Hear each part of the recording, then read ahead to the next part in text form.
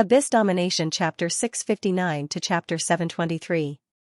Weapons were always a big problem. Looking at how much effort it took Soren to get a rare weapon, it could be seen how difficult it was to find a suitable equipment in this world. And that was in the material plane. It was even more difficult in a barren place like the Abyss. There were many demons wandering in the vast wilderness, and when they saw an enemy with a weapon, they would snatch it and use it. The huge resources of the Abyss had no chance to be used at all. Sauron's weapons were mainly used to attack the Golumba arena. After eliminating these goblins, the demon incarnation would enter a period of farming. The purpose was to integrate the power of this area and finally advance to a lower-level demon lord. After taking down the arena, Sauron was ready to reopen it and use the arena and prizes to attract powerful demons. Finally, he would occupy a seat in the third layer of the Abyss, the Forgotten Land. To become a demon lord, one must have their own foundation. Sauron needed more thugs and cannon fodder. Only by standing firmly in the territory could the arms trade in the plain provide him with a steady stream of income. Motor City. With the demon incarnation sending a batch of gold, gems, and rare materials, the research funds of the two witches were also temporarily eased a lot. The accumulation of wealth was very slow. Every year, new witches in the Northern Witch Council applied for funds to build towers. But in fact, in the past 20 years, the entire Northern Witch Council had only increased the construction progress of one tower. The main reason was that too much money was spent. The taxes of a country for several years were only enough to complete the foundation of one tower. After killing the god of the hunt, Malor, Soren's time had to shift to other places. First of all, the most important thing was to collect the power of faith. Advancing to a lesser divine power was the most important thing at present, because this could strengthen the power of divinity that Soren could master.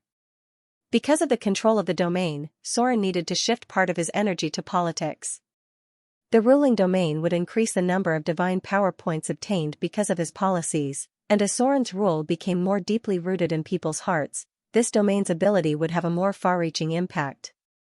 Then, it was time for Soren to improve his abilities. Due to some unknown reasons, Soren was unable to master level 8 spell slots.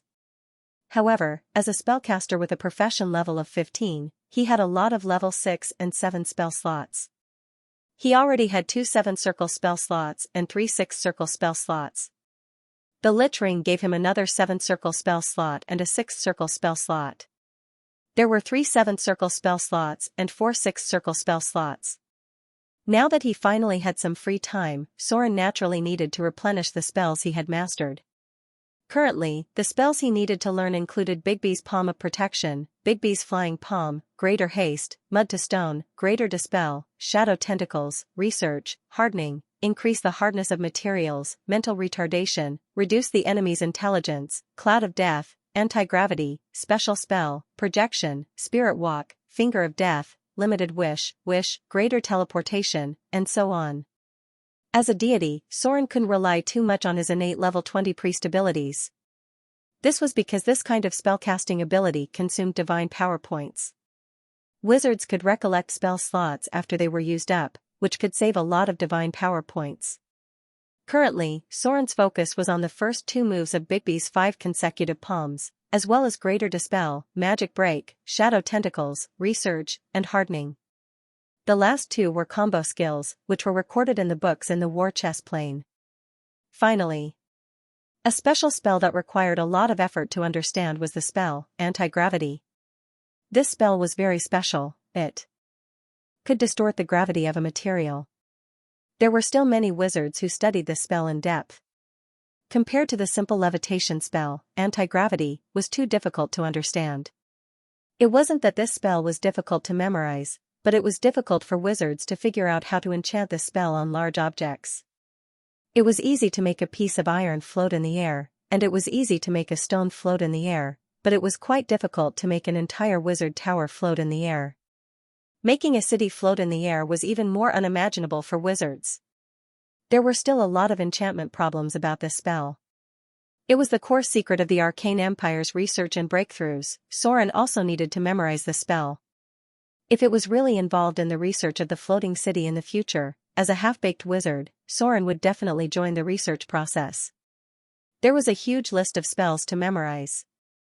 In order to master these spells as soon as possible, Soren had to increase his divine power points to get the ability of arcane proficiency. The ability of the divinity consumed divine power points, so the number of believers became the key. The faith of Mordor was close to saturation. The speed of restoring divine power points was not very slow, but it was not up to Soren's expectations. If there was any way to restore divine power points, then it was undoubtedly the war clergy. As long as there was a war, the divine power points would rise. After the Avatar crisis entered the middle stage, because of a strong sense of crisis, many gods would do anything to restore their divine power points. Autumn fall. With the arrival of autumn, leaves were falling all over the city that was gradually falling apart. In this city, there was the shadow of Amber City. Hope, vitality, and vitality gradually faded, leaving only pale and powerless emptiness and decadence. The orcs were still not defeated. Eugene the Ascender was more powerful than many people thought, and the elven reinforcements expected by the nobles of Autumnfall never arrived. Although the Earthwalker helped them, the Droll Order still could not afford huge casualties. Their doctrine was to maintain the balance of nature, not to get involved in the war between the two races. The Elf Queen refused to send reinforcements.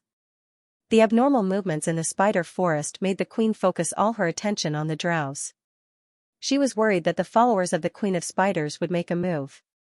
Autumn came. War destroyed agriculture, and there were barren farmlands everywhere, which were already full of weeds. The orcs retreated to the other side of the river. It seemed that after Eugene the Ascender suffered a loss in the hands of Sir Soren, he had given up the idea of defeating the half-elves in one fell swoop and was ready to manage the other half of the land. There were already orcs who were learning from humans to cultivate those lands. They were planting winter wheat, and next year's harvest would greatly stabilize the mentality of the orcs and make them more determined to fight against the half-elves. Because the land near Luoya City was really fertile, much more fertile than their original homeland. Maple leaves fell. A group of people gathered in the basement that had not been cleaned for a long time. They were all half-elves and seemed to belong to various classes. There were officers, civilians, merchants, and nobles. The biggest feature was that almost all of them were professionals, and their strength should be very good. They belonged to the level of a leader. This can't go on. A man with a resolute face looked at the other people present. He was a ranger with a firm belief. After glancing around the basement, he said in a deep voice, "It's getting more and more difficult to ration supplies in autumn-fall. Because of the turmoil in various places, the price of food is getting more and more expensive. Human merchants are not willing to transport food here. The group of vampires in the Noble Council is not willing to help the civilians at all if we wait until winter comes. I'm afraid, winter in such an era often meant the end and death." Ryan. An old merchant stood up and slowly said, "You called us here this time, do you have any ideas?" The war made many knowledgeable people in Autumnfall stand up. They secretly united together and tried to maintain the order of the city. The world never lacked people with firm beliefs. If they had strength, these people's personalities could always shine. It was impossible to maintain one's influence under the suppression of the aristocratic parliament without strength. The man with a resolute face looked at the other people present and slowly said his plan. His plan was only one sentence. "I want to go to Mordor. The weather is getting colder." Old Victor was holding a small bag as he walked slowly on the street, carefully hiding it in his pocket. There were falling maple leaves on both sides of the road, but it was no longer as beautiful as before. Luoya City was a very beautiful city, but that was only the beauty of the past. Now, Luoya City was full of holes. Even the collapsed city walls were barely repaired. The funds of the treasury had been exhausted, and the greedy nobles were unwilling to take out their own property to fill the hole. There were refugees curled up in the corners of the streets. With the shortage of supplies, the city's security became more and more unstable. Squeak, old Victor slowly opened the door. It was a dilapidated house. The war had burned a corner of the roof, and now it could only barely shelter from the wind and rain. "Jack?" Old Vacudo called out softly, and soon, a thin and weak little boy walked out. There was a smile on his face, and he raised the bag in his hand. Then he picked up the little boy in front of him and slowly said, "I brought some food back. Grandpa will cook something for you later." A little boy of 6 or 7 years old looked at the bag in old Victor's hand, and his little face showed a longing expression. Soon a trace of smoke rose. When old Victor looked at the grandson in front of him greedily drinking the bowl of oatmeal and licking the bottom of the bowl clean, his heart could not help but feel sour. "Grandpa?"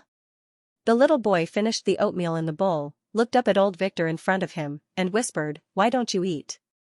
Old Victor quietly turned his head and wiped the corners of his eyes.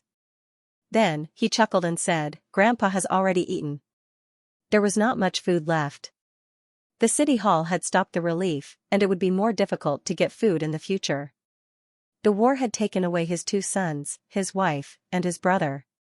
Now, he was left with a young grandson and a nephew who was a low-ranking officer in the city's defense. Old Victor was 50 years old this year. If he was put on a human, he might be old, but as a half-elf, he was still strong. He was not a powerful professional, just an experienced craftsman. His hard work and simple traditions allowed him to live a well-fed life in times of peace, but when war came, everything was destroyed. Old Victor wasn't lazy. If there was a chance to work, he wouldn't mind working harder. But in fact, he had no chance to rely on work to support himself and his grandson. The war had destroyed the order of Luoya City.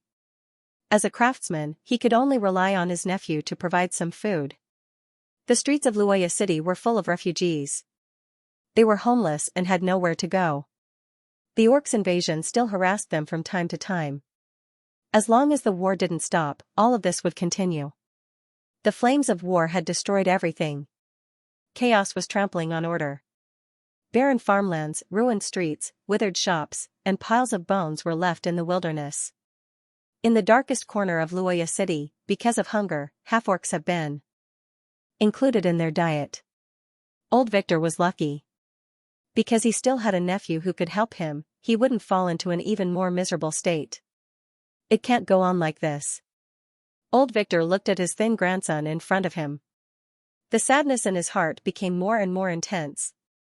It was very difficult to feed 3 people with his nephew's army food alone. But today, Luoya City didn't give him a chance to work to support himself. The war made farming only near the city. It was impossible to farm further away.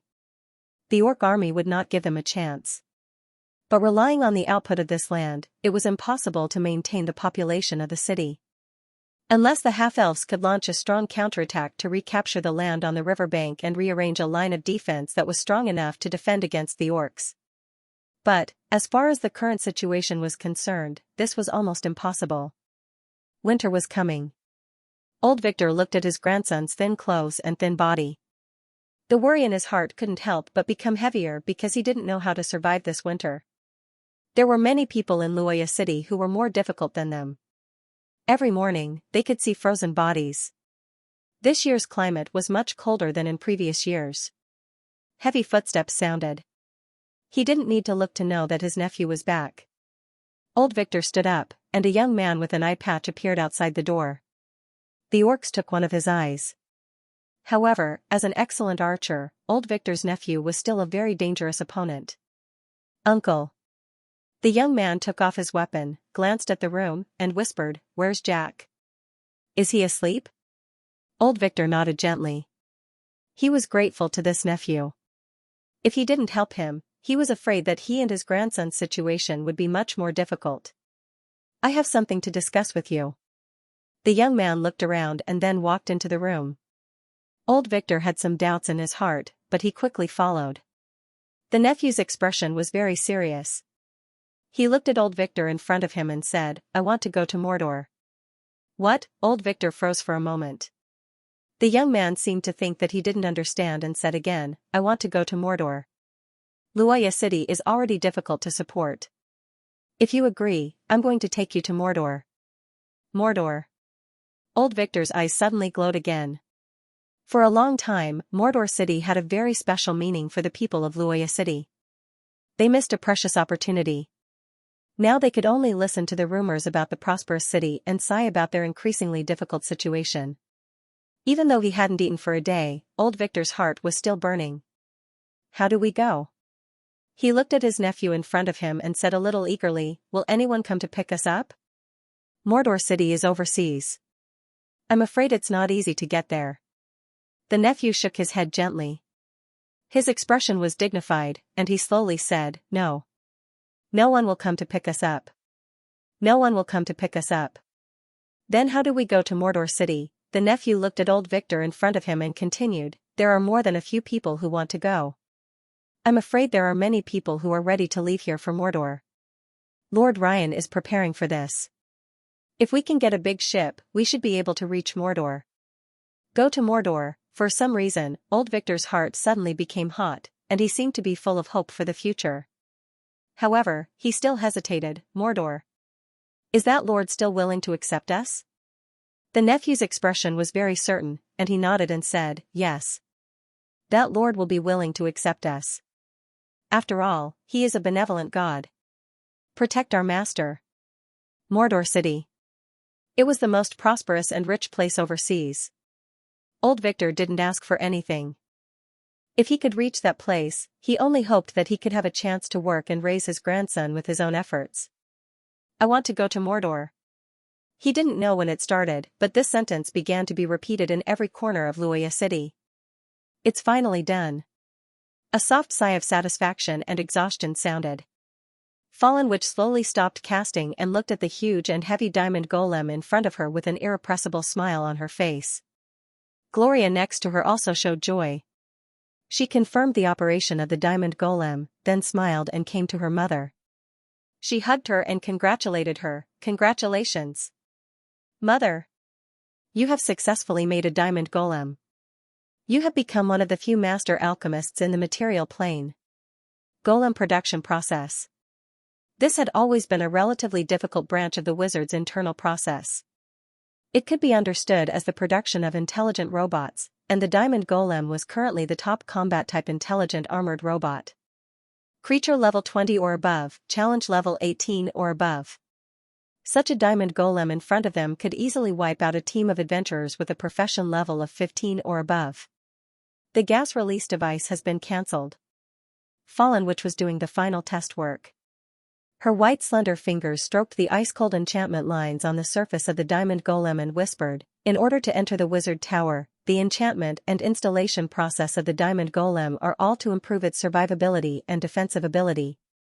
I further strengthened its body with hardening, although this has led to a significant reduction in agility. But it is almost impossible for ordinary attacks to hurt it. Immune to rare weapon damage below +3. The whole design concept of the diamond golem was prepared to break through the defense of the wizard tower. It gave up the ability of gas attack, gave up part of its flexibility, strengthened the structure of the armor, improved the resistance of enchantment, and so on. "All right." Gloria reached out and hugged her mother, stroked her back, looked at her tired eyes, and whispered, "Mother. You are very tired. Have a good rest today. Maybe tomorrow we will be ready to break through the defense of the wizard tower." Fallen Witch hadn't had a good rest for a long time. She was actually a very paranoid woman, especially when she had paid so much for her own pursuit. Once, her relationship with her daughter Gloria had become extremely stiff. Kalina nodded slowly, and then disappeared with the light of teleportation. At the other side, Soren, who was studying and researching a large number of spells in his own mansion, finally heard a piece of good news. He couldn't help but be excited. "What? Has the diamond golem been successfully created? This is great." Once the diamond golems were successfully constructed, he could finally begin to advance into the Shadow Plains Adept's Tower. At this moment, Soren couldn't help but give up on researching magic for the time being. Instead, he began to memorize the combat spells he needed. There was a difference between studying spells and memorizing spells during battle. He needed nearly 8 hours to complete one adjustment. According to the plan, he should set off tomorrow to attack the wizard tower, so he had to start preparing now.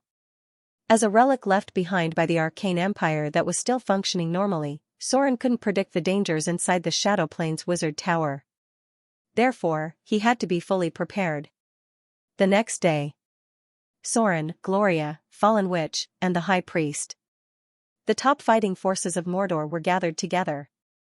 The curse of the High Priest was much better, but Soren didn't exhaust all his divine power to help her remove the curse. He wasn't used to relying too much on the power of others, so the focus was on upgrading himself to lesser divine power first. The profession level of the high priest should be about 24 now, so 1/3 of the power of the curse was barely removed. The huge magic lock was still in operation. After spending so much effort on this magic lock, the people present had already figured it out. Soon, they arrived outside the wizard tower. The wizard tower had hardly changed. It had existed for thousands of years, and its special enchantment craftsmanship had allowed it to resist the erosion of time. With a loud rumbling sound, the side door of the wizard tower opened again. The figure of Thaling 7 appeared in front of everyone. Compared to the Thaling 13 in the war chess world, the Thaling in front of them seemed to have a big gap in intelligence and strength. Beside it were 2 huge and heavy diamond golems. When they noticed Soren's approach, they were activated at the same time and approached the side door. Soul scan. Thaling 7 repeated the familiar language. There were 2 golden gems in its eye sockets, but for some reason, the light was slightly dimmer than before. After discovering the existence of Soren and others, 2 rays of light shot out from its eyes and directly covered them. At the same time, it said in a metallic voice, "No soul mark is retained. An unauthorized visitor. According to the first level alert instruction, anyone who approaches without permission will be regarded as an intruder." Thaling 7 takes over the command. Construct spawn activated. Target 1's danger level is A. Target 2's danger level is B. Target 3's danger level is B. Target 4's danger level is B. Intruder's strength is strong. Requesting activation of mana-powered armor.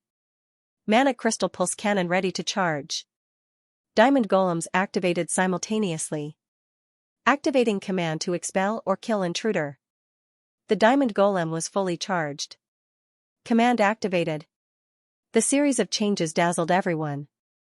A bright light flashed at the top of the wizard tower, as if something had just moved. Then, heavy footsteps were heard. 2 diamond golems that were about 3 meters tall and weighed more than a ton moved. The light of energy appeared in their eyes as they walked towards Soren and others. The last time they scanned, Soren's threat level was E, and Vivian's threat level was C. Thaling 7 did not activate the mana-powered armor, nor did it activate the mana crystal pulse cannon.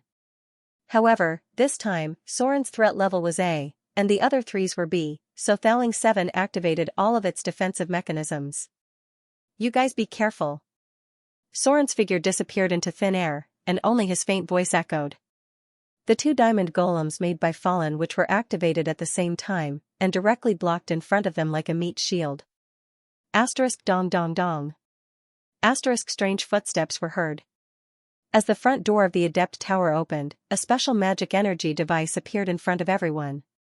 Different from the diamond golems, the mana-powered device in front of them was more exquisite, and it looked like a mech from the era of science fiction. Its silver body was inscribed with complicated runes, and it looked familiar to Soren because he had seen something similar in the underwater ruins.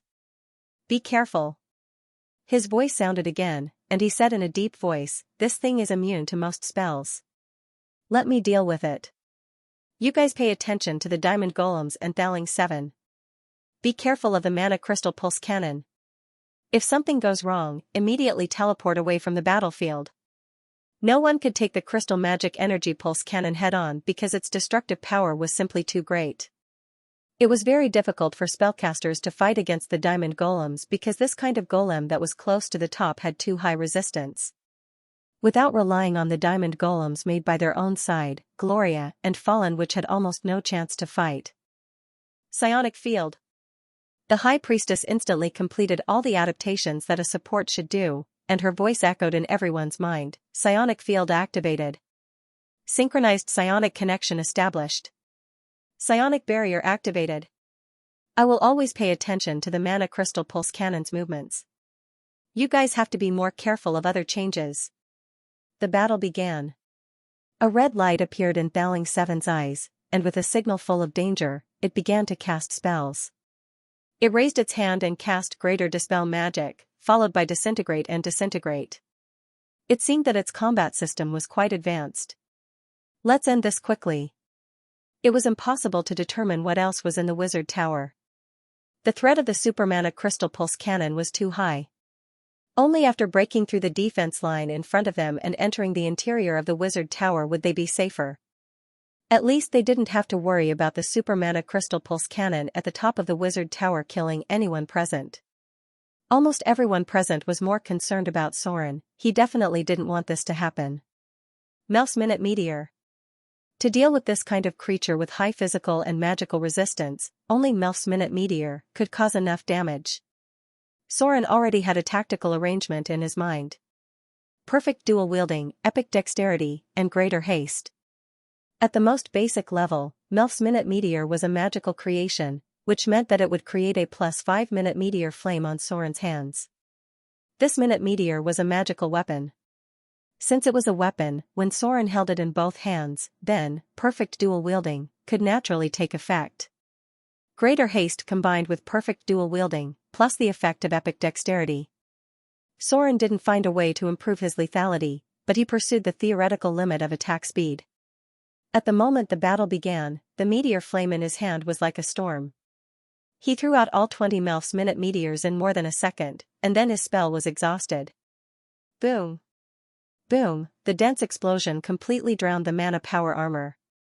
Because he still couldn't cast spells instantly, Soren could only cast Melf's Minute Meteor again, and then another round of storm-like attacks. Because the attack speed was too fast, the Melf's Minute Meteor could not even keep up with his consumption. The meteor fire was like a torrential storm. With Soren's perfect dual-wielding attack speed, the 60 meteors were all thrown out in just a few seconds. The violent explosion was like an anti-aircraft gun, directly shaking the magic power unit to the point that it could not move forward. The continuous explosion made the ground full of potholes, and the burst of fire had completely drowned the target. With such terrible damage, even an adult dragon would be killed by Melf's Minute Meteors. However, there was no data prompt in front of Soren's eyes, which meant that the magic power armor did not fall. Zzzzz, a green light similar to the disintegration spell shot out, and the moment Soren dodged at high speed, the stone behind him was disintegrated into powder. The figure of the magic power unit appeared, and its silver-white surface had been blown into potholes. The penetrating power of Melf's Minute Meteors was too strong, and even it could not be immune. However, this level of damage was not enough to destroy a golem of its level. The powerful damage reduction made it more resistant to damage than many gods and saints. Damn it! There were still a few minute meteors left in Soren's memory, but this was only the first level of the battle. Who knew what else was in the wizard tower? Melf's Minute Meteors had been used up to deal with a magic power device guarding the door. Next, wouldn't he have to use a knife to cut this damn thing? If he had a powerful artifact in his hand, it would be fine. However, without an artifact, a legendary weapon could not completely break through the damage immunity of this steel monster. To deal with this kind of thing, he must have extremely high armor penetration and sharpness attributes. At present, it was difficult to completely break through. Gloria. Corinne. Soren decided to keep a few Melf's Minute Meteors to deal with the situation, so he pulled out his curved sword Icing Death and silver sword of Gith. At the same time, he said to the two witches who were fighting on the other side, Advanced Enchanted Weapon. 2 magic auras appeared. Advanced Enchanted Weapon. Icing Death, +5 Legendary Weapon, Advanced Enchanted Weapon. Silver Sword of Gith, +5 Legendary Weapon. Enchanted weapons could temporarily increase the lethality of equipment. High-level enchanted weapons could be used on legendary equipment. Every 4 casting levels would increase by 1 level. At most, the weapon could become a +5 legendary weapon. Both witches had the power of a legend. Both of them were capable of maximizing the amplification effect. With 2 +5 legendary tier weapons in his hands, Soren dashed forward in an instant. Relying on his powerful dodging ability and explosive strength, he engaged in a melee battle with the mana engine before him. He had to force the target into his killing line. Meanwhile, at the top of the wizard tower, the radiance of energy was getting brighter and brighter. Suddenly, the voice of the high priest rang in Soren's mind, "Master. Be careful. The crystal pulse cannon is aimed at you." At the top of the Magus Tower, a cold mechanical voice sounded, "Crystal Pulse Cannon charged. Choose the most threatening target. Target locked. Attack." Without a doubt, Soren was the most threatening one among all of them.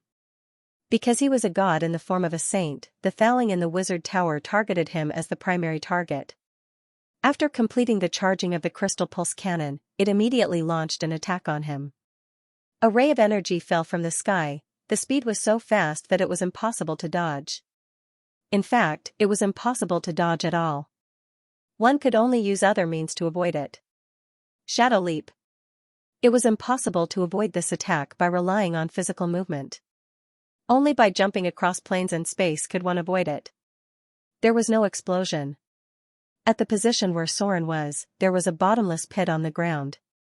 No one knew how deep it was. This Crystal Pulse Cannon directly hit the ground with a depth that could not be measured by the naked eye.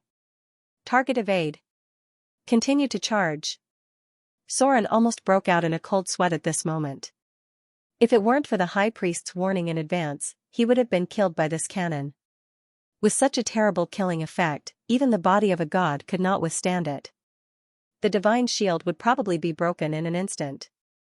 It was estimated that only the existence of a greater god could withstand it a little. Back when he killed the Red Dragon Duchess with a single shot, he didn't feel much of a threat.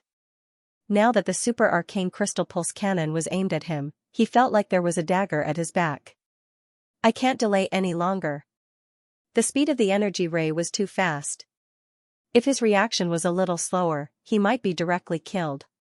Soren didn't want to have another shot. And if it was aimed at Gloria and the Fallen Witch, their instantaneous teleportation spells might not be able to be avoided. Soren was a little lucky just now. The real chance of avoiding it was probably only about 50%. This thing was similar to a laser. You could only rely on prediction to complete the dodge. Otherwise, it was very likely that you would be hit. If you were hit, you would die. Whirlwind Slash. Shadow Strike *3. Shadow Jump. Soren's figure was like a ghost in an instant. After a series of attacks, he directly appeared behind the mana power unit and then launched his own big move. Celestial Shockwave. A terrible celestial force field broke out, and his divine power was reduced in an instant. In the face of such a creature with terrible physical and magic resistance, perhaps only the celestial force field could cause complete damage. Boom.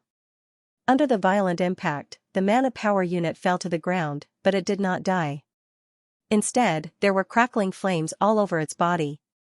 The degree of damage on its body was already very high. Sword form, beheading. Soren's figure rushed up in an instant and swung his sword to cut off the silver-white metal head. Then the enemy in front of him finally stopped moving. A row of data appeared in front of him, killed mana power unit. Extracting target's soul energy. You've gained 1250,000 slaughter EXP. The target has a high-value soul gem. Do you want to absorb the energy? Soul gem, Soren undoubtedly chose not to absorb it. The soul gem could be taken out after the battle. Absorbing the energy in it was completely a waste. 10 divine power points were consumed just like that. Soren did not have time to feel sorry for the serious consumption of his hard-earned divine power points. He turned his head and rushed to the other 3 enemies. Shadow Jump. An invisible barrier appeared around the body of Thaling 7, but under Soren's storm-like attack, the energy shield was soon shattered. At the moment when icing death pierced the gem in the opponent's chest, the body of Thaling 7 suddenly stiffened, and then it seemed to have lost all its energy source and became a puppet standing in place. Enter the Wizard Tower immediately. At the top of the Wizard Tower, the bright light was getting stronger and stronger. There was no doubt that another super arcane Crystal Pulse Cannon had been charged. It was too late to deal with the Diamond Golem, so Soren directly rushed in with the others. The attack fell from the sky, because the 4 targets had already entered the tower, the Diamond Golem made by Fallen which became the target of the attack. This top-level puppet with a creature level of 21 was directly evaporated under the attack of the super arcane Crystal Pulse Cannon. Completely disappeared, there was still a bottomless pit on the ground.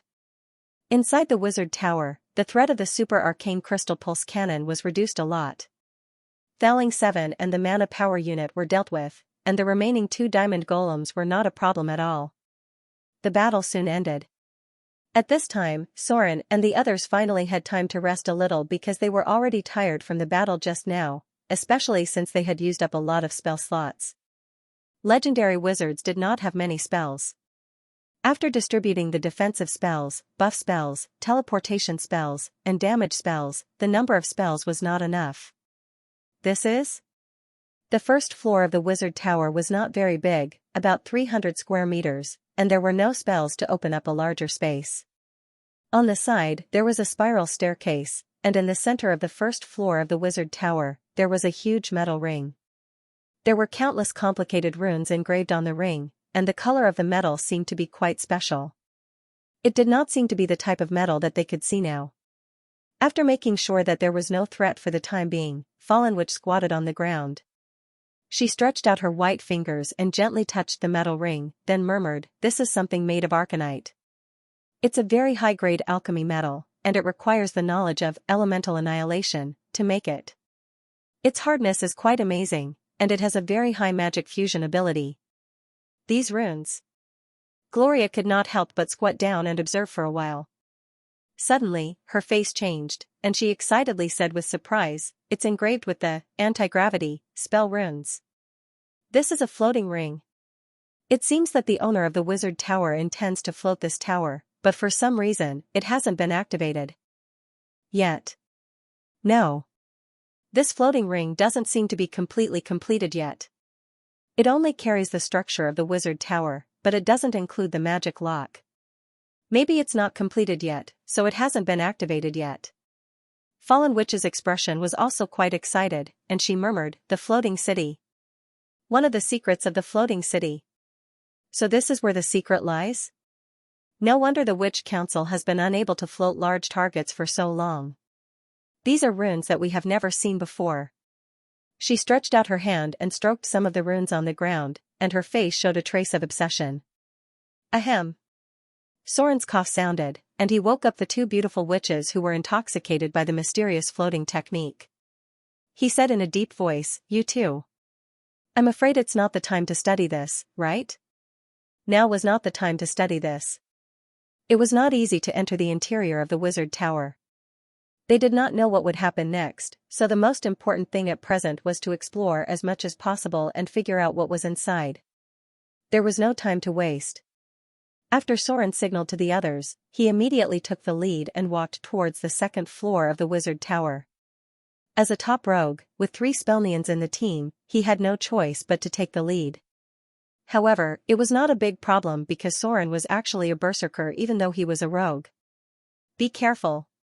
The second floor of the wizard tower was very dark.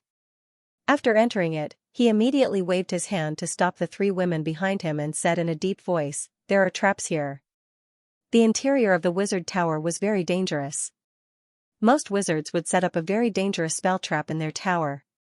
It could be a disintegrate spell or a finger of death. Anyway, no one would want to test whether their immunity was high enough. Crack. Soren quietly approached the trap. As a god who held the title of rogue, he did not need much practice to dismantle traps, and his mastery had reached more than 150 points. The blessing of his title made it easy for him to deal with most of the traps. However, when Soren dismantled the trap on the ground, there was a sudden sound of flapping wings from the second floor of the wizard tower. "It's demon bats." Gloria seemed to be familiar with this sound and said with a dignified expression, "A lot of demon bats." Demon bats. It was the most common creature summoned by wizards. It could be used as a guard in the tower, as an experimental subject, or to extract some casting materials. The demon bat was not a difficult creature to deal with. Its challenge rating was around level 3. It was not a problem for any of the players present. However, when their number reached a certain level, it was a little troublesome. 10, 20, 30, in the darkness, there were countless demon bats pouring out. Soren wondered if this floor had become the habitat of the demon bats. Blizzard. Greater Missile Storm. Soul Tremor. The 3 spell maidens began to unleash their powers at the same time. Following a torrential barrage of spells, the demon bats in front of them fell to the ground. There were at least 20 demon bats' corpses on the ground, and the few that managed to escape were quickly cut down by Soren. Buzz buzz buzz. The strange noise came again. Gloria's expression changed slightly. She said in a serious voice, "There are devil bat summoning devices here. It seems that there are a lot of devices. We must destroy these devices. Otherwise, it will continue to summon the demon bats until it runs out of energy." Dark shadows filled the air. More than 30 devil bats appeared in their field of vision. However, the quality of the demon bats seemed to be much higher this time. Before they could even get close to Soren and the others, the demon bats had already started casting their spells. Colorful magic balls covered the sky, and there were also ice demon bats, fire demon bats, dust demon bats, and other special species. There was also an inferno demon bat among the demon bats, which had a challenge rating of level 7. Demon bats were commonly seen in many planes of the multiverse. Their strength varied according to the characteristics of the plane. If they kept summoning, there might be some tricky species. There are at least 5 devil bat summoning devices. The high priest glanced at the depths of the darkness and said slowly, "We'd better get rid of them as soon as possible. Otherwise, there will be more and more demon bats." The others present nodded. Soren said in a deep voice, "One person, one direction. Let's get this over with." After he finished speaking, his figure flew out. Wherever the blade passed, the bodies of the demonic bats fell to the ground one after another. The space on this floor of the wizard tower seemed to be more spacious than he had imagined. It seemed that it was at least twice as spacious as the first floor of the wizard tower, which was very unreasonable. The only explanation was that the previous owner of the wizard tower had used magic to expand the space here, forcibly doubling the space of the second floor of the wizard tower. That was why there was such a large area, but it looked normal from the outside of the wizard tower. A device emitting a strange light appeared in front of Soren. He saw an energy transmission pipe, similar to the one in the magic statue factory in the demiplane of war chess. With a sizzling sound, a fire demon bat was summoned. Soren directly cut the fire demon bat in half, and then smashed the whole bat summoning device with the handle of the sword. After the device was completely destroyed, the demon bats finally stopped appearing. A few minutes later, everyone gathered in the center of the second floor of the wizard tower. At this moment, there were no more demon bats on this floor. I saw a storage room on the left. Gloria glanced at Soren, raised her white fingers, and gently lifted her long hair. She slowly said, "But many things in there are damaged. I found something in the box. But I have to go back and study it to know what it is." Fallen Witch raised her hand and picked up a small metal ring. She looked a little excited and said, "On the right is a laboratory damaged by the demon bats. There's nothing good in there. But I still found this. It's an incomplete small arcanite floating ring." The high priest shrugged and said softly, "There's nothing on the front." Soren nodded and said, "I didn't find anything on my side either. Since we've explored this floor, let's continue to the next floor." Hearing Soren's words, Gloria's expression was a little hesitant. She slowly said, "I don't have many spells left. From the beginning to the end, we only encountered Thaling 7. According to the level of this wizard tower, I'm afraid there are a lot of Thaling. The one in the war chess plane is Thaling 13. If we calculate according to this number, the enemies we'll encounter next may be very dangerous." Fallen Witch nodded and said softly, "I don't have many spell slots either. There were never enough spell slots. Although the battle wasn't fierce enough to shake the earth, the two witches had at least 3 types of defensive spells that were continuously in effect. The most important thing for a wizard was to ensure their own survival. Therefore, after deducting the defensive spells that were continuously in effect, as well as the instant teleportation spells that were used in special situations, they could only reserve spell slots for 2 or 3 battles at most. From defeating Thaling 7 to clearing out the demon bats, the two witches' spell slots were almost used up by 50%. It would be great if there was a wishing spell. Soren thought, but in the end, he nodded and said, "Then let's stop here for today. I'll go to the 3rd floor to take a look at the situation. After that, you two can collect the spoils of war and teleport back together." The wizard tower couldn't run away. Thaling 7 appeared, so it was better to be safe. Once the two witches' spell slots were full, even if they encountered a Thaling, there wouldn't be any accidents. The spells they remembered were comprehensive for all kinds of situations. In other words, many of the spells wouldn't be repeated. It was necessary to take a break. You two, clean up the battlefield. Soren looked at the two witches and said in a deep voice, take everything you need. I'm going to investigate the 3rd floor of the wizard tower. If there's an emergency, I'll sound the alarm. Gloria nodded and said softly, I know. After that, Soren's figure disappeared into the darkness. He walked along the stairs to the 3rd floor of the wizard tower. It was impossible to tell how many floors there were inside the wizard tower just from the outside structure, because the height outside had no direct relationship with the size of the space inside.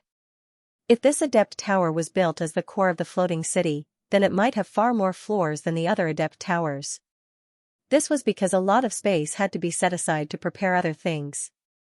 It was a relatively complicated spell trap. It was at the turn of the stairs, but Soren was wise enough not to remove it. Instead, he quietly went around it and entered the 3rd floor of the wizard tower. He felt that something was on guard. When he entered the 3rd floor of the wizard tower, Soren's eyes immediately showed a trace of surprise. This was because in front of him were golems, and the number was a little bit scary. There were about 300 of them. The first 5 rows had more than 100 clay golems, the middle had 70 to 80 stone golems, then 20 to 30 iron golems, and finally 5 to 6 diamond golems. At the end of the hall, there were 2 magic power devices that had not been activated. One was silver-white, and the other was dark gold. In addition to these, there was a strange metal humanoid creature near the ceiling in the center of the 3rd floor. It should be a Thaling. It was a little different from other Thaling.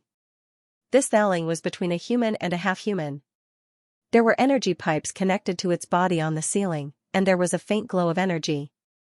This Thaling seemed to be sleeping, and it was equipped with weapons. This was completely different from the other Thaling that Soren had seen. This meant that it might be a battle-type Thaling, and not an intelligent one that assisted in the management of the wizard tower. Heavy footsteps were heard. The golems on the 3rd floor were basically in an inactive state, but there were still guards on this floor that were activated normally.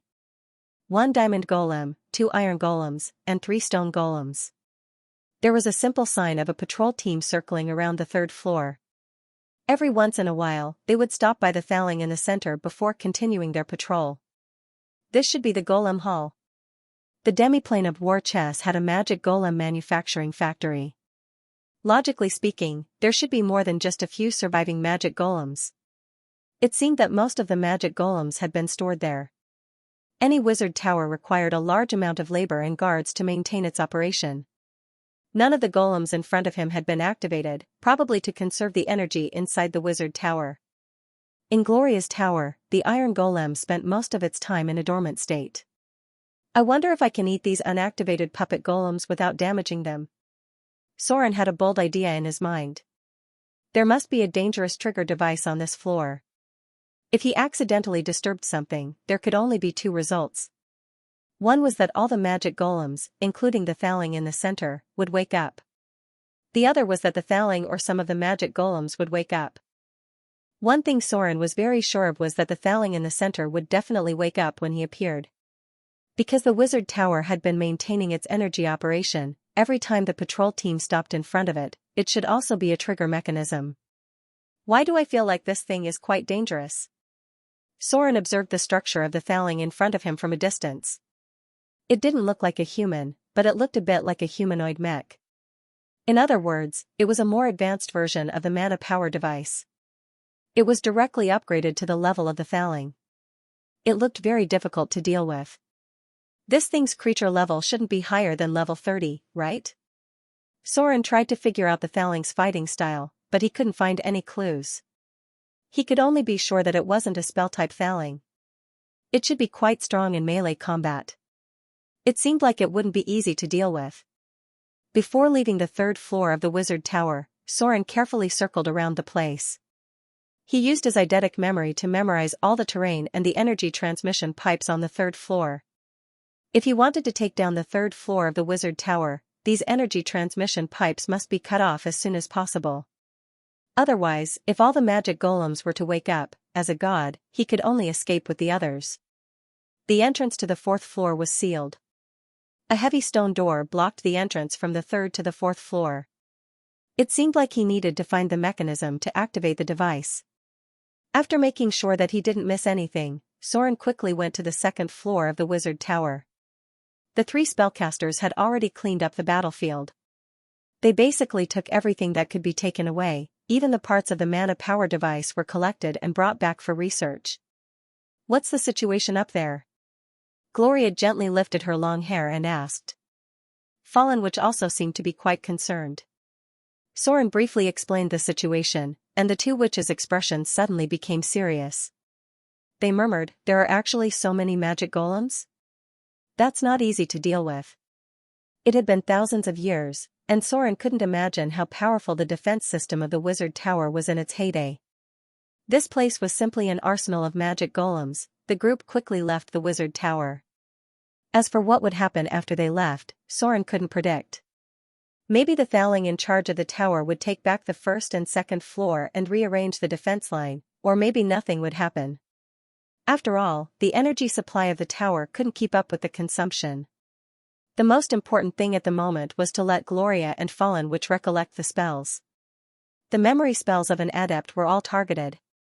After learning about the situation on the third floor of the Adept's Tower, the 2 legendary witches naturally needed to memorize some spells that would be effective against the diamond statues and the high-grade magic energy engine.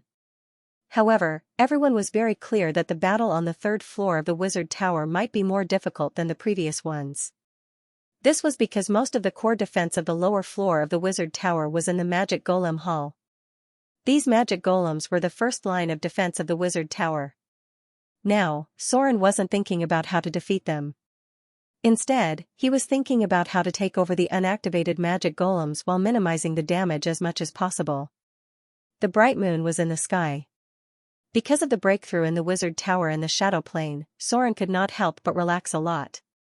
If a wizard tower could be raised in the city of Mordor, then even if the Avatar crisis broke out completely, they would have no problem protecting themselves. The wizard tower had a strong deterrent power, and it had the ability to kill gods. Basically, not many gods were willing to take such a big risk to try, even if the possibility was not very high. Although the wizard tower had not been completely taken down, as long as the situation was broken, they could slowly push forward. Soren believed that it was only a matter of time before they took it down. A gentle night breeze blew from the window. Soren seemed to feel something in his heart. He gently pushed the door open and walked to the courtyard. Then he jumped and gently landed on the roof. Gloria stood on the roof in a robe. After noticing the arrival of Soren, she turned around and smiled softly. Then she continued to look up at the brilliant starry sky quietly, as if she was thinking about something. "Have you finished memorizing the spells?" Soren walked to Gloria's side and stood side by side with her on the roof, looking at the quiet night sky. Gloria smiled and nodded, and whispered, "Yes." The gentle night breeze blew Gloria's long hair, and a wisp of fragrant hair floated to Soren's face. Among them, a strand of silver hair could be vaguely seen. Although the water of life had repaired the internal injuries on her body, a few strands of long silver-white hair still remained.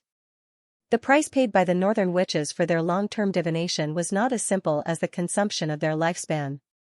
There were other unknown costs. Things like the future and fate. If one wanted to see their shadows, they would have to pay a great price. Soren looked at Gloria's soft face. Her expression was very calm, like a pool of clear water penetrating into people's hearts. Suddenly, Soren's heart had a trace of guilt. He reached out and hugged Gloria in front of him, and kissed her long hair. "What's wrong?" Gloria smiled and held Soren's hand. She seemed to feel his emotions. For a long time. Soren's time was always spent in a hurry. Most of the time, he was accumulating his strength bit by bit in order to deal with the upcoming Avatar crisis. Whenever he had some free time, he would spend most of it with Vivian. Soren would only spend a small amount of time with Gloria, and most of the time they spent together was spent enjoying themselves. The woman in front of him had never complained about anything. She had just been silently supporting him, standing behind him and managing everything in Mordor City. Suddenly, Soren wanted to do something for her. "Let's go." Soren wrapped his arms around her slender waist, looked at Gloria's beautiful side face, and said in a deep voice, "Hold me tight." Gloria was a little confused, but she still smiled and hugged Soren tightly, as if she wanted to know what he was going to do next. The brilliance of divinity emerged. The surrounding scenery began to fall rapidly. Everything was like a reflection of flowing light. In the blink of an eye, Mordor City turned into a small island with a little light. Finally, everything under their feet was getting farther and farther away. When Gloria recovered from this high-speed rise, she and Soren were already standing in the endless starry sky. In the distance, there was a bright galaxy. Around them were countless grains of sand that emitted a faint silver-white light. They floated everywhere in the astral world, emitting a faint light. Gloria's beautiful face was slightly red. As a witch, her physique could not recover quickly from the process just now. A divine barrier was opened. After a few slight gasps, Gloria finally returned to her usual state, but she seemed to be in a good mood with a surprised smile on her face. "I haven't walked around with you for a long time." Soren gently held Gloria's white and soft hand. He looked into her eyes, showing a rare tenderness. Around them were grains of sand that emitted a faint light. These astral grains of sand floated around them and were separated by a divine barrier 5 meters away. Soren held Gloria's hand and walked in the endless starry sky. In the distance, there were countless twinkling stars. They gathered into a galaxy, decorating the endless void beautifully and shockingly. Gloria smiled gently, and her beautiful big eyes couldn't help but narrow, like a moving crescent moon. The two enjoyed the moment of peace. Gloria looked around curiously, and from time to time, she would look at Soren with tender eyes. The void was not an obstacle for them. The power of the gods made it easy for them to walk in this endless astral world. "This is the first time I've come to the astral world in this way." Gloria gently waved her hand, and the silver-white astral grains of sand that emitted a faint light fell into her palm. She gently raised her hand, and the sparkling light sprinkled around the two. The witch unconsciously leaned on Soren's shoulder and said in a very gentle voice, "So beautiful." The galaxy was bright. Standing in the mortal world and looking at the endless starry sky would never be able to feel the shock and beauty of this moment. Soren hugged Gloria in front of him and said slowly, "Every time I stand in the void and look at the astral world, I feel a kind of shock and my own insignificance. This is the same even after becoming a god. The power of the multiverse is not something even the gods can see. What we see is just the tip of the iceberg." Not far away, a meteor streaked across the sky and disappeared without a trace in the blink of an eye. Gloria suddenly broke free from Soren's embrace and jumped a few steps with a sweet smile. She stood in front of Soren and said happily, "Do you want to see me dance?" The divine barrier expanded again. Soren's expression was a little surprised, but then he smiled and nodded. After knowing Gloria for so long, Soren had never seen her dance, even if the two of them were so close. Gloria slowly took off her robe. Her movements were so gentle and graceful that it made people's hearts beat faster.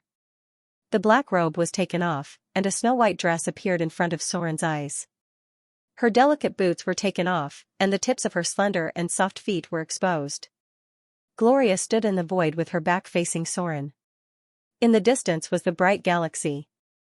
She gently raised her white arm, and with the gentle dance of her fingers, the astral grains that floated around her began to rotate slightly.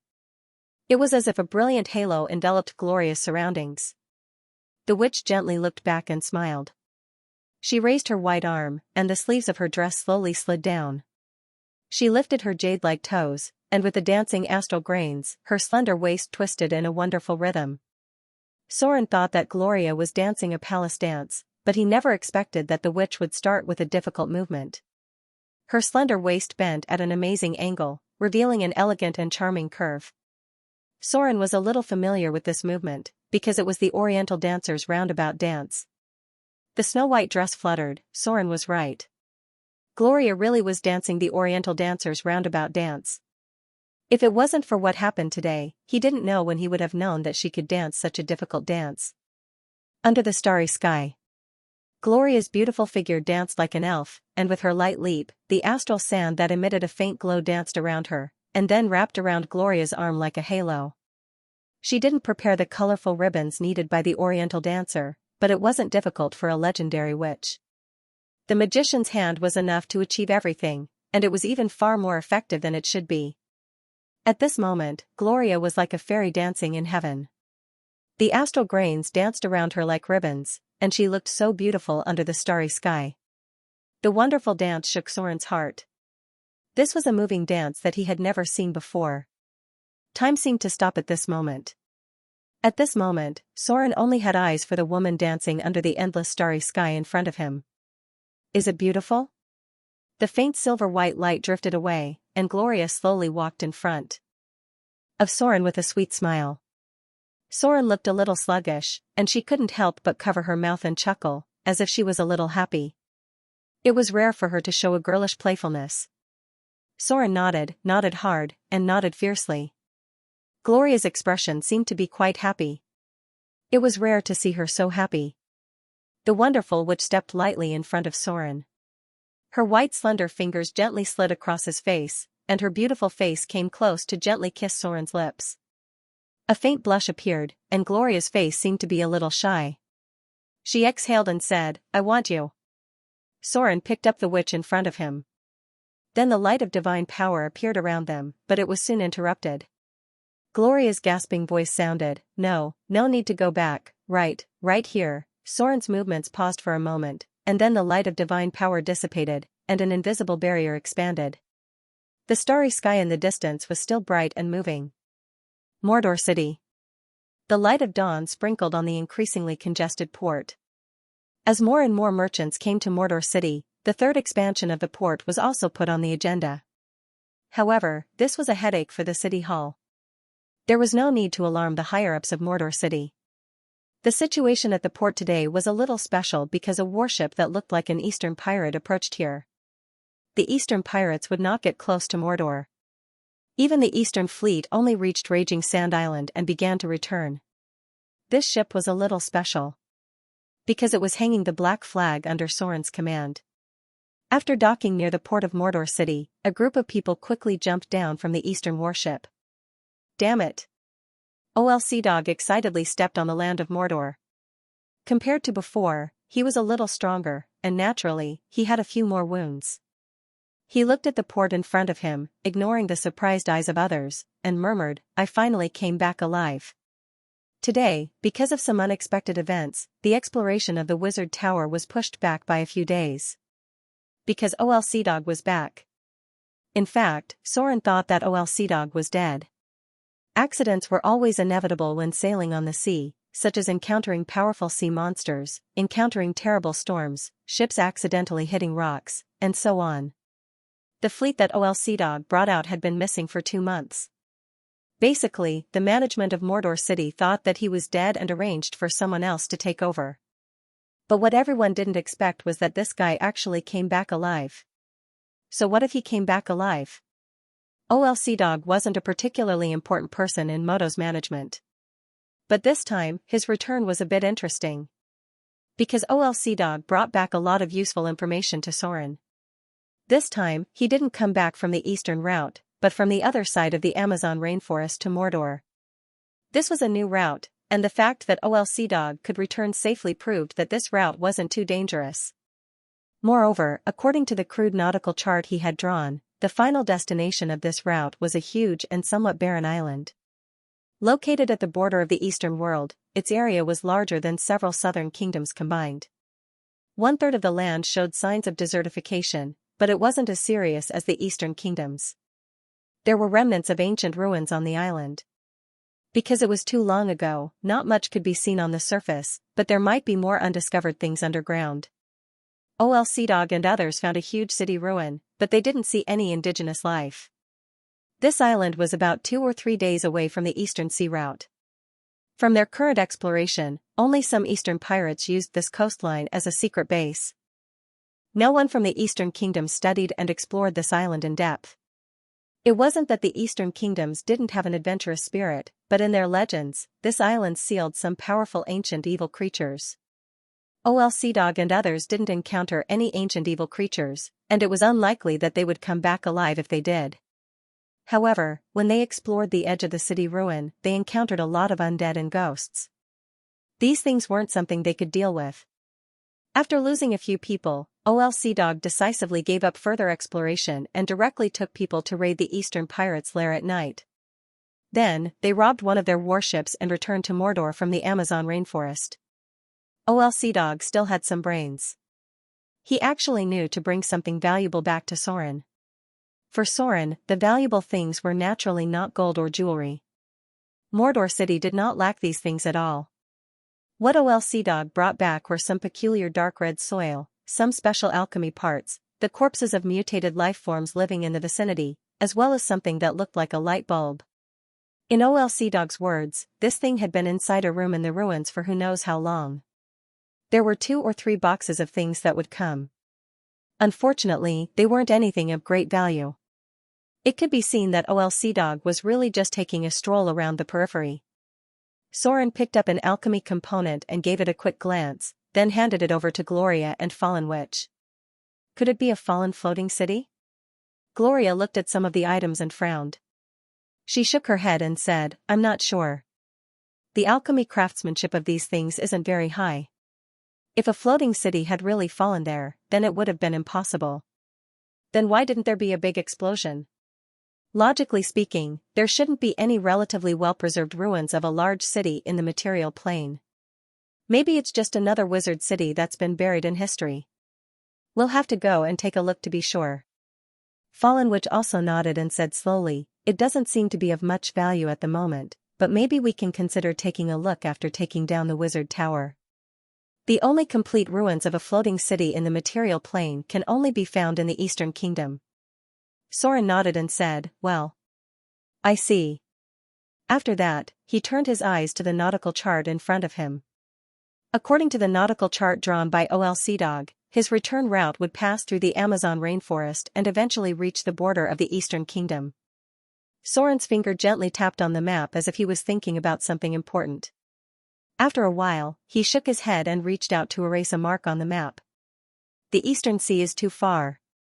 Soren looked at the nautical chart in front of him and murmured, "At this critical juncture of the outbreak of the Avatar crisis, it's no longer suitable for me to expand my territory. The Frost Kingdom was able to suppress the pirates because of Princess Anna and Princess Royal. Otherwise, because it's too far from the south coast, the management would have been full of loopholes. The Eastern Sea. The benefits of taking it down and the price paid are not proportional at all." Soren already had 3 sea territories. If he took down the Eastern Sea, then the sea area where human activities were basically complete. However, the current situation was that the cost of taking down the Eastern Sea was too high, and the benefits were already very limited. Adding Arendel's route was not of much use to Soren, so he might as well put his energy elsewhere. However, this sea area still needed to be marked. The core territory of the Arcane Empire was in the Eastern Kingdom. When the Arcane Empire was destroyed, the floating cities were concentrated in the east. No one could be sure if they were lucky. A day passed in a blink of an eye. Just when Soren was ready to continue exploring the Wizard Tower, a small accident happened. Again. Autumnfall. A very important message was sent from the intelligence system of Mordor, that was, a part of the half-elves in Autumnfall seemed to have organized. They prayed for Soren's protection and were preparing to migrate to the Outer Islands collectively. Because of the importance of this matter, the people below could not make the decision at all, so it was sent to Soren for the first time. The half-elves were Soren's main source of believers, so he also attached great importance to this matter. He would never complain about having too many people. If the half-elves planned to migrate to the Outer Islands, he would definitely welcome them. However, Mordor City could not hold them now. In the original design, Mordor City was a structure similar to ancient Rome. The population it could accommodate was only tens of thousands of people. Even if it was expanded for the 3rd time, it would not exceed 100,000 people. It was not that the area of Mordor City could not accommodate so many people, but the supply of all kinds of food and drink could only be maintained on this scale to make it easier to operate. The transportation capacity of this era was very limited. It took a lot of effort to transport a ship of fish from the port of Mordor to the inner city. The large concentration of the population would cause Mordor city to become quite bloated. If these half-elves wanted to come over, they would certainly not be treated as well as the first batch. It was estimated that they could only go to the towns near Mordor city that were being explored. Only when these towns around Mordor city were all built, the supply system could really be established, and the population of Mordor city could be expanded to more than 100,000 people. The season of autumn and winter gradually arrived. The temperature in some places had gradually approached 0 degrees, but the climate in the south was still relatively warm. Ryan glanced at the homeless man curled up in the corner. His thin linen clothes made him look a little pale. Ryan did not pay much attention to these people because he had seen many homeless people on the way to the south coast. Only in the richest south would there be fewer such refugees because they could go to the city of Mordor to rely on labor in exchange for food. Ryan could not help but speed up his pace. With the arrival of the cold winter, the half-elves in autumn fall should have a harder time than these people. When he went to Mordor to try to visit His Excellency, some people in autumn fall had already died of hunger and cold. When winter came, this phenomenon would become even more serious. Although I didn't see His Excellency. Thinking of the harvest of this trip, Ryan could not help but feel a fire in his heart. He murmured, "But I finally got some good news. When I go back, I can organize people to prepare for the migration." It was not easy to see Soren. As the king of the 3 seas and the protector of the half-elves, he had too many important things to deal with. However, Ryan still got the result he wanted. His Excellency was willing to accept the half-elves, but they needed to reach a position close to the coast, and then there would be warships to take them to Mordor. These people would be placed in newly built towns near Mordor. The treatment would certainly not be as good as the first batch of half-elves to migrate, but for Ryan, it was enough as long as his people would not die of hunger and cold. The half-elves inherited the hard work of humans. They would use their hands to create wealth. Humans were the most obsessed with farming, so the total population of humans completely crushed other races. The half-elves inherited this advantage, and they also attached great importance to farming. 3 days passed in a blink of an eye. Ryan finally returned to autumn fall. He did not know when there was a mass grave outside the city gate. As the climate became colder and colder, the lack of materials began to make the first batch of vulnerable people fall. Those who were sick, weak, and young. The atmosphere in the city became more and more silent, as if a storm was brewing. In order to prevent the emergence of the plague, the city hall took more measures. The atmosphere of darkness was spreading. Many half-elven refugees with numb expressions could be seen on the streets. Evil smelled the smell of despair here, and evil things happened one after another in the dark corners. Ryan. When a young guard saw Ryan, it was as if he had seen his savior. He said excitedly, "Heavens! You're finally back. Do you know what happened in the city recently? Devil. This is simply a devilish act." The young guard recounted a heinous and evil crime. Although the criminal had already been judged, a certain aura shrouded the sky above the city, as if waiting for its destruction. Ryan's face was solemn. What he heard was not just an evil crime, but something that could really be the work of the devil. The demons had finally set their sights on this place. Because of the death of Luoya City, because of the sins of Luoya City, because of the corruption of the aristocratic council, because of the despair of the lower class. These were the nutrients that the devils desired the most. Despair would destroy everything. Only despair could give them an opportunity to take advantage of. The shadows of the demons were watching covetously from the dark corners, ready to incite discord and ultimately destroy the city. Ryan's appearance gave life to this lifeless city. Because he represented hope at the moment, a hope from Mordor city, from His Excellency. People with numb expressions gathered around him. Their eyes showed a longing expression, as if they were so eager to hear the exciting news in their hearts. An old man dressed as a businessman appeared and looked at him with inquiring eyes. Ryan nodded gently, and a smile appeared on his face. Cheers sounded. After getting Ryan's confirmation, the people around could not help but burst into a burst of cheers. The atmosphere of despair faded, and the numb expressions became vivid. It was as if these people were full of vitality in an instant, and there was hope in their hearts again. The hungry refugees stood up. They gathered around Ryan. Although their stomachs were still empty, they did not know why there was a burst of strength in their increasingly thin bodies. These people firmly believed that as long as they survived this period of time, they could say goodbye to suffering and have a new life when they reached Mordor City. They were not lazy. It was not their fault that caused all this. They were just some innocent and poor people with no power. Vitality spread in Luoya City. The real cold winter had not yet arrived, and they still had a chance in time. However, at this time, suddenly a team of cold-faced law enforcement team appeared. They violently dispersed the nearby crowd and even knocked some poor women and children to the ground. These people directly surrounded Ryan, and then a middle-aged man with a cold expression appeared. He was dressed as a noble, holding a sealed file in his hand, and there were two half-elf wizards next to him. The middle-aged man looked at Ryan with cold disgust, raised the file in his hand, and said in a deep voice, "This is the arrest warrant of the council. Ryan, put down your weapon. You have been arrested for treason." Treason? A trace of anger appeared on Ryan's face, and this uncontrollable anger even made him want to kill the man in front of him. There was a commotion all around. The people who had been dispersed seemed to have heard the middle-aged man's voice. Some of them even cursed and charged at the law enforcement team that surrounded him. However, these poor lower-class civilians had no strength at all. They were easily smashed to the ground.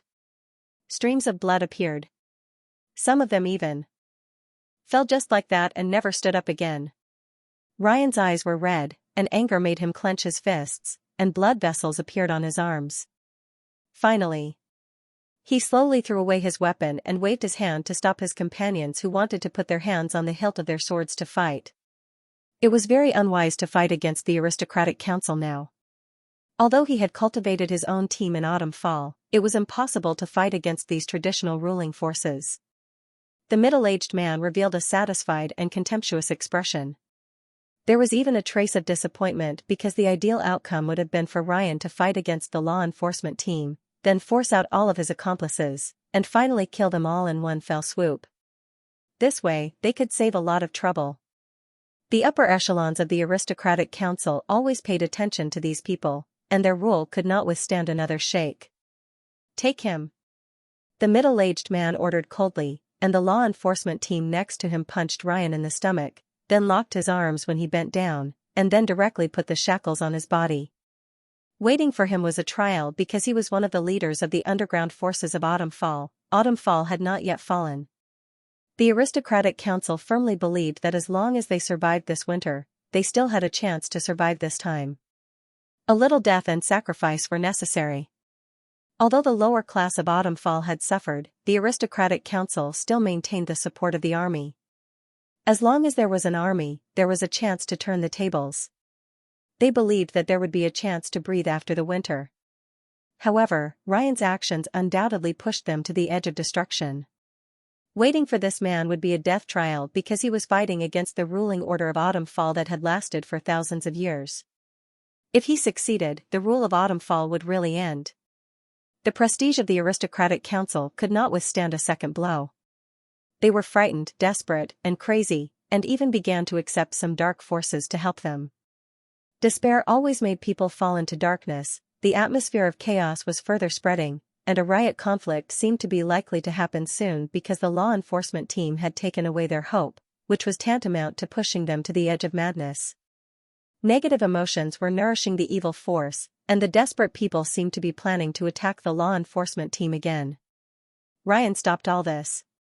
He only used 2 words to end all this, so that the gradually desperate people regained hope and temporarily gave up the idea of a life and death struggle. "Pray." Ryan said these 2 words, and then many people quieted down.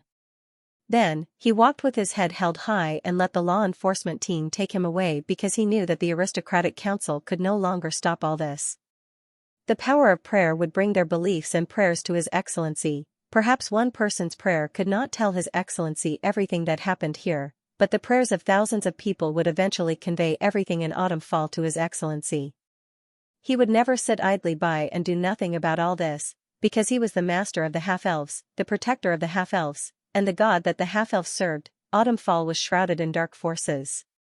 They had evil purposes, nourishing sin with despair, and then quietly waiting for the destruction of the city. Finally, they would share a feast in the destruction. This was a very rich fruit of sin, whether for the devil, or the evil god. This evil feast could bring them great satisfaction. Ryan did not know his next fate. He could only pin all his hopes on the city of Mordor, on his excellency, because only he could save Autumn Fall, and only he could save the half-elves here. Chaos was the nourishment of sin, and the evil forces that traveled in the material plane finally stared at Autumn Fall. Winter. The arrival of winter would be an opportunity. Hunger and death would bloom in the cold winter, the most beautiful and most ruthless flowers of sin. Night fell.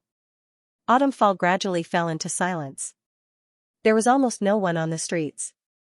Even the displaced refugees gathered in some dilapidated houses. Since the incident of orcs being eaten in Luoya City, there have been more and more strange and horrible things happening in the city. First, people began to go missing at night. Later, even the patrol guards went missing. These patrol guards were not weak civilians. They were all advanced professions. If even some of them went missing, the problem would be more serious.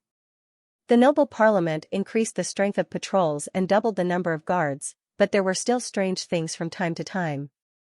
Darkness was spreading. Too strong negative emotions could always become the nourishment of evil. It was said that there were fallen people in Autumn Fall, but this was not the worst news. The worst news was that there were undead in the sewers of Autumn Fall. Ghouls. No one knew how ghouls appeared, but they did exist in the sewers of Autumn Fall. The smell of dark corruption was spreading. In this world where the mind was strong enough to interfere with reality, many supernatural events occurred because of secular reasons. There had always been such a legend among the people. That was, if a person who starved to death had a strong obsession and resentment before death, then their body may become a kind of undead after death. That was ghouls. Hunger had begun to spread in Autumn Fall for a long time. The turmoil made the price of food rise rapidly. Now it was close to 3 times the price. Even at this price, humans were not willing to sell food because the half-orcs had been attacking caravans near Autumn Fall. Winter was coming, and the half-orcs also needed more materials. This winter should not be very easy for them. The legend of the devil was mentioned again and again. The lower class began to believe that the devil cursed the city. Some people even believed that the upper nobles had been bewitched by the devil, so those disgusting vampires did not care about their life and death. Hatred, this was a strong negative emotion, and also a dark power. The antagonism of different classes in Autumn Fall became more and more serious, and the conflict gradually became more and more intense. Crimes escalated one after another. At this time, as long as there was a little evil force, a more terrible disaster would break out immediately. Withered Leaf said. This was a relatively remote area of Autumn Fall. Now, many people were not willing to come close. Even the patrol guards did not dare to come. This was where the first evil thing happened. Some people found the corpses of half-beastmen here. The bones had been cooked and gnawed. This creepy thing made many people panic, but it also made some knowledgeable people feel sad. Hunger. The increasingly scarce resources had begun to erase some people's human form, pushing them into an even more terrifying abyss of darkness. This was a very sad thing. There was a strange noise near the sewer. Then, some rats ran out. No one knew why there were so many rats living here. At first, people ate these rats, but they were all poisoned to death not long after. The body was blue all over. After Luoya City sent people to look at it, they burned all the bodies. After that, this place became completely desolate. At this moment, in the dark corners, some distorted shadows gradually appeared. They crawled out of the sewers like hunters in the night as they advanced along the dark corners. In the depths of the cave, there was a faint flickering green flame. A long time ago, a group of refugees had gathered here, but all of them had gone missing. Faint screams came from a few streets away, and then there was the sound of fighting. Then, there was the sound of the patrol guards quickly gathering. It seemed that this was not the first time they had to deal with such a situation, because the speed of the military support was quite fast. Everything soon returned to calm. The news was very well blocked, and the ordinary people would never know what happened here. Damn ghouls. Damned dark creatures. Mark bandaged the wound on his shoulder and then took back his long sword. This wound needed to be treated, otherwise, it might be infected with the corpse poison. He had been responsible for blocking the news of the withered leaf path and defending against the ghouls, but he knew very well that it was useless. Passive defense could never solve these things. New undead might appear every day. The sewers in all directions made their plan to clean up the monsters a failure. As a knowledgeable person, Mark knew very well that the city was just struggling to survive. Food. The army ration was also tightened.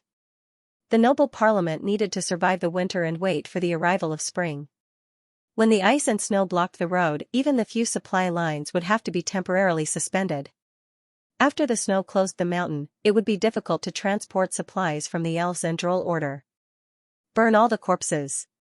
Mark glanced at the battlefield. Another comrade died at the hands of the ghouls. Those poor people had no power when they were alive, but they were stronger than many professionals after death. It was really sad. The hatred and resentment of the city nourished these undead. They were originally the product of these negative energy. He heard that there was also a problem in the mass grave, and now the patrol guard's task was a bit tight. Mark could not help but think of what happened during the day. As a native of Autumn Fall, he suddenly began to look forward to the arrival of His Excellency. Perhaps only he could save this city that was getting closer to death. Recently, there were differences within the army. Pessimism spread within the army, and the inaction of the noble parliament during this time made many officers feel dissatisfied. Maybe we should consider rejoining the team. Mark thought of this and could not help but look at his companions around him. If they were to rejoin the team, they must have enough foundation. On the other side, in a dilapidated house in Autumn Fall, many refugees gathered together. Prayer. The last words left by Lane made many people understand what they should do. In the past, there were people who prayed like the half-elf god, Soren, but none of these prayers were answered. The power of the Avatar crisis was interfering with everything. The power of the gods had long been inferior to before, and the power of prayer could not be conveyed to Soren. Even in the city of Mordor, they had to rely on the temple to collect the power of faith. Temples, statues, altars. These were a central point to gather the power of faith. Only by relying on them could the gods sense the prayers of believers in the case of the outbreak of the Avatar crisis. Autumnfall was far enough away from Mordor. The original temple had been abandoned, and the beliefs of the half-elves were scattered. Some believed in the elven gods, and some believed in the human gods. This was why many people did not leave with Soren. Now, the gods they believed in could not save them. At this time, they began to entrust their hearts to Soren. It was a crude altar. Many refugees gathered around. They knelt in front of the altar and prayed devoutly. When people were on the verge of despair, they were always willing to believe in the gods. Especially before death, people's faith in the gods was the most devout. Muffled prayers could be heard. The simple altar gathered the power of faith, which contained the prayers of believers across space and began to be transmitted to Mordor. A person's prayer was useless. The weak power of faith could not be sensed by the gods, but when tens of thousands of people began to pray at the same time, the power of faith gathered began to be very amazing. The temporary altar almost instantly appeared with a weak divine light. They were praying to Soren for help. This power gathered into a torrent, and even the gods could sense everything that happened in Autumn Fall, Mordor. Tonight, Soren could not sleep, because a huge heterogeneous faith suddenly broke into his divine sense. Almost in an instant. He had a telepathic connection with more than a dozen believers at the same time, and through this connection, he began to know everything that happened in Autumn Fall. The situation deteriorated faster than Soren imagined. The turbulent situation in the outside world made it more difficult for Autumn Fall, because the weakening of the plane barrier of the Avatar crisis also gave the devils a chance to take advantage of it. In an instant, Soren's mind fell on the altar, but it did not form any form because it consumed too much divine power. In front of him was a black mass of believers kneeling at his feet. These poor people's clothes were crooked, their faces were yellow and emaciated, and their expressions were numb. The desperate environment made them pin their last hope on Soren, so the power of faith gathered was quite amazing. Soren looked past them to the other side of Autumn Fall. There, he saw an evil aura, a power full of death, darkness, and blood. That was the power of the evil god, Soren was not sure which evil god it was, but he was sure that his minions had been lurking inside the city. The stench of decay and death filled the air. Even if the main body did not come, Soren could easily feel it. At the same time, in the most prosperous area of Autumn Fall, he also vaguely felt the breath of the devils. These devils always liked to corrupt people from the top, because the class in control of power was often the easiest to corrupt, and using them could get twice the result with half the effort. In addition, in the vision of the gods, Soren also vaguely felt some traces left by other existences, but because it was too weak, he could not determine what it was. Very good. All the evil gods are here. It seems that they are all ready to take a share of the ruins of Autumn Fall. Autumn Fall had fallen. There was almost nothing valuable here, but there was a kind of amazing wealth here for some existences. That was, the soul. P.S. There is one more. Souls were the most precious wealth. For mortals, many common ores, jewelry, materials, and so on in the lower plane were very valuable. But for many creatures in the lower plane, these things were not worth mentioning at all. Only the souls of these mortals in the material plane were the most important wealth. This was the difference in the value of the plane. Therefore, if they wanted to lure a mortal to fall, the devils could always think of enough ways to achieve their goal. The temptation of the devil was not so easy to resist. Soren closed his eyes and sensed everything in Autumn Fall, trying to find out which big devil had attacked the city. But it was a pity that Soren found almost nothing. The big devil hid very deeply, and his claws and teeth were not fully exposed. This was one of the most annoying things about demons. These guys always liked to hide in the dark corners and weave conspiracies. Unless it was an unavoidable battle, they rarely stood out to confront the enemy head-on. Soren now had two choices. One was to sweep away the dark forces in Mordor and finally control the city completely. But the price of doing so was that he had to fight with an unidentified evil god and deal with a powerful devil at the same time. They had already set their sights on Autumn Fall.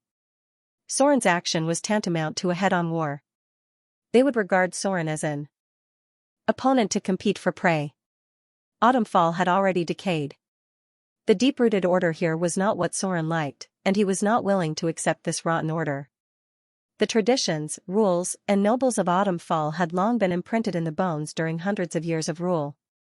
It would take too much time and energy to change them.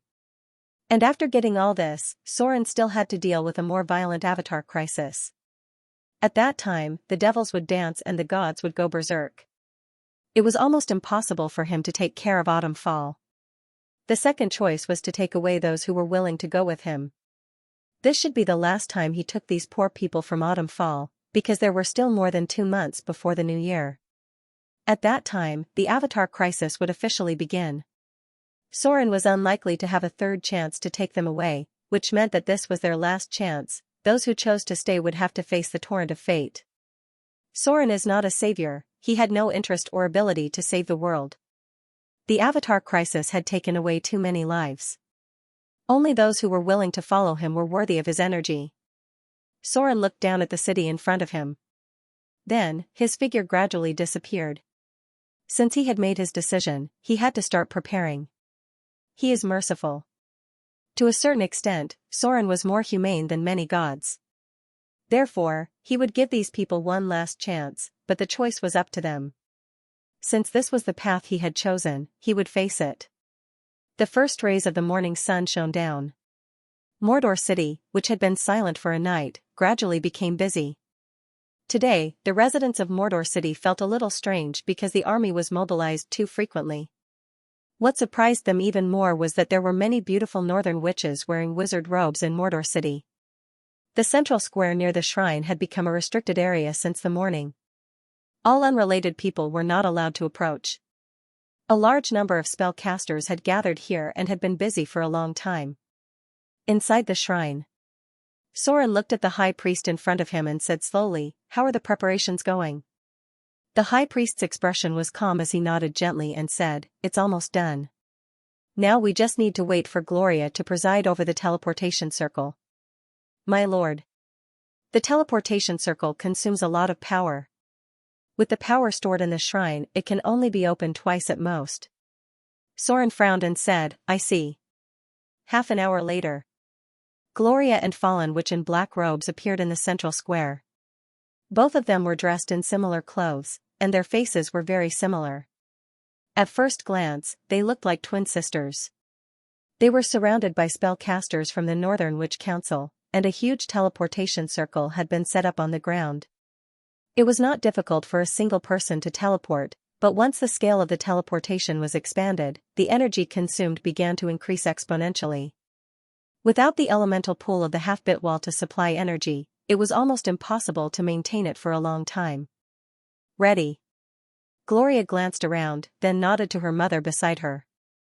The two legendary witches began to cast spells at the same time. In the core of the central square, a strong magic aura gradually appeared, and then a portal opened. During this time, Soren had a lot of things to do, so they also temporarily slowed down the progress of exploring the tower. Activate the golem army. With the issuance of orders, all the golem puppets that had been prepared near the central square were activated. This time, almost most of the stock of Mordor City was sent out. At the front were 2 diamond golems that had been reintegrated with the soul crystals, followed by 12 steel golems, part of which was Gloria's stock, and then more than 50 stone golems. The clay golems were a little weak in combat, so Soren did not prepare to take them out this time. The location of the teleportation circle was 15 kilometers north of Autumn Fall. It was certainly not possible to pick people up with empty words. Force could solve a lot of problems in this case. The first elite guard is in position. The second elite guard is in position. The third elite guard is in position. The Black Flag Legion is in position. As the golem army was assembled, a team of Mordor City's elite troops also began to assemble. There were more than 30 witches who maintained the portal. Not only did they use Gloria's relationship, but Soren also paid nearly 120,000 Kindler for it. Half of these costs were paid to the Northern Witch Council, and the other half was consumed on the materials to build the portal. Space beacon lock. Start the teleportation. The first to enter were the 2 diamond golems, and then the other golems stepped into the portal. Behind them were the elite troops of Mordor City. Although many of their strength had reached the 2nd grade or above, it was the first time for these people to come into contact with this kind of supernatural teleportation circle. Looking at the entire material plane, at present, only the Northern Witch Council and the Wizard City could perform large-scale teleportation. Soren wanted to do this, but he was afraid that he had to wait for the 2 witches to be stronger. I'll leave it to you for the time being. Soren turned to look at the high priest and said slowly, I'm afraid there will be a lot of people coming this time. You have to be prepared in advance. The high priest nodded gently. After Soren said all this, he disappeared and directly entered the portal. North of Autumn Fall. Accompanied by the distortion of space, a portal appeared directly on the plane. Then, golem puppets walked out of the portal one after another, causing the ground to tremble slightly. These golem puppets, which weighed more than half a ton, scared the birds and beasts within a few kilometers into fleeing in all directions. They stayed where they were and waited in formation. Then, a group of fully armed elite troops appeared. The teleportation circle lasted for about 10 minutes. When the portal closed, there were thousands of troops on the plane. This portal is so easy to use. Scarface looked at the desolate scene around, playing with a cold dagger in his palm, and murmured, the last time we came here, we ran so far, but this time we arrived in the blink of an eye. If we can open the portal ourselves, wouldn't we be able to fight wherever we want? The bleak sound of the horn echoed. Scarface put away his dagger and turned to reorganize his troops. The military system of Mordor City was a bit special. The core guards were in the hands of Sir Soren, but many pirate leaders also had their own legions and some elite guards. Usually, these troops were commanded by many pirate leaders, but if there was a war, Soren would take over the command. What should we do next? Fallen Witch's figure appeared beside Soren. Gloria needed to stay in Mordor City, so only she could help Soren. The cold wind whistled.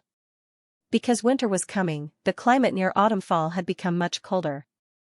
Thousands of troops stood neatly in the cold wind, and everyone quietly waited for Soren's order. The air was filled with an austere chill. Soren glanced at the city in the distance and said lightly, flatten it. Level. Soren dared to say these 2 words not only because of his own strength, but also because the army of Mordor itself was the top force in the material plane. The strength of his army was all fought all the way. Before Sauron became a god, many pirate leaders followed him to fight all over the world.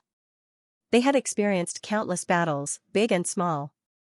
Some of the core elite troops could be said to have survived hundreds of battles. Although there were fewer opportunities for these troops to be dispatched now, their strength to eliminate the indigenous people did not fall behind at all. Looking at the entire material plane, it was estimated that only Sauron's army had a battle every month, from the beginning of the year to the end of the year. These pirates could not be left idle. These guys liked to make trouble when they were idle. Note, if there was no battle, a group of drunk people in Mordor's tavern would explode more than 10 times. There were too many unruly guys among the pirates. They were honest in front of Sauron, but it did not mean that they would be the same in front of others. At present, the army of Mordor was divided into two factions.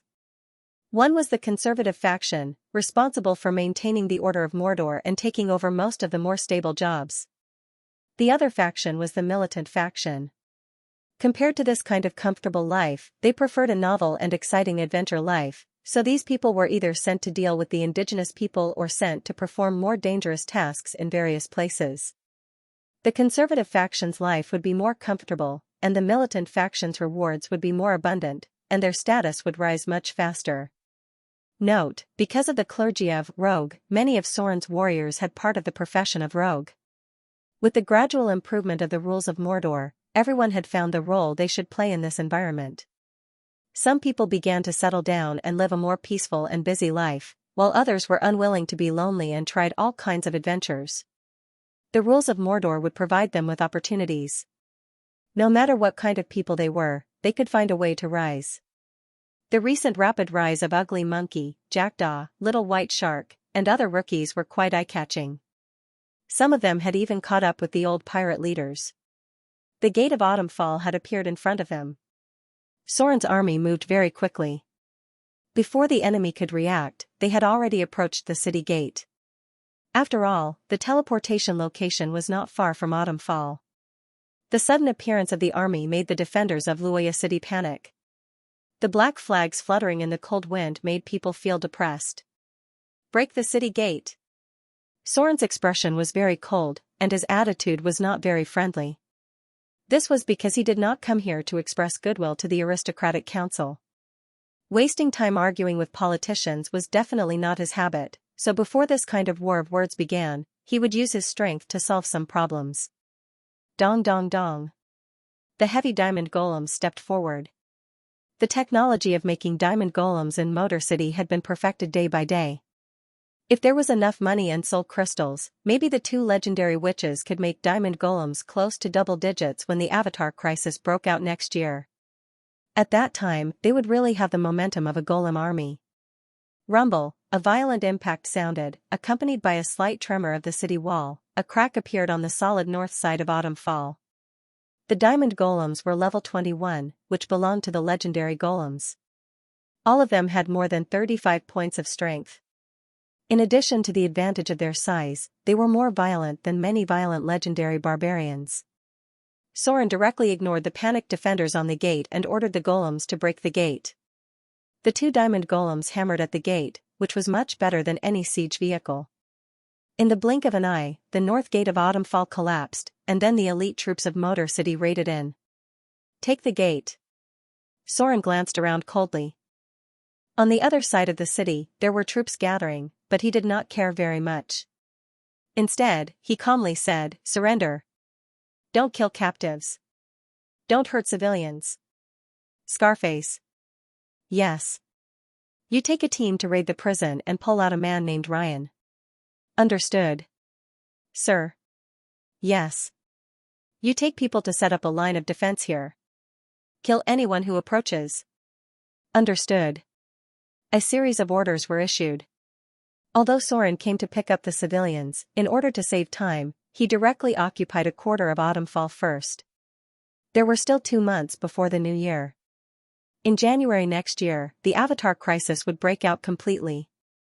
At that time, the first batch of the demon army that broke through the barrier would come to the material plane. In just 1 month, more than 20 towns were destroyed by the demon army, and millions of people died in the endless war. It also opened a tragic chapter for the beginning of the Avatar crisis. Time was already in the final sprint. If the politicians were to argue with the aristocratic parliament of Autumn Fall, God knows when these guys would allow Soren to take away these civilians. So Soren was ready to do all this with a more domineering method, in less than half an hour. The north gate of Autumn Fall had fallen. 1/5 of the city had been occupied by Soren, and the elite pirates took over the city defense everywhere. Part of the reason was that the army of Mordor was really elite. There were too many grade 2 professions. Another reason was that the civilians here had long been looking forward to the arrival of Soren, and there were organizations in the city to cooperate with the action. My lord. An old man in a grey robe appeared in front of Soren. He bowed his head respectfully and said, "The things you ordered have been done." This was the Archbishop of the Half-Elf Church. Not only did he manage Soren's church, but he was also the Archbishop of the original god of the Half-Elves and Rogues. Now that Soren had become the god of the Half-Elves, he naturally changed his camp. However, because of the re-establishment of the church, although he retained the position of Archbishop, the real power had been transferred to the High Priest, Butterfly, and other young priests. Now the old priests were concentrating on training new successors, especially those who were talented, such as Soren's young chosen. Very good. Soren heard the words and nodded slightly, then said, "You are responsible for negotiating with them. Tomorrow we must take these civilians away." As a god, he naturally had his own rules. With the passage of time, Soren gradually began to adapt to the perspective of a god. The Avatar crisis provided him with a buffer, so that he would not directly change from the mentality of a mortal to that of a god. Instead, he would adapt little by little like now. The old man bowed and nodded, "Understood. I'll do it now." At this time, on the other side of Autumn Fall, there was a burst of footsteps. It took half an hour to assemble the army. This speed was not fast, but it was not very slow either. It could only be said that the army of Autumn Fall was transitioning to an elite force after the war with the orcs. Formation. Get ready to fight. The giant stuck out his tongue and licked the blade. A bloodthirsty expression appeared on his face. His huge and burly body and ferocious face gave a lot of pressure to many people. The people nearby didn't dare to get close to him, afraid that they would be accidentally killed. Because he was about to break through the realm of legends, the giant's bloodline had a slight mutation. The further improvement of his strength was easy to cause accidents because his agility and balance were not high enough. Recently, when he drank, he always accidentally crushed the wine glass. A gentle pat could break someone's bone, so no one dared to approach him during this time. To be honest, the giant actually wanted to fight with the enemy in front of him, but he didn't know if they dared to fight with the army of Mordor. Soren's order was to occupy the north gate of Autumn Fall. They were not allowed to take the initiative to fight with the half-elf army, but if the other side dared to launch an attack, they could directly counterattack. To be honest, the giant felt that this was a bit troublesome. It was better to send more troops over and directly take down Autumn Fall. At that time, whether they wanted to empty Autumn Fall or occupy it, they could do it. The giant didn't know what Soren was thinking, but Soren must have a deep meaning. Maybe he didn't want to waste his strength on fighting with the half-orcs. Rumble, there was a violent explosion near the prison of Luoya City, followed by a flurry of fighting. Then Scarface was seen carrying a man covered in blood and flesh toward this side. "Your Excellency." Scarface carefully put down the man on his back. The reason why he was so careful was because the other party was too badly injured. He was afraid that he would accidentally kill him. At this moment, his back was covered with blood, but it was not his own, but the man on his back. "Damn it." Scarface glanced at the badly mutilated man on the ground and muttered, "These guys are really ruthless. I'm afraid only old pirates with years of experience would be able to do something like this." Ahem. His back was covered with whip marks, and not a single piece of skin was left intact. More than 10 branding irons were left on his chest, and the skin on his chest was almost completely charred. His face was severely beaten, and it was so swollen that it was almost impossible to recognize his original appearance. His legs and arms were clearly fractured, and what was even more shocking was that his hands, from his pinky finger to his index finger, had all been cut off, and only 4 of his 10 fingers were left. If it was an ordinary person with such injuries, they would have died long ago. He was completely relying on his tenacious vitality and willpower to survive until now. Ahem. A trace of blood overflowed from Ryan's mouth. He struggled to open his eyes and looked at Soren, murmuring, My lord. You're finally here. Soren's face was pale. He exuded a cold chill, and even Scarface next to him could not help but shudder, and quietly stepped back a few steps. Soren was rarely so angry. As a pirate leader who had followed Soren for a long time, he knew what would happen when Soren showed such an expression. Someone was definitely going to die. Soren was very, very angry. However, his expression was very calm, but the temperature around his body dropped a lot, and the nearby pirate leaders could not help but shiver. Ryan had obviously been subjected to extremely cruel torture. From the moment Soren agreed to accept the civilians of Autumn Fall, this young warrior had been labeled as a member of the half-elf church. He was equivalent to serving Soren's believers, and representing him to come back to reorganize these civilian believers, then lead them to the sea, and finally be sent to Moder by other people. In other words, he was equivalent to a messenger sent by Soren to Autumn Fall. Limb regeneration. Greater restoration. Holy light appeared in Soren's palm. As a god, he had the ability equivalent to a level 20 priest, but he needed to use some divine power to cast divine spells. Clayton's injuries were gradually recovering, but his mind was still quite weak after the torture. Soren looked at the young warrior in front of him, nodded gently, and said slowly, "Have a good rest." When Soren turned around, there was a clear murderous intent in his eyes, and a trace of anger hidden in the depths of his heart. God's grace was like the sea. God's power was like a prison. Ryan was seriously injured. Basically, the injuries on his body were equivalent to someone torturing him to death. Soren originally thought that the noble parliament would at most arrest him, and for the sake of the god Soren, they would not make things too difficult for Ryan. That was why Soren ordered his troops to restrain themselves and not avoid too many casualties. However, the current situation was that the noble parliament did not even put a god in their eyes. Dealing with Ryan like this was equivalent to slapping Soren's face several times. This was a very serious blow to Soren's prestige in the eyes of the half-elves.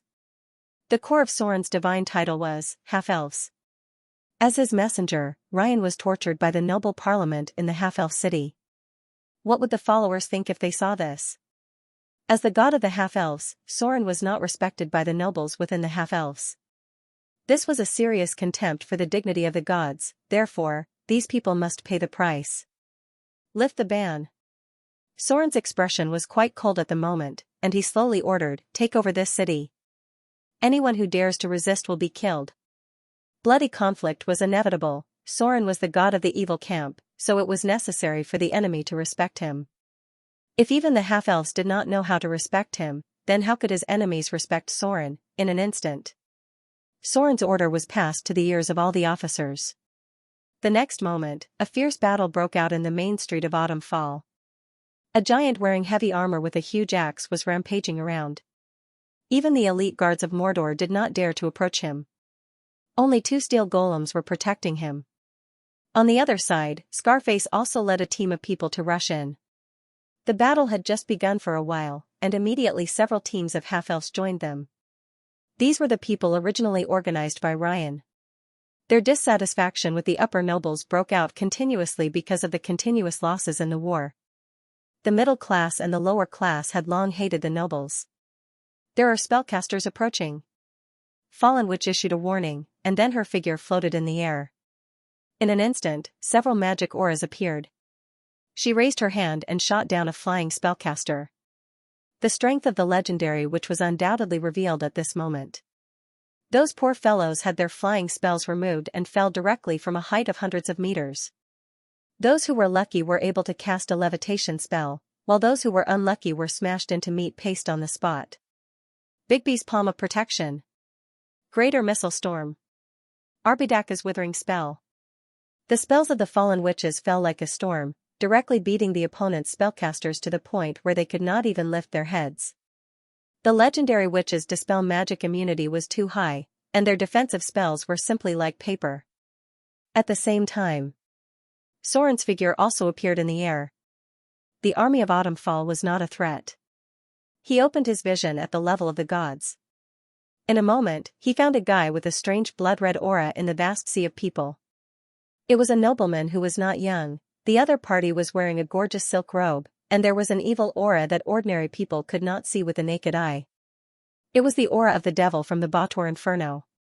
Sure enough, there was a devil behind all of this. Saint form. The light of divinity appeared on Soren's body. He looked like a shadow emitting a holy light. The activation of the saint form required the consumption of divine power. This would not increase his power, but it allowed Soren to directly cast any level of magic. This form was almost the highest form that all gods could reach. As long as the divine power was not exhausted, the gods could use all kinds of magic indefinitely. Dimensional Lock, Level 8 Divine Spell, Divine Power Transformation. As Soren raised his hand, an invisible energy field covered the space in front of him, directly blocking all teleportation spells. No enemy could teleport, flash, or move across planes. Level 7 Divine Spell. Divine Power Transformation. With the brilliance of divinity, Soren raised his hand and pointed to the front. In an instant, a group of half-elves dressed as nobles in front of him stood in place. The only exception was the guy with a strange blood-red aura. Sunburst. Level 8 Divine Spell, Divine Power Transformation. A terrible brilliance emerged. Soren personally cast this spell in the form of a saint. In an instant, it was as if a sun had risen over Autumnfall. His divine power value was rapidly consumed. Many enemies' eyes were hit by the strong light in an instant and directly entered the state of blindness. With Soren's spellcasting level, there were few enemies who could successfully pass the test. At the same time, when the strong light of Sunburst shone on the enemies, some people's appearance also changed very strangely. The most obvious one was a beautiful female half-elf noble. She stood far away at first. When she was shrouded by Soren's sunburst, her white skin suddenly began to burn. She let out a shrill scream of panic. Then her skin gradually turned into a black color, her pupils turned into a strange green color, her 10 fingers grew sharp nails, and finally even her sharp fangs were exposed. She fell to the ground and struggled for a while. In the end, she was directly burned into a strange black coke. Vampire! Droll's exclamation came from afar. They tried to calm the conflict between the noble council and the half-elf god, but it seemed that they had no room to intervene at all. Ow! Painful howls sounded. Under the light of Sunburst, some of the hidden undead creatures were instantly exposed. The skin of a handsome half-elf nobleman suddenly began to fall off. Pieces of bloody scalp fell off, and then his handsome face mixed with flesh and blood fell off. The skin on his arm directly cracked, and the swollen muscles showed a strange dark red color. His body gradually bent, and finally, his body began to grow bigger. The clothes on his body burst open, and he turned into a huge hideous ghoul. Ah! Sharp and frightened screams sounded. Not only in the crowd of noblemen, but also in the army of half-elves, there were people who suddenly turned into undead creatures. There was no exception, these people all turned into ghouls. A dark aura spread. As Soren's main target, the noble in the middle of the crowd also underwent a very strange change under the light of Sunburst. His whole body seemed to suddenly begin to expand, and then red skin was exposed. A pair of sharp black horns appeared, and then an even more amazing change appeared. His body began to twist and lengthen greatly. Only the upper half of his human body remained, and the lower half had turned into a huge snake tail. At this moment, the half-elf noble had turned into a giant snake with a muscular torso, a huge human head, a mouth full of sharp teeth, and 2 huge poisonous fangs. The demon archduke, Mammon. Soren's expression was very cold as he slowly said, "So it's you who is playing tricks here." At this time everything became clear. It seemed that the culprit who secretly lurked in Autumnfall and plotted a terrible conspiracy had appeared. The monster in front of them was not a snake demon from the bottomless abyss, but the demon archduke of the Bautor Inferno, Mammon. As for the ghoul on the other side, it should be the servant of the ghoul king, Dorison. Damn new god. Accompanied by a poisonous black smoke, a large number of the half-elven nobles around Mammon suddenly died. Their souls had gradually been corroded away from their bodies, and then they screamed miserably as they struggled to be sucked into the body of the Archduke in front of them. The Avatar crisis had not yet fully erupted. The Archduke in front of them did not come to the material plane with his body. Instead, he corrupted a half-elven noble from the heart, and then turned his body into his own host. It was a method similar to the god's creation of avatars, the lord of the third layer of the Bautor Inferno. The demon Archduke, Mammon, an ambitious schemer, the embodiment of selfishness, greed, and lust. His palace was located in the sinking city of Minoros on the third layer of the Bautor Inferno. Some people said that this magnificent building was more like a mausoleum. In the past, Mammon's true form had been a bloated pit fiend. However, this archdevil had been punished by the Lord of Hell, Asmodeus, during the Great Reckoning, and had ended up in this form. Because of his betrayal, the Archduke's situation in the Bautor Inferno was quite awkward. The other lords were unwilling to believe him, and although the Lord of Hell, Asmodeus, retained his status as a lord, he also gave him enough punishment and warning. Black smoke filled the air, the figure of the Archduke Mammon distorted, and a raging fire appeared. He actually turned around and wanted to use the fire to escape. "You still want to leave?" A trace of cold killing intent appeared in Soren's eyes, and his figure disappeared in an instant. Then, a divine radiance appeared, and he shouted in a low voice, "Stay." This was the material plane. After entering the material plane, the Archduke's suppression was similar to that of the gods. They could not bring out the power of the plane given by the Bautor Inferno. The avatar of the Archduke was basically as strong as the avatar of a god. Soren's true form was now in the material plane, and it could be said that he had a 70% chance of winning against the avatar of the Archduke. How could he let the mastermind escape just like that, moreover? The Archdukes of the Bautor Inferno were famous for their high divinity, but it could also be said that their divinity was higher than many demon lords of similar strength. The avatar of the Archduke in front of him had inherited a part of his soul. Killing him was like killing an avatar of a god to Soren, and would definitely bring him great rewards. Souls. More souls. As the archdemon of the third layer of the Bautor Inferno, Mammon had a special power that Soren could not understand. He did not know what he had done to these half-elven nobles in advance, but after coming into contact with the strange light around his body, they began to wither and decay one by one.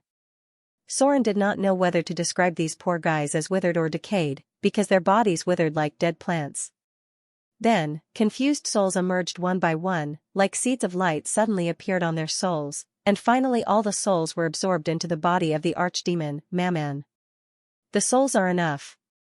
The archdemon, Mammon, did not know how many souls he had taken away, but he knew that there were not many living people around him. The archdemon in front of him turned around and looked at Soren with hatred, and said with hatred, "Goodbye. Damn new god. I'll come back to you one day." Soren's appearance had undoubtedly completely ruined his plan. It was more difficult for the devil's incarnation to come to the material plane than the gods, and the price and risk were equally great. Mammon's purpose was to enjoy a feast in the ruins of the city of Autumn Fall, perfectly harvest a large number of souls, and then return to the Bautor Inferno. But now, Soren's appearance had ruined his plan. The high-grade archdemon always tried to avoid fighting as much as possible, especially this kind of battle where he did not have much of an advantage. Crafty realm. A cloud of black smoke filled the air, and the archdemon's body suddenly disappeared in the raging fire. Even Soren could not sense his position, and he did not know whether he had directly left the material plane or returned to the Bautor Inferno. There's no need to wait for the next time. Soren's pupils flashed with the light of divinity, and in an instant, he relocked the position of the target and said in a deep voice, "If you want to deal with me, now is the time." Tracking, clergy. Conventional means could not find the trace of the archdemon, Mammon, and the divine perception did not find anything, but Soren had another way, and that was his new clergy, tracking. How is this possible? A horrified scream echoed in the void. Then, a hazy figure appeared in front of Soren. It turned out that the demon lord didn't leave. He only relied on crafty approach and soul to teleport himself to the space between the spiritual realm and the material realm. In other words, it was a crack in the underworld. Archdevils often dealt with the Grim Reaper, so it was not surprising that they had some soul-level abilities.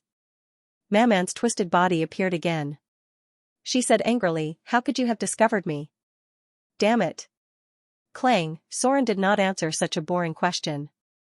As a god who had mastered the tracking divine domain, it was almost impossible for anyone to escape from him. Shadow, territory. Evil aura. Slaughter transformation. Greater haste. Dimensional lock, divine power transformation. Divine shockwave, single target. Order, awe. Facing an enemy like Maman, even Soren didn't dare to be careless. High-level demons always had some special abilities. They were much better than demons when it came to the study of souls. Therefore, Soren went all out as soon as he attacked. He almost instantly activated most of his abilities, and at the same time, sealed the surrounding space. The strength of the Archdevil's avatar was certainly not as strong as Soren, but he had to prevent it from escaping again. Clang! Clang, clang! Soren attacked like a storm. The Archdevil in front of him could only block and dodge. The avatar had at most 70% of the strength of the body, and it had to be made by oneself. The Archdevil in front of him was certainly not an avatar made by himself, but a form directly transformed after eroding the soul of a mortal. In this case, the strength of the avatar depended on the strength of the host.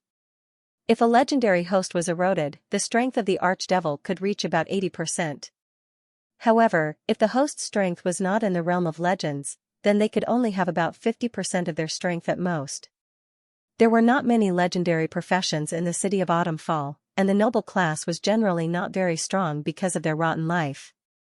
The Archdevil in front of him, Maman, retained at most 60% of his attributes. Ah! A shrill scream sounded. Soren's curved sword directly pierced the Archdevil's abdomen, and directly cut off one of his arms. The battle had been decided. The Archdevil, who only had one arm left, could not be Soren's opponent. He could only stare at him with resentful eyes and curse, "You will pay for everything today." Puff, blood gushed out from the wound. The Archdevil's head was directly cut off by Soren. With the death of his body, a wave of souls rushed out crazily. At the same time, the Archdevil's shadow appeared, full of malice and resentment, and then tried to leave the material plane. No, no, no. How is this possible? How can this be? The death of the body exposed the essence of the soul. The first to appear was a part of the Archdevil's soul, which was also the foundation of the incarnation.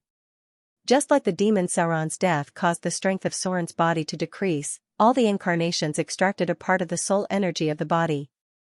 The second soul was the original consciousness of the body. It had been completely eroded and twisted into a demon-like form. As long as a little power of the Bator Inferno was extracted, this soul could be shaped into an intermediate demon. It had to be admitted that although the noble class was corrupted, their experience and education were enough to make their souls better. Of course, this was for the demons. If it was the soul receiver in the heavenly mountain, he would certainly not like these cunning souls. A large number of wailing souls appeared. These were the wealth that the Archdevil, Maman, wanted to take away. The souls of the noble class were very consistent with the standards of the demons, because many of the nobles were in the lawful evil camp. They were very good at playing tricks when they were alive. After death, their souls only needed a little manipulation to create a group of excellent intermediate demons. 3 souls rushed out crazily. Soren's target was naturally the soul of the Archdevil, Maman.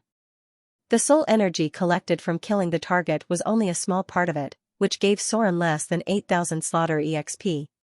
This meant that he only killed the body of the Archdevil. The real incarnation was on the soul level. If he did not kill this part of the soul, he could find a new body at any time. Slaughter, domain. Blasphemy. Soul summoning, divine power transformation. Soren now had 2 choices. The first choice was to kill a part of the Archdevil's soul with an energy attack, and then absorb the soul energy to gain slaughter EXP. The second option was to use a soul-type spell to seal the Archdevil's soul and seal it in a gemstone. Soren chose the second choice. No. With an extremely painful scream, the soul of the Archdevil, Man was twisted and injected into the gem in Soren's hand by the soul summoning. The huge soul energy directly transformed the gem, and at the same time, the divinity contained in the soul gave it a special brilliance. Soul summoning, divine power transformation. Soren began to use the soul summoning for the second time, collecting all the souls around and then injecting them into the gem. Killing the incarnation of the archdevil gave him an opportunity. An opportunity to not consume his own divinity, and at the same time, he could make a divine artifact. First of all, most of the divine artifacts had camp requirements. Soren's camp was lawful evil, and almost all the archdevils were in the lawful evil camp. Second, divine artifacts must be injected with divinity. Soren's divinity was very precious. It was a very extravagant thing to inject the divinity he absorbed into the divine artifact, especially now that his divinity had just reached a new level. The soul of the archdevil, Man, contained divinity. After using the soul summoning to extract all of it, the innate conditions for making a divine artifact were almost completely met. Make a magic weapon. The strange stone from the bottomless abyss appeared in Soren's palm. With the crazy consumption of his divine power, he directly took advantage of the moment when the enemy's soul was at its strongest to forcibly erase the consciousness of the archdevil, Man's soul. Then he injected it into the legendary curved sword in his hand. The divine power burned into a blazing flame and began to integrate all of it into it. Making a divine artifact was quite a complicated thing. What Soren had to do now was to seize the opportunity to complete the embryo of a divine artifact. The core part of the embryo was divinity. When the incarnation of the archdevil had just died, it was full of resentment and malice.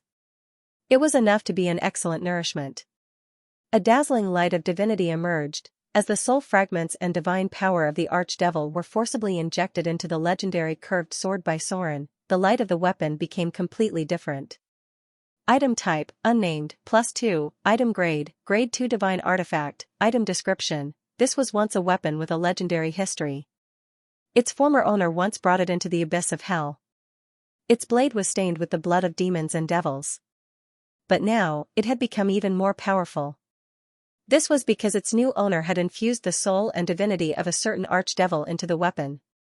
The powerful resentment and evil energy made the weapon even more dangerous.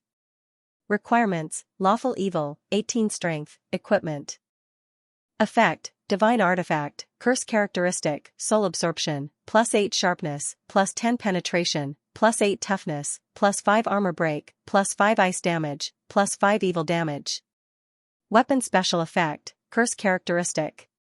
This weapon contains the resentment and curse of the archdevil Duke. Any enemy hit by this weapon must pass through a legendary immunity level curse. Otherwise, their stats will be permanently reduced by 1 point. Note: 1 point of attribute will be reduced. Weapon special effect, soul absorption. This weapon has the power to absorb souls. Any target killed by it will have a part of their soul absorbed. The absorbed soul can be used to heal the user's injuries.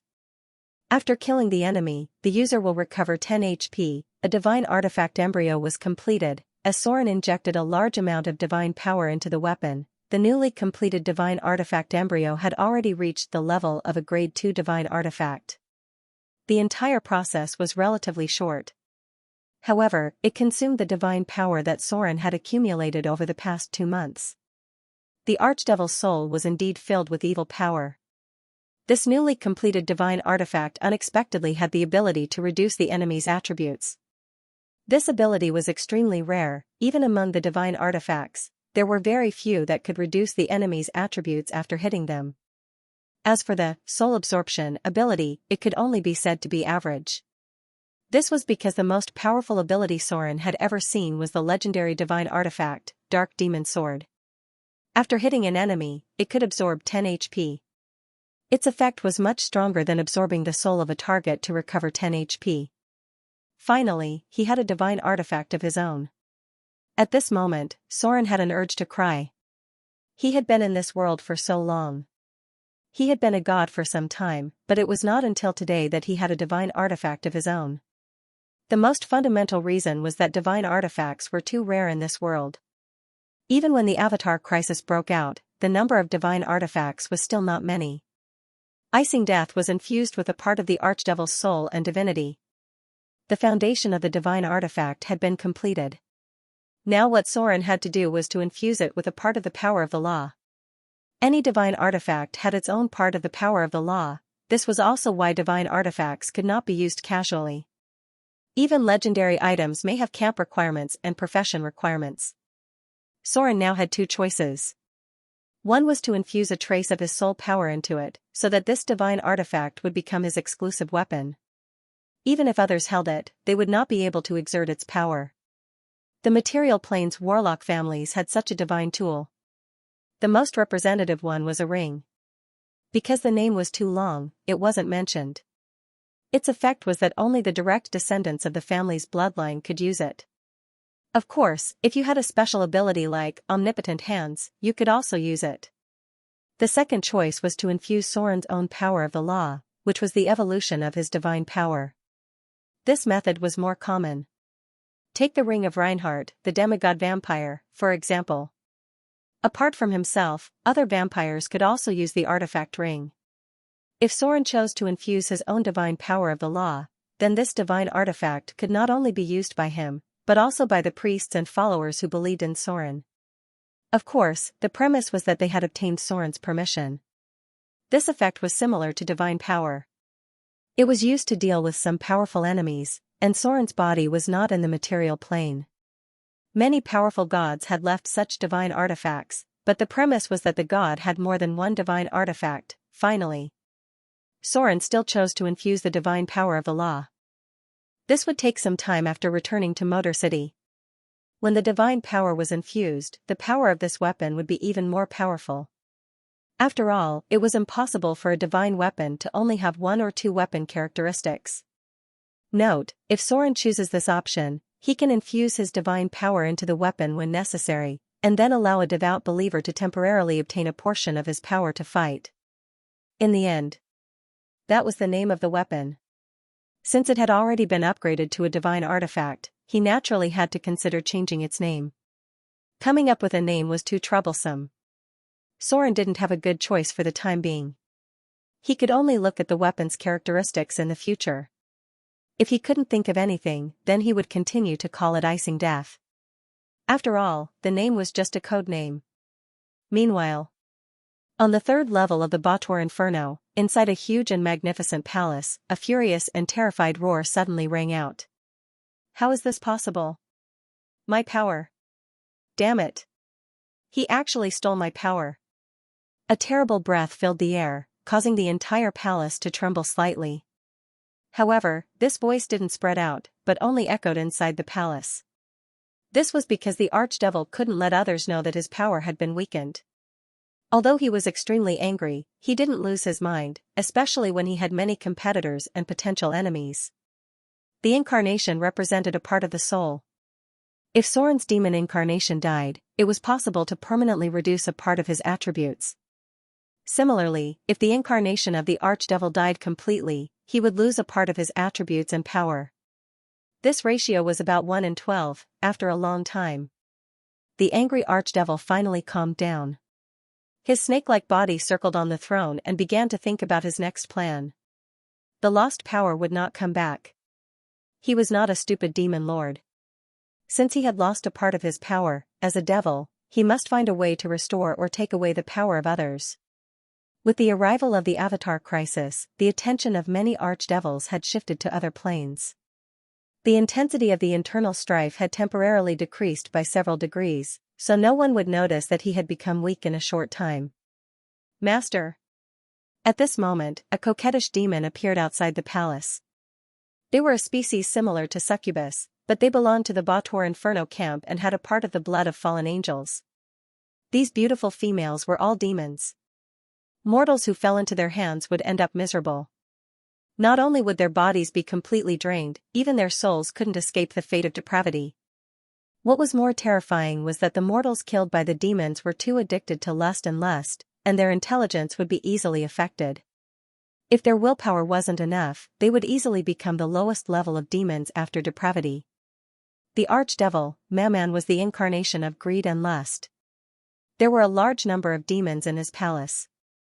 At this moment, the one who appeared was his head maid. This female demon bent down slightly, revealing her towering peaks, and said in a charming voice, "The Hellpemer wants to visit you." Note, demons always need to add a comma, so I'll temporarily call her a demon. The Hellpemer? The archdevil, Mammon couldn't help but narrow his eyes. He didn't care much about this Hellpemer because his strength wasn't ranked in the Bautor Inferno at all. However, he couldn't ignore this person because he was the supreme ruler of the Bautor Inferno and a follower of the Lord of Hell, Asmodeus. To a certain extent, the Hellpemer's position in the Bautor Inferno was not inferior to some low-level demon lords. Mammon straightened his snake-like body. He hated his current body because it wasn't as strong as the original Inferno demon. However, he didn't dare to show all this because this was Asmodeus' punishment for him. After pondering for a moment, he said slowly, "Let him in." Soon, the figure of the Hellpemer appeared outside the palace. Behind him was a beautiful fallen angel with a demonic aura. A trace of surprise and ecstasy appeared in the depths of the archdevil, Mammon's pupils, but he concealed it well because he found that the soul of this fallen angel was a little different. "Your Excellency Mammon." The Hellpemer bowed his head elegantly to show his respect. Then, he said slowly, "I brought good news for your Excellency. Perhaps we can try to cooperate." Cooperation? Mammon narrowed his snake-like eyes and smiled strangely. "Let's hear it." Autumn Fall. As the archdevil's incarnation was pulled out by Soren, the scales of victory had completely tilted to Soren's side. The next battle was almost no difficulty, but the ghouls hiding in the sewers were a little troublesome. The servants of the Ghoul King were lurking under the city, and it was very troublesome to completely clean them up. It was common knowledge that the undead were always easy to create and resurrect. Completely purifying them would take too much time and cost. In the evening, Autumn Fall had completely changed its owner. The noble council that was tempted by the demons suddenly became the target of everyone. Even some nobles with good moral conduct became the target of suspicion. People thought that they might have made deals with the demons. There were some riots among the angry people. Their accumulated resentment broke out, and some even tried to attack the members of the noble council. However, these people were soon brutally suppressed by Soren's elite army. The remaining members of the noble council became the targets of Soren's protection. Because he absolutely would not allow this kind of behavior that was close to rioting, blood and fire. Under the swift and cruel suppression, a small number of rioting civilians and a small number of soldiers were quickly slaughtered by the elite army. The people who had calmed down began to feel afraid and learned what was meant by obedience. They also understood that Soren was not a savior like the Virgin Mary. He was a ruler with an iron fist. Perhaps in the past, they would have rejected such an iron fist dictatorship. But now, they were just weak lambs. They needed the strong to protect their own safety. Any anger, any resentment, any suffering should not evolve into chaotic violence.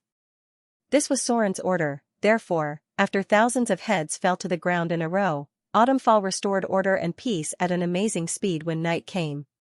Starting tomorrow, they would prepare to move the population.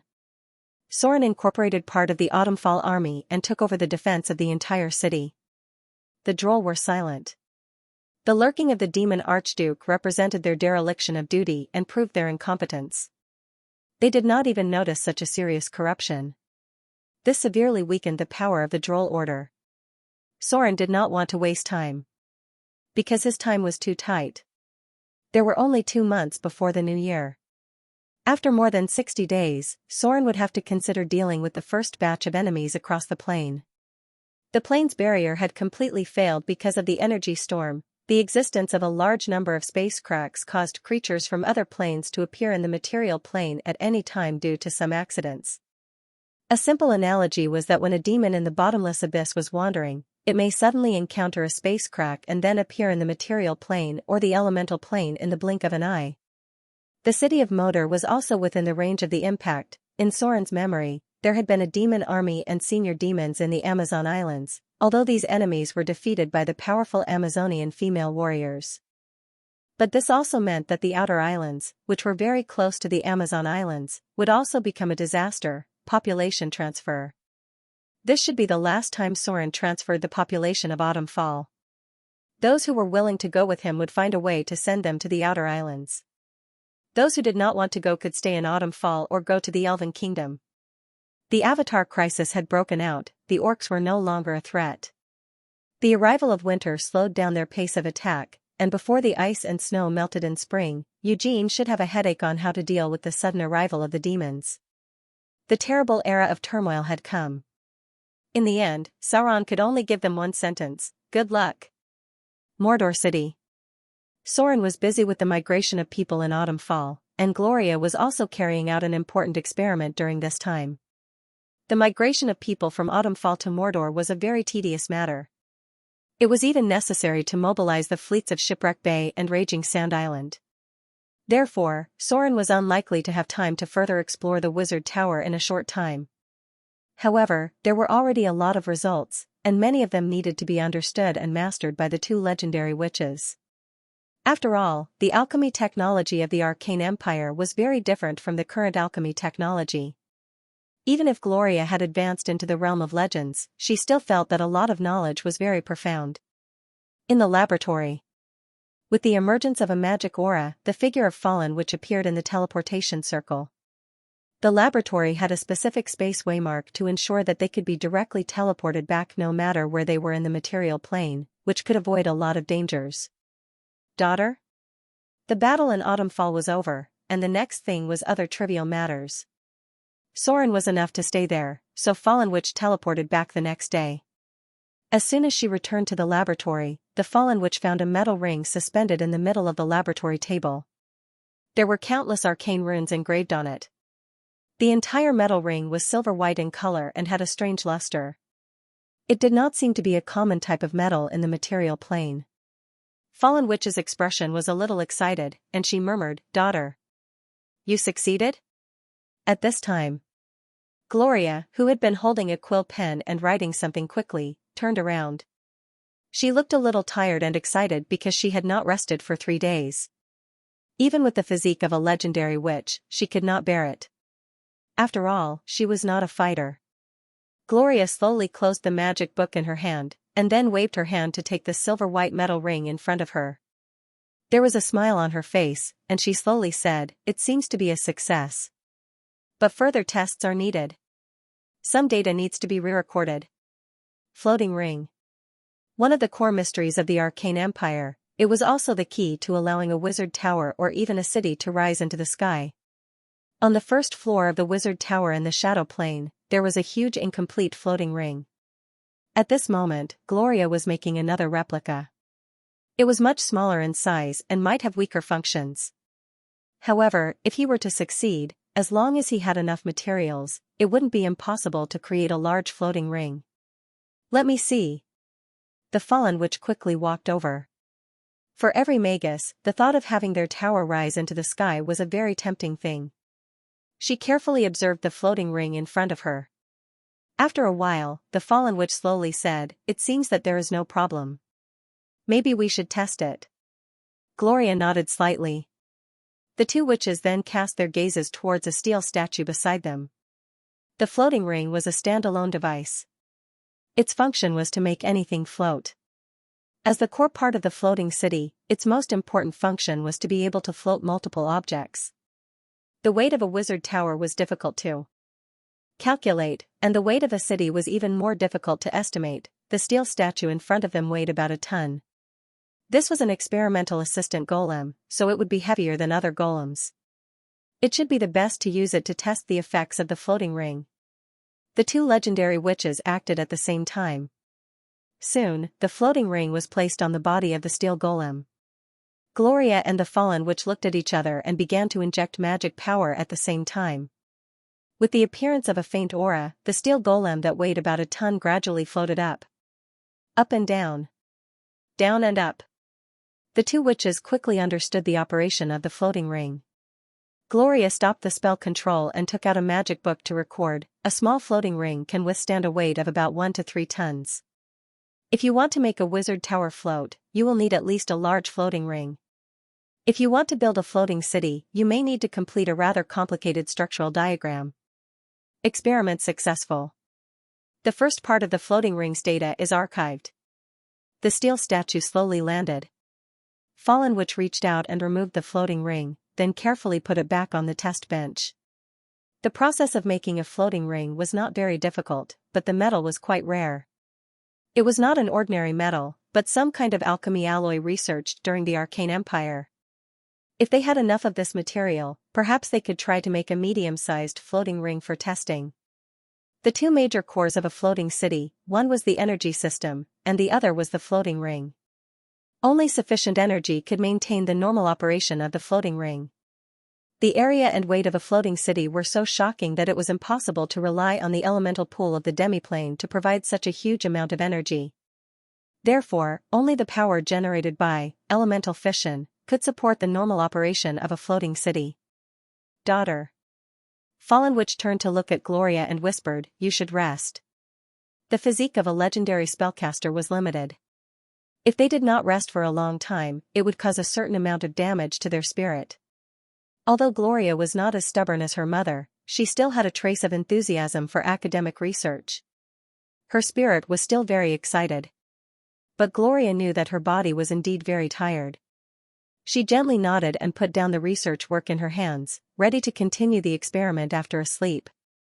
However, just as she was about to leave the laboratory and return to her room to rest, she suddenly relaxed and could not help but frown. Then her expression was a little strange, as if she was surprised, as if she was happy, as if she was nervous. She put her white palm on her abdomen. Her whole body was stiff in place, and it took a while for her to relax. "What's wrong?" Fallen Witch seemed to be aware of her strangeness and asked with concern, "Are you not feeling well?" Gloria shook her head gently. She bit her lip with her white teeth and stopped talking, but soon showed a hesitant expression, then shook her head and said, "It's nothing. Maybe it's because I've been too tired recently." With that, she turned and left the laboratory. As soon as she walked out of the door of the laboratory, she immediately put her hand on her abdomen. Gloria closed her eyes and felt for a moment. Her white palm gently stroked her abdomen and murmured, "Is it true?"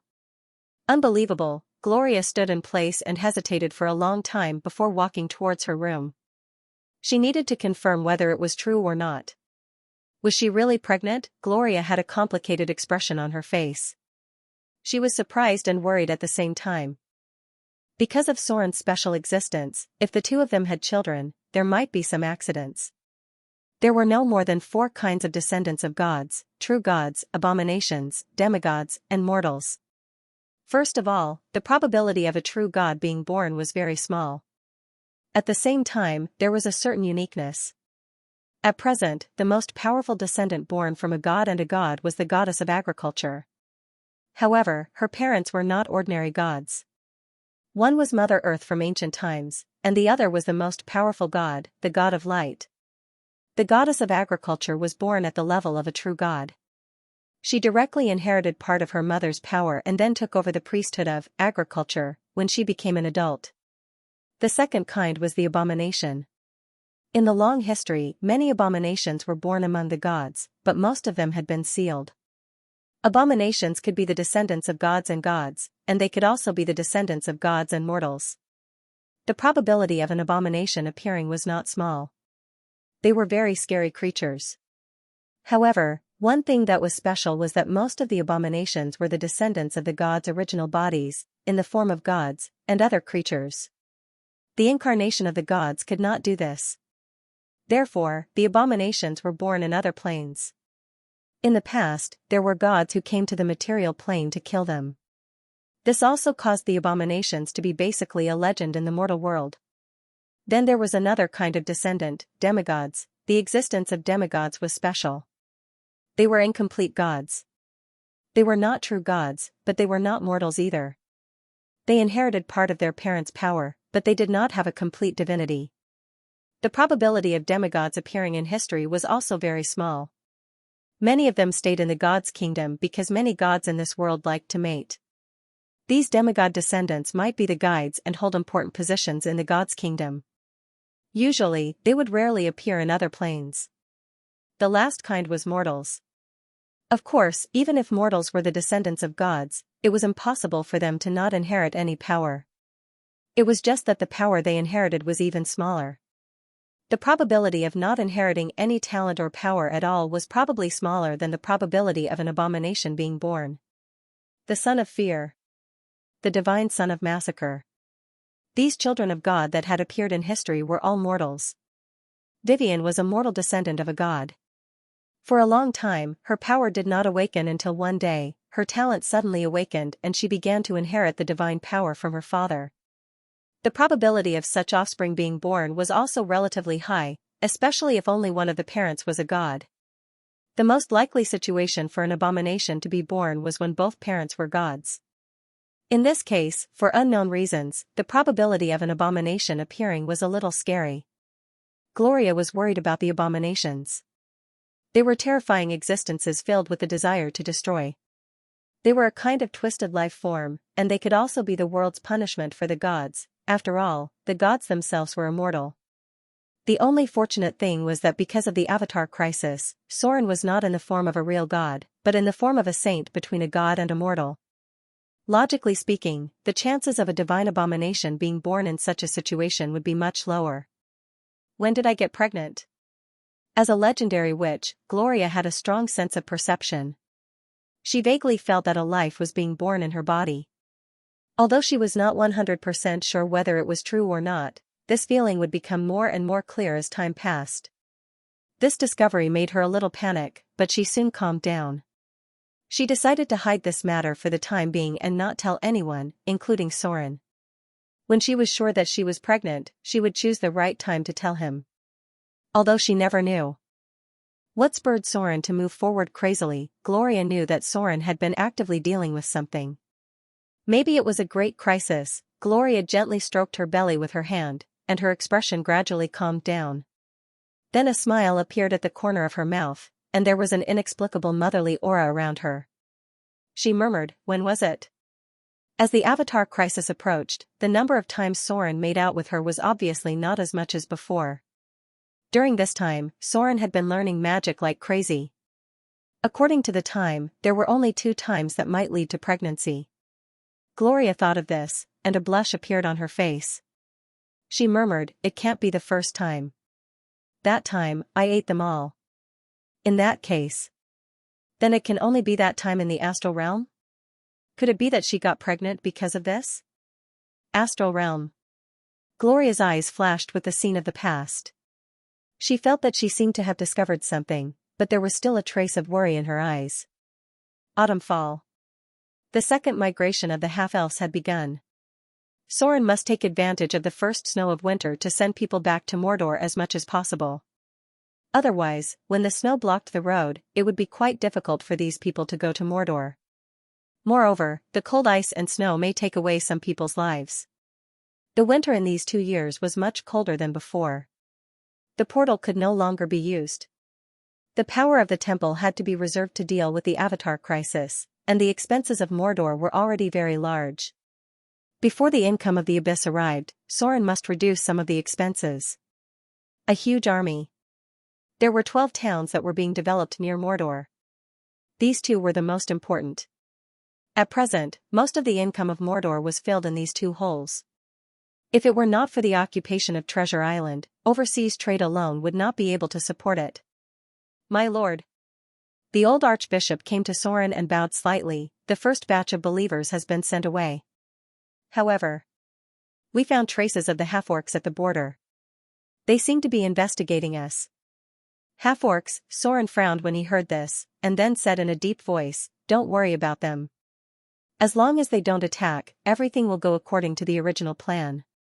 Ascendant, Eugene, this was a rare far-sighted half-orc. It should not choose to attack the half-elves at this time. That would lead to further escalation of the conflict. Soren was very annoyed by the arrival of winter, and Eugene also had a headache because of the coming winter. If he attacked in this case, Soren would have to pay a high price. But similarly, if Soren decided to retaliate because of anger, at least half of the half-orcs would die this winter. This was a situation where both sides would lose. As a far-sighted leader of the half-orcs, Eugene should not be so stupid to attack Soren now. A large number of people began to move south. However, there were still some people who were unwilling to leave. It was a difficult decision to go overseas. Many members of the noble council finally decided to stay in autumn-fall. If the half-orcs attacked, they would choose to retreat to the elven forest. As nobles among the half-elves, many of them had blood ties with the nobles within the elves. This was the rule of the whole era. Only the descendants of nobles could easily become nobles, and ordinary civilians must struggle for several generations to only become an ordinary knight. This deep-rooted order spread throughout the material plane. Otherwise, Soren's layout in the Wind Spear Hills would not need Adele Isabella to climb the blood connection with the other party. Everything was going on in an orderly manner. As the fleet of Raging Sand Island approached the nearby sea, Soren's migration was almost guaranteed. At this time, he finally had time to return to Mordor City and deal with the problem of population settlement.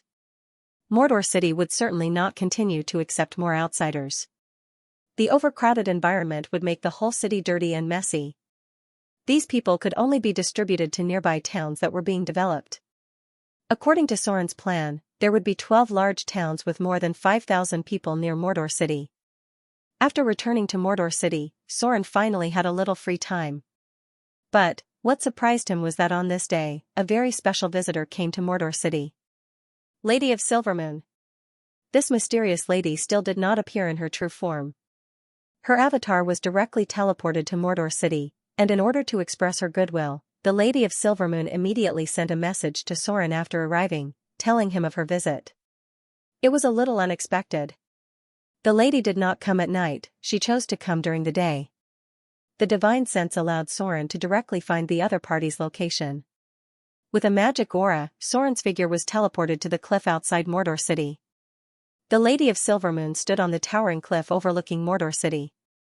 After noticing Soren's appearance, a faint smile appeared on her face, and she slowly said, "It's a very good city.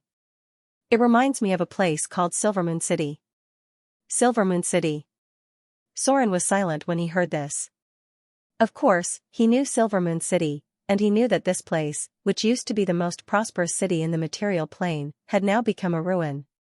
The northern witches were built on the ruins of Silvermoon City, and the magic lock of the Witch Council was part of the magic lock of Silvermoon City. Silvermoon City and the Lady of Silvermoon naturally had a very special relationship. The other party must have mentioned the city at this time to express some special meaning. It may mean that the gods were immortal, and no city could be prosperous forever, but it may also mean something else.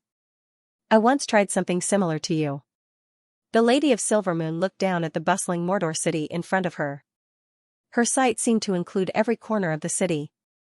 Her bright white face showed a trace of reminiscence, and she whispered, "At that time, Silvermoon City was like this, maybe better than this, full of vitality, freedom, enthusiasm, and hope." The Lady of Silvermoon's expression gradually became gloomy, then she smiled and shook her head, "I hope you will succeed."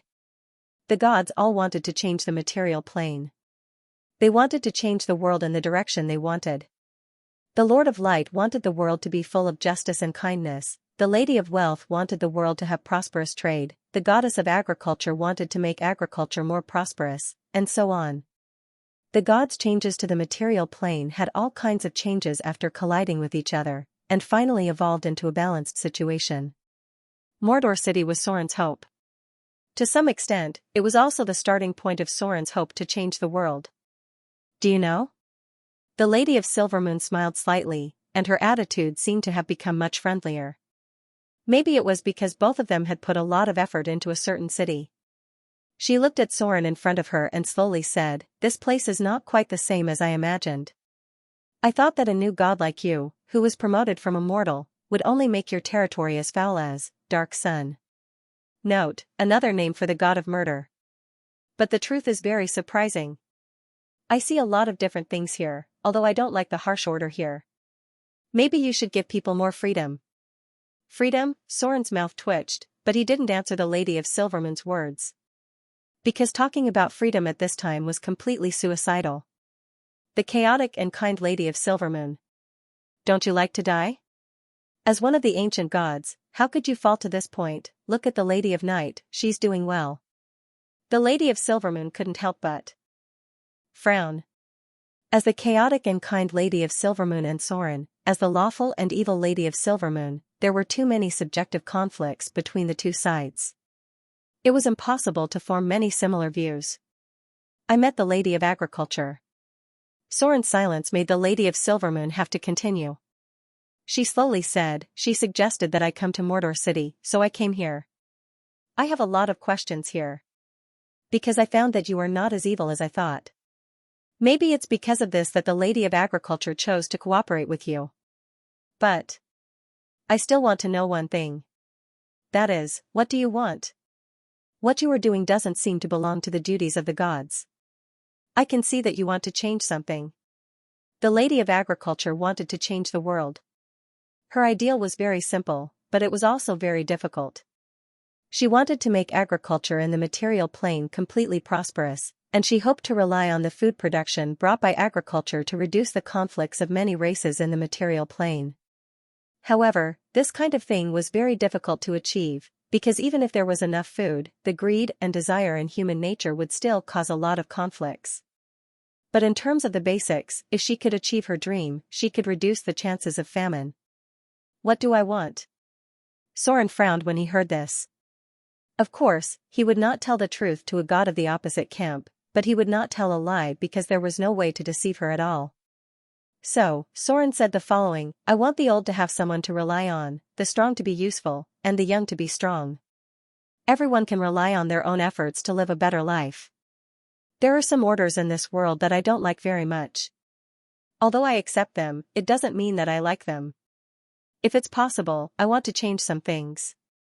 At the very least, I want to change it as much as I can. Lady. You certainly didn't come here because of these things.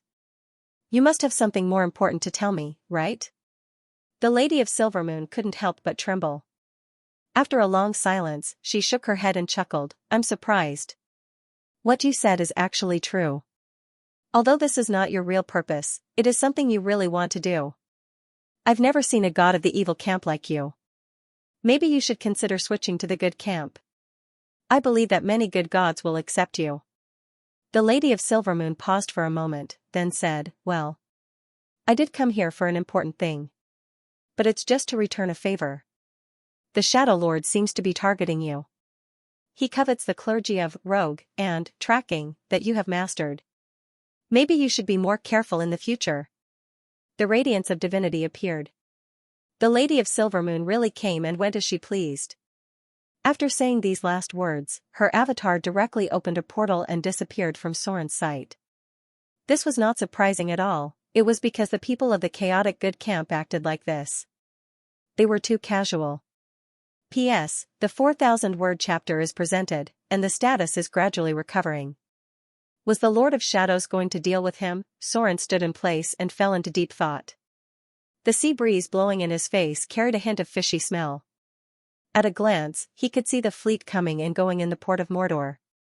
This place was full of business opportunities and wealth. It could only attract those businessmen who pursued money because there were too many people moving around. Even if Soren had a large number of rogues under his command, there was no way to cover everything. There were many eyes and ears in the periphery of Mordor City, and there might be believers of the Lord of Shadows among them. Soren could only firmly control the inner city, and at most, he could only set up more informants in the area near the port. Soren was not surprised that the Lord of Shadows was hostile to him, because there were too many conflicts between the two. Even if the Lord of Shadows did not want to deal with Soren, Soren would still have to fight with him in the future. Because the shadow domain was also a shadow rogue clergy, and because both sides were gods who mastered the same law.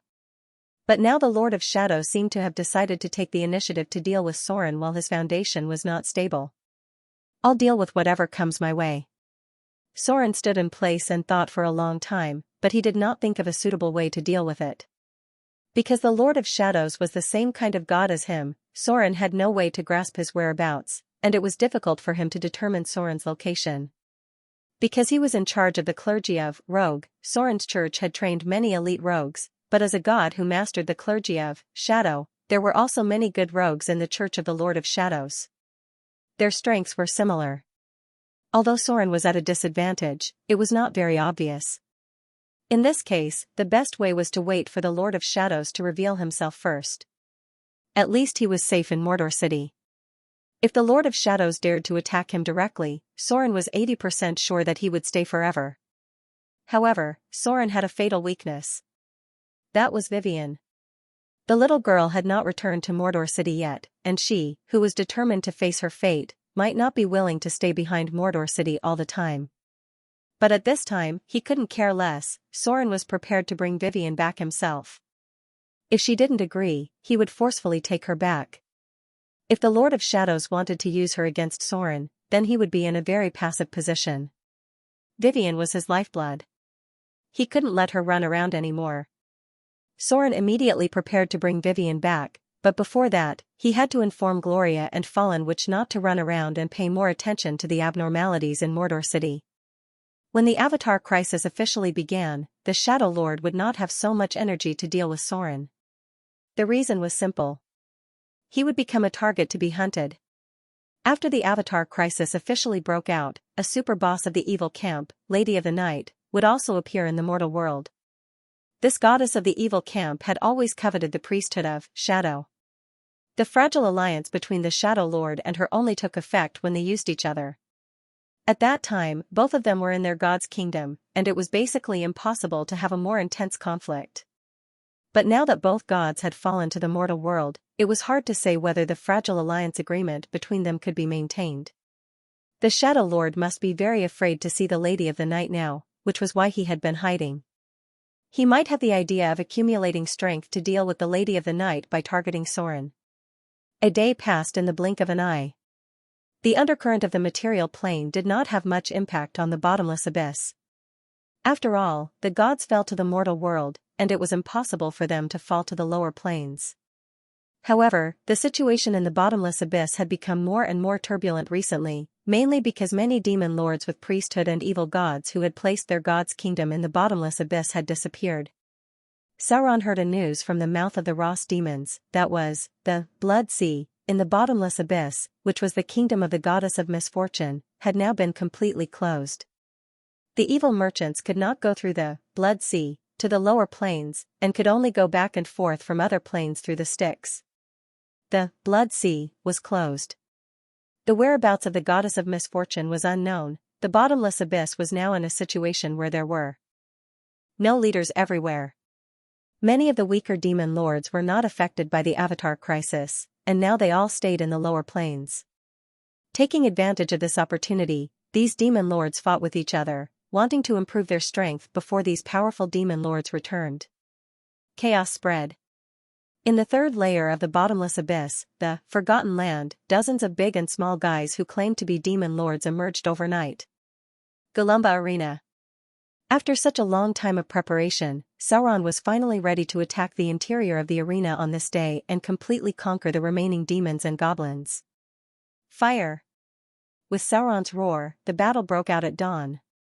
The reason why it took so long was that the demons in the bottomless abyss were too stupid. Few demons knew how to use the heavy artillery sent by Sauron's body. He tried to train the artillerymen, but in the end, he found that the low-grade demons were too stupid, and the middle-grade demons were too reckless. These brainless guys would rather go up and kill people than stay behind and fire. In the end, Sauron had no choice but to let the succubus who served him be the artillerymen. Succubus were very smart demons. After a period of training, these succubus were soon able to use the artillery skillfully.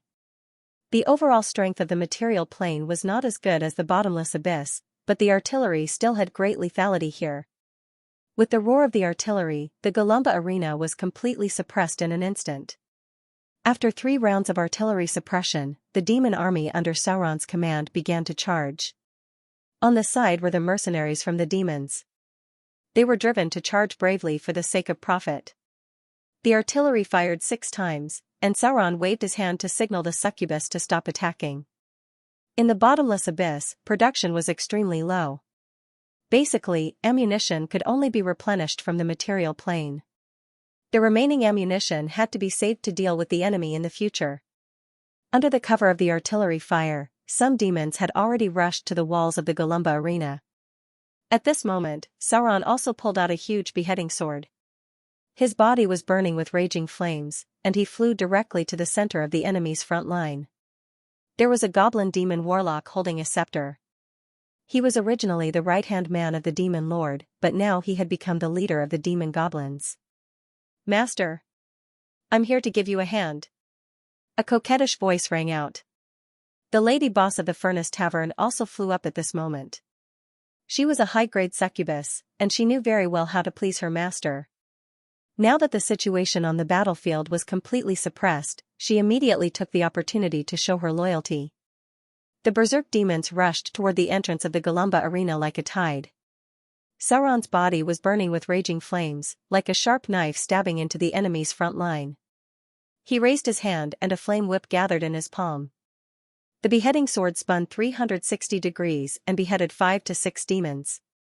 Then, with a swing of the flame whip wrapped around a goblin demon warlock and dragged him directly in front of him. The target was then engulfed by the raging flames around his body. In the blink of an eye, the target was burned into a piece of charcoal. This was the orthodox fighting style of the Balrog.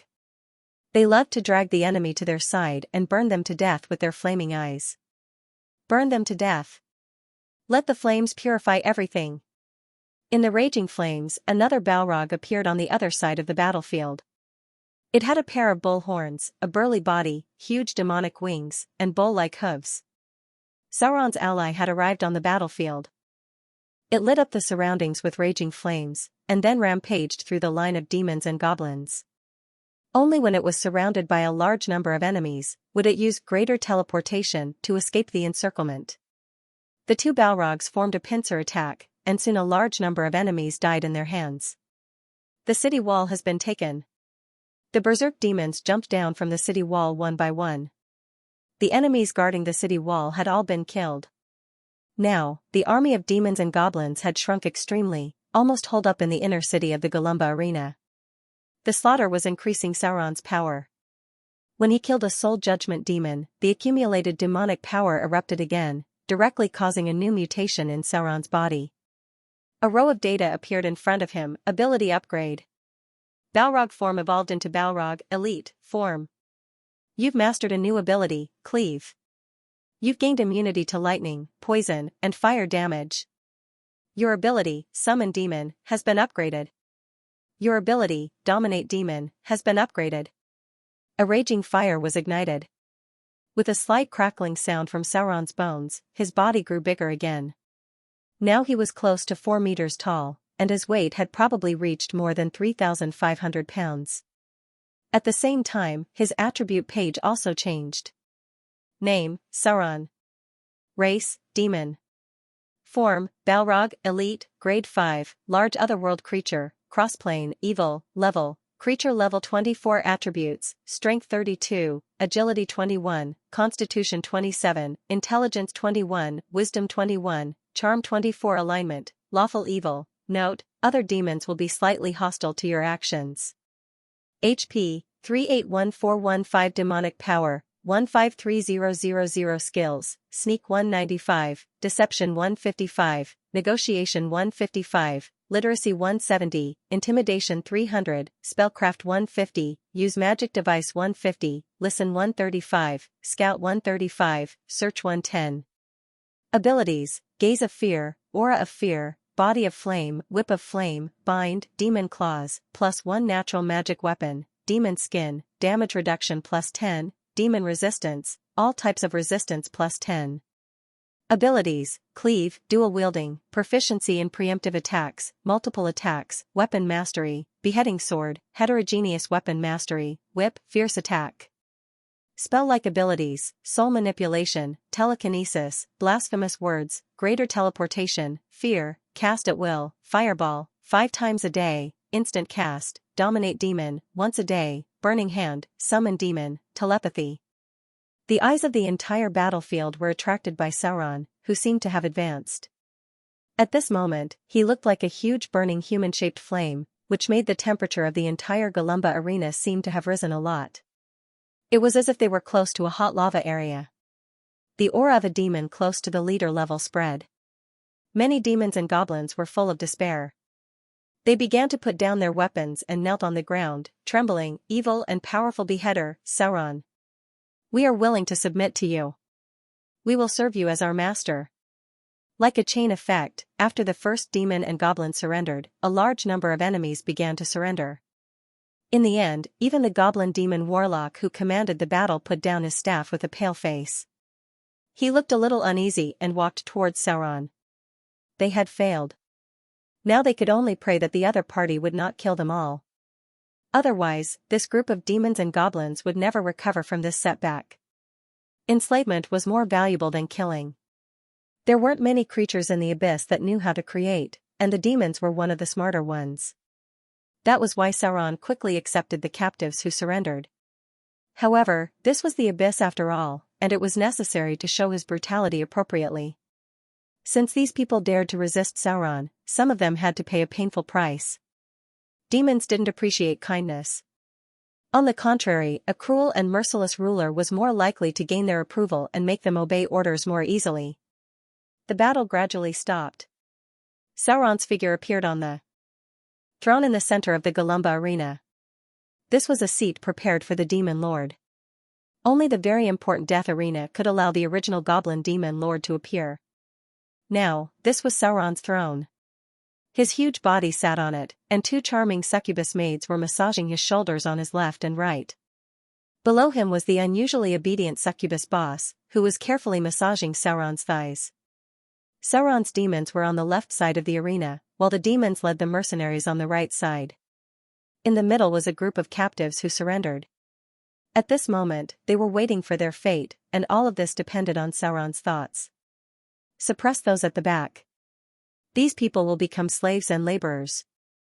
Sauron glanced at the demons and goblins behind. These were captives who weren't strong enough.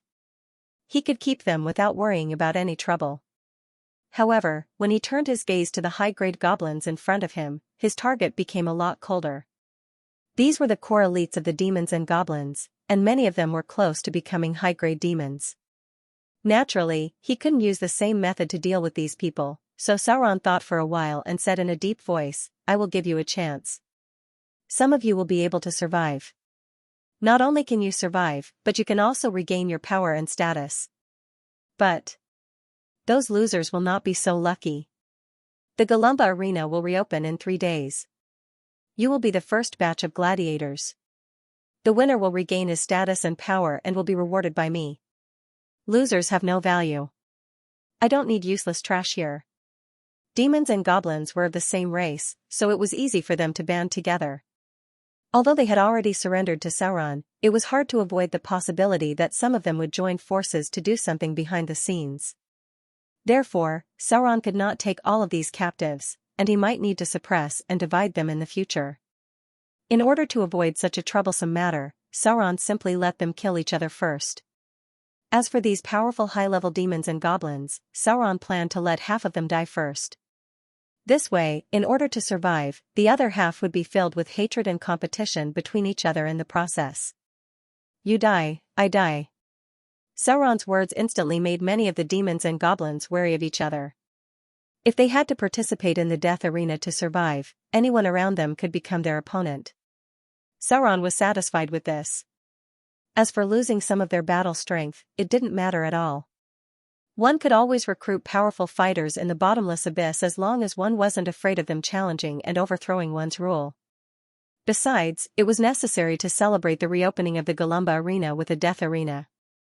Sauron's goal was not only to weaken and divide the demons and goblins, but also to declare his existence and rule to the surrounding demons. The battle ended. Next, it was naturally time to divide the spoils of war.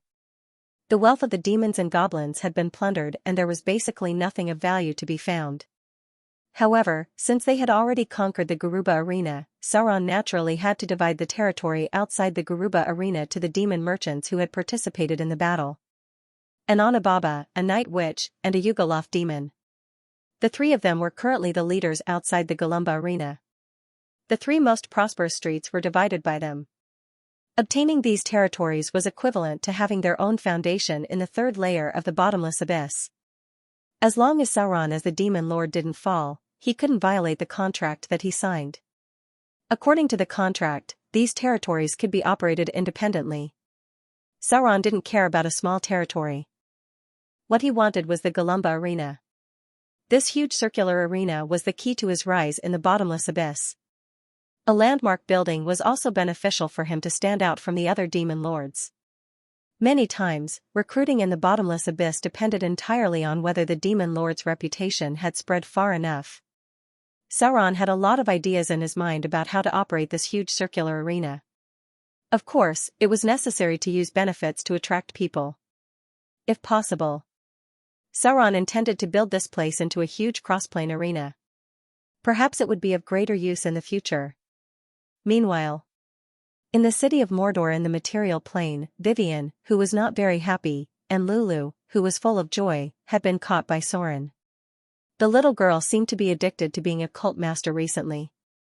No matter how intelligent Vivian was, she was still a child after all.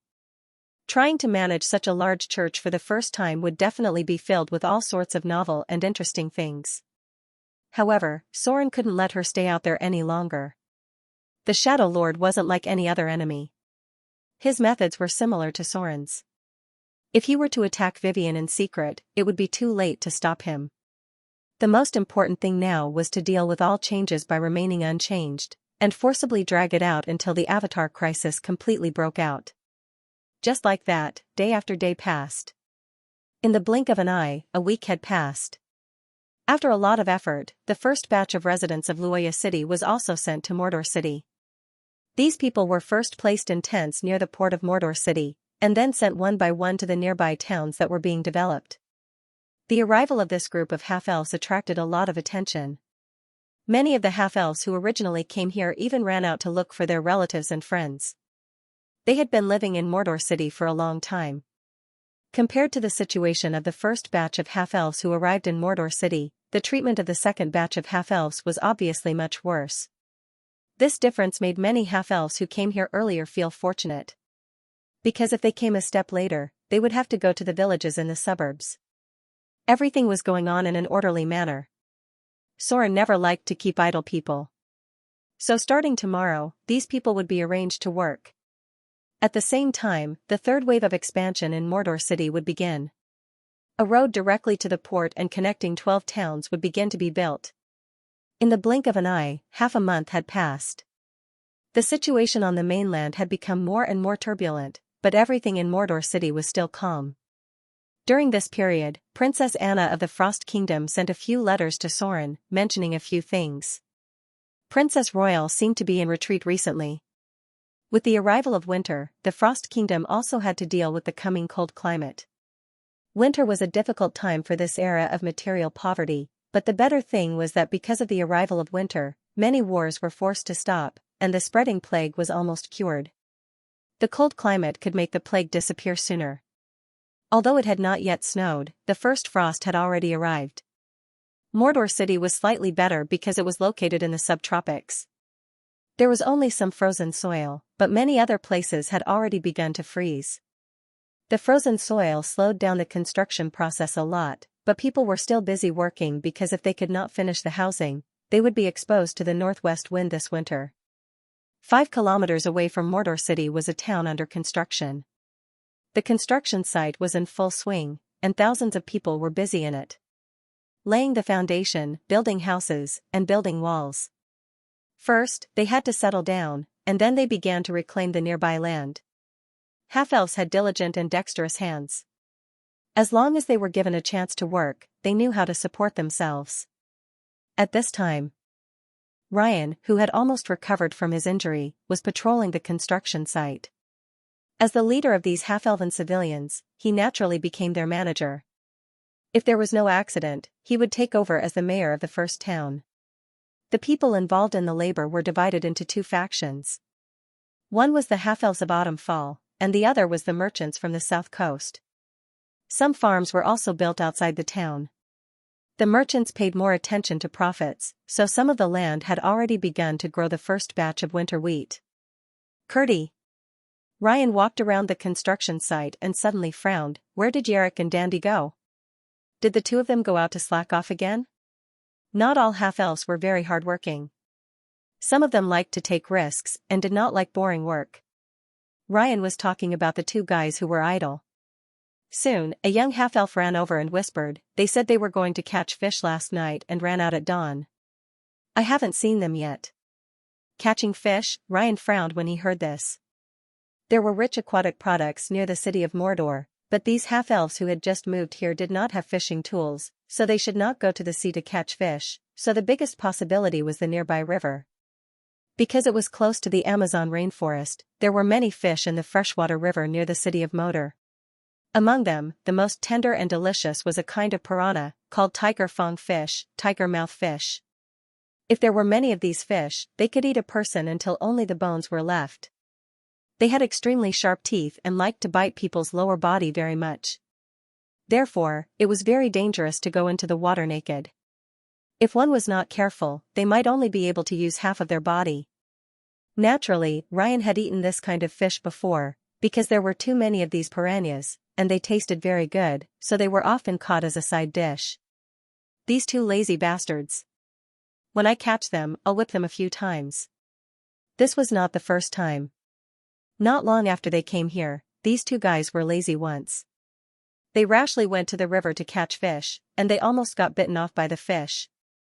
But because of this, both of them liked to roast piranhas. Usually, they would go after work, but today, they didn't even come to work, which really made Ryan a little angry. Letting the people next to him help watch, Ryan directly picked up his weapon and whip and was ready to go to the river. There were dangerous piranha flowers further away, and the two boys were not idiots. They would not run there, so they could only catch fish in the nearby river. Ryan naturally knew how to track. Judging the footprints on the ground and the plants that had been trampled, he quickly found the route that the two boys had taken. However, suddenly, there was a shrill scream in the distance, and then the birds and beasts around were scared away.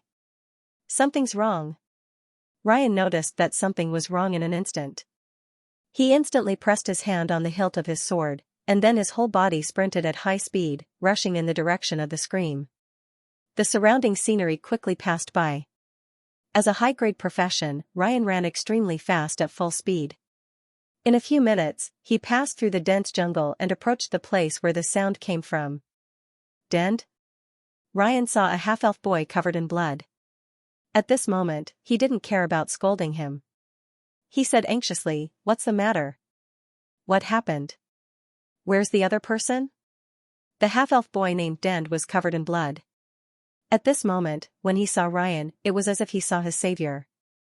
He grabbed him and murmured, "Alec is dead. He was eaten." Damn it, Ryan was so angry that he wanted to slap the guy in front of him.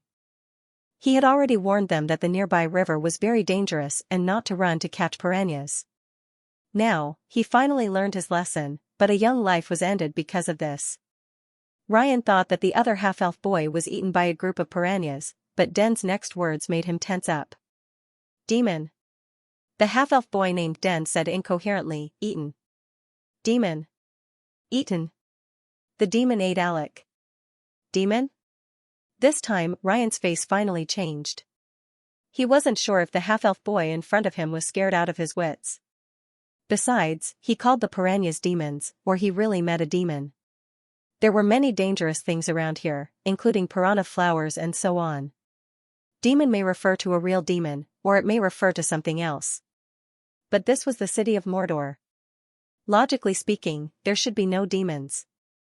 But now, no matter what the reason was, as the supreme commander of this town, he had to investigate the situation. "Follow me." Ryan picked up the boy in front of him and rushed forward. Dend still seemed to be afraid, but he knew Ryan's strength, so he still followed him timidly. The distance was not far. Soon, the vision ahead opened up, and Ryan, who saw the scene in front of him, couldn't help but take a deep breath. His expression became unexpectedly dignified. Demon, it's really a demon. And, the number of these demons was not small. At this moment, a dense group of demons was gnawing on a corpse. The corpse had already been gnawed beyond recognition. White brain matter, bright red blood, and spilled intestines. Even Ryan, who had been on the battlefield for a long time, felt a little disgusted. The other half-elf youth was already dead. In such a short period of time, he was about to be eaten up by the hungry demons. Dend was so frightened by the scene in front of him that his legs were a little weak. He fell directly to the ground and kept retching. Zzzzzzz. The demons noticed the arrival of Ryan and Dend, and soon several figures rushed towards them. The number of these demons had reached double digits. The only fortunate thing was that their levels were very low. Most of them were the lowest level dretches. The rest were special abyss quarks, which were also a branch of small demons. Clang! Ryan quickly pulled out his sword and rushed up. These demons were not enough to threaten him. Although he did not understand why there were demons here, it was better to kill them all now. There were many ordinary civilians in the range of Mordor City. These civilians could not deal with the demons. Even the lowest level demons could easily cut open a civilian's stomach. The basic strength of the abyss and the material plane was still too far apart. The battle soon ended. It took Ryan a few minutes to kill all the demons, and the demons that wanted to escape were also shot to death by his bow. He frowned and glanced at the remains of the boy named Alec. Then he glanced at Dend, who was still weak in the legs, turned around, picked him up, and rushed outside. These evil demons appeared without any warning. It was too strange. For this matter, Ryan felt that it was beyond his ability, so he decided to report the matter first and let the higher-ups of Mordor City deal with it. Demons would not appear for no reason. He was afraid that this matter was not that simple. Soren was preparing to continue attacking the higher-ups of the Wizard Tower. During this period of time, Gloria's attitude was a bit strange. Soren could not tell what it was. Since she did not say anything, Soren did not ask much. However, just as he was about to continue exploring the interior of the Adept Tower, a message was sent directly to him from the guards. This news caught Soren's attention.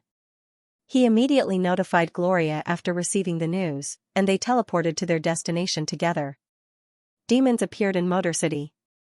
Although they were not very strong and there were not many of them, the way they appeared was extremely strange. It was as if they had appeared out of thin air. It should be here. Soren's expression was grim. In front of him were the corpses of the demons and the remains of a young half-elf. It should be the victim. The nearby area had been blocked by the Mordor City guards who rushed over, and the news did not spread out. Another boy who knew about it was temporarily locked up. At this time, it was better not to leak the news. It could easily cause panic among the ordinary people. Send someone out to search immediately. Soren glanced at the battlefield and ordered his guards, search the nearby area and see if there are any demons that escaped. Block this area and don't allow anyone else to come close. Yes. The guards standing behind Soren took the order and left. Soren took Gloria to follow the footprints left by the demons. They quickly passed through the dense jungle and arrived at a dark valley. It was a very inconspicuous little valley. With his god-level perception, Soren did not find any abnormalities. Gloria was also checking the surroundings, but her expression was very puzzled. After a while, Gloria stopped and murmured, "It's strange. There are no summoning circles. There are no traces left by others. It's as if these lower demons appeared here out of thin air." Soren was shocked when he heard this. Immediately, he fell into silence. Then he said in a deep voice, "I'll use telepathy to help you open the divine vision. You can check the nearby space." Space? Gloria looked up with a puzzled expression, but she quickly nodded and said, "Okay." The brilliance of divinity emerged. Soren's pupils emitted a golden brilliance. At the same time, with the power of telepathy, everything he saw was transmitted to Gloria's mind. Everything in front of them began to change. Space began to distort slightly. Everything seen at the divine level was completely different from what mortals saw. What's more, Soren was trying to master the power of space change. Something's wrong. Gloria's expression also became very dignified. She murmured, "The space here seems to be a bit distorted. I'm not sure what's the reason, but the space here is really unstable." It began. It seemed that the Avatar crisis had really begun. Hearing Gloria's words, Soren already had the answer in his heart, but he did not say much because he wanted to confirm it further. So he slowly said, "Can you set up a warning circle here? I think the answer should appear soon." Gloria immediately nodded and said, "Yes. Soon." An exquisite warning circle had been completed. The two stayed in place for a while, and after confirming that there was nothing else, they quickly left. Half a day passed in a blink of an eye. When night fell, the warning circle set up by Gloria was suddenly activated. In an instant, both of them felt it, and then they were directly teleported to the valley during the day. The air in front of them seemed to be rippling.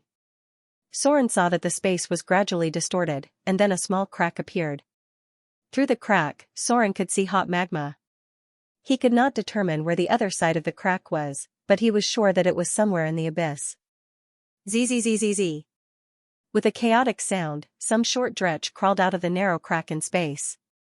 Through the crack, a huge berserk demon could be seen, but it seemed that it could not pass through such a small space. The crack in space lasted for a short time, less than a minute or two.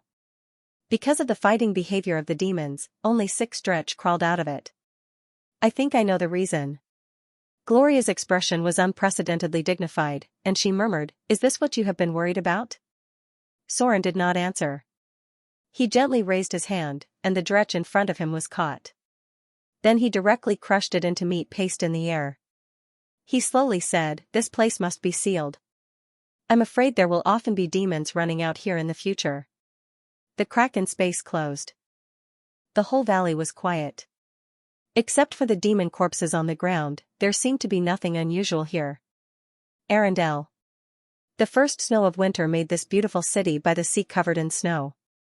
This season was no longer suitable for going out to sea, so people gathered in small taverns to chat and drink in winter. The Black Reef Tavern near the edge of the port area was the most lively and popular place.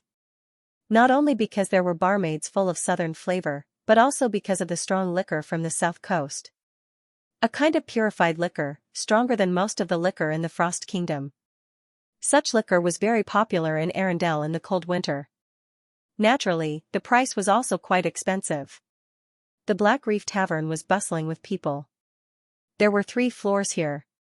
The first floor was the tavern, the second floor was the housing, and the third floor was underground. It was responsible for dealing with some shady business.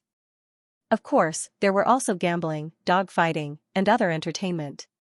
The entrance to the basement was not in the tavern.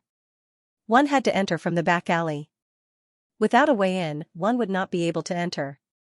At this time, the lady boss of the tavern, Kelly, was washing the quilt. She was a mature woman full of charm and had a feminine voice that was completely different from those in the north. Many people tried to woo this beautiful and rich lady boss, but those who really knew her identity would feel their hearts skip a beat when they saw her. Because she was a very special woman. She came from the Amazon tropical jungle. An Amazon woman. Although she had a mature and charming appearance, and her every frown and smile was filled with flirtatious charm, only those who knew her well would know that this woman was also a very powerful killer. The door of the bar was pushed open. A man in a cloak came in, then shook off the ice and snow on his body at the door, gave a look to the bored lady at the bar, and then quietly went to the second floor of the tavern. The lady's eyes narrowed, then she motioned to the maid next to her to help watch, and quickly went upstairs from the other side. Urgent information. The man was already waiting upstairs. After seeing her, he quickly handed a document to her and said in a deep voice, "Special situation. It must be sent to Mordor City immediately." Kelly nodded solemnly when she heard the words, and quickly took the information into the basement through a secret door. At the same time, in this season of ice and snow, several knights outside the gate of Arendelle were also approaching quickly. Before they got close to the gate, they shouted, "Open the gate. There is important news that needs to be sent to the palace." The knight took out a token. Immediately after, the heavy city gates were opened, and they urged their horses to rush towards the palace. Arendelle Palace. Perhaps it was because of the arrival of winter that people began to become lazy. The eldest princess was unexpectedly lazing in bed today. Only when it was close to noon did she lazily let the maids dress up. She casually asked the leader of the maids beside her and learned that Anna still hadn't woken up yet. She was holding a book and reading it under the blankets. In winter, Arendelle would become very quiet and peaceful because the ice and snow had blocked everything. Many people would not even go out of their houses. Princess Royal. A burst of hurried footsteps sounded, and then a female guard rushed over and whispered, "Sir Dimorton has an urgent matter to see you." Sir Dimorton. Princess Royal frowned slightly when she heard this. She thought for a moment and recalled the identity of the person who had come. He was the lord of a small village near the south. Let him wait first. I'll be there soon. At this time, there should be no nobles who suddenly wanted to see her, so Princess Royal directly told her that something must have happened. Thinking of this, she could not help but rub her forehead. She looked a little tired.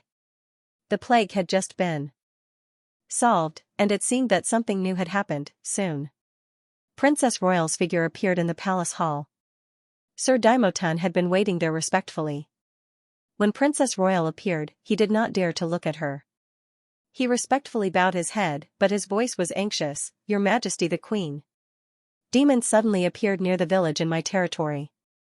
Although I have led the guards to destroy them, we found a dark and strange crack where the demons appeared. There was a very terrible sound coming from inside." Demons? Princess Royal's expression was dignified. In a flash, she appeared beside Sir Daimotan and said in a deep voice, "Take me to see it." A light of magic emerged. Before Sir Daimotan could react, he had returned to his village. At this moment, he was in the ice and snow, and the figure of Princess Royal was beside him. Incredible, Princess Royal's power made his eyes full of awe and curiosity, but before he could think more, Princess Royal said in a deep voice, "Where is it?" "This way," Sir Daimotan hurriedly said. The two quickly passed through a forest. At this moment, because of the arrival of winter, even beasts were rarely seen. The nearby air was filled with a very evil force, which made people feel depressed. "It's here," Sir Daimotan said with a dignified expression. Princess Royal's figure moved forward in the thick ice and snow. She didn't even leave a single footprint on the snow when she walked. At this moment, there was a dark crack in front of Princess Royal. There was a very strange and terrible sound coming from inside, and an extremely gloomy dark domain could be faintly seen. Unlike the plain crack that appeared in Mordor City, it did not close after opening, but directly formed a natural portal that was maintained in a more stable way. Such a situation was extremely rare. Only some closely connected planes could have such a situation. And it was almost impossible for such a naturally formed portal to appear in the material plane, not to mention that this portal was connected to somewhere in the abyss. Dimensional lock. The ice and snow around Princess Royal's body fluttered, and with the emergence of a huge force, Princess Royal tried to close the space crack in front of her. However, something unexpected happened. She failed.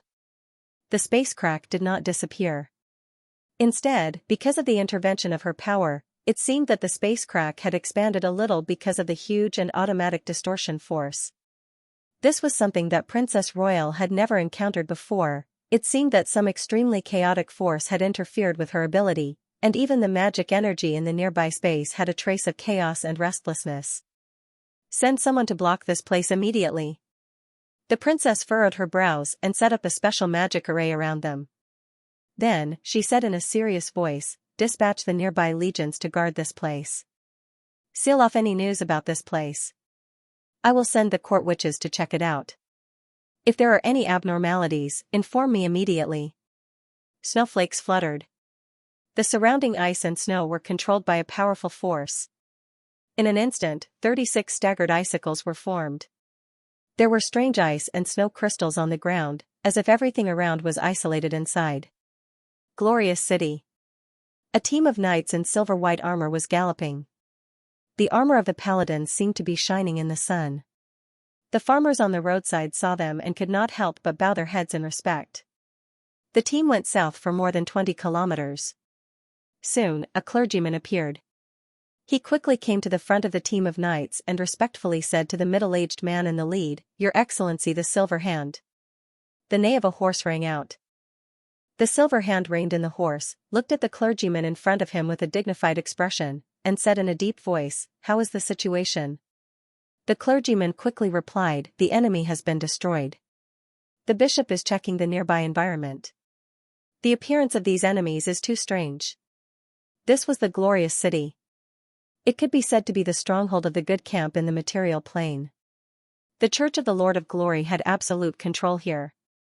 For thousands of years, no demons and devils dared to set foot on this land. But recently, for some unknown reason, not only did demons appear near the Glorious City, but even the figures of devils appeared frequently. And the ones that appeared were not low-level devils. In a town near the north, the priest in charge of presiding over the temple was actually tempted by the devil. If it weren't for a high-grade paladin who happened to pass by there, perhaps people would not know that there was an evil and depraved devil lurking in this town. Take me to see it. The silver hand looked around, and then said in a deep voice, the matter here must be reported to the Pope. Send someone to inform him at once. A young paladin next to him responded, yes. Your Excellency, the silver hand. At the same time, 100 kilometers north of Autumn Fall, a vigorous figure was also leaping in the jungle. She had a slender figure and a pair of pointed ears. One did not need to look much to know that she was an elf. This elf had a strange tattoo on her arm. After landing, she suddenly turned into a black panther. She carefully sneaked along the grass and soon found the source of the bloody smell. There were traces of battle around, and there were pieces of broken bodies on the ground. Demon? Or devil? The black panther turned back into the tall elf droll. The girl picked up the strange horn left on the ground, as well as the broken limbs with dark red skin, and murmured, no. I must report to Your Excellency the Earthwalker immediately, opposite Luoya City. Eugene's tall and sturdy body stood outside a newly built village. The departure of the gnomes made his mood a lot better because this meant that they had given up on this land. As long as he led his people to properly manage this place, the gnomes would not be able to take it back in the future. The arrival of winter made life difficult for the orcs, so they wanted to collect as much food as possible before the first snowfall in the south. But, a very bad thing happened. The hunting team sent out by Eugene was almost completely wiped out. The only one who came back alive was Delirious. All he could do was shout, demon. Damned demon. I'll kill you all. Ha ha ha. Come on. Come and eat me. It had already gone mad. Excessive violence and psychological stimulation could drive the half-orc crazy, and the news it brought back cast a shadow over Eugene's heart. Winter arrived. Before the winter completely enveloped the world, some irresistible changes were slowly eroding everything. Many of the lower-class civilians were still unaware of this, but the high-level rulers had already noticed this. Demons appeared. They not only appeared in their own territory, but also frequently appeared all over the world. In one night, the evil sects hidden in the material plane suddenly became active, especially the followers of the demon lords and archdevils who had developed in the material planes. Now, they were frequently operating in the dark, using the power of fear to recruit fallen followers. Mordor City. Soren slowly put down the information that had just been sent back, and then ordered in a deep voice, send out all the hidden sentries, there must be no fallen followers in Mordor City. Kill them all. The drow warrior standing outside the door answered, yes, my lord. Sir Soren. The demon followers appeared. They used fear to confuse ignorant civilians, telling them that the terrible demons were coming to the mortal world. Only by joining them to serve the powerful demon lord, these mortals would not be attacked by the demons. To a certain extent, they weren't wrong. The demons might not attack these fallen followers. But if you wanted to join these fallen, you had to go through a very evil and bloody sacrificial ceremony. At that time, people could no longer be regarded as people. They used the fear of the demons to grow rapidly. In a short time, there were even traces of the fallen on the south coast. Soren's fingers tapped on the table gently. He was thinking about whether to tell the news to the people. In fact, after the frequent appearance of demons, many people in Mordor City had already heard the news, especially the well-informed merchants. They had spread the news to many places, but no one had brought the news to the surface yet. It was inevitable that this would cause a certain amount of panic. Soren was now thinking about whether to tell the ordinary civilians in advance, so that they could avoid the number of casualties. After all, it would be impossible to block the news until the new year. Finally, Soren decided to tell the news to the lower-class civilians slowly. Now, he would let some of the smart ones be aware of the situation first. There was no shortage of smart people in this world. So Soren directly issued a decree, ordering the city of Mordor to enter a state of slight preparation for war. Militia training. The decree from Soren was transmitted to the entire island through the city hall for the first time. At the same time, other places on the south coast quickly received the news. Mordor City entered a state of preparation for war. The decree clearly stated that all adult men, 16 years old or older, in Mordor City must receive militia-level combat training every 3 days. Training every 3 days, this had reached the training intensity of the auxiliary soldiers. Mordor City had a very large army. Whether it was a fleet composed of pirates or a legion recruited by civilians, the number had far exceeded most of the duchies on the south coast. Now that Mordor City had entered a state of preparation for war and began to train all adult men at the militia level, then the hidden meaning was worth pondering. Perhaps even the ordinary people could feel that something was wrong. Was there going to be a war? The cold winter wind was getting more and more piercing. Even the city of Mordor, which was close to the subtropics, had a plummeting temperature. It was foreseeable that this winter would not be much better than last year, and no one knew how many homeless people could survive this winter. The temple in the central square was holding daily prayers. Perhaps because of the arrival of an unusual aura, the church's requirements for the believers were also much stricter. The large prayer that was originally once a week had changed to once every 3 days. At the same time, the half-elf craftsmen from Autumn Fall began to make a large number of statues. The temple of the half-elf church was being expanded. Not only the great temple of Mordor, but even the 12 towns that had just been built were also building temples. Priests had already been sent to these places to preside, which was more of a source of faith for Soren. The Temple of Wealth was now somewhat withered. As trade on the mainland became more and more difficult because of the war, the faith of the Lady of Wealth was also seriously disturbed.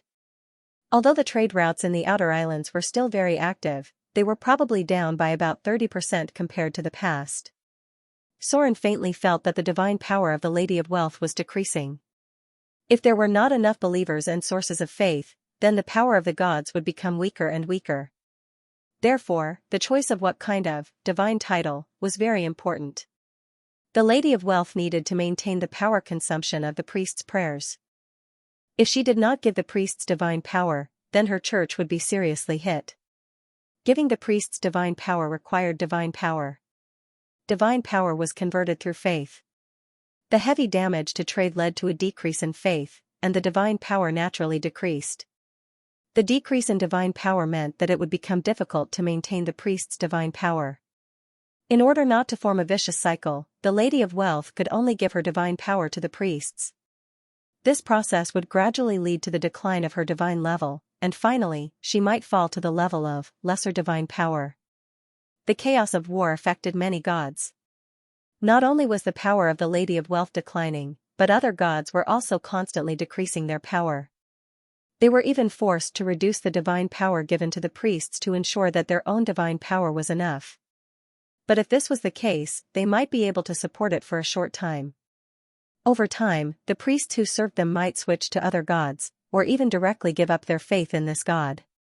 Without divine spells, a priest would not even be able to defeat an ordinary warrior. Soren's divine power was getting higher and higher. After more than a month of accumulation, especially after the 2 incidents in Autumn Fall, he had almost completed the control of the entire half-elf race. Therefore, his divine power was increasing rapidly. In addition to his own domain, he had now reached the standard to advance to weak divine power. Domination had a very surprising effect. Therefore, Soren recently discovered that the divine power points provided by wasn't only increased because of his wise leadership, but also because of the increase in population. In the beginning, Soren relied on to accumulate about 2 to 3 divine power points a day. This was the accumulation of divine power after deducting the divine power given to the priests, which was equivalent to the pure divine power of the gods. Recently, Soren had discovered that when Mordor City once again accepted a large number of people from Autumn Fall, his daily accumulation of divine power had reached an astonishing 4 to 5 points, which meant that he could accumulate at least 150 divine power points in a month. And this did not include the large prayer ceremony that was held once a week. Such a large prayer ceremony could provide Soren with more than 10 divine power points at once. If he chose a more bloody sacrifice, evil gods, then the divine power points obtained could reach more than 15. The sacrifice was too old and too primitive. Perhaps the sea goddess would accept the sacrifice and love it, but Soren would not try this kind of backward thing that would even affect the purity of his faith. Finally, with only 3 weeks left before the new year, Soren reached the point where quantitative change led to qualitative change. A row of data appeared in front of him. The rogue profession has leveled up to level 8. Received 41, DEX 33 plus, INT 26 to 10, *0. 5. Skill points, HP increased by 14, profession HP 6 plus, con 26 to 10, *0. 5. You've received a free attribute point. You've received a talent point. The huge amount of slaughter EXP required to level up as a wizard made Soren unable to do much at the moment. Therefore, he could only level up his rogue profession to level 6. Without a doubt, the free attribute points were added to his dexterity. He was only 1 point away from 35 points of dexterity. As for the talent points, Soren did not even need to think about it.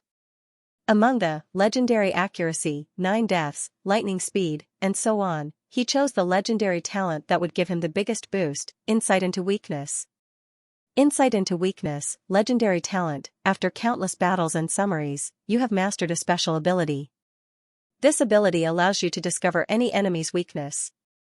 This will allow you to maximize your combat power. Relying on the ability of insight into weakness, you can launch sneak attacks on enemies that are immune to backstab. Insight into weakness can deal additional damage equivalent to the value of dexterity. Requirement: Epic Dexterity, Reflex Evasion, Legendary Battle Skill. One of the most powerful talents for melee professions. For a legendary melee professions, there were 3 legendary talents that could completely change their combat power. These 3 legendary talents were Whirlwind, Insight into Weakness, and Perfect Dual Wielding. Whirlwind was needless to say. This should be one of the most terrifying legendary melee abilities. Only a few people in the entire material plane could master it. In addition to this ability, Insight into Weakness could provide a terrifying bonus for critical strike and critical strike. Perfect Dual Wielding could directly double the speed of a person's attack.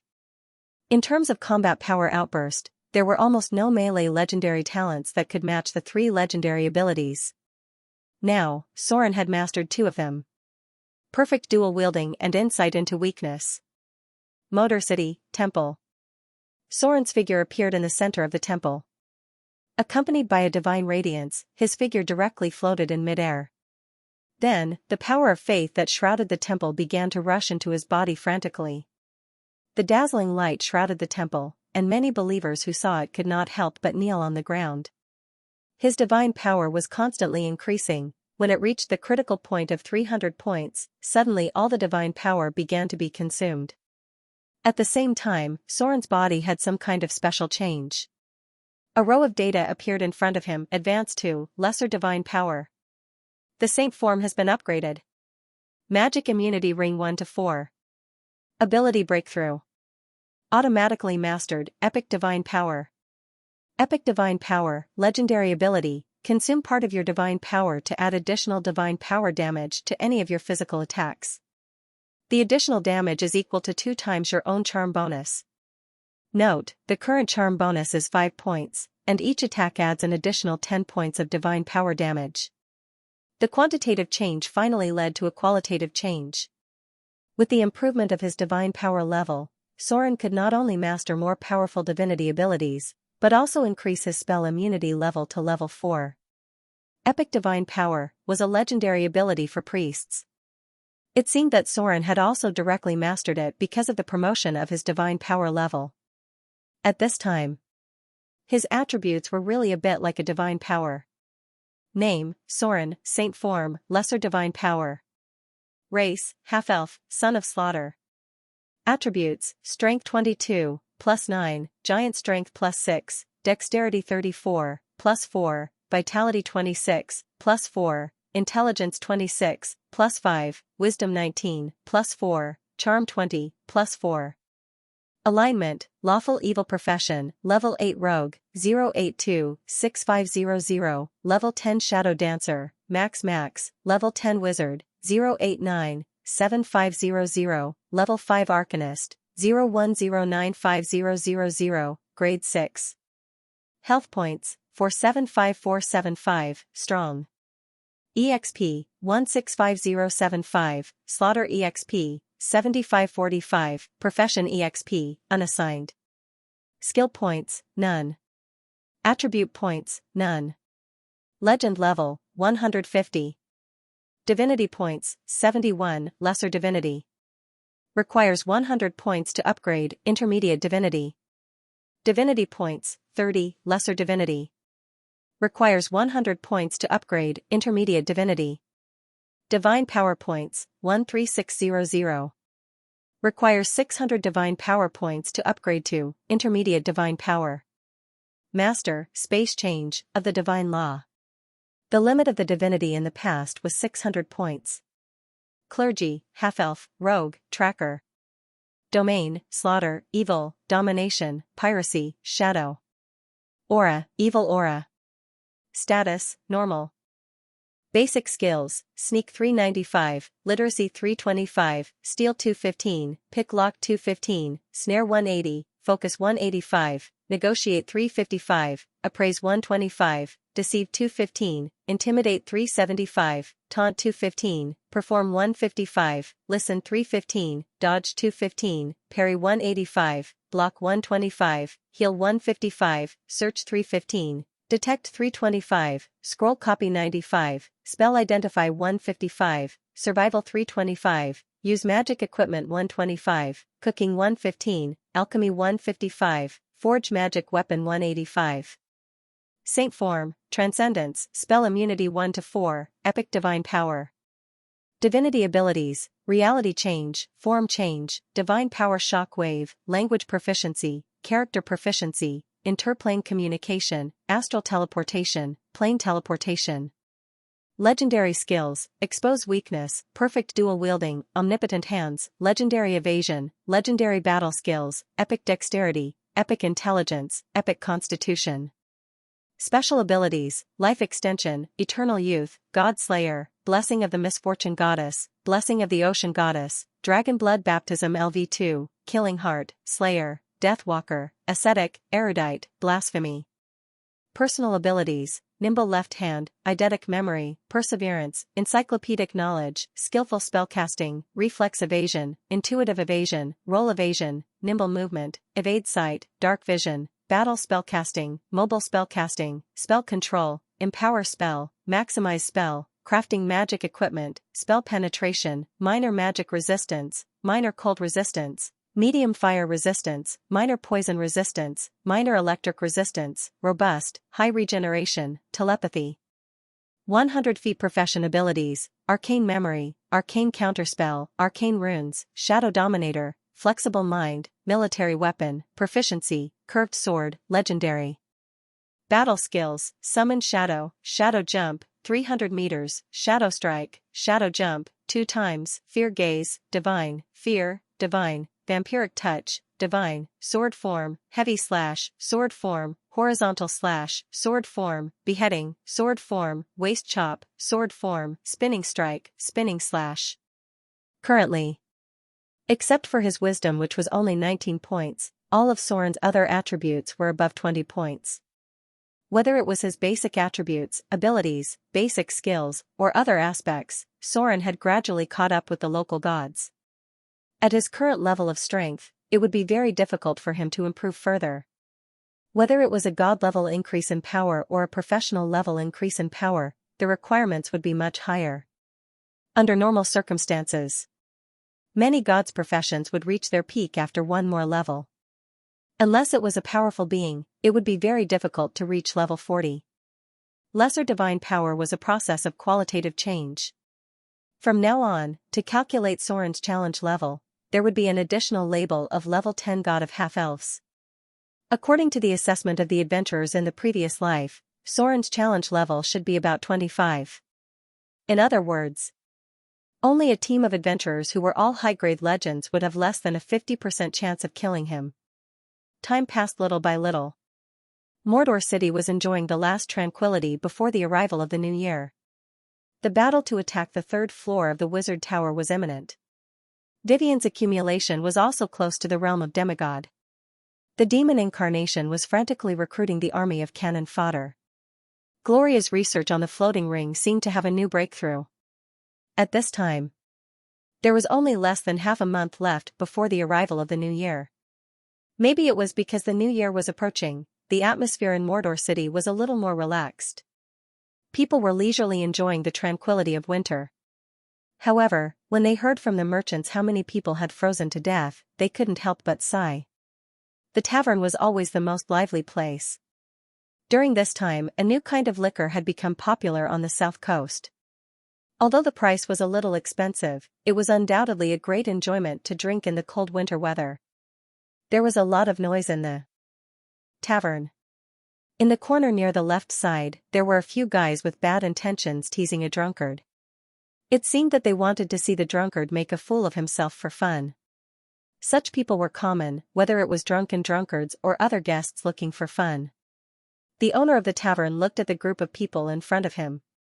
Because the new year was coming, many fleets did not plan to go out to sea, so during this time, there were sailors, guards, and merchants looking for fun everywhere. There was a sound of dispute. The tavern owner wiped the table with a rag. At first, he didn't pay much attention, but suddenly he heard a word that made him alert, and then he listened to the conversation over there. Really?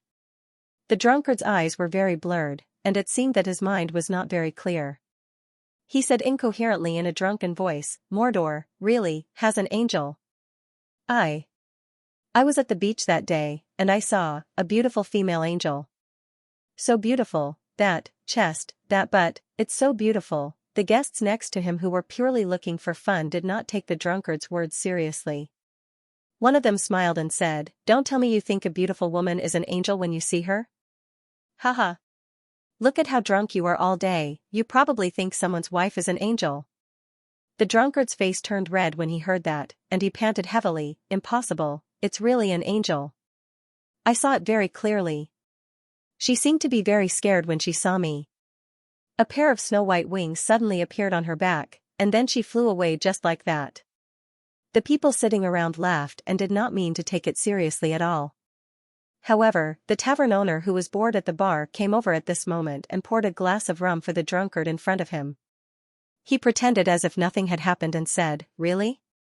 Then where did the angel fly to in the end?" The drunkard was already drunk, and he could not even speak clearly with his tongue. "South. South, angel, it's really an angel, you guys, don't believe me.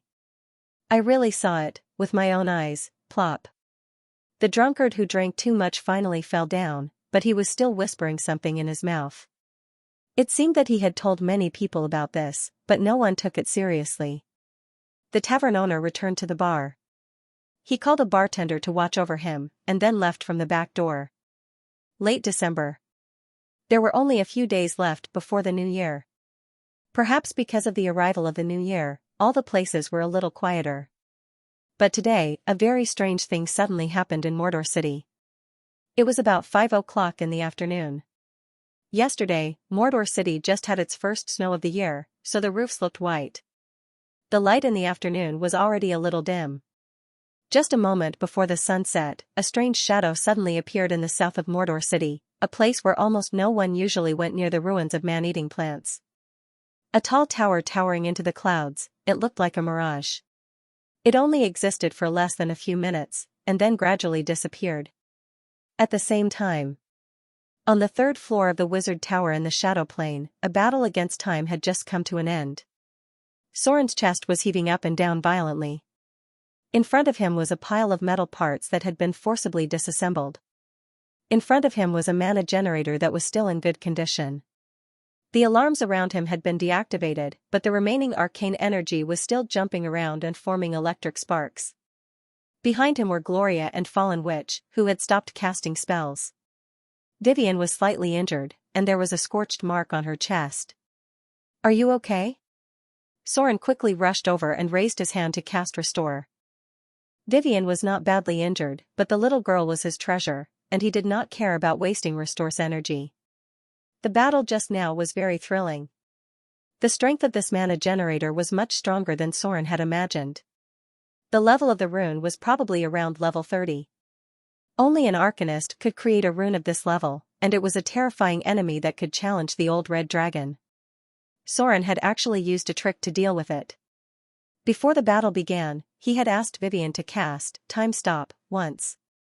As a lesser god, Soren was immune to this spell. In other words, he had an extremely powerful opportunity to strike first. The time brought by this opportunity was not enough for Soren to kill a powerful mana generator that was made of abnormally strong steel. However, with his strength, he could destroy the energy transmission devices around the wizard tower before the mana generator could activate. Any puppet golem needed to be powered by energy. The more powerful the golem, the more energy it needed. Cutting off the energy supply in advance would greatly reduce the strength of the enemy. At most, it would not be Soren who killed it. After about 3 minutes of battle, the powerful golem stopped operating because of the lack of energy. This was extremely good news. Although Soren could not obtain the powerful energy contained in its soul core, it still meant that it had become Soren's trophy. As long as no energy was supplied, it would not restart.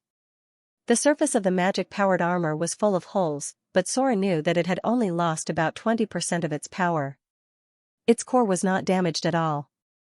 If anyone could change its internal program settings, then the magic power device could be controlled by them. A golem construct with level 30 or above, this thing's combat power was simply too high. Furthermore, its armor level was extremely high. It probably took at least 1000 damage from Soren's attacks. Crack, as the 3rd floor's magic-powered armor was defeated, the door to the 4th floor opened. The energy supply system had been damaged, and hundreds of golems were left behind. Most of them were stone golems and steel golems, with only 2 intact diamond golems and 1 slightly damaged diamond golem. These golem puppets cannot be activated yet. Gloria walked up to one of the diamond golems and examined it, muttering, "The original creator has already injected the operation program inside. It must be completely modified before it can be activated, otherwise they will treat us as intruders." Golems all had their own internal settings. It was just like the golem puppets made by Gloria. Without her authorization, no one else could command them. In fact, if an order was given to protect a certain area, the golem puppets would automatically attack anyone who approached. Although they had a decent level of intelligence, they still weren't truly intelligent lifeforms. Most of the golems operated according to the original order, unless they encountered a high-level construct lifeform like the metallic girl in the bottomless abyss. Warning! Warning! A strange alarm sounded and lasted for about a minute before it stopped. Nothing unusual happened after that, but in the sky south of Motor City, the shadow of a tall tower suddenly appeared, looking like a mirage. The shadow only lasted for a short period of time. After a few minutes, it would be gone. "Brother?" Vivian seemed to be eager to try, as if she was very interested in the secrets inside the tower. She asked excitedly, "Do you want to continue? I can still cast another time stop. Should we continue our exploration?" Metal, machinery, arcane energy. Everything here was out of place with what they saw in the material plane. It was as if humans living in the 21st century had suddenly stepped into a secret base in the interstellar era. Anyone could not help but be curious about everything here. "I'll go up and take a look first." This battle was relatively easy. Soren made a gesture to the others, and then entered the 4th floor of the Wizard Tower. There were no enemies. Surprisingly, there were no enemies on the 4th floor of the Wizard Tower, and a lot of materials were stored, including the mysterious silver-white metal that Gloria had been trying to figure out. There were tons of them. There were 6 rooms on the 4th floor of the Wizard Tower. Each room had an extremely dangerous spell trigger trap. If the person who set the trap didn't enter, it would be triggered directly. The level of the spell trap was a bit scary. If it was another rogue who came in, they would probably die without knowing why. But this was nothing for Soren, because he was the god of half-elves and rogues. If he couldn't even remove the spell trap, he could just find a place to kill himself. "There's no danger. You can come up." Soren quickly removed a few spell traps, and then looked down and said, "The 4th floor is a warehouse. It seems that there are no guards." There were 6 large rooms. It should also be the use of the space ability of the half-plane. The internal diameter was much larger than the diameter of the Wizard Tower. "Wow!" Vivian exclaimed when she came up, then approached one of the tables. After rummaging through the cabinets, she murmured, "So much dragon blood? But it seems to have expired."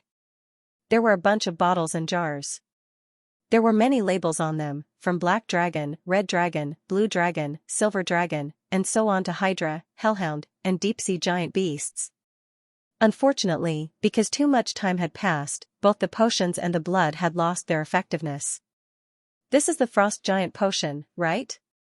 Gloria picked up a bottle and looked at it, then opened the drawer next to her, and said excitedly, "The formula is here too." "Huh? Why haven't I heard of some of the materials on it?" "Different times, there must be differences in the formula. Thousands of years had changed too much. There were a lot of things on the 4th floor. Although many of them were preserved by magic, time had turned them into scrap. More than half of the things here were damaged or expired. The only good thing was that all the metals here were well preserved." "Is this astral sand?" Gloria's white fingers picked up some strange silver-white powder. Suddenly, she seemed to have thought of something and quickly rushed to the pile of silver-white metal. It was the core material of the floating ring. Most of the advanced magic power devices also had this kind of silver-white metal. Gloria compared the two materials with each other.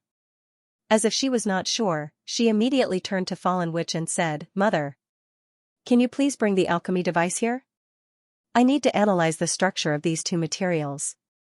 The silver-white powder was not completely astral sand. This was because astral sand would emit a strange light, but the two looked very similar. It was possible that they had gone through some special refining process.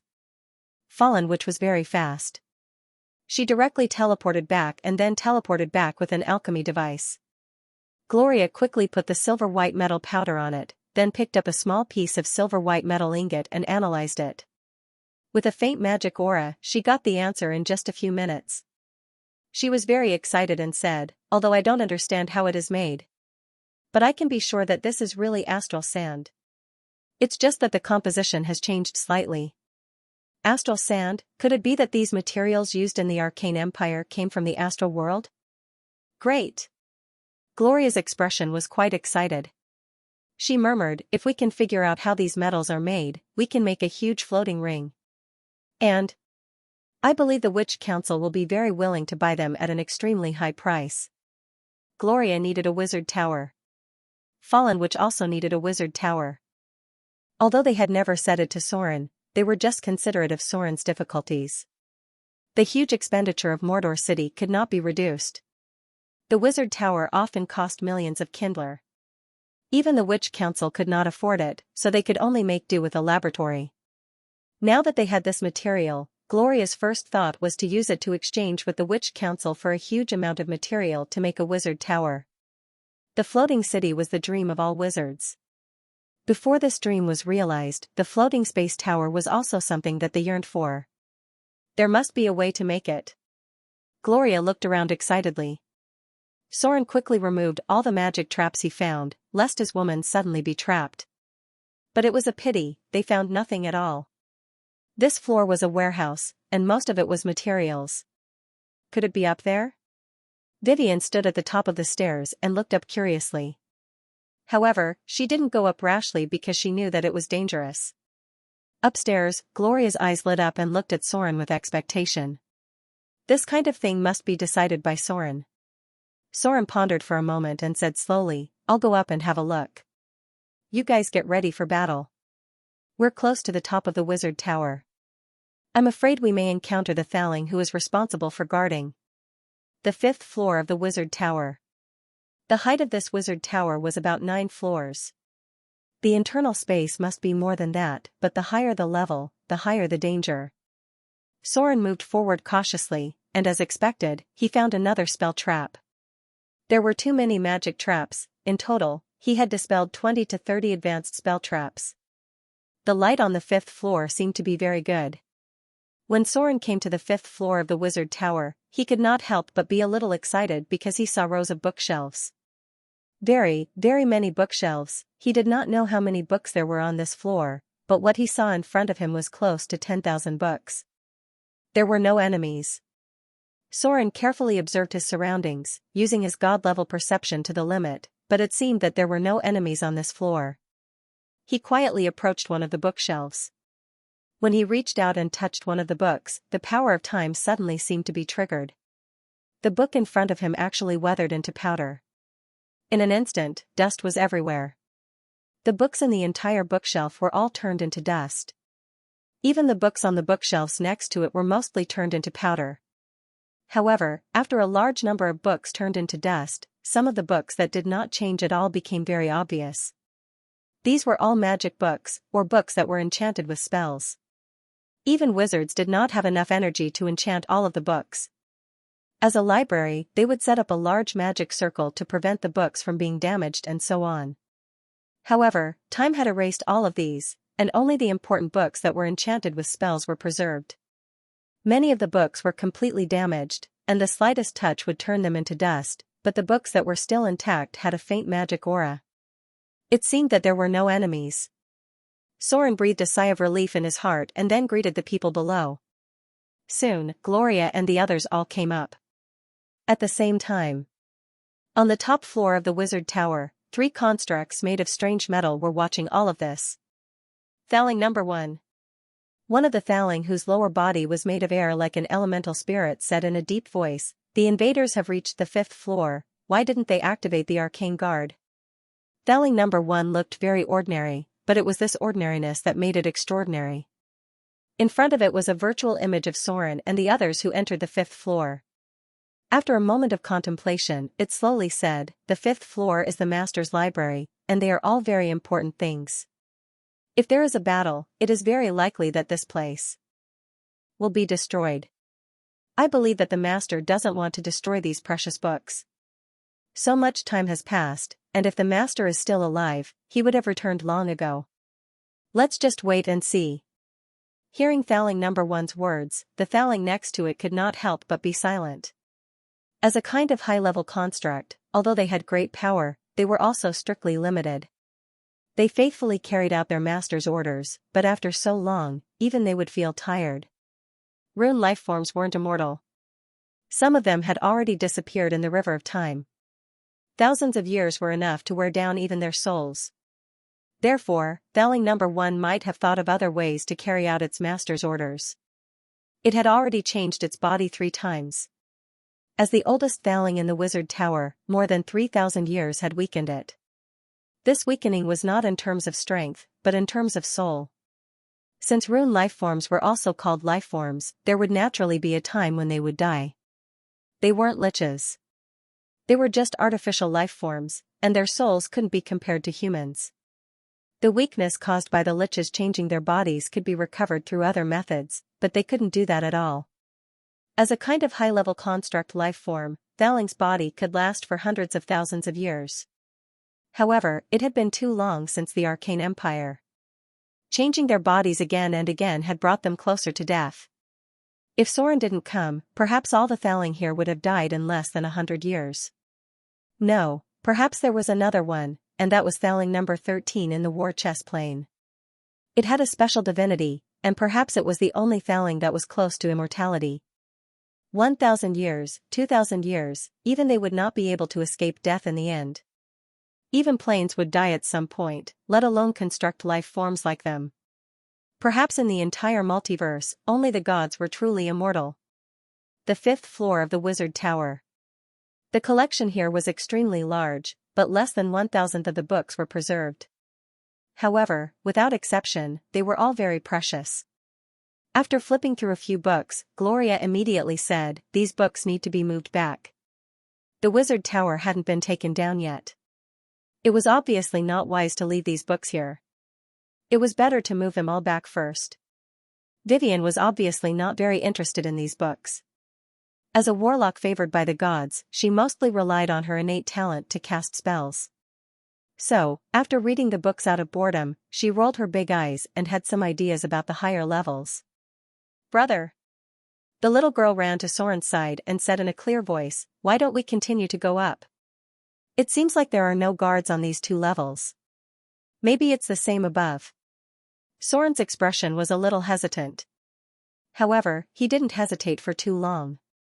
He planned to go up and check the situation. There were no enemies on the 2 levels, so there might be no guards on the higher levels. Soren carefully approached the 6th floor of the wizard tower. However, before he could see everything clearly, a strange light suddenly appeared. It was so fast that it was impossible to dodge. It had exceeded the speed of movement, and it directly slashed towards Soren's body. It was a critical moment. Soren's dodging ability, which was close to the top of the material plane, finally came into play. Relying on his strong intuitive dodging ability, he turned his body 360 degrees in advance and avoided the vital parts of his body in an extremely thrilling way. Pada! Half of his hand fell to the ground. Soren's figure quickly stepped back. When he raised his hand, only half of his left hand was left. There was no blood on the wound because the flesh and blood had been burned. The cut was unusually neat, and it happened in a flash. When he retreated to the 5th floor, he felt a sharp pain from his hand. "Brother!" Vivian exclaimed and quickly rushed over. She was worried and asked, "Are you okay?" Soren's face was slightly pale. He shook his head and said, "I'm fine. This injury is nothing. Broken limb regeneration. Restoration." Soren gritted his teeth and cut off a part of his hand. Then the light of divinity appeared, and the broken limb regeneration combined with restoration healed his injury. "What the hell is this? Is it a laser?" Soren was not sure what it was because the light came out in a flash. It seemed to be a bit similar to a laser. It had a terrible destructive force on a physical level, but he was not sure if the energy shield was effective. "Are you okay?" The situation here alerted Gloria, who was organizing the books. She quickly rushed over and asked worriedly, "Are you hurt badly?" Soren shook his head and raised his hand to show them. He then said, "Be careful. Don't go near the front. Looks like there's a powerful trap up there." Is it really a laser? Soren was not sure yet, but he felt that it should be something similar. If it was really a laser, then there must be a trigger device. As long as he destroyed it, he could enter the 6th floor. The level of civilization during the Arcane Empire was probably not much lower than the interstellar era. They had been exploring the astral plane and the multiverse for a long time. The appearance of something like this was still within the range of Soren's tolerance. He could still get rid of this thing after he figured out the situation. "Why don't we stop here for today?" Gloria checked Soren's injuries, then looked at the half of his hand that was cut off on the ground. She said with a serious expression, "I'm researching a level 9 spell called Spirit World Travel. Maybe we can wait until I'm done and go through here in spirit form." Soren nodded when he heard that. This thing was a bit dangerous. Cutting off the hand was not a big deal, but if the head was cut off as well, then he would be dead for sure. This kind of trap could not even protect against spirits. It was safer to wait until Gloria mastered the spell. But, before leaving, Soren wanted to continue testing, so he quickly took out 2 pieces of metal and threw them toward the stairs in front of him. One left and one right. In an instant, a strange light appeared in front of him again, but this time there were 2 of them.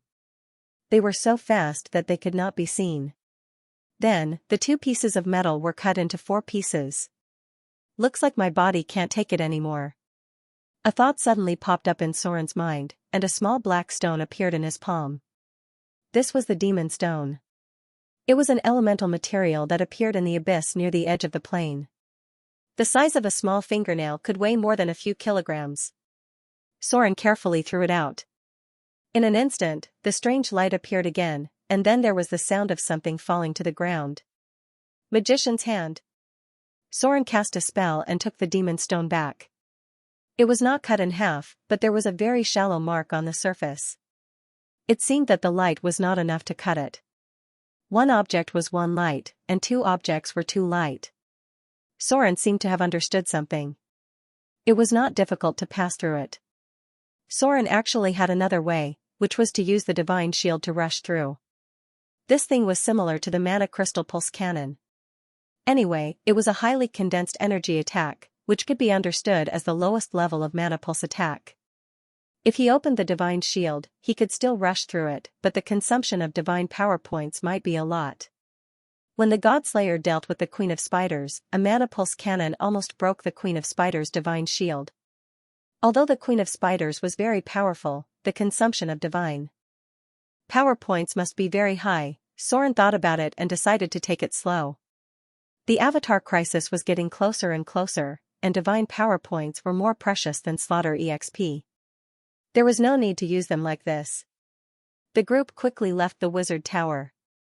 Gloria and the Fallen Witch needed to digest today's gains, and Vivian also needed to further integrate the power of the divine spark. The little girl's priesthood was still not settled at all. Soren had no clue now. He did not know what kind of priesthood Vivian was suitable for and what kind of help he could provide. Fear was temporarily impossible. Clergy, divinity, and godhood. These were the foundation of the Trinity at the divine level. If these 3 points could not be met, it was impossible to become a true god. The group soon returned to Mordor City. If possible, Soren still wanted to help Vivian become a god.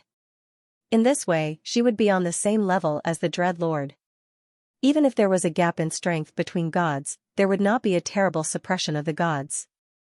However, the clergy suitable for Vivian was a problem that gave Soren a headache.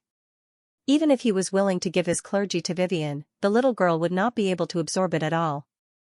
The clergy must meet their own conditions. It was just like how Soren was a half-elf and a rogue, which was why he could easily fuse these two clergies. Although the tracking clergy had no direct connection, it was also very compatible with him, so Soren could easily absorb and transform it. If Soren was suddenly given a matriarchal clergy, he would not want it anymore. There were still many clergies for general purposes. However, there were also many clergies that were only suitable for men and women. If he didn't want to become like the Elven Lord, it was better not to integrate clergies that were not suitable for him. A day passed in the blink of an eye. With the arrival of the new year, the atmosphere in Mordor City became cheerful.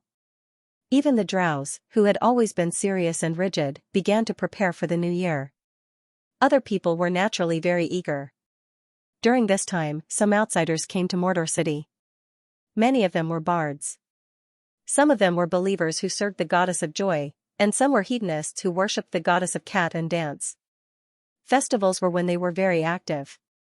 The war on the continent made the joy less and less. Even when the new year was coming, there were many places where there was no joy of the festival. So in order to complete part of the tasks of the temple, these guys turned their attention to the more peaceful and prosperous areas. If they couldn't even fill their stomachs, then there was no joy to speak of. The beliefs of these two goddesses were based on the condition of being well-fed and well-fed. Without material conditions as a foundation, the teachings of these two goddesses were simply a joke. During this time, the street performances in Mordor City had changed a lot. Novel shows appeared one after another, greatly enriching the lives of the residents of Mordor City. Of course, the rich residents of Mordor were not stingy.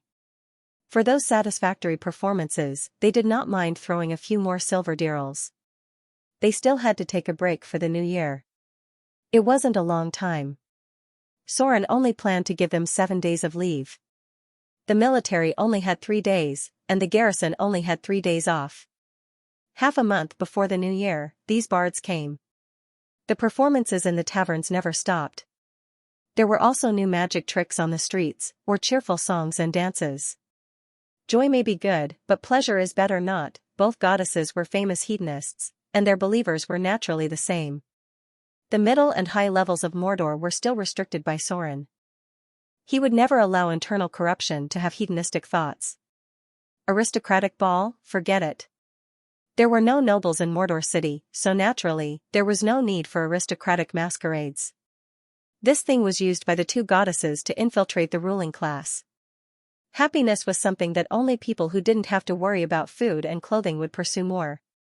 So during this time, the ordinary people of Mordor City had a lot of fun, but the management of the city was still shrouded in a tense atmosphere. Soren didn't want to have a bad relationship with the two goddesses, but he also didn't want to see them infiltrate his power. He still had to pay attention to this aspect because there were more handsome men and beautiful women among the believers of the two goddesses. Bards also relied on their faces and charm to make a living. Soren still remembered that in an aristocratic masquerade ball he once participated in, even the priest of the goddess of joy came in person. As for what it was, as long as one was a man, they would definitely know. Soren thought that time would pass quietly to the new year. But he still thought too much. Just a week before the new year, a terrible disaster came to Mordor City. That day, the wind was gentle and the sun was bright. It should be a rare good weather during this time. Many people came out to bask in the sun and wash clothes. It looked no different from usual. But when it was close to noon, the sky suddenly darkened. It was very dark. There was a sense of oppression like dark clouds, and the wind was raging. However, there was no rainstorm, but there was no sunlight. Is a storm coming? Soren seemed to have sensed it. His figure appeared outside the door, frowning and looking at the sky. As the god who sheltered Mordor City, he had a special sense of everything here. Some drastic changes, including the weather, would be noticed by him. Nothing seemed to be out of the ordinary. But just when Soren thought it was just a more serious storm coming, suddenly there was a scream full of fear from the port area. The response of the guards was extremely fast. Almost before the harassment spread, a team of troops rushed to the port of Mordor City. But when they saw everything in front of them, the general of the guards couldn't help but swallow deeply. This man with the strength of a high-grade profession instantly broke out in a cold sweat. Ahead. A huge whirlpool first appeared on the sea, and then the sea began to surge wildly. It was directly lifted into the air by a powerful suction. Not far away, there was a medium-sized fishing boat. In just a moment, the fishing boat was pulled in by a huge suction force. In the process of high-speed rotation, the entire fishing boat became fragmented, and the living people on it disappeared in the blink of an eye. Waterspout, a terrifyingly huge tornado was taking shape. It was still some distance away from the port of Mordor City, but it had already brought a terrible disaster. The nearby fishing boats couldn't escape from the wind at all, and they were pulled in and shattered in an instant. Even a warship of Mordor City couldn't resist this terrible power. It also rose into the air and shattered under the amazing tearing force inside the tornado. The giant tornado was gradually approaching. The terrible wind almost made people unable to stand still. Its route was just in the direction of Mordor City. If it swept through Mordor City, there would be only ruins left. Bardolph was a brave warrior. Although Bardolph was not like some people in Mordor City who could take off their shirts in the tavern to show others their plentiful achievements, as a warrior who had made contributions in the naval battle of Raging Sand Island, it was not an exaggeration to say that Bardolph had been through hundreds of battles. But now, this northern man who dared to rush into more than 10 enemies alone was a little weak at the moment. Because everything that appeared in front of him was not something he could resist at all. This was a natural disaster. He was not afraid of enemies stronger than himself. He even killed opponents stronger than himself several times. But now, everything he faced had made him feel deeply powerless. The terrible tornado was gradually approaching. When it passed over Port Mordor, it could destroy everything here in an instant. This was the power of nature. It was not something that mortals could resist at all. Perhaps only the gods could resist this terrible natural disaster. Gods. A thought flashed through Bardolph's mind. The next moment, he saw a sacred light rising in the central square of Mordor City. This light went straight into the sky, then a huge figure appeared in the sky. His whole body seemed to be made of golden light. In an instant, he appeared over the port of Mordor City. The situation was so critical, so much so that Soren had no time to think about how this terrible tornado appeared. He must not let the huge tornado pass over Mordor City. Otherwise, he would have to rebuild everything on the ruins. God form. In the central square, the high priest was personally presiding over a super-large prayer ceremony. Almost all the believers were temporarily gathered by the army. Bursts of prayers echoed over Mordor City. The power of faith shrouded in the temple was frantically extracted by Soren, and then poured into his temporary body like a tide. A body completely composed of energy and divine power. Although it was still not a complete divine form, this was already Soren's strongest form. Only in a place with his temple, Soren could temporarily enter this form, and it would consume a lot of divine power. The huge tornado was getting closer and closer. The wooden buildings near the port were easily torn apart. Not only were there all kinds of debris flying in the sky, but also people who could not escape in time. Soren had no energy to save these people at the moment. The enemy he needed to face was not something that could be killed by force. In the face of this terrible disaster formed by nature, he could only rely on the power of the gods to fight against it. His divine power was being consumed crazily, even the power of the temple could not maintain Soren's divine form at this moment. In the face of this terrible supergiant tornado, Soren could only gather all his power to cast a divine spell. Miracle. Legendary divine spell, change reality. Divine ability, the dazzling golden light shrouded the world. All the power of faith in the city of Moder was frantically extracted. In an instant, the world changed color, and even the surrounding space seemed to be blocked. A huge amount of divine power and the faith of the people converged, and the prayers of the believers echoed between heaven and earth. Soren was the carrier of this power. He transformed all his divine power and the prayers of the people into real power. He changed and distorted the reality in front of him in the form of a god. In the surging torrent of power, he forcibly strangled the supergiant tornado in front of him. Everything returned to calm. If it weren't for the building debris falling from the sky and the bloody bodies, everyone would think that the terrible disaster that had just appeared was just an illusion. There was a burst of cheers. The people who survived couldn't help but cry with joy. They were glad that they had safely survived this terrible disaster. Soren's expression was unprecedentedly tired. He was almost able to stand with the help of Gloria. This terrible tornado appeared so strangely. As if he had sensed it, Soren suddenly looked in the direction of the Amazon jungle. Fly. Soren seemed to be a little exhausted at the moment.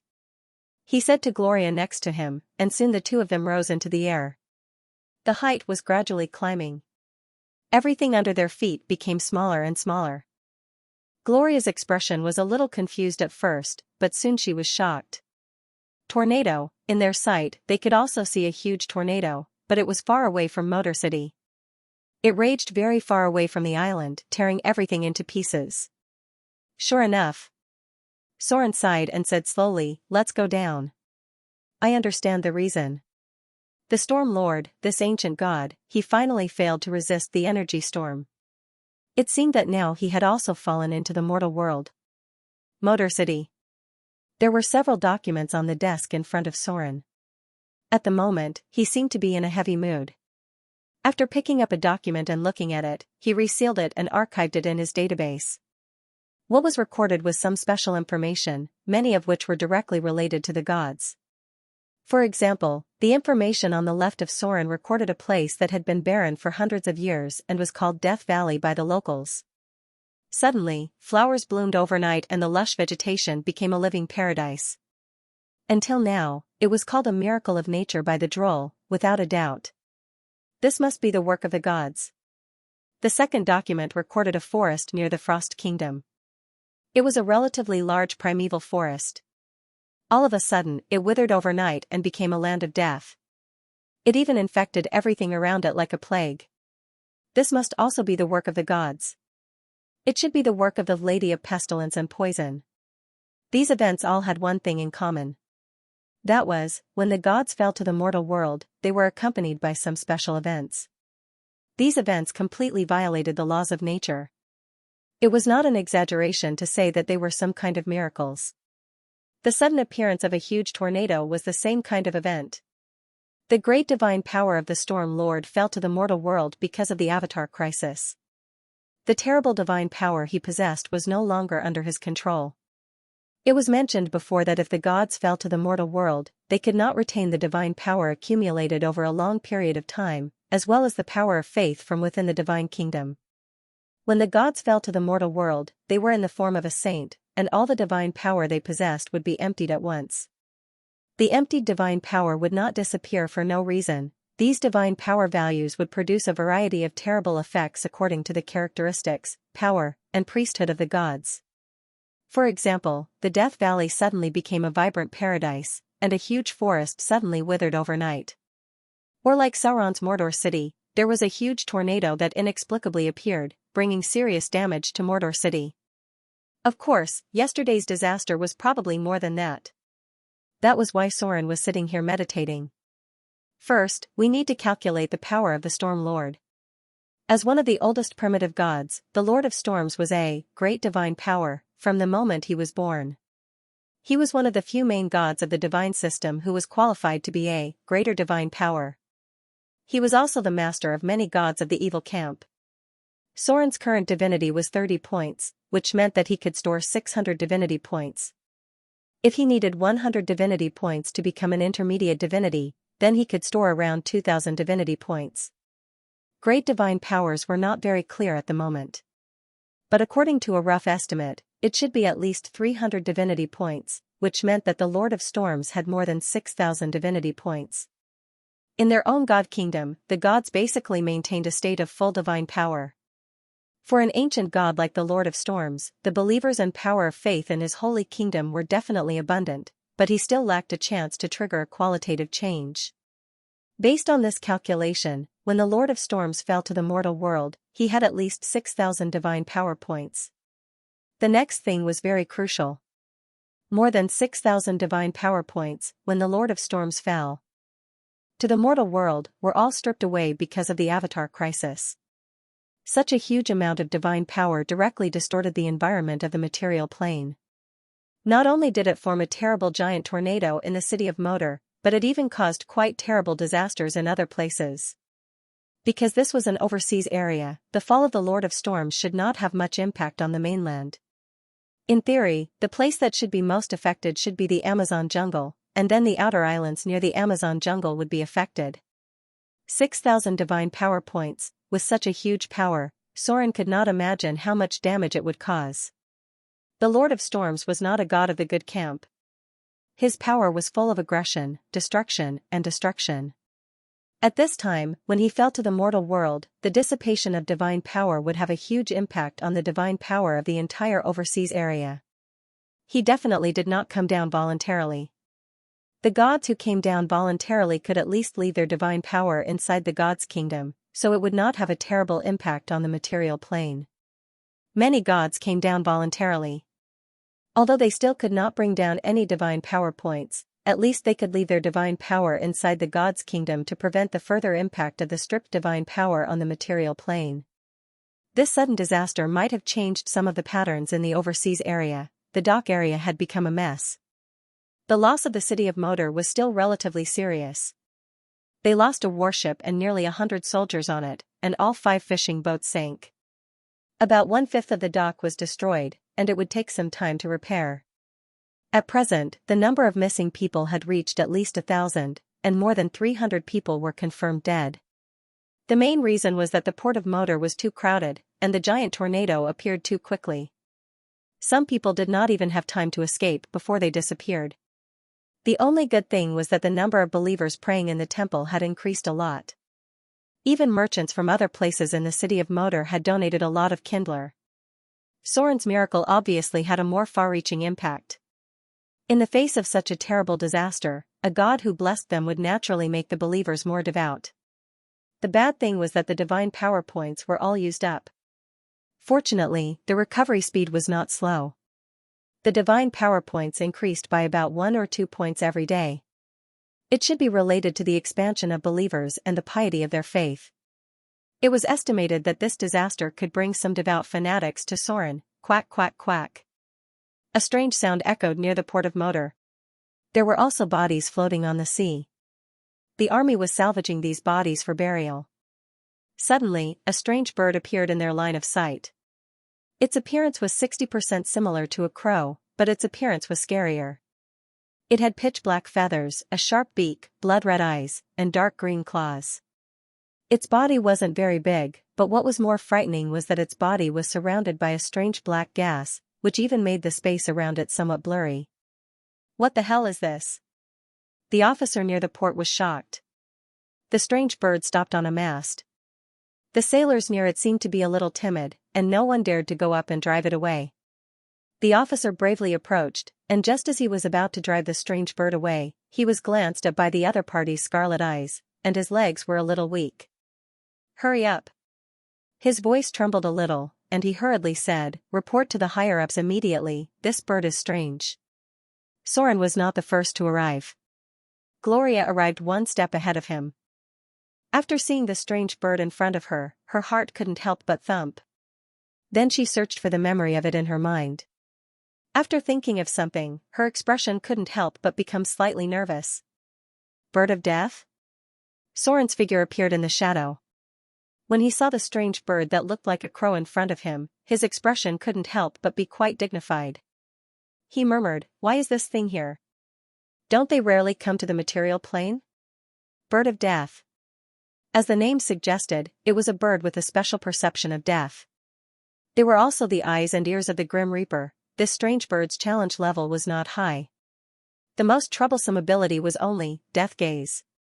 Most of the time, it lived in the spiritual realm and the underworld.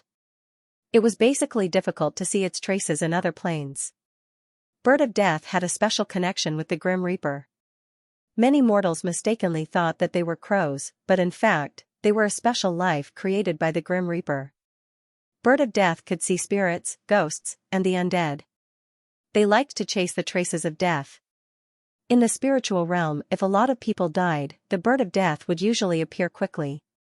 Then, the servants of the Grim Reaper would also come. The Grim Reaper naturally also had a kingdom that belonged to them. There were many souls that served them. Most of the souls were operated through the river Styx. Only souls that were strong enough could alarm the servants of the Grim Reaper. Under normal circumstances, wherever the Bird of Death appeared, it was possible to see the servants of the Grim Reaper. Divine perception. Soren's sight crossed the space, and everything in front of him became gray. Not only did the shadow plane enter his vision, but also everything in the spiritual realm entered his perception range. There was no Grim Reaper. What he saw was just a twisted monster with a pair of scarlet eyes that was shrouded in a black shadow. It didn't look like a bird anymore. This was the true face of the Bird of Death. It didn't appear? Soren's appearance seemed to alarm the Bird of Death in front of him. After taking a look at Soren, the Bird of Death, which was unscrupulous at first, suddenly showed a very human-like expression of horror, and then made a crow's caw and flew in the direction of the sea. Soren scared it. The Bird of Death seemed to have seen through his identity as a god spirit, and then it ran away in fear. Is the underworld also affected by the Avatar crisis?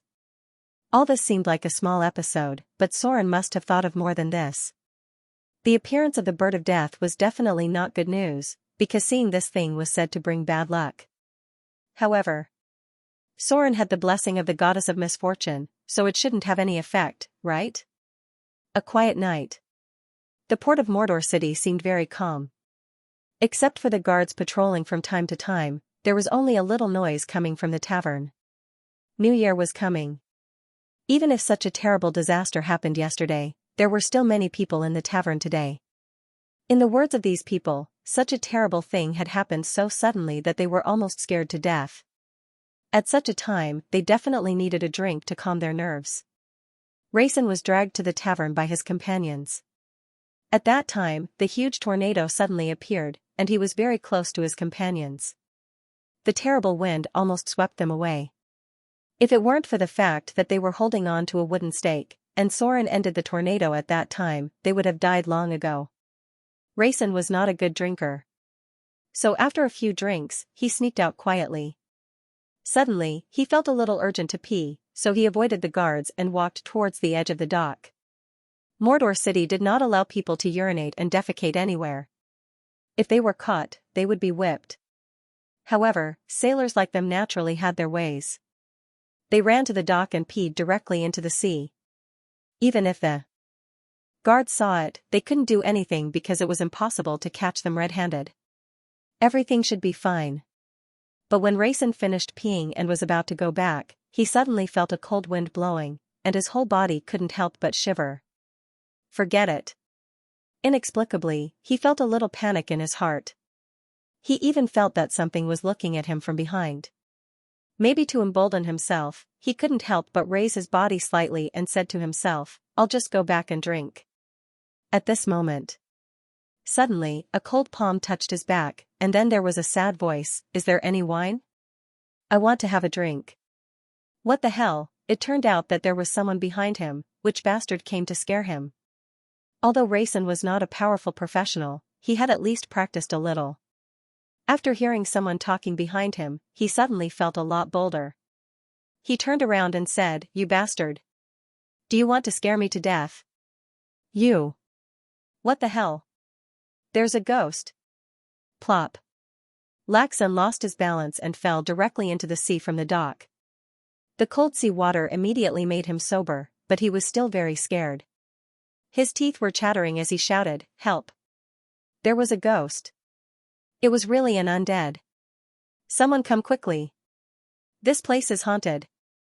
In Rexon's line of sight, there was a middle-aged man with an incomparably pale complexion. His figure was floating in the air, and his lower body was a blurry mass of gas. Only his upper body looked like a human. His expression seemed to be a little dazed, as if he had been frightened. But at this moment, there was a sudden sound of footsteps, and the patrol team members rushed over. The appearance of the torch in front of them seemed to have startled the ghost in front of them.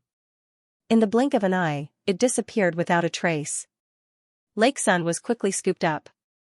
Because of the smell of alcohol, at first, the patrol thought that he was a drunkard who was talking nonsense. So, after being taught a lesson, the patrol let him go. Things didn't seem to have any problems. But then something went wrong. Because in the middle of the next night, the patrol team members suddenly heard someone shouting that there was a ghost. This time, the patrol team finally took it seriously. They quickly reported the matter to the temple and the city hall, and then the priests immediately came to check. Unfortunately, after spending a little effort, the priests still found nothing. The third day, the higher-ups began to send people to act in advance. Several clever rogues lurked nearby. They waited until midnight, and they finally saw some vague pale ghosts. And there was more than one. It was really a ghost. Since the establishment of Mordor City, it had never been haunted. It was not unusual for people to die. Mordor City had fought a lot of wars. Even if thousands of people died on some battlefields, it was still a battlefield. But why did it suddenly become haunted this time? No matter how many strange things happened, life still had to go on. Maybe it was because the Avatar crisis was getting closer and closer, and more strange things were happening. Even the nerves of ordinary people had become much more relaxed, and their ability to accept things had also strengthened a lot. Port Mordor was haunted. It was not surprising that the news quickly spread throughout the docks. But it was not a problem for it to spread throughout the docks. Everyone still did what they should do. They couldn't just do nothing because it was haunted, right? They could only make do with it for now. The arrival of the new year was still unstoppable. 3 days before the new year, the city of Mordor had its second snow of the day. The haunting seemed to have been solved by the temple. At least no one had encountered ghosts again. There would be a grand ceremony held by the temple for the new year. There would be a large-scale celebration at that time. Now the whole city of Mordor was busy, and the civilians were also looking forward to that day. However, on the day of the new year, Soren received a very important news. The goddess of magic had finally appeared. The goddess had been in the mortal world for some time. She was called the Mysterious Lady by the world. If she really wanted to hide, it would be very difficult to find her. Counting with his fingers, the goddess had been in the mortal world for almost 3 months. According to the normal progress and without any accidents, the goddess of magic should have recovered a part of her divine power. After all, her priesthood was too powerful. With the help of the magic net, her recovery speed would definitely be faster than other gods. The timing of the goddess' appearance was very special. It happened to be the day before the new year. So after receiving the news, Soren didn't care about the new year. He took the things he had prepared and immediately tracked the goddess. The goddess of magic appeared. She actually appeared in the east of the material plane. No wonder so many people didn't have any news about her. She actually went to the Eastern Kingdom with a large number of magic chaotic areas and dead magic areas. This was probably the case of the most dangerous place is the safest place. The goddess of magic, who walked in the Eastern Kingdom, was probably the most affected, but it was because of this that no one could guess where she went. It wasn't until the day before yesterday, when a special phenomenon close to the level of a miracle suddenly appeared, that the traces of the goddess of magic were discovered. The goddess of magic went to the Eastern Kingdom. It seemed that she should be back now. No one knew where she was yet, but as long as there was a trace, there would always be a way to find her. The goddess of magic was one of the biggest changes in the Avatar crisis. It could be said that it was because of her fall that the Avatar crisis caused such terrible damage. The impact of the collapse of the magic net was too long ago, and it affected the whole multiverse until the end of the Avatar crisis. So, from Soren's point of view, the sudden appearance of the goddess of magic this time, no matter what, he had to pay attention to it. Whether it could change the future or not, at least he needed to judge where the future would lead from this matter. In the near future, the death of tens of millions of people was related to the goddess of magic. At the critical moment when the plane barrier was broken and the demon army and the devil army came to the material plane, the goddess of magic suddenly fell. The collapse of the magic net caused all the spellcasters to become weak in an instant. Not only were the wizards sent to hell, but even the priests were in an awkward situation because the faith network above the 9th layer of the magic net collapsed. The gods were temporarily unable to access the divine spells bestowed by the higher levels of the magic net and fell into an awkward situation where they could only fight hand to hand. In this case, only the melee professions could stand on the front line against the demons and devils. At that time, there were many tragic heroes. The names of many warriors were spread by the world, but in the end, they still couldn't change the overall situation. It was impossible to stop the demon army by relying on the melee professions. Without the help of spellcasters, they couldn't even close the abyss portals. Many legendary-level warriors had killed thousands of demons, only to be exhausted to death by the demons surging out of the portals. Although the material plane was weak, most of the cities had at least one legendary profession in charge. Especially the Northern Witch Tower and the Southern Wizard City, there were many legendary spellcasters in these two places. If the magic net hadn't suddenly collapsed, the material plane wouldn't have been riddled with holes all of a sudden. The whistling wind was accompanied by sand and dust. Soren sensed everything around him. It seems that the goddess of magic really showed up here. This was a place near the eastern desert, and the source of the information was here.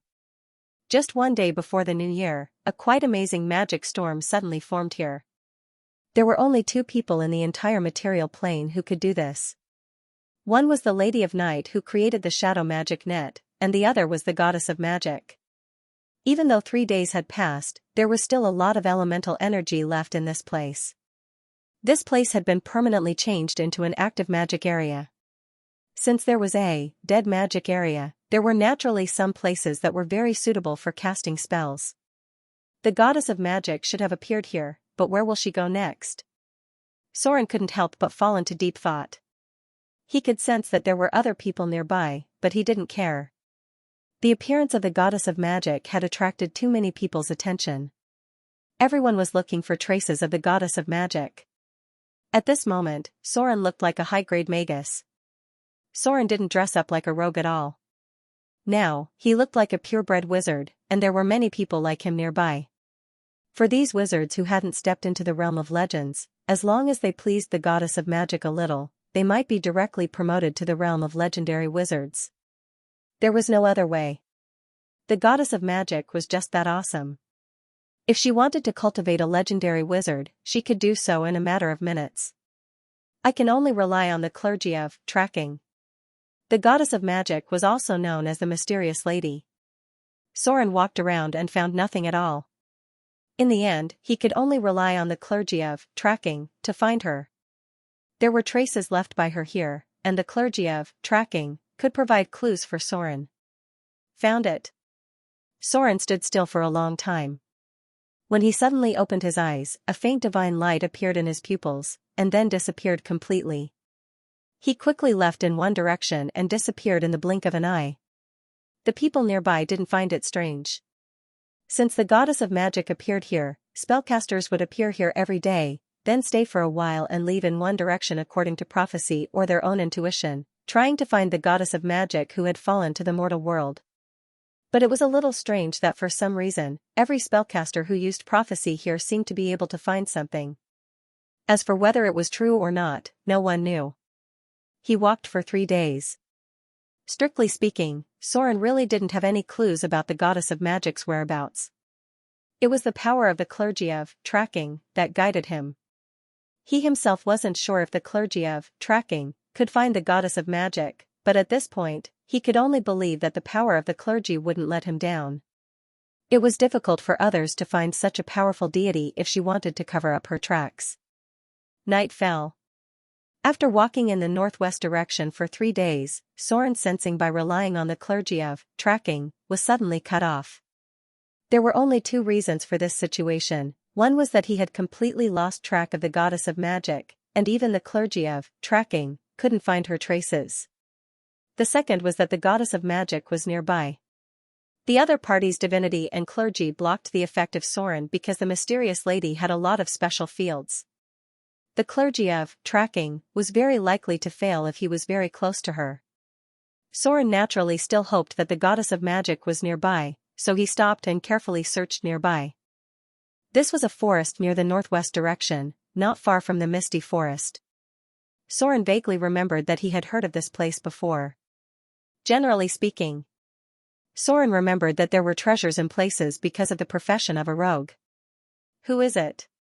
Suddenly, a vigilant voice sounded. Soren found that he had triggered an alert spell at this time. The opponent's spellcasting ability was obviously much higher than his. I mean no harm. Soren quickly stood up from the shadows because he had seen the missile storm condensed in the opponent's palm. He explained, I'm the wizard from the south, Sauron. I just happened to pass by here. May I know who you are? Hearing Soren's words, the wizard in front of him obviously relaxed a little, but he didn't completely eliminate his hostility. Instead, he slowly said, I'm Ildes from the City of Wizards. What are you doing here? Ildes? When Soren heard this name, he couldn't help but tremble. Because he actually met a future famous person, and one of the most powerful wizards in the material plane in the future, of course.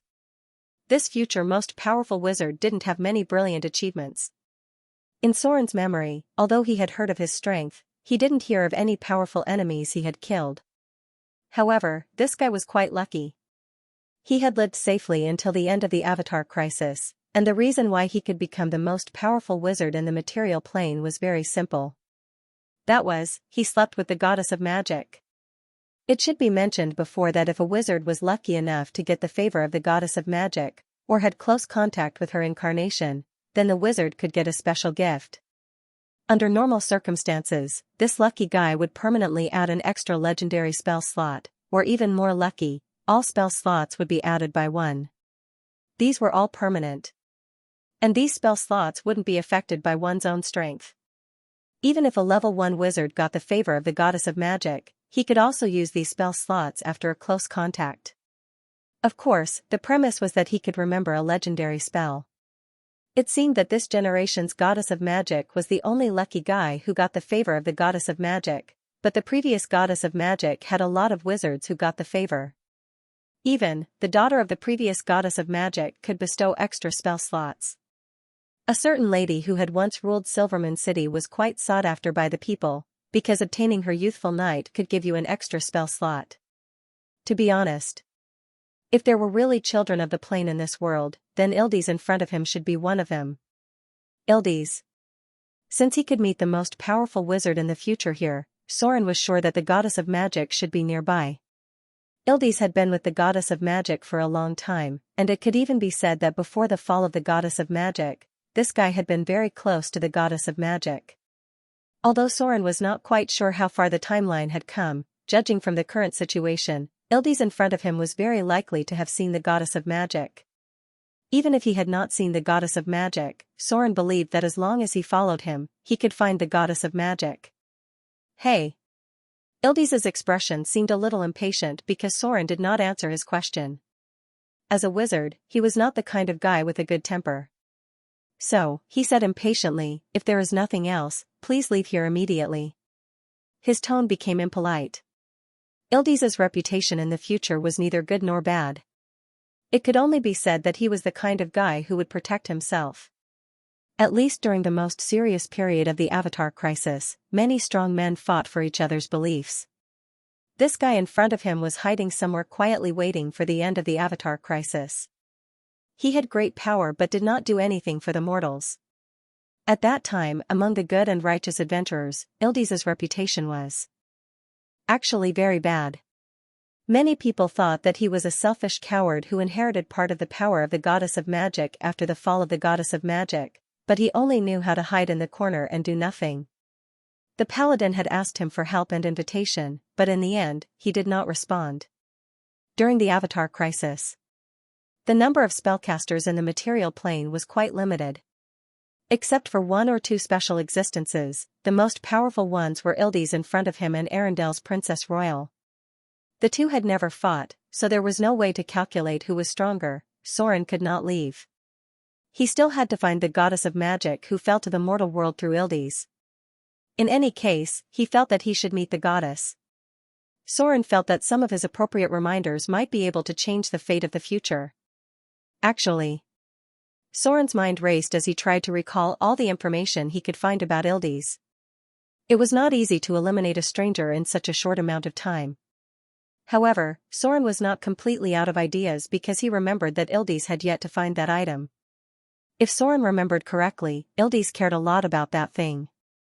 He even spent a long time looking for clues related to it. After a short pause, Soren pretended to be hesitant. After a while, he said, "Actually, at first, I was going to look for the goddess of magic. But after discovering that so many people are looking for her, I'm ready to give up. However, recently, I accidentally discovered the secret of a treasure. This treasure is related to the legendary Archmage staff. From what I can see, Your Excellency seems to be a very powerful spellcaster. I can't enter this treasure trove by myself. Perhaps we can work together to explore it. Of course, if you're not interested, I'll leave now." At first, Ildes didn't seem to care too much. He was still very wary of this stranger who suddenly appeared. However, when Soren mentioned the legendary Archmage staff, Ildes's expression suddenly became quite serious. He even cast a lie detection spell at an astonishing speed. In a very short time, he was sure that Soren was not lying. He really knew the secret related to the Archmage staff. Then, in an instant, Ildes's expression became a lot more enthusiastic. He pointed at the bonfire next to him and said with a slightly fake smile, "What a coincidence. At first, I was going to look for the goddess of magic, but I didn't find any clues, so I'm ready to give up on this plan." The Archmage staff? Do you know where it is? The future. Ildes's weapon was the legendary Archmage staff. It was a terrifying divine weapon that appeared during the era of the Son of Massacre. For a long time before he met the goddess of magic, Ildes was looking for any clues related to the Archmage staff. However, it seemed like he had no intention of telling Soren the details at all. Soren didn't remember much about Ildes. He only vaguely remembered that Ildes had a very powerful enemy who killed his father. At first, he planned to use the power of the Archmage staff to deal with this enemy. Soren didn't care that much. What he cared about the most right now was to find the goddess of magic through Ildes. It would be best if they could communicate with each other as enemies. As for the Archmage staff, it didn't matter. That thing had been sealed for thousands of years. To be honest, even if Soren didn't tell Ildes, he would still find clues in the end. As for whether he could take it out or not, it depended on the direction of the script. The difficulty of the Archmage staff was level 27. Soren had a 70% chance of dying inside. In fact, he had always suspected that Ildes's ability to take out the Archmage staff had something to do with the goddess of magic.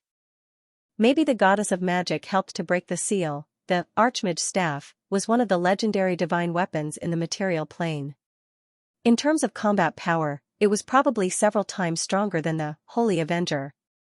During the era of the Son of Massacre, this divine weapon had a terrible impact. However, the Archmage staff had been sealed several times, but it was always found with great difficulty. In the end, a god couldn't stand it anymore and personally came to the mortal world to seal this divine weapon. After that, only some legends were left in the material plane. The Archmage staff was one of the most powerful divine weapons that appeared during the Avatar crisis. However, the most dramatic thing was that this staff was actually a melee staff. Ildes could become the most powerful wizard in the future. The first reason was naturally because he had the goddess of magic. His innate spell slots were much higher than other wizards, and he also inherited a small part of the divine power from the goddess of magic. The adventurers who had seen him in action at that time inferred that Ildes's talent, equipment, and other abilities, as well as the gift of the goddess of magic, had nearly twice as many spell slots as the wizards of the same level. This made it almost impossible for anyone in the material plane to exchange spells with him. His combat power was excellent. Another important reason was that he also held the legendary divine weapon, Archmage's Staff. This divine weapon was not only powerful in combat, but also had a legendary spell that could be used to absorb the attack spells launched by the enemy and restore the spell slots used by the user. Ildes relied on these 2 points to be comparable to the Princess Royal of the Frost Kingdom. 2 people were sitting on the ground beside the bonfire. Soren was sitting on the left, and Ildes was sitting on the right. In fact, even now, Ildes still felt like he was in a dream. 2 days ago, he had met a witch who had come with him.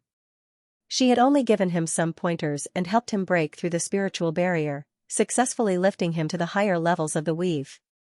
Now, he was already a quasi-legendary level spellcaster. With his age, he could reach such a level. It was almost certain that he would enter the legendary realm in the future. According to the agreement at that time, he came here to wait for the witch's arrival. At that time, the witch said that if he was free, he would wait for her nearby.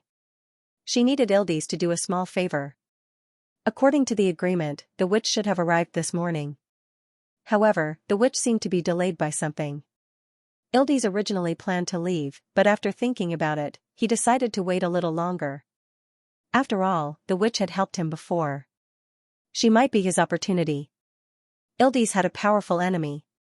That enemy was not only a legendary spellcaster, but also a lich. Then, Ildes met Soren. The witch that was supposed to be here did not appear. Instead, a stranger that he had never met before appeared. However, as dramatic as his encounter with the mysterious witch, Ildes actually managed to learn important clues about the legendary Archmage's Staff that he had been looking for all this while. It was like a dream. As a high-grade spellcaster, Ildes had been stuck at a very important bottleneck. His spirit was not pure enough to break through the higher levels of the weave, so he had never been able to reach the legendary realm. However, just as he was about to give up looking for the goddess of magic, Ildes unexpectedly met a northern witch who was also looking for the goddess of magic. Although the other party did not reveal her identity, Ildes intuitively thought that she was a high-level figure among the northern witches because she just gave him some pointers and helped him break through the bottleneck. Then, what he thought came true. Ildes was preparing to continue looking for the legendary Archmage's Staff after breaking through the realm and use its power to help him deal with his enemies. He did not expect to suddenly meet a wizard in the wild. He did not know what went wrong with the other party. She directly invited him to explore the secret treasure that might seal the Archmage's Staff. At this moment, Ildes felt as if he had been possessed by an ancient hero. It was just like the stories of bards in taverns. Whenever he went out, he would meet a famous person. With some guidance, he would advance by leaps and bounds. While strolling and drinking in the tavern, he bumped into another so-and-so. Then, the other party told him where there was some treasure. He said, "I see that you have a good constitution and great strength. Why don't you come with me to find the treasure?" This was like the arrangement of fate, that's right. At this moment, Ildes really felt that everything was arranged by fate. He was like an epic hero in a legendary story who could get whatever he wanted. Soren really did tell him where the treasure was. According to the information he had collected over a long period of time, Ildes judged that there was at least a 60% chance that Soren was telling the truth. Since his spellcasting level was higher than Soren's, Ildes had been secretly maintaining the spell to detect lies. In his eyes, Soren was only an intermediate wizard, and he had completely suppressed Soren in terms of strength. Therefore, he naturally let down his guard. Soren didn't tell the truth, but he didn't lie completely either. In his opinion, the lie detection spell that Ildes had been secretly maintaining was a complete joke. However, in order to save time and gain the trust of this guy as much as possible, Soren still didn't point out these things.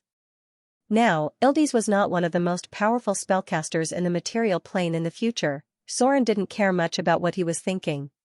What he cared about was that he could find the goddess of magic through him. It would be best if he could lock onto the goddess of magic through the clergy of tracking. In that case, Soren could find her at any time when he needed her. If possible, Soren still hoped that the magic network wouldn't collapse so quickly. If the magic network collapsed, the strength of the city of Mordor would suffer a great loss. First of all, Soren's spellcasting ability would be affected. Even if he had an Arcanist level, it would also reduce a lot. Then, Gloria would basically be completely useless for a period of time. Before adapting to the situation of mastering spellcasting without the help of the magic network, Gloria's combat power was not even 1/10 of what it was now. It was the same for the Fallen Witch. The magic network collapsed, the northern witches were hit hard in an instant, and the wizard city also suffered heavy losses. The latter was nothing, but the former was now an important ally of Soren. According to the historical progress line, during the time when the magic network collapsed, the northern witches were directly weakened to a small third-rate organization. A large number of members died in the hands of demons, devils, and other enemies. The entire witch union was almost wiped out. Even the Eye of the North, who now had the power of high-level legendary spellcasting, eventually fell. To some extent, the collapse of the magic network represented the destruction of the northern witches. For Soren, who was now closely connected with the Northern Witch Council, it was almost like breaking one of his arms. In addition, the power of Gloria and the Fallen Witch was greatly reduced, and the impact was even more serious. It was not easy to jump out of the magic network to cast spells. The last time the magic network collapsed, it caused terrible damage to the spellcasters. At that time, many spellcasters still had time to adapt to the days without the magic network, but this time, it was followed by the outbreak of the Avatar crisis. Many spellcasters had no time to adapt at all. The destruction of the northern witches was caused by multiple blows. The collapse of the magic network was the core of it. After all, there were only a few witches who could jump out of the magic network to cast spells. Most of the witches' talents could only be said to be relatively good. From Soren's personal point of view, he still hoped that the goddess of magic would not die. If she died, the divine communication network above the 9th layer of the magic network would also collapse, and a large number of priests in Soren's church would not be able to obtain divine spells. But, the death of the goddess of magic was full of doubts and was full of too many strangeness. It could even be said that she died suddenly. To be honest, Soren did not believe that the goddess of magic died in the hands of mortals, no matter what. The Avatar crisis had finally come. Soren was ready to try to contact the goddess of magic first, and then think about the future. Perhaps this would be a turning point in history. Soren still hoped to change the world a little. The night passed quickly. It wasn't easy to gain Ildi's trust, but at least Soren made him accept him quickly, and the two formed a temporary adventure alliance. To be honest, after observing Ildi's for a night, Soren really didn't find anything special about this legendary future most powerful wizard. In terms of strength, his profession level was only about 18, and there were many wizards with this kind of strength in the material plane. Ildi shouldn't be too old, probably in his 20s or 30s. In terms of talent, he should be considered a genius. But there were people who were better than him. There was Gloria among the northern witches, and there were a few people in the South Wizard City who were more talented than him. The South Wizards had a deeper background. From the perspective of the gods, if a wizard in his 20s or 30s hadn't reached the legendary realm, he could only be considered a relatively good mortal. Every 100 years, there would be 1 or 2 monsters who reached the legendary realm at the age of 20. Ildi's was at most a foil to history. How should he put it? After Sauron's repeated observations, he felt that Ildi's was the kind of person who could not be compared to the best but was better than the worst. There was nothing special about his character. He was more cautious and knew how to protect himself. He was also more scheming, and he was not the kind of wizard who only knew how to do research. He was above average in all aspects. But all these added up didn't seem to be the reason why the goddess of magic chose him, right? But this guy was quite handsome. Yes. It should be said that he was extremely handsome. In terms of appearance, Soren should be considered very handsome. After all, he was half-elf, and his charm wasn't low in all aspects. But compared to Ildi's in front of him, he might be a little bit worse.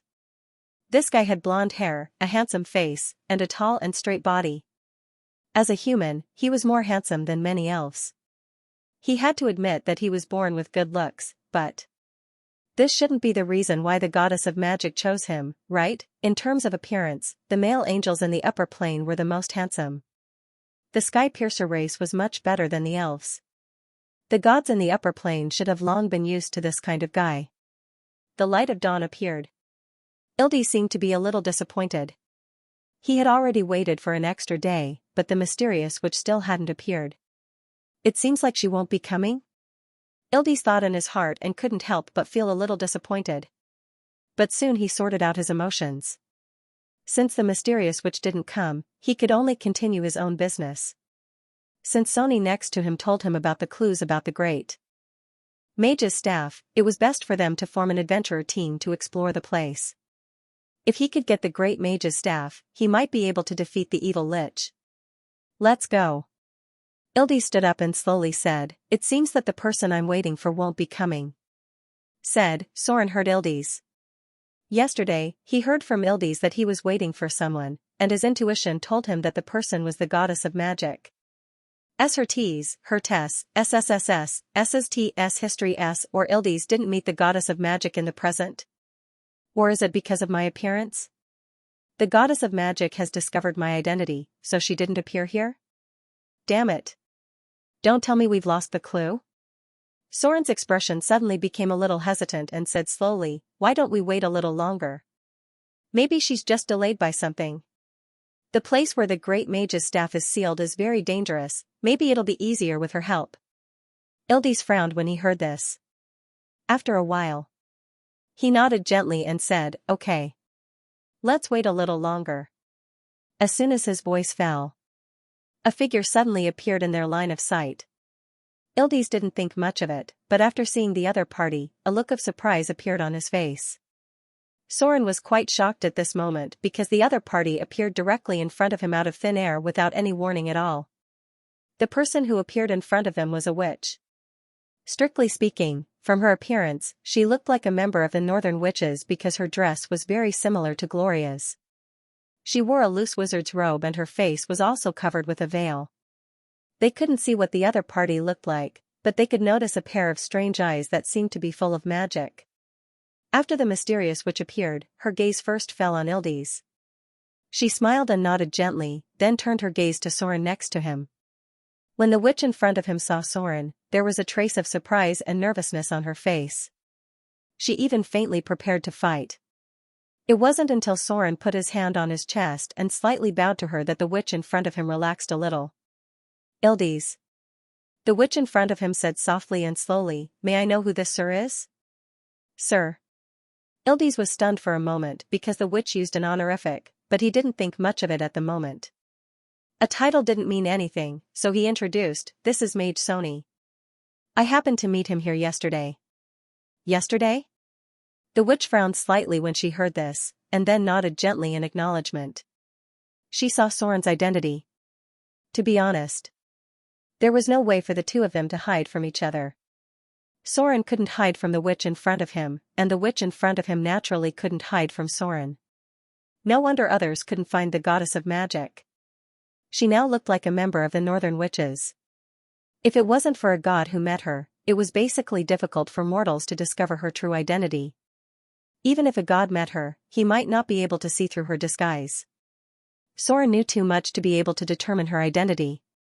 If other gods met her and didn't force her to use her divine power, they would only think that she was a legendary witch. What was she going to do? Soren was very curious about the purpose of the goddess of magic, but it was better to try to contact her first to make sure that there was no hostility between them. Quack quack quack. At this moment, a strange cry suddenly came from all around them. Soren was familiar with this sound because he had heard it in the city of Motor. It was the sound of the bird of death, and it was hard to forget it. Bird of death. Soren looked up and saw a bird of death. At this moment, the witch in front of him suddenly changed her expression and looked a little nervous. "Let's get out of here first." Bird of death. The eyes and ears of death. The bird of death would track the traces of death. In short, only a place where a lot of people died would actively attract the bird of death. It was not strange for the bird of death to appear in Mordor City because a terrible disaster caused great casualties. The total number of missing and dead people was probably close to 1,000. This scale was likely to attract the bird of death.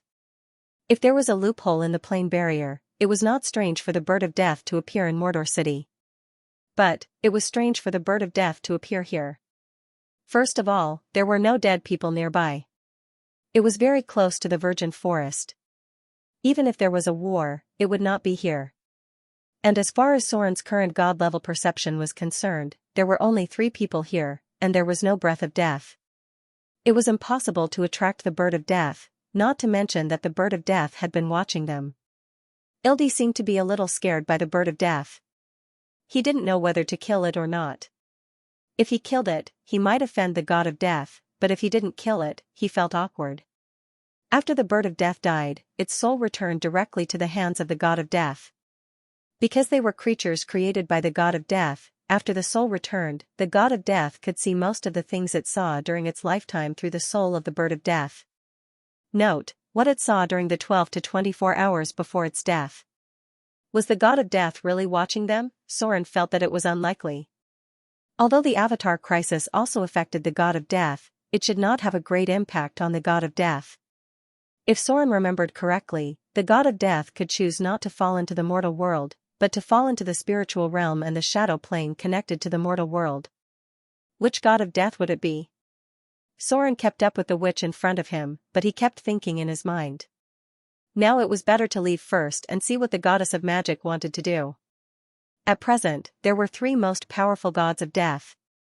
The first one was the king of the dead, Klemvox, one of the children of the plane favored by fate. He succeeded as a mortal and inherited the powerful power of the ancient god of death, Jurgel. He became the most powerful god of the god of death. The second one was the sealed, god of murder. He also held a part of the death priesthood, but his focus was on the slaughter domain evolved from death. He had been sealed for a long time because of his madness, and it was basically impossible for him to escape now. The last one was Naruto. An equally powerful death god, but an evil existence that was known as the enemy of kindness, the abomination of life, the emissary of darkness, the king of gloom, and the reaper of flesh and blood. In addition to these 3, there were other gods who held part of the clergy of death, such as the goddess of death in the desert, Osiris, the god of death in the Muhammad divine system, Uragalan, the god of death in the Halfling divine system, and some other gods of death from other races. However, these were all mediocre gods of death. Their kingdom was not established in the underworld, and they only controlled part of the domain of death. These gods were basically negligible because the death god system did not include them. Could it be the king of the dead? Klemvox was often called the Lord of the Eternal Sleep. His doctrine believed that the dead should not be disturbed, and priests were often active all over the world to appease the awakened undead. He was the lover of the current goddess of magic when he was immortal. The 2 of them became gods at the same time because of the blessing of fate, but after becoming gods, their lovers' identities were broken. For a long time. The king of the dead's attitude towards the goddess of magic was very vague because the current goddess of magic was not the former goddess of magic, but she was also not his lover. The name Mistra had always been used by the goddess of magic, and every goddess of magic was actually a composite. Just like Soren's fusion of divinity and divinity, he could rely on his strong will to eliminate the residual consciousness of the previous god, but at that time, Midnight, the name of the goddess of magic when she was immortal, who became a god as a mortal and relied on a gift, could not do this. Therefore, the current goddess of magic was a composite of 2 consciousnesses. She inherited the memories and thoughts of the mortal period, but also integrated the memories and thoughts of the previous goddess of magic. This was tantamount to a resurrection. It was a slightly gentler way of resurrection than the Dread Lord. The second goddess of magic was also resurrected in this way. Therefore, after becoming the goddess of magic, the relationship between the 2 lovers became a bit strange. This was originally nothing. However, in order to take revenge on them, the god of murder stabbed a knife into their relationship. Before the Dark Sun Lord went completely crazy, he used a conspiracy to completely destroy the relationship between the 2 of them, making them almost like strangers. The mortal mind was fragile. Promoted as a mortal to a god, their mind, spirit, and soul were all changing. These 2 gods changed more than Soren, and the short memories of the mortal period eventually disappeared in the long river of history. Then, the appearance of the Son of Murder, the rise of the Arcane Empire, the destruction of the Arcane Empire, the fall of Father Oak, and so on. In the long river of time, their relationship was finally diluted a lot. The two gods seemed to have less and less intersection, and for a long time, the goddess of magic only maintained a close relationship with the Lady of Silvermoon. The King of the Dead is more likely. But we can't rule out the possibility of Naruto. He seems to have always wanted to destroy the living. The god of death, Nero, was an extremist. He believed that death was the final destination, so he was often called the life-hater. His relationship with the King of the Dead was very bad, and there were also many internal conflicts within the god of death. Soren wasn't sure what the appearance of the bird of death meant, but he knew that the fall of the goddess of magic was definitely not that simple, dozens of kilometers away. After making sure that the bird of death didn't follow, the witch in front of him finally stopped. Ildes quickly walked to the side of the witch and said with a bit of flattery, "Your Excellency. Are you done with your business?" The witch slowly shook her head and said lightly, "No. You can call me Midnight. Calling me Your Excellency will cause some trouble." Your Excellency was an honorific. It was usually used to address legendary professions or people of very high status. Midnight? When Soren heard this name, he couldn't help but tremble, and then he became more and more certain of some of his guesses. Midnight was the name of the goddess of magic when she was a mortal, but this name had gradually disappeared in the long river of history. She hadn't used this name for thousands of years, especially after her relationship with the King of the Dead, Klemvox, deteriorated. This name didn't appear in any ancient books related to her. Mortals almost knew nothing about this name. The most important enemy of the goddess of magic was the Lady of Night. Her close alliance with the Lady of Silvermoon was more because they had a common enemy. The Lady of Night secretly created the Shadow Magic Network a long time ago to fight against the Lady of Silvermoon and the Goddess of Magic. The Goddess of Magic regarded the behavior of the Lady of Night as a direct threat to her priesthood, and her close relationship with the Lady of Silvermoon grew day by day.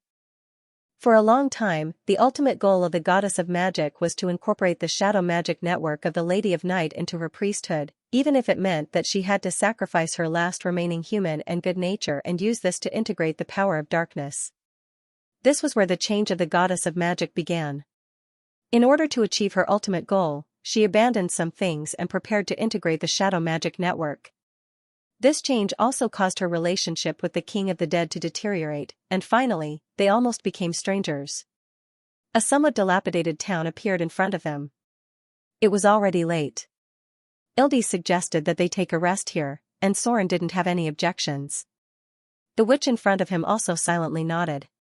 This was a town that had been burned by war. The riot of the lizard men hadn't been resolved yet, and the guards on the outpost were vigilantly watching everyone. There weren't many guests in the inn, and the owner seemed to be in a state of panic when the three wizards appeared. Night fell. A figure appeared in Soren's room. Soren, who was lying on the bed, didn't fall asleep. He slowly opened his eyes, looked at the witch in front of him, got up, and made an inviting gesture to the table next to him. "Are you looking for me?" The witch's expression was cold. During the day, with Ildes beside her, there were many things that couldn't be said, because this mortal didn't know her identity. Soren wouldn't appear for no reason. The goddess of magic also didn't believe that he met her by chance, so at this moment, her expression was cold, and there was even a hint of hostility. Soren met her gaze and said directly, "Yes. I'm looking for you. And I hope to provide you with some help." Help? The goddess of magic was a little stunned when she heard this, and then her expression softened a little. She sat at the table next to him and said slowly, "What help?" A divine radiance appeared. The goddess of magic looked at Soren in front of her and said slowly, "Soren. The god of half-elves and rogues. A human outside of fate. Ascending from a mortal to a deity in just 2 years' time. Some time ago, you killed the king of beasts and inherited his tracking divinity.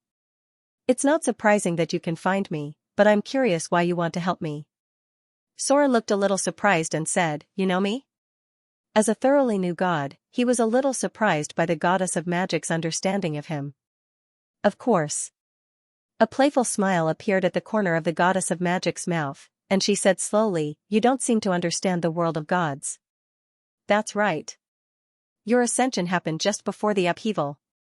You haven't entered the kingdom of gods. The gods have been watching you silently. At the moment you lifted up the throne, They were already watching you. To be honest, your existence makes many gods feel threatened. Because they think that you are growing too fast. You're lucky. The arrival of this catastrophe has left them with no energy to care about you for the time being. Otherwise, as a new god, you might need to learn to adapt to some rules. Soren was silent. After a while, he looked up at the goddess of magic in front of him, smiled, and said slowly, "Okay. I'm done talking about my business. Maybe we should talk about your business next." For a long time. The goddess of magic always seems to be unable to escape a fate. Maybe you've already felt it. Am I right? Hearing Soren's words, the goddess of magic's face changed instantly, for a moment. The atmosphere in the whole room became solemn, as if there was an irresistible huge magic that isolated everything from the material plane.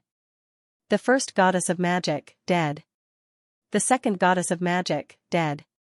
The third goddess of magic, about to die. This was their fate. It seemed that every goddess of magic could not escape death in the end. They fell more easily than the other gods. Soren was actually very conflicted. Because if the goddess of magic didn't die, some things in his memory would change. In other words, Soren lost part of his ability to foresee the future, and it might not be as easy to grasp the future as it was now. If the goddess of magic didn't die, some of the events in Soren's memory might not happen, and the butterfly effect would affect the entire Avatar crisis. Even he didn't know what the future would be like. This was tantamount to letting Soren lose a powerful cheat, but if the goddess of magic died, the price would be too heavy. When the goddess of magic died, the material plane really collapsed. It was not an exaggeration to say that corpses were everywhere. The entire material plane lost 90% of its population by the end of the Avatar crisis, and at least hundreds of millions of people should have died. The devils of the Bautor Inferno, the demons of the Abyss, the demons of the Sharaba and the Scorching Inferno, the Avatar crisis had riddled the whole world with holes from the beginning. Many powerful spellcasters had died in the hands of the enemy before they had time to adapt to the world without the magic net. In the end, even the gods were not spared from the accumulated contradictions and hatred. And the huge number of souls plundered by the devils and demons in this catastrophe had a profound impact on the future.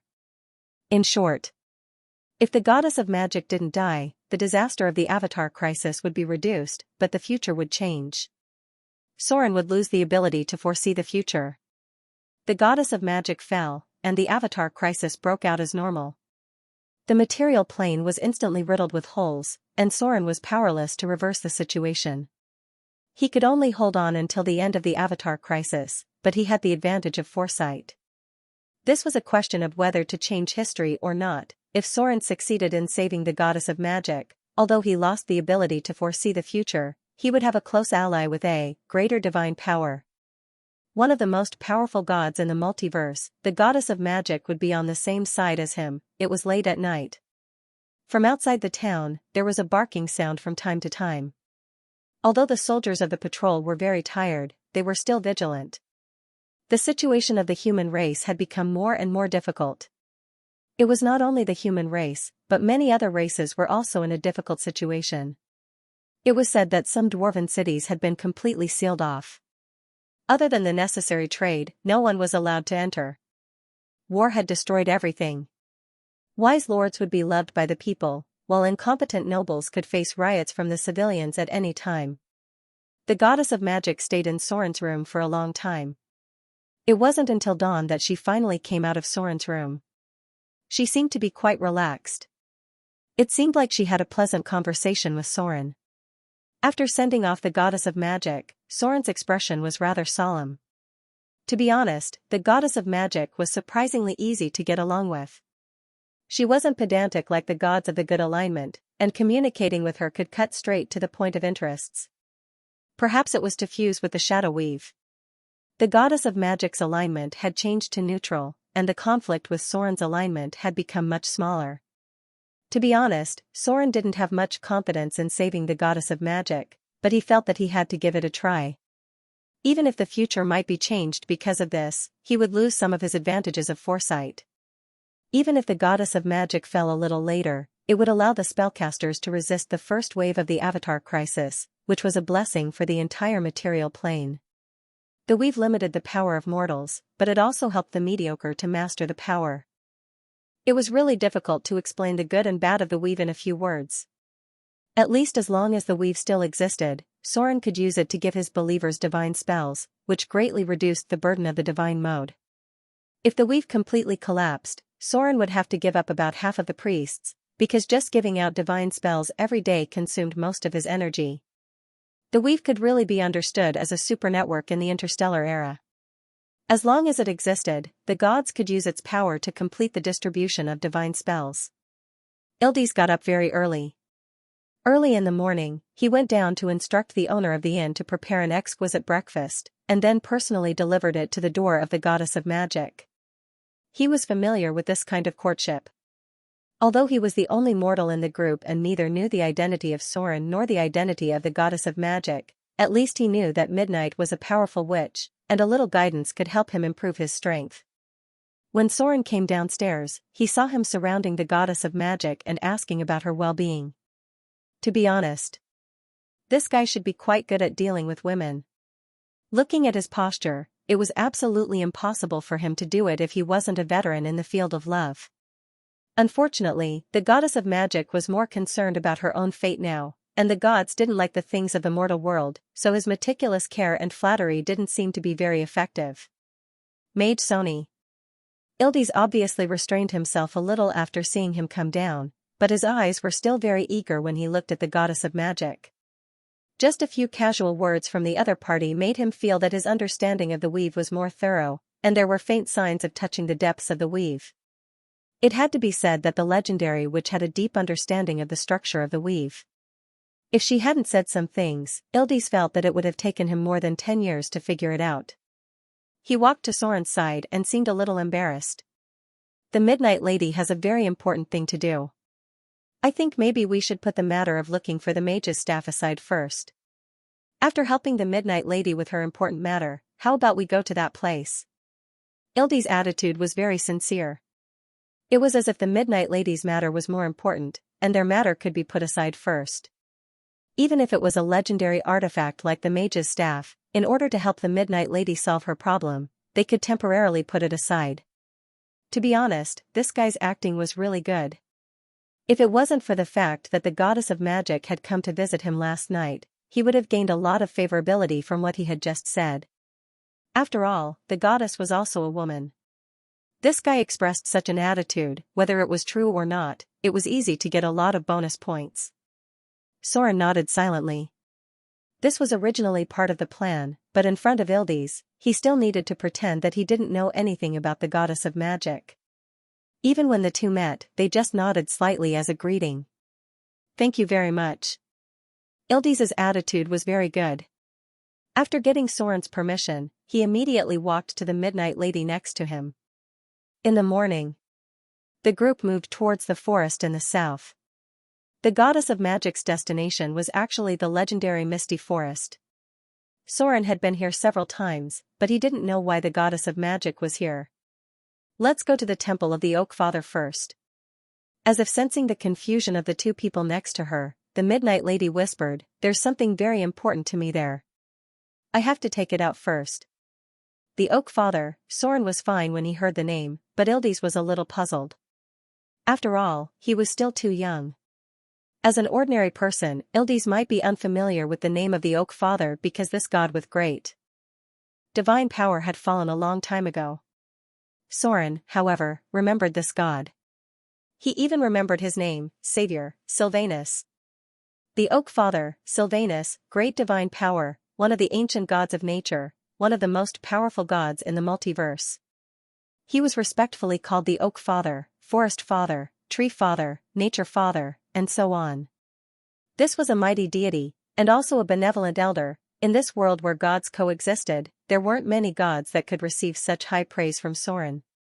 The Oak Father should be one of the few. His body was a giant tree. Silvanus was a wise god like a loving father.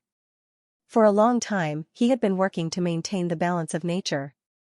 Although people loved Mother Earth more and her relatively gentle teachings, the Oak Father's huge influence had always shrouded every place in the material plane. Such a powerful god shouldn't have fallen under normal circumstances. There were many mysteries about the fall of the Oak Father. Perhaps even the gods didn't know much about it. But one thing was for sure, the Oak Father did fall in order to save the world. This disaster was related to the fall of the Arcane Empire. The powerful Arcane Empire finally met its destruction. The gods were active in this terrible disaster. Until now, no one could determine the real reason for the destruction of the Arcane Empire. But the tragic end of the Arcane Empire had a profound impact on the entire multiverse. It was like the end of the Avatar crisis, but the balance between the upper and lower planes was broken. The destruction of the Arcane Empire brought about the destruction of the entire material plane. The terrible energy radiation covered the sky and the earth. The explosion was more terrible than a nuclear bomb and directly split the continental shelf. Just look at the terrible desert of the Eastern Kingdom. It was obvious how terrible this disaster was. In fact, at the same time when the Arcane Empire was destroyed, the end of the world had come. Nature was gradually dying. The entire material plane was becoming desertified at an alarming speed. The terrible energy radiation had eroded everything. Not only did it cause the death of a large number of races, but even the plants in nature were not spared. The end was coming. Even the gods couldn't stop all this because the entire plane had been eroded. The material plane could completely die at any time, leaving no trace of life. At this time, the Oak Father stood up and left only one sentence: "Balance is my mission." Then he turned into a huge tree of life. At that time, the desertification had already covered the center of the material plane, which was now the Eastern Kingdom. 2/3 of the land of the Eastern Kingdom had been completely desertified. There was no trace of life. The Oak Father turned into a giant tree, and at this moment, he assimilated with the whole of nature. He abandoned his body and power as a god and decided to stop this disaster in a more tragic way. Father of the oak tree had fallen. But nature survived. The terrible disaster of the Arcane Empire's destruction only turned 2/3 of the land of the Eastern Kingdom into desertification. There was still a lot of land in the material plane that was suitable for life. It was also from that time that the Droll sect split. The figures of the tree shepherds had been active in the desert for thousands of years. They worked hard to build oases one after another. In order to show their respect for the tree shepherds, the people in the desert would even kiss the land they walked on. Because of this, the tree shepherds fell into a deep sleep that lasted for dozens of centuries. It was almost impossible to see traces of their activities. These tree shepherds were Droll followers that once served the Oak Father. They had been fulfilling the last mission of the Oak Father, which was to balance and restore the whole of nature. This mission had nothing to do with any race. Whether it was humans, elves, or dwarves, as long as anyone affected this mission, they would be the enemy of the Droll. Their biggest wish was to transform the huge desert that occupied 2/3 of the land of the Eastern Kingdom into an oasis.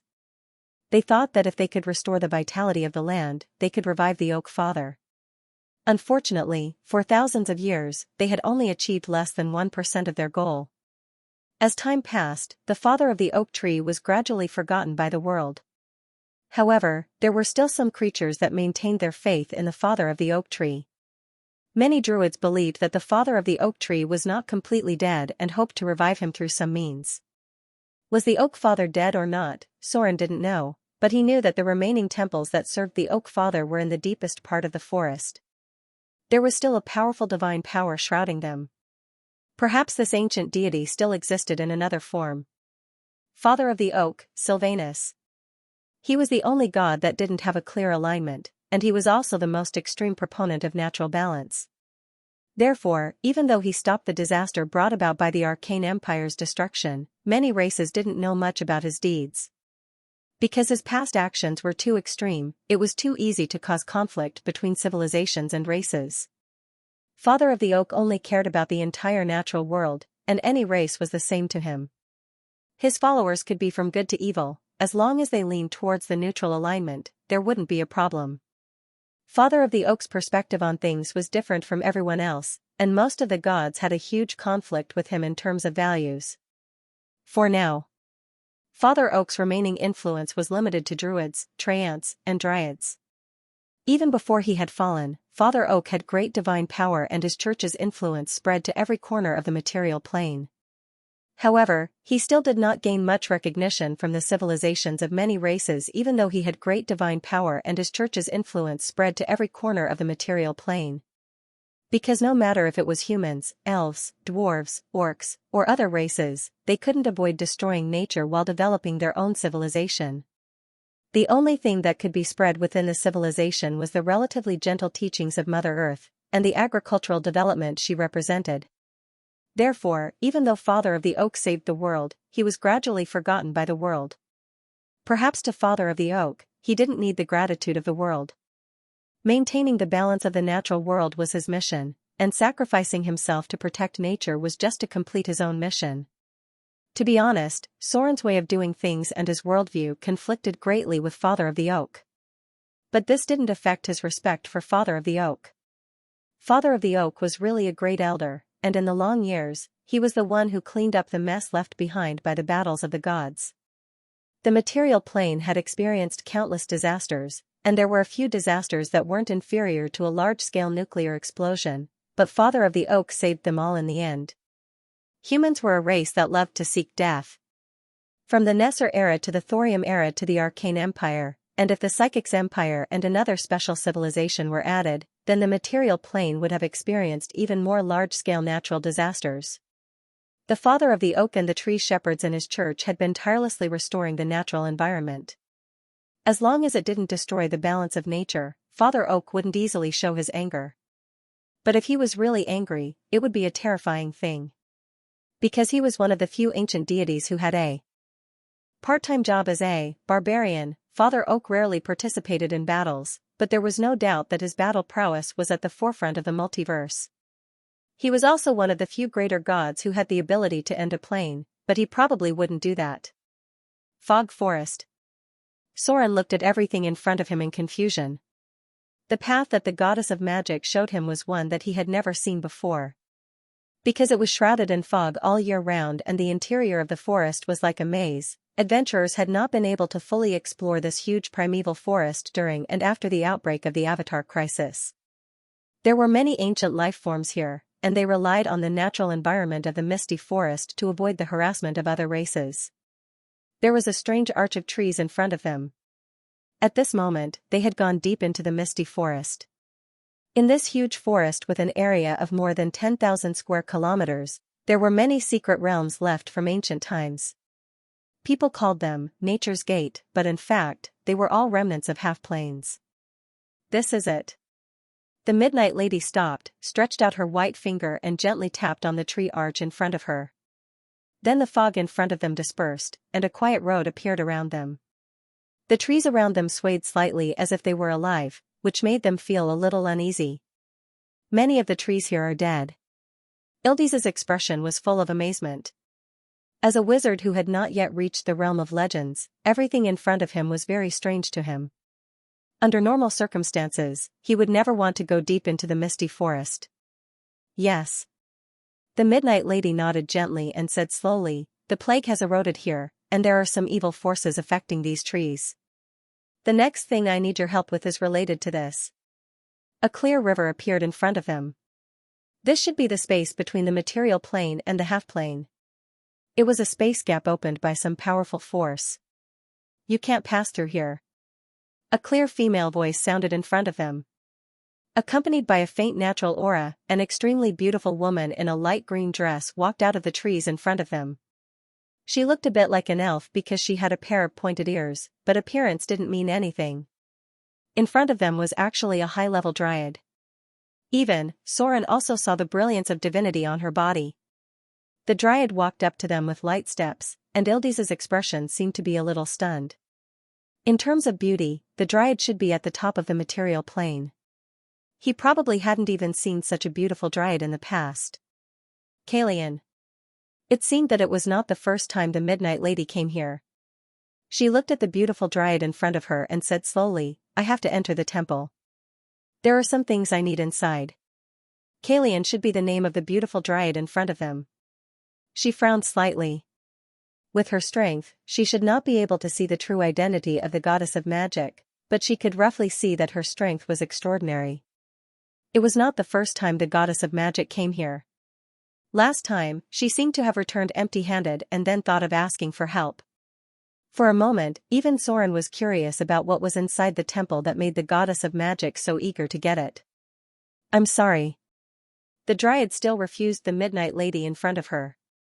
She shook her head and said, "The natural seal can't be opened. We need this power to stop the erosion of the forest. Please leave here." The negotiation still failed. In this regard, the goddess of magic did not seem to be surprised. Soren, who was next to her, silently put his hand on the hilt of his sword. Ildis's expression also became serious. It seemed that if necessary, they did not mind using force to solve the problem. However, the goddess of magic stopped this. There seemed to be some power here that made her afraid. At least, she did not want to solve it by force. So, she looked at the dryad in front of her and said slowly, "If we can help you solve these problems, can you let me into the temple?" Problems? There was no doubt that she was referring to the forest that was being eroded. Soren's expression was a little surprised because he did not know how the goddess of magic was going to solve the problem. She was the goddess of magic, not the goddess of nature. At first glance, the nearby trees were special existences with life and consciousness. Even they were being eroded by some kind of power. There was no doubt that this was a very troublesome problem, and it seemed that this situation had been going on for a long time. Some of the trees had completely decayed. If there was not a power suppressing here, these trees might have been corrupted into deadwood guards. The dryad's expression seemed to be a little hesitant. She glanced at the Midnight Lady in front of her and said hesitantly, "Although you are very powerful, this problem is not something you can solve." This demiplane had existed for a long time. Such a serious erosion could not have been formed overnight. It was probably related to many factors. The balance of the elemental pool was not right. Even Soren did not think that the goddess of magic could solve this problem. Of course. The Midnight Lady nodded slightly, indicating that she did not have the ability to solve this problem. Her domain did not include nature, and saving was undoubtedly more difficult than destroying it. However, she then turned her gaze to Soren and Ildis and said softly, "Since you are a priest serving the father of the oak tree, Sylvanus, then you should know that there is a ritual that can be used to awaken the divine power he left behind and heal this forest, right?" Ritual to heal the forest. Soren's body trembled when he heard this, and then a thought immediately popped up in his mind. He murmured, "It can't be that ritual, can it?" There were many dryads among the followers of the father of the oak tree. As the companions of trees, many dryads used to seek protection from the father of the oak tree. In the church of the father of the oak tree, there were 2 sacred rituals that could be used to restore the natural environment and restore life to the dying forest. There were many rituals in the church of the father of the oak tree, but the 2 most powerful and sacred rituals were called the tree song and the dance of the dryads. The former was an extremely large ritual. It required a large number of followers to sing the ancient hymns of the church in unison to attract the creatures in the forest to stop and listen. From what he saw, this place did not have the conditions to perform the tree song ritual. The latter was a joyous ritual to restore the vitality of the forest. It required the followers to use flutes and dances to summon the dryads out of the trees they were connected to and then mate with humans. This ritual should have been mentioned before. This ritual didn't cost much to the dryads, but it was a huge burden to the people who mated with them. They might even have to pay a lot more than that. The dance of the dryads? The Midnight Lady's words seemed to have reminded the dryad in front of her. Her beautiful face revealed a thoughtful expression as she looked at Soren and Ildis in front of her. She was a dryad herself, so this ritual should be the easiest for her to complete. She fell into deep thought and murmured, "If we can successfully perform the dance of the dryads, we might be able to awaken the divine power left behind by the father of the oak tree. This way, we might be able to purify the entire forest." Speaking of this, her eyes suddenly lit up. First, she turned her gaze to the handsome blonde Ildis. After staring at him for a while, Karina couldn't help but frown and murmured, "No, this won't do. He doesn't have enough strength. I'm afraid he won't be able to support even half of the ritual." Ildis was a little confused. As the church of the father of the oak tree gradually disappeared from the eyes of mortals, even the wizards did not know much about the internal sacred rituals of the church. He still did not know what the others were talking about. The dryad quickly turned her gaze to Soren. Her eyes instantly lit up, and her expression became lively. She said with some enthusiasm, "He can do it. He's not only strong enough. He also has great power. I can feel the light of divinity. If he's willing to help us perform the sacred ritual, he might be able to completely awaken the divine power left behind by the father of the oak tree. This way, the entire misty forest can be purified." Hearing the words of the dryad, the goddess of magic immediately looked at Soren with pleading eyes. Ildes was originally the candidate she had prepared. If he couldn't do it, the goddess of magic would probably have to use some special methods to increase Ildes's strength, and then let him complete the sacred ritual.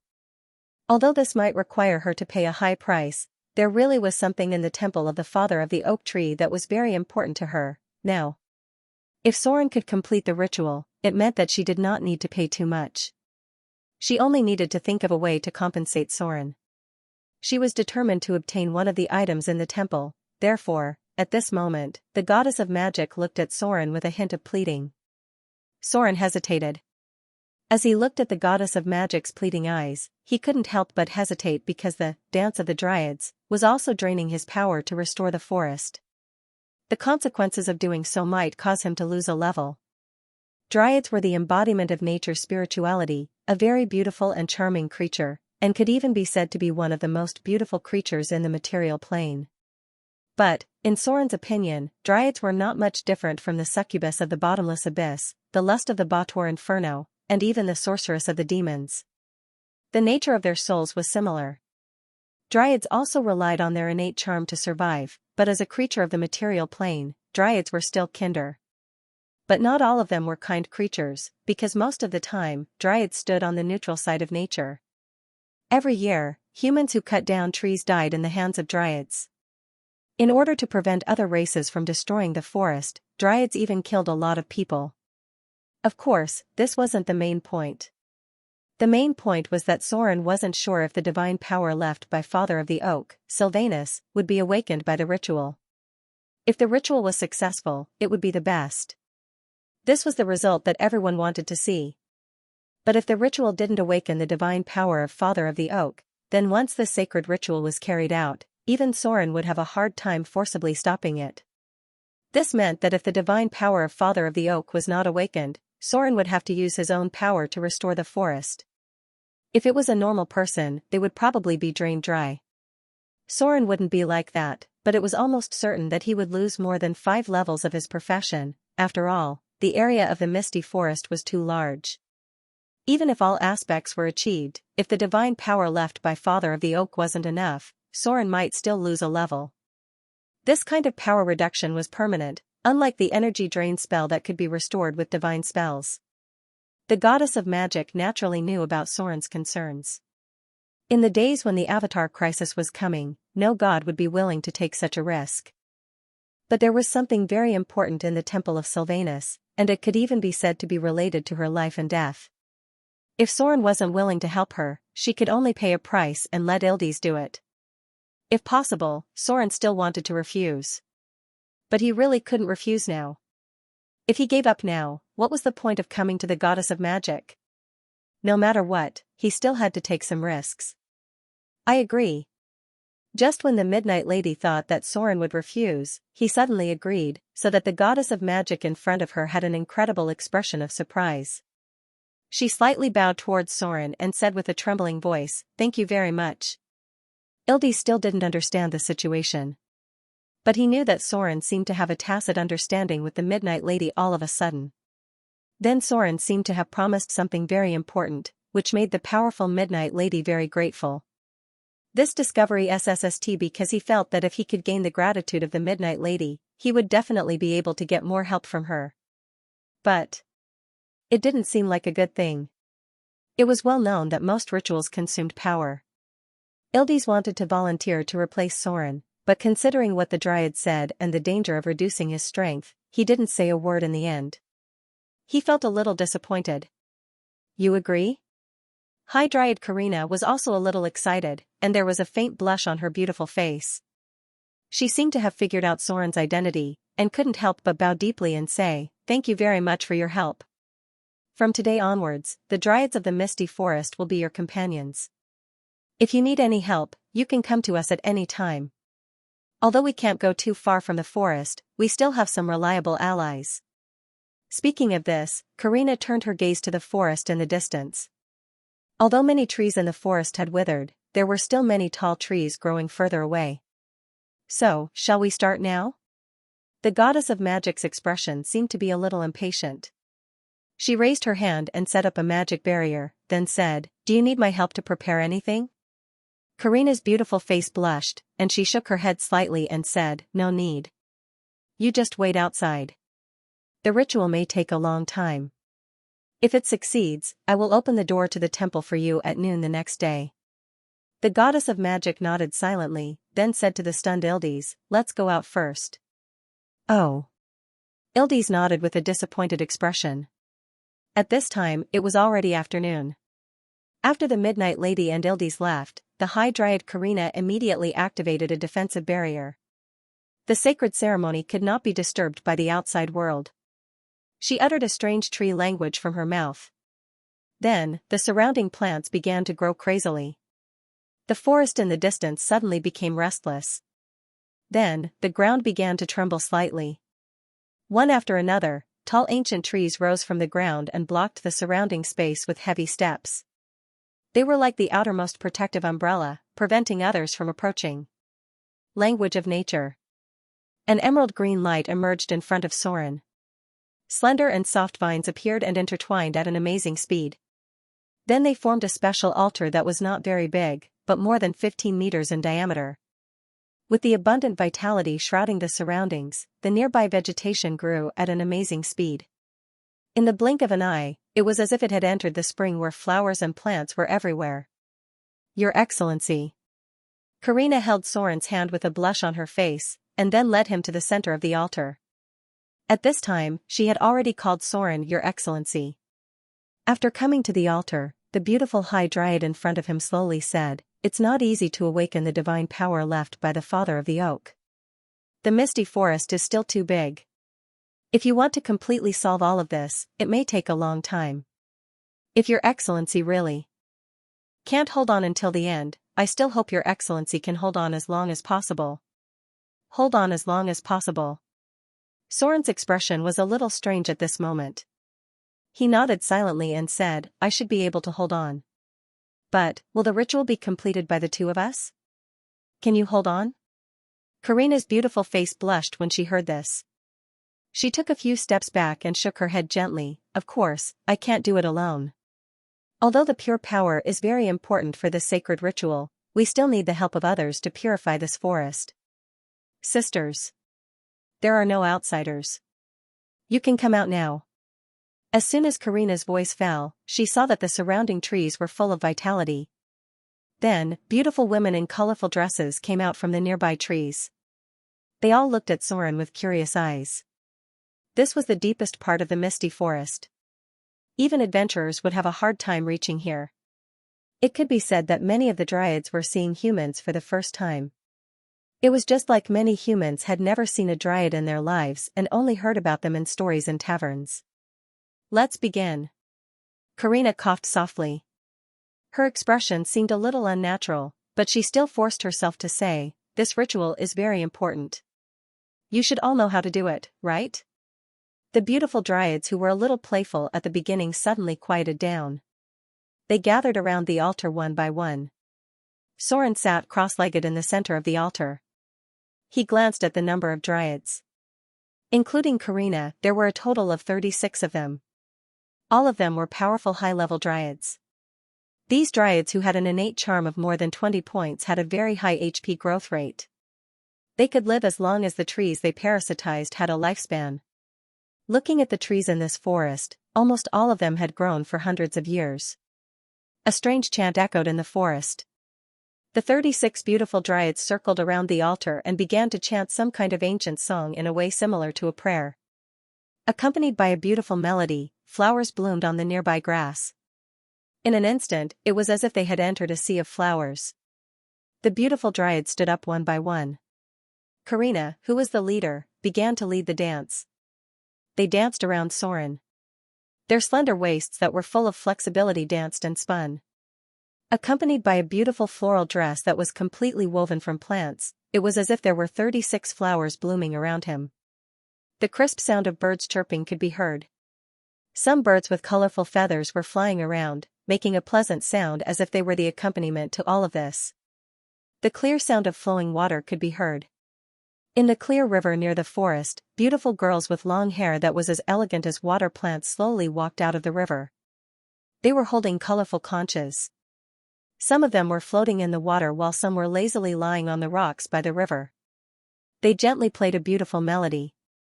These were the dryads, the embodiment of the spirituality of the river and lake. Flowers bloomed everywhere. Accompanied by the dance of the dryads, some incomparably petite and beautiful figures began to appear. They looked as if they were translucent and had a pair of delicate wings. These cute, pocket-sized beautiful girls flew in the air and danced in the sea of flowers along with the melody in the surroundings. Beautiful dryads wearing exquisite dresses appeared one after another. They used soft leaves and petals to weave their clothes and danced around the dryads near the altar. Everything was so beautiful. In the midst of the beautiful melody, Karina walked in front of Soren with a blushing face. Facing Soren's puzzled gaze, she seemed a little shy. But in the end, her fingers trembled slightly as she took off her light purple dress. In an instant, her beautiful body that represented the spirituality of nature was displayed in front of everyone. Shy. The flower fairies dancing around the altar immediately began to sway as if they were drunk. These cute and delicate little fellows blushed and used their small hands to cover their large eyes. However, they still carefully opened their eyes by a sliver. Pairs of watery eyes widened as they stared at the altar, as if they were filled with curiosity about what was about to happen. At the same time, near the river, the lazy aquatic spirits also let out joyful and teasing chuckles. Then, the style of the melody that was originally filled with the fresh breath of nature changed drastically. It was as if there was an additional lustful and decadent feeling in the melody. The next part of the ritual was the most important part. Whether or not Soren could completely purify the evil energy in the forest would depend on whether or not he could last until the end of the ritual. Outside the forest gate, the Midnight Lady had a rare look of nervousness on her face. She had been concentrating on sensing the changes inside. Ildes, on the other hand, looked a little disappointed. He tried to talk to the Midnight Lady next to him to ask what was going on, but it seemed that the Midnight Lady wasn't interested in talking. She just responded to his question with a slight "hmm." For some reason, Ildes felt like he had missed out on something very important. This strong sense of disappointment made him feel depressed. About half an hour later, a strange energy began to emerge. As the goddess of magic, the Midnight Lady had an astonishing perception of all energy changes. Therefore, when she realized that the ritual had successfully begun, she couldn't help but reveal a trace of relief on her face. The next thing to do was to awaken the divine power that the Father of the Oak left in this forest. As long as the divine power of the Father of the Oak could be awakened, the cost of the ritual would be reduced by a lot. On the other side, Soren himself had also entered a strange state. Kalina's slender white legs were wrapped around his waist. At the same time, she kept a very rhythmic twisting rhythm with the dance around her. Both of them were now joined together. However, the whole process wasn't just for pleasure. In Soren's view, the whole ritual was more like the Taoist yin-yang dual cultivation in his previous life. It was an incredible natural evolution. Soren represented the yang side, and the dryads represented the yin side. At this moment, Soren's body and spirit had separated into two sides. One side maintained control of his body and tried to last as long as possible in this sacred ritual. The other side had turned into a spiritual body and stood on top of the altar. His god-level senses allowed him to clearly feel an abundant life force gushing out from him and Kalina's body. It was transmitted to the nearby forest through the altar below. Soren's slaughter EXP was gradually decreasing. Kalina's power was also gradually weakening. This ritual required a lot of energy from both sides. However, due to the Dryad's special life forms, they could recover from the forest through other methods. They only lost power in the process, but the result was that they gained a lot of benefits. Fortunately, there was another huge divine power in this forest. It was the divine power left behind by Father Oak. Only by activating this power to replace the consumption of the sacred ritual could Soren avoid the fate of lowering his profession level. The slaughter EXP was quickly draining away, and it was not easy to awaken the divine power of the Father of Oak. Soren would probably need to endure the first half of the ritual before the Dryads could awaken the power slumbering in the forest. Half an hour passed in the blink of an eye. The tired Karina loosened her legs that were tightly wrapped around Soren's waist. She was a little tired and satisfied as she lay down to rest, but soon another beautiful Dryad with fiery red hair came over. The beautiful Dryad's face was flushed red, but she quickly took over Karina's position. At the same time, as the two of them merged completely, a rich aura of life once again appeared on the altar. I've used up all my slaughter EXP. Soren's spiritual consciousness stood about 20 meters above the altar. His spirit still maintained control of his body, but his perception of the outside world was focused on the changes in the forest. The aura of nature. The aura of life. An unimaginable mystical domain. Soren, who had used up all his slaughter EXP, began to consume his divine power. If possible, he still did not want to lower his class level, so he could only use his divine power to hold on for a while. Fortunately, the divine power left behind by Father Oak had changed due to the ritual, and this enormous power was slowly awakening. Another hour passed in the blink of an eye. When the fifth beautiful Dryad took over the position of the previous one, Soren's accumulated divine power was finally used up in the ritual. At this moment, the power of Father Oak had appeared. It was a divine power filled with the aura of nature. It had been awakened by the ritual, but because Father Oak had fallen, it could not completely replace Soren's consumption. It was accelerating the healing of the entire forest, but in order to maintain the state of activating it, Soren must continue to support the ritual. Soren was on the verge of losing a level. But at this moment, his spirit suddenly began to merge with the ritual, and at the same time, he was connected to this enormous divine power. It was a strange feeling. Soren suddenly felt like he had become one with the entire forest, and he could feel the aura of life of the plants that he usually did not pay attention to. Then, a row of data appeared in front of him. Ability increased. During the ritual of the Dance of the Dryads, you have obtained part of the plant domain information. There was actually a new domain information. At this moment, even Soren was a little excited. He used a little bit of his energy to maintain the ritual of the Dance of the Dryads, and most of it was used to sense the changes in the ritual. It was a deep analysis of the power of nature. Looks like I can only burn my level. Soren had no other way out. Things had already reached this stage, and he could not give up halfway. Even if he had to burn his level, he had to hold on until the end. And looking at the current situation, there was a possibility that he would receive 3 notifications of the plant domain information after the ritual. Losing a level was right in front of him. When the last of Soren's divine power was sucked dry by the beautiful Dryads, a strange emerald light suddenly appeared in Soren's heart, and the light formed into the shape of a leaf. In an instant, an abundant life force replaced the consumption of Soren's divine power, and it began to maintain the ritual in a way that consumed less divine power. The beautiful Dryads suddenly became intoxicated. They gathered around Soren as if they could not wait any longer. Even Karina, who had not fully recovered from her exhaustion, was eager to try. It seemed like she could not wait to absorb the purest life force from Soren's body. The beautiful Dryads were thirsting for it. They felt that there was a force in Soren's body that was extremely important to them. It could even be said that it was a force that could change them qualitatively. This is? Soren's expression was also quite shocked. He could not help but mutter to himself, the leaf of life? So its power was not completely digested by me. The leaf of life from the Droll Church. Soren had once used it to improve his vitality. It seemed like its power was not limited to just that. The process of the ritual seemed to be speeding up. The beautiful Dryads were eager for the power of the leaf of life, which also replaced the consumption of Soren's divine power and was maintaining the operation of the whole ritual. Another 3 hours passed. After a short discussion, the beautiful Dryads quickly took turns and took a portion of the leaf of life's power in a relatively equal manner. Then, they continued the entire process of the ritual. At this moment, the power of the leaf of life was gradually depleted. However, a notification appeared in front of Soren's eyes once again. Ability increased. During the sacred ritual of the Dance of the Dryads, you have obtained some information about the plant domain. The second notification. As long as Soren could endure it one more time, he would be able to directly master a new domain, a powerful yet unfamiliar plant domain. It seems like I can't avoid losing a level.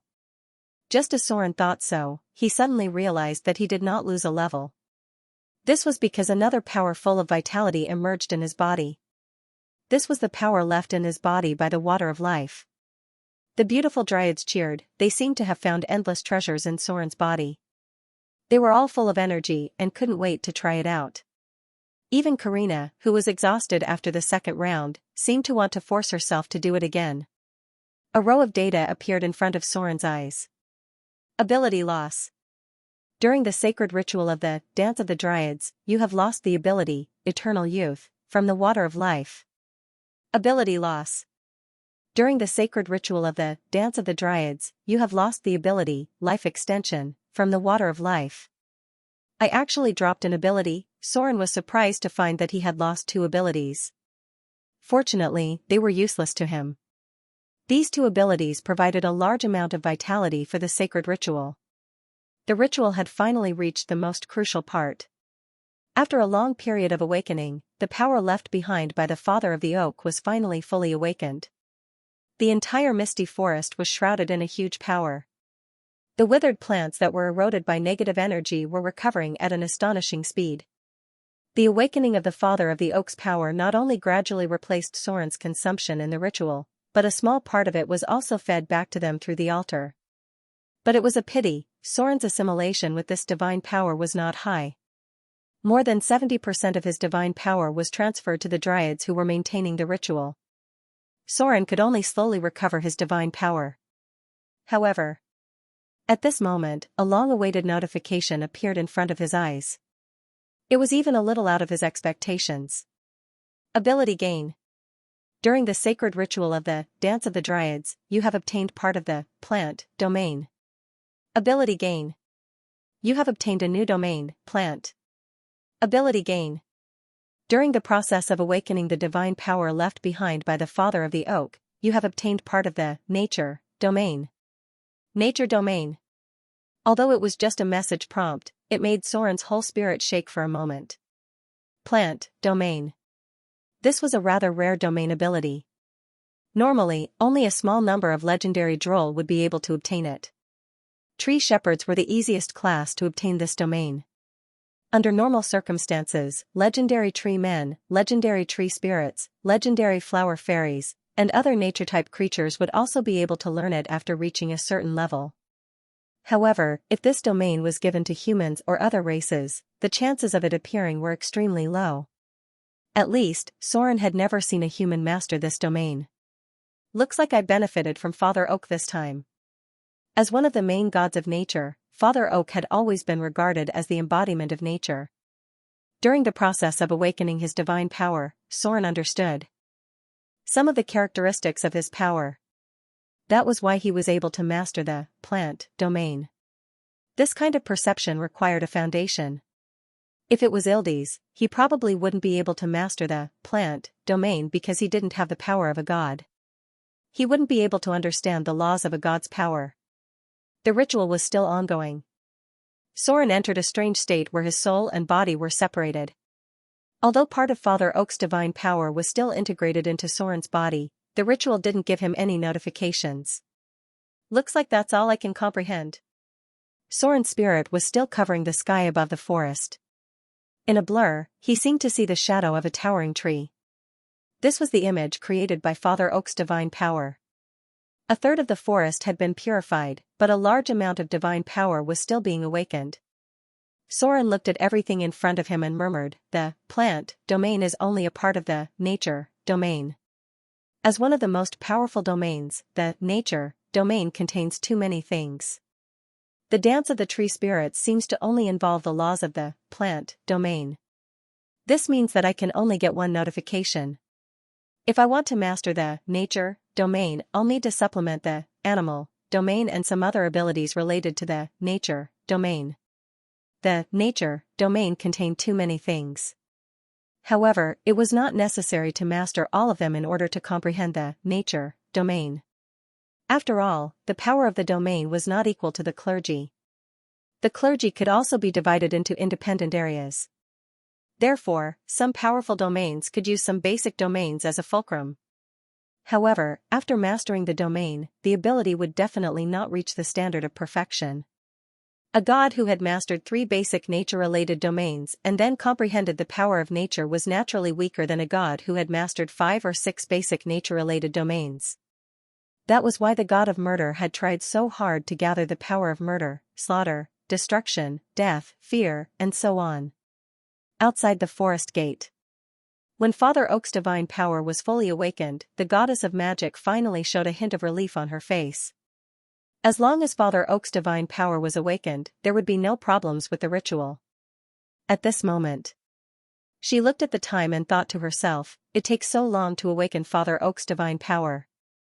If he wasn't willing to help, I'm afraid that even if I helped Ildes increase his power, he wouldn't be able to hold on until now. Speaking of which, the Midnight Lady couldn't help but glance at Ildes beside her. Then, she quickly shifted her gaze to the interior of the forest gate. Mortals were mortals, after all. At this moment, the goddess of magic realized that in the upcoming crisis, it would be more effective to contact the power of the gods than to borrow the power of mortals. Although borrowing the power of mortals was more subtle. The forces of the other old gods were intertwined. Even if they were her closest allies, the goddess of magic could not completely trust them. These gods had their own enemies, and those enemies would definitely pay attention to them. Even the slightest involvement could alert the evil faction's mistress of the night, who controlled the shadow weave. That was why the goddess of magic didn't contact her allies or even the forces of the churches that served her. There was no doubt that the churches and forces that served her were secretly monitored by her enemies. However, Soren, who was now willing to help her, didn't have such a problem because he was a new god who had just entered the realm of the gods. Such a god basically didn't have much interaction with the other veteran gods. Although he would be slightly noticed by the other gods, it was far from being that conspicuous.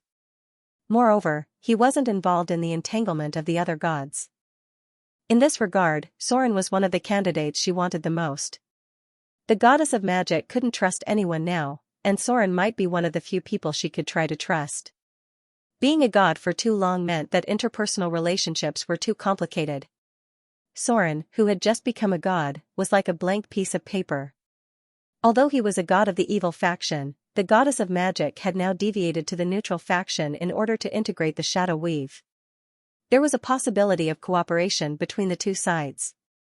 The goddess of magic was even thinking about whether she could pull Soren into her divine system because she could see at a glance that Soren was a rogue and part-time wizard. As long as he was a spellcaster, she could try to integrate him into her divine system. In the blink of an eye, a day had passed. As the enormous divine power of the Father of Oak gradually dissipated, the misty forest also glowed with vitality. The almost withered ancient trees grew new buds, and as long as there was no evil power to erode them, they would soon be revived. Under the radiance of the morning sun, the whole forest was breathing happily, and for some reason, the beasts living in it became cheerful. One could faintly see groups of flower fairies dancing in the air. This huge forest had been purified by the divine power of the Father of Oak. The divine power of the Father of Oak had awakened the sleeping Ents. Although they were still motionless, they were actually awake, but too lazy to move. The Midnight Lady once again entered the gate of the forest. She saw Soren, whose face was pale and seemed to be unusually tired. The place had been restored to its original state, and the air was filled with a faint fragrance of flowers. However, as the powerful goddess of magic, she could still smell a trace of lust and decadence in the fragrance.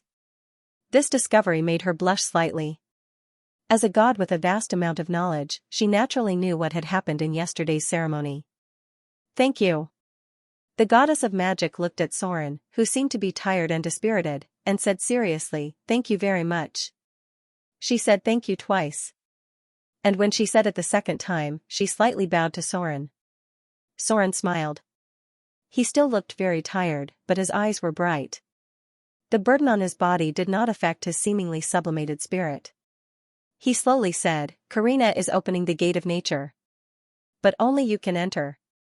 Go quickly. She said it can only be opened for a while. What was inside the gate of nature? Soren was naturally curious, but since the Dryads only allowed the goddess of magic to enter, he would not force anything. He could guess that it was not a temple of nature, but a part of the kingdom of the Father of Oak. That was why the Dryads did not allow anyone to enter.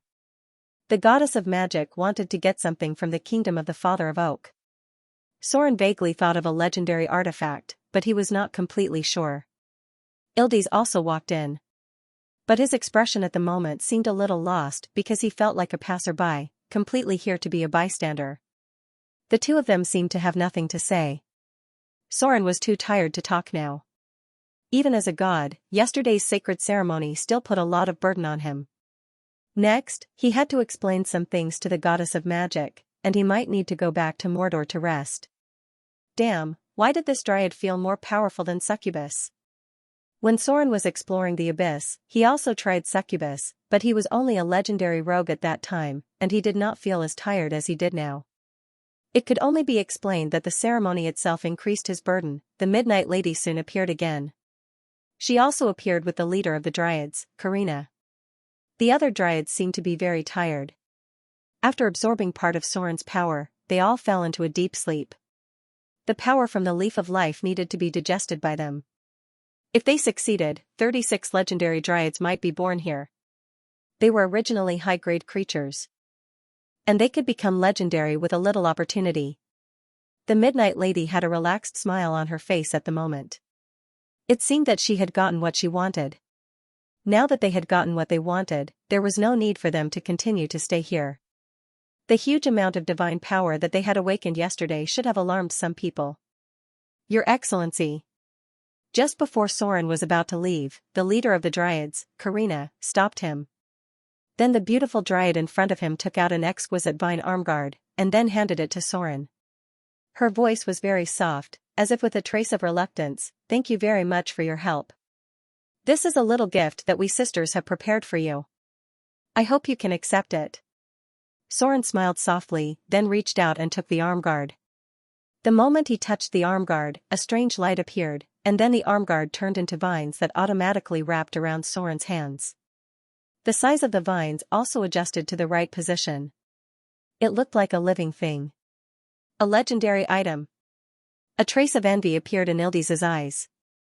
The armguard was able to automatically recognize its owner and adjust its size. It didn't seem like an ordinary legendary item. Soren's expression was a little surprised, and even the magic goddess was a little surprised. However, at this moment, the Midnight Lady was thinking in her heart. Since the Dryads had taken out such a valuable item to repay Soren, then what should she use to repay them? Right now, she didn't seem to have any gifts that she could take out. Item type, Dryad's Longing, +3, item grade, legendary, grade 3, item description. This is a legendary item that was jointly created by many high-level Dryads. They gathered their own strength and infused a part of the Dryad's origin into it. This gives this equipment a special power. It is not an inanimate object, but a living equipment. This equipment has the characteristic of recognizing its owner. Only its owner can use it, and it will automatically adjust its size according to the owner's will. A total of 36 high-level Dryads left their mark on this equipment. Equipment requirements, non-equipment effect, +4 charm, +2 defense level equipment effect, owner recognition, sturdiness, activation equipment effect, vine entanglement. 3 times a day. This equipment can activate plants and turn them into vines to entangle any nearby creatures. Equipment effect, plant domination. 3 times a day. This equipment can dominate nearby plants. The effect is equivalent to dominating humans. Equipment effect, summon high-level Dryads. Once a day. This equipment has the mark of life left by 36 high-level Dryads. The user can summon one high-level Dryad at a time. The target of the summon is random. Because this equipment is a living plant, the summoned Dryad can temporarily leave the tree it lives in. The duration of the summon is determined by the strength of the summoned Dryad. Summon high-level Dryads. When Soren saw the attributes of this equipment, he couldn't help but be stunned for a moment. Then, he revealed a bitter smile on his face. This equipment's effect was not bad. It could only be said that it was a gift. He hoped that they could advance to the legendary stage as soon as possible. This way, Soren could at least summon a legendary dryad as a helper. Fire. There was fire everywhere, and a raging fire lit up the entire night sky. There were screams of panic and fear from others in the distance, and there was a strange and terrifying laughter full of excitement. Blood. There was blood everywhere, and the strong smell of blood enveloped the town. The sky seemed to be dyed red with blood, and the moon was a strange dark red. Will. Thank God. You're not dead yet. Get up quickly. A big man with a full beard appeared in front of him. He was wearing a simple mail armor, and there was a bloodstain on his chest. There were 3 claw marks on his thick arm. At this moment, he carried a war hammer with one hand and came to Will's side. He quickly threw a long sword over and shouted, "Get up and fight. The devils have rushed into the town." The young man slowly got up. He shook his head as if he wanted to figure out everything in front of him, but soon some memories began to appear. The sky was a bit strange this evening because it was too red. It was still winter, and there should not be such bright red clouds, not to mention that even the moon was stained with a trace of dark red. The devils had arrived. No one knew where they came from. They seemed to have descended from the sky and suddenly appeared beside the town. Then, they began to attack crazily. Battle. The town's garrison was defeated, and the militia was easily scattered by the devils. He encountered a lone berserk devil. Although he successfully killed the berserk devil with his own strength, the last impact made him faint. Fortunately, he was not unconscious for long. "Captain." A young and slightly immature boy ran over. At this moment, his expression was abnormally frightened, and he was a little incoherent. "Dead. They're all dead. Hank. Ryan. Shasta, they were all dead, they were all dead." Ah. There was a sharp scream of a woman in the distance. Will was very familiar with this voice because she was the cook in the town. She was a chubby aunt who was usually a little naggy but was good to people. Occasionally, she would give some food to the children from the kitchen. "I'm fine."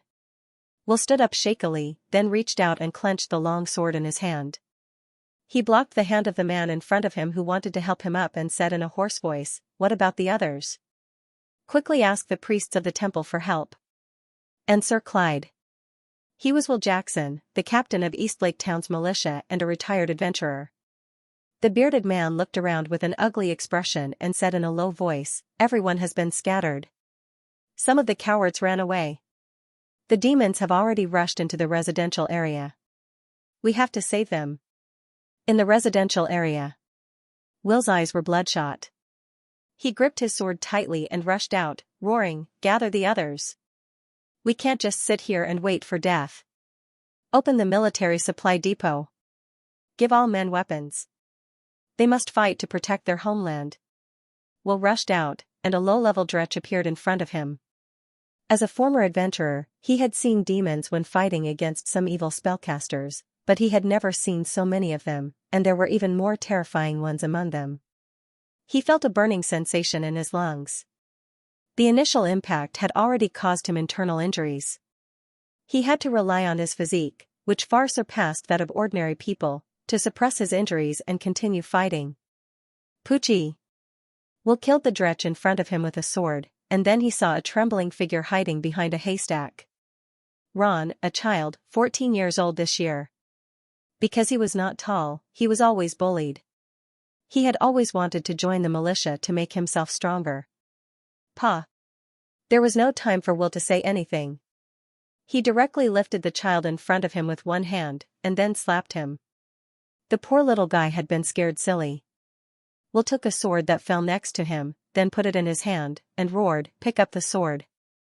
Go to the garrison. Don't stay here. Tell the patrol to come and help." The child in front of him trembled as he got up. There were corpses scattered around him. Some of them belonged to demons, but most of them belonged to humans. Broken limbs were everywhere on the ground, and there were several corpses that had been gnawed beyond recognition. He suddenly vomited, vomiting so much that his bile came out. Will sighed. After all, he was just an ordinary civilian. Facing everything in front of him, he was easily on the verge of collapse.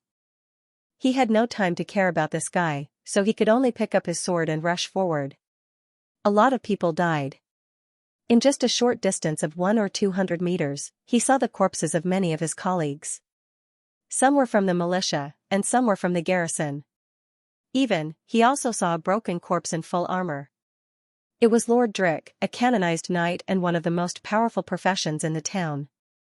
His body was torn into two halves. Will couldn't imagine what kind of terrifying power could kill a canonized knight in such a cruel way.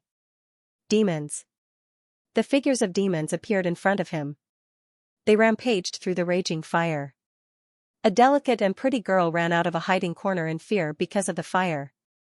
Before Will could rush over to rescue her, a few wandering demons rushed over and tore this young and beautiful life into pieces in an instant. No. Will's eyes were about to pop out. The unprecedented anger made him roar and rush over. He instantly swung his sword and killed the demons in front of him. A bright light appeared. Then there was a burst of explosions. Will gasped and looked up. He couldn't help but murmur, "What's over there?" The temple. Donghu town was located in the southern part of the continent. There were temples here to serve the goddess of agriculture, the goddess of river, and the Red Knight, the goddess of strategy. Will began to rush towards the temple, but the scattered demons nearby were also attracted by the explosion over there and began to gather there one by one. Corpses. There were corpses everywhere. One by one, familiar faces had now become cold corpses. Will's heart was full of sadness and anger. Although he moved here after ending his adventuring career, 5 years had already made him accustomed to life here and regarded this quiet town as his home. Arcane missile. Protection from evil. Fireball. The brilliance of spells emerged, and the surroundings of the 3 temples had turned into a battlefield. The surviving old, weak, women, and children hid inside the temple, and outside were some men with weapons. Several spellcasters were active on the battlefield. Relying on their strength, these people could block the attacks of the demons again and again. Quasits, Dretch, Deep Lurker, Bloodthirsty Abyss, Cunning, Berserk. Some demons that Will had never seen before launched attacks at the temple. They seemed to be a little afraid of the power that shrouded the temple. Some of the middle-ranked demons did not dare to attack. Instead, they kept driving the low-ranked demons to consume the enemy's strength. Will. A trembling girl hiding in the temple suddenly stood up and said anxiously to Will in the distance, "Be careful." Behind you, a great sense of crisis suddenly came. Will rolled forward almost without thinking. Then, a violent explosion sounded. His figure was directly blasted into the air. The fire spread, a figure with flames all over its body came out of the ruins in front of it. It looked like a burning humanoid creature. With a wave of its hand, a huge fireball came out. Flaming Demon, one of the most powerful middle-grade demons in the Abyss, the basic form of the Baler. The appearance of the Flaming Demon was undoubtedly the last straw to break the balance. With the explosion of a fireball in the crowd, the warriors near the temple suffered heavy losses in an instant. A Flaming Demon with a challenge rating of more than 8 was not something they could fight against. If his adventurer companions were still there, Will might be able to kill the Flaming Demon in front of him because he was a warrior who had successfully entered the 3rd grade not long ago. But now, almost no one could stop its advance. Although there were a few wizards living in Eastlake Town, most of them only had the power of a rank 2 wizard. Only one of them could cast a spell that was rank 4 or above. "Servant! Come to me!" An impassioned battle cry rang out, accompanied by the galloping sound of horse hooves. A group of cavalry appeared on the opposite street. The leader of the group was a human heavy knight in full body armor. His body was covered in medieval Gothic plate armor. Beside him was a fully armed cavalry. Compared to the poorly equipped militia and guards, these people could be considered as a real army. "My lord! It's Baron Bolek. We're saved!" The sound of galloping horse hooves covered the excited roars of the demons. The cavalry was like a sharp knife that directly stabbed into the enemy's vitals. A cunning demon was lifted up by a spear. The first wave of the cavalrymen's charge instantly inflicted heavy casualties on the devils. But it was a pity that this wasn't a flat plain. In the narrow space of the town, even the powerful personal guards of the overlord only had one chance to charge. A violent demon seized the opportunity. This demon, which weighed nearly 1,500 pounds, threw the horse to the ground and then grabbed the knight servant who fell off the horse. With a twist of its hands, the knight servant was torn in half. Fire. Blood. Slaughter. The abyssal language reverberated in the air as the flaming demon turned around. As the raging flames ignited the surroundings, this terrifying demon turned its attention to these people. The loud and clear cry of an eagle suddenly rang out. A male eagle hovered over the town. At this moment, the whole Eastlake town had turned into a sea of fire. The once prosperous town was only left with burning ruins and corpses. Demons? Why are there so many demons in the material plane? The figure of the male eagle swooped down and turned into a tall elf droll at the moment of landing. On his chest was the emblem of the droll church. With a bestial roar, a huge brown bear suddenly appeared beside him. Animal companion, as a wild droll of the nature church, although he did not like to get along with humans, in this situation, he decided to help humans fight against the demons. The sky was blood red. It was so oppressive that people felt as if they could not breathe. Just when people thought that they could finally usher in victory, suddenly a crack appeared in midair, and then a huge ferocious spider slowly crawled out. At this moment, even Droll's face changed drastically. He said, "Demon hunting spider?" At the same time, in the laboratory of Motor City, Gloria, who was studying the floating ring, suddenly changed her face. Then the mechanical voice of the Thaling experiment ET sounded, "Unknown spatial anomaly in the alert area. All the magic traps have been triggered." A light of teleportation appeared. Gloria's figure suddenly appeared on the lighthouse. As she injected magic into a strange metal magic device, suddenly a sharp alarm sounded over the entire Motor City. In an instant, countless people were awakened from their sleep. The roars of officers came from the direction of the barracks and the garrison.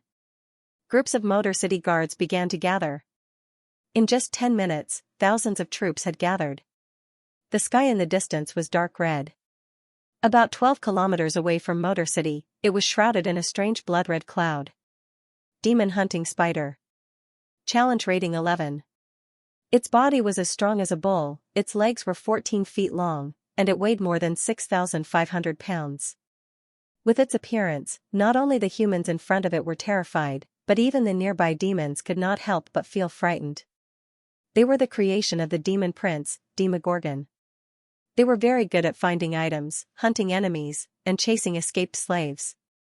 Demon hunting spiders fought with 4 claws, but their magic eye rays were more deadly. Because the eyes of demon hunting spiders could produce 4 different magic rays: flame, ice, electric, petrification. The demon hunting spider in front of them was the most dangerous one, because when it cast its ferocious eyes at a human warrior in front of it, suddenly a ray of light shot out, and then the human warrior turned into a stone. This was not a monster they could fight against at all, for a moment. Everyone could not help but feel desperate. As the wizards who knew the bottomless abyss better, their faces were even paler. There were 2 kinds of spiders in the bottomless abyss. The first was the demon hunting spider created by the demon prince. They were simply ruthless killers. The second was the demon hunting spider transformed by the queen of spiders, Lolth. They were extremely dangerous ambushers. One of these 2 spiders had a challenge rating of 10, and the other had a challenge rating of 11, and the challenge difficulty was above a level. Many adventurers had died in their hands. Even in the bottomless abyss, many demons were slaughtered by them. This was simply a bloody massacre. The demon hunting spider's strength value was as high as 31 points, and its dexterity value was also far higher than that of ordinary people, which was 17 points. They had multiple attacks with 4 claws in close combat, and their long-range attacks were extremely dangerous. This was the difference in strength. It was like a medieval knight trying to kill the ultralisk of the Zerg. The demon hunting spider's magic eye ray was more terrifying than a laser. The damage of fire, ice, and electric was 72 points. The petrification effect could not pass the test and would be instantly killed. There were not many people present who could withstand one of its attacks. On the other side, more than 10 kilometers outside Mordor City, Gloria's expression was extremely solemn at this moment. In the town that had just been built in front of her, the guards and demons were already fighting. This newly completed town had now become a bloody battlefield. The guards and militias in the town were paying an astonishing price to block the tide-like attack of the demons. If it weren't for the fact that Mordor City was nearby and they firmly believed that reinforcements would arrive soon, they would have been completely defeated by the first round of attacks of the demon army. But even so, the defenses on the city walls were in imminent danger. However, the wooden walls that were 4 to 5 meters tall couldn't stop the devils from climbing. In fact, the berserk devils' ferocious attacks were about to break through one of the walls. Why would a demon-hunting spider appear here? Didn't they already migrate to the kingdom of the Spider Queen? Is this place connected to the abyssal plane very close to the kingdom of the Spider Queen? Damn it! At this moment, even Gloria couldn't help but curse. Demon-hunting spiders were different from other demon-hunting spiders. Demon-hunting spiders were the creation of the demon prince, Demogorgon. Because of the death of the demon prince, many demon-hunting spiders had lost their masters. Therefore, they would wander in various levels of the abyss. But demon-hunting spiders were completely different. They originally belonged to a special kind of spider native to the abyss.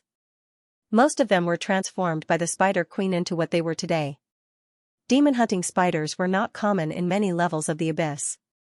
Most of them lived inside the spider forest of the Pit Magic Network. There were relatively few areas where demon-hunting spiders were active in the outside world. And now, there were at least 5 demon-hunting spiders in front of Gloria. 3 of them were very cunning and lurking in the dark. They seemed to want to ambush her, the witch who could control the situation of the battlefield.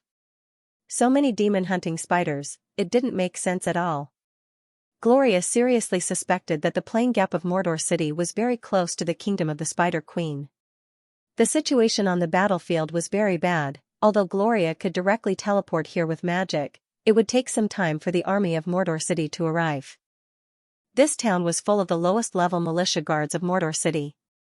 They could temporarily block the demon army in front of them, but after a while, they might not be able to hold on.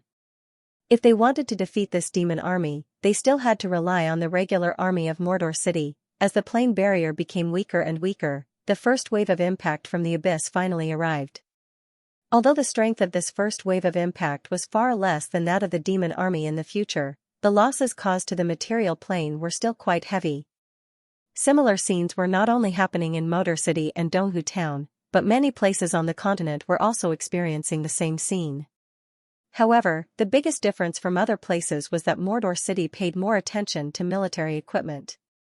Even if the demon army suddenly arrived, the intensity of the attack was far higher than in other places, but the town guard still managed to block the first wave of attack and successfully held on until Gloria arrived. This meant that although the militia suffered heavy losses, the civilians did not suffer any casualties. Demons were crazy. If they rushed into the town, then it would be a bloody massacre in an instant. They had no sympathy, and their crazy and chaotic desire for destruction would make them kill any human they saw. In the entire multiverse, demons' desire for destruction was the most terrifying. They liked to destroy. Cloud of death. Cloud of death. Cloud of death.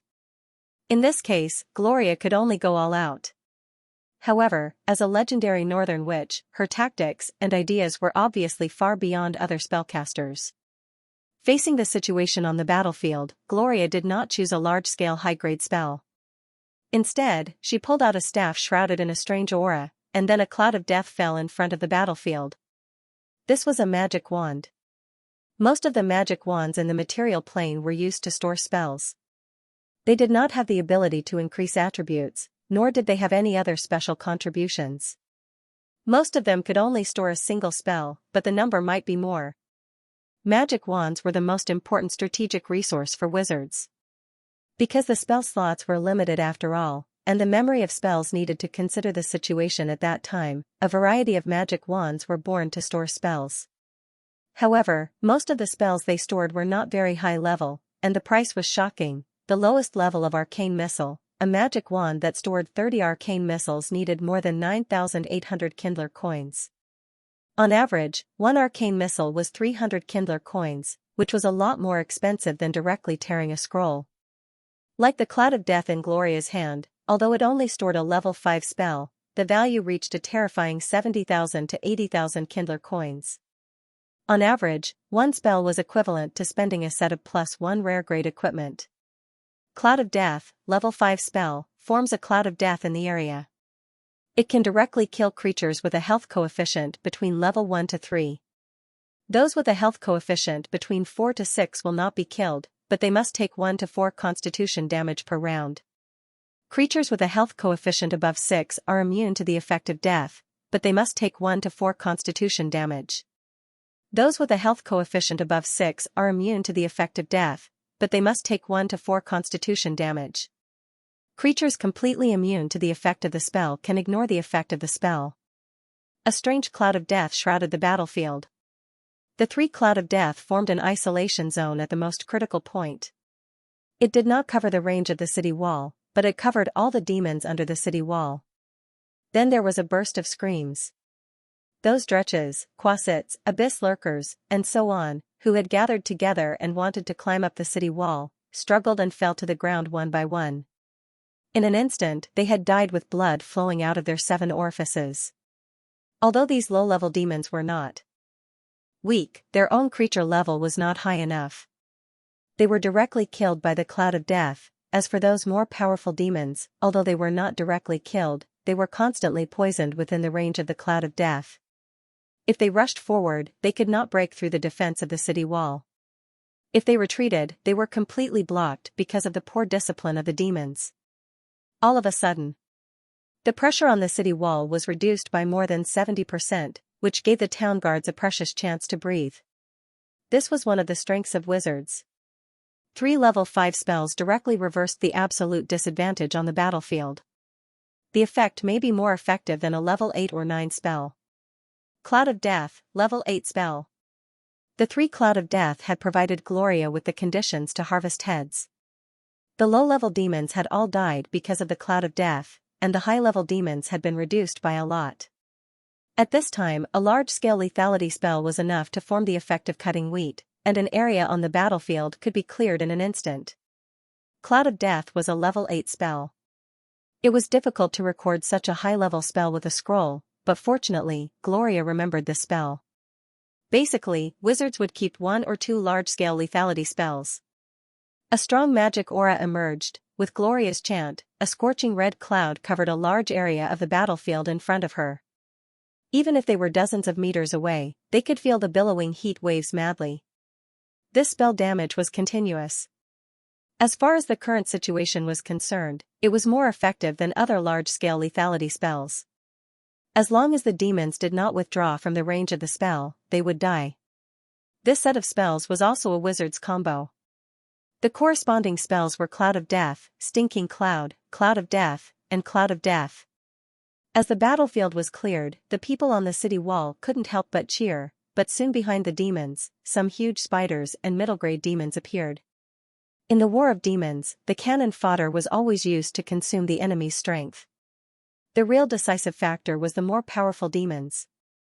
However, at this time, 3 teleportation spells appeared one after another beside Gloria. Fallen Witch, Vivian, and the High Priest. The top spellcasters of Motor City had all rushed to the battlefield. The 4 mage ladies of Mordor were all in position. Although there were still a lot of demons in front of them, when Gloria, Fallen Witch, Vivian, and the High Priest appeared at the same time, the situation on the battlefield had been completely reversed. Mind Blast. Flame Whip. Dominate demons. Blizzard.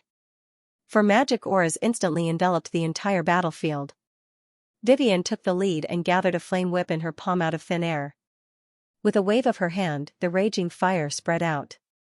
As Soren's half-sister, although she was a talented sorcerer, she still had good disciples in close combat. No spellcaster in this world was weak. Any wizard could withstand close combat, but their ability was not as good as the close combat professions. Fallen Witch's figure seemed to be very skillful in shuttling through the demons. As the contractor of the succubus queen, she seemed to have some high-grade succubus abilities, such as some strange charm spells and the special ability to dominate middle and lower-level demons. With the 4 legendary mage ladies working together, the demon army was finally no longer a threat. Although the number was still very large, it was basically impossible to break through the city wall. Although Gloria and her party had the advantage, they did not launch a counterattack. It was not that there were no spells that could directly affect the outcome of a war, but most of them had too high requirements. The current situation did not allow them to use spells that consumed too much ability. For example, Meteorite. If someone could use this spell, there was no doubt that the battle could end in an instant. But, what would be the consequences of using Meteorite? First of all, the terrifying impact would destroy all these demons. Then, the impact of the meteorite would completely change the structure of the surrounding terrain. Then, the strong shock wave would sweep through everything in the vicinity, including the city walls, houses, residents, and farmlands. The meteorite from the astral plane was very likely to have radiation. A spell with astonishing lethality also meant extremely terrifying destructive power. The town might be turned into ruins in an instant. The effect of meteor burst might be better, but it could only be used to attack the rear. If the distance was a little closer, none of the guards who were fighting near the town would survive. In this kind of stalemate, 8th circle spells were the limit if they didn't want to harm their allies.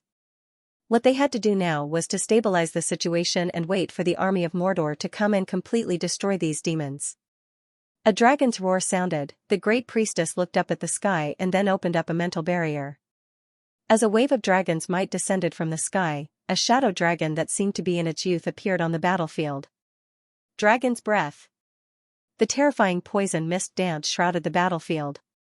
Although young dragons were not as powerful as adult dragons, their strength was still enough to suppress many demons. After all, dragons were creatures at the top of the food chain no matter which plane they were in. A ray of magical light appeared. Although Wizard Saruman had stayed in Mordor City for a long time, he had not shown up for a while.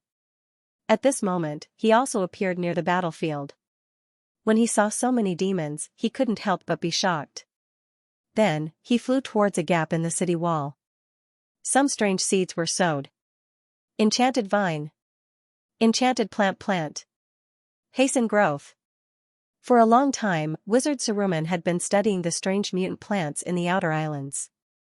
Most of them were extremely dangerous and aggressive man-eating plants. At this moment, under the power of magic, these seeds quickly broke out of the ground, and then grew into vines covered with venom, man-eating plants with some sharp teeth, and even some strange plants that looked like ghosts. These plants attacked wildly as soon as the demons approached. The mutant man-eating plants in the Outer Islands were originally things with a monster level of 5 or above. Now they were full of danger, and they instantly blocked the gap in the city wall. "You can leave now." Saruman took a look at the guard next to him and said in a deep voice, "Go help somewhere else. Leave this to me." Dozens of vines that oozed venom flew. At this moment, Saruman looked more like a droll of a special school. He controlled these mutant plants in some strange way and killed all the demons nearby one by one. It seems that his research has been fruitful. The situation here naturally did not escape Gloria's eyes. She and Soren were very clear about Saruman's research. Although this kind of experiment was a little dangerous, they tacitly agreed with Saruman's research. Now, looking at the performance of these man-eating plants on the battlefield, Saruman should have made a breakthrough and used the method of enchanted plants to cultivate products that could be controlled. The power of the vines was so great that it could easily strangle middle and low-grade demons. The vines would constantly ooze venom, and even demons would be corroded after touching the skin. The vines that were cut off would quickly regenerate, but after reaching a certain level, they would gradually wither. At this time, Saruman would sprinkle a little more seeds and start to cast spells.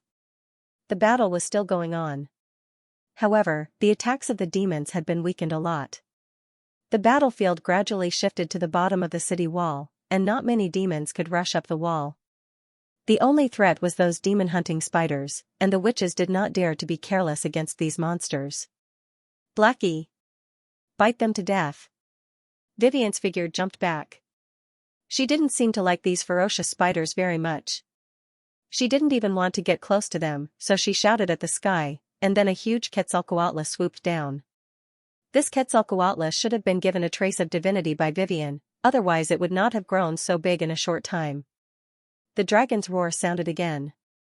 This time there were more of them, but there was no such strong dragon's aura. The dragon knights have arrived. A huge shadow appeared on the edge of the battlefield, followed by the drow warriors riding the Quetzalcoatls. There was only one combat formation in Mordor City at present. There were a total of 5 dragon knights. Ordinary humans simply could not meet the requirements to ride and control a Quetzalcoatl. Even within the drows, only those lizard knights who had received combat training with petrifying lizards could do it. Even among the drows, there were only a dozen or so such talents. In other words, even if the city of Mordor could tame enough Quetzalcoatls, they could only complete 2 dragon knight formations in a short time, about 12 dragon knights. Although the number was small, the dragon knights were quite powerful. The fighting power of the dragon subspecies itself was amazing.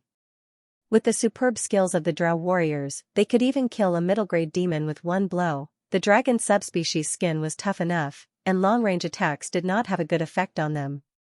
Dragon Tail Sweep. The shadow dragon seemed to have noticed that the demons were poorly equipped. It realized that most of the demons couldn't break through its dragon scales and deal enough damage to it. Moreover, the high priest would occasionally cast divine healing spells on it. So it simply fell from the sky and swept its dragon tail. In an instant, more than a dozen demons were sent flying, and then the impact cleared nearly 30 meters of space around it.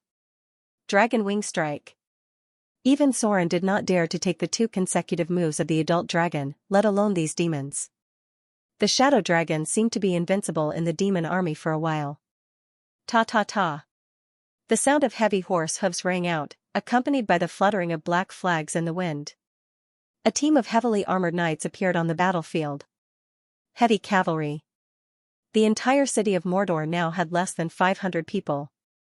Because of the lack of horses in the overseas areas, this heavy cavalry unit did not expand. Lance. The knight slowly put down his mask, rode his horse in front of the heavy cavalry line, and roared, "It's time to let those bastards see our strength. Don't let those bastards always laugh at us for being a bunch of decorations. Knights. Use a brilliant victory to tell them that in a real war, we are the protagonists." Mordor City valued the sea. For a long time, the situation of this cavalry unit was very awkward because there was no chance for them to show their strength in naval battles. There were not many places where they could be used in land battles. Basically, there were no enemies on land that needed Mordor City to send out heavy cavalry. The knight was originally born in a noble family. As a member of the pirate leader of Mordor City and the head of this heavy cavalry unit, he had suffered a lot from other people.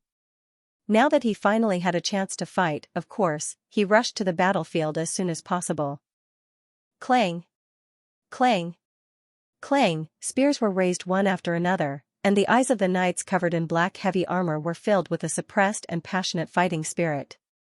Heavy cavalry units had always been one of the main characters of land wars, but the cost of maintaining a cavalry unit was far greater than that of other units.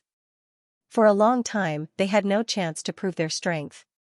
Some people even thought that they should be banned in the internal faction struggles of Mordor City. They were angry. But they were more eager to use a brilliant victory to give some short-sighted guys in Mordor City a slap in the face, even if the enemy in front of them was a group of demons. The sound of galloping horse hooves sounded. As the black war flag fluttered, the knight led the heavy cavalry to the side of the demon army. The sound of less than 500 heavy cavalry galloping was as heavy as thousands of soldiers and horses. Even the ground was trembling slightly. Courage. Blessing. Protection from evil. The high priest temporarily stopped the battle and began to bless the heavy cavalry regiment in front of him with divine power. With the sprinkling of divine light, the heavy cavalry suddenly felt as if their bodies were full of power. Charge! Charge! Charge! There was a loud roar, the horses began to accelerate. The upright spears were slowly put down, and the knights began to put the spears flat under their ribs. Then they urged the horses to gradually speed up and rush towards the enemy in front of them.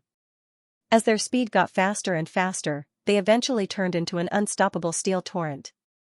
Heavy cavalry had always played an important role in the battle of cold weapons. Even if these enemies were replaced by demons, they still had a powerful deterrent force. Although 500 heavy cavalry was not a lot, after gathering into a formation to charge, the neat and powerful explosive force still made many demons panic. Although they were far more powerful than humans, this did not change the fact that they were also made of flesh and blood. Especially in the previous battle, the town's militia guards had made them realize that the humans here did not seem to be weak. They had a firm belief and fought until now with a strong will that the demons could not understand. And now, these heavy cavalrymen were even stronger and more numerous than any of the reinforcements. However, at this moment, compared to the huge damage caused by the heavy cavalry's charge to the demons, the pirate leader Sir thought of another scene in his mind. It was a scene that made him feel very bold when he thought of it. That day, he contradicted Sir Soren. The reason was very simple. When the heavy cavalry was first formed, it was completely led by Sir Soren, including the heavy cavalry's training plan, tactical guidance, as well as the uniform custom-made equipment from the Northern Witch Council and so on. Sir was born in a lonely noble family and received quite orthodox knight training, so he was directly appointed as the commander of this heavy cavalry regiment by Soren. Sir had no problems in other aspects, but in the weapons of this heavy cavalry unit, he had a completely different view from Sir Soren. It was mainly because of the knight's spear they used. Compared to the knight's spear on land, the knight's spear that Sir Soren designed for them was a little longer. It could even be said that it was a bit like a dragon's spear. Such a spear looked quite powerful, but in fact, it was not so flexible in battle. Sir had always thought that such a weapon was not conducive to the battle of the knights, especially when fighting against the infantry of other countries. It was easy to become the weakness of the knights. The design of the weapon made the first charge of the knights quite powerful. After the first charge, this weapon may also cause the following battle to be less flexible. Too long a weapon in a horse battle was not necessarily a good thing, and the fighting style of the Western spear was more rigid. The knight was puzzled by this. Therefore, not only did he contradict Sir Soren, he even argued with him. However, nothing changed. In the end, Sir Soren still suppressed his opinion. Mordor City was definitely under a centralized rule. Sir Soren was the supreme ruler of the city of Mordor. Because his suggestion was rejected, the knight was even depressed for a long time. He thought that only by showing the drawbacks of this weapon after a battle could he convince Sir Soren. But, now, he realized that he was wrong. Although the spear was not flexible enough, it was only useful against creatures of the size of humans. Knight realized that he had only considered humans as his enemy from the beginning to the end. Now that the enemy was a devil with an obvious advantage in size, he realized how useful the weapon in his hand was. This kind of weapon was originally designed to deal with demons. At this moment, such a thought flashed through Knight's mind. Then, he felt a shock deep in his heart. Because the knights were formed quite early, at that time, the city of Mordor had not been established for a long time. At this moment, the knight wondered if Sir Soren could predict the future. He had already guessed what might happen now. The demons were gradually defeated. Under multiple pressures, many demons found themselves on a bloody battlefield. Although the humans in front of them were not as powerful as the demon army, their excellent discipline and tactics still brought huge losses to them. As the number of cannon fodders became more and more serious, the frequency of the middle-grade and high-grade demons dying also increased. Some low-grade demons seemed to have escaped into the jungle. Go to hell. Vivian held a pitch-black sword in her palm. When she slashed the soul judgment demon in front of her, the demon that was close to the high-grade was instantly disintegrated. Its flesh and blood disappeared little by little, leaving only a turbid crystal in its place. Sword of Annihilation. One of the most powerful melee legendary spells. Its original form had a lot to do with the legendary Black Demon Sword. It was a spell that could be broken down if it could not be resisted. At the same time, it would automatically give the caster the same level of longsword fighting skills. Under normal circumstances, when a wizard used the Sword of Annihilation with Tansen's transformation spell, they would still have an advantage even against a warrior of the same level. The infantry regiment of Mordor City finally arrived. There was a burst of cheers on the city wall, but the arrival of the infantry regiment also became the last help to defeat the demons. They didn't even have time to join the battle, and the demons had already been completely defeated. Victory, but the battle was not over because many demons had escaped into the jungle. Mordor City had to find a way to eliminate some of the enemies to prevent them from posing a threat to other cities. More importantly, they had to kill as many enemies as possible. Gloria naturally had her own understanding of tactics. Soon, she began to disperse the troops and gradually force the demons back to the valley where they came from. They are going back. The scattered battle continued, and the figures of the fallen witch and the high priest appeared beside Gloria. As one of the explorers of the astral world, the high priest obviously had more knowledge of the plane. She looked at the space crack in front of her and said slowly, "It seems that a stable crack has formed, but I don't know which level of the abyss it connects to." It was not a big deal that the demons could come in. But it was not easy for the demons to go back. The significance of this was extraordinary. The space crack in Mordor City had formed a small two-way channel. Although it was a little smaller, it was relatively stable. The demons were trying to escape back to the abyss, but because of the narrow space crack, they broke out inside. "Can we go directly to the abyss from here?" Vivian's petite figure appeared next to her. She looked at the space crack in front of her, and her cute little face showed a thoughtful expression. At the moment, there was another excited voice in her mind. "It's here. You can reach the abyss from here." Lillian seemed to be very excited, and she said with a hint of bewitchment, "The abyss is an opportunity for us. Most of the disciples of fear in the material plane have been subdued by us.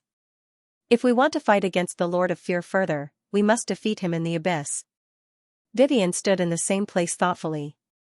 But at this time, other people did not have the energy to pay attention to this, because after discovering that a relatively stable narrow space channel had formed here, solving its threat had become the first thing that the witches must consider.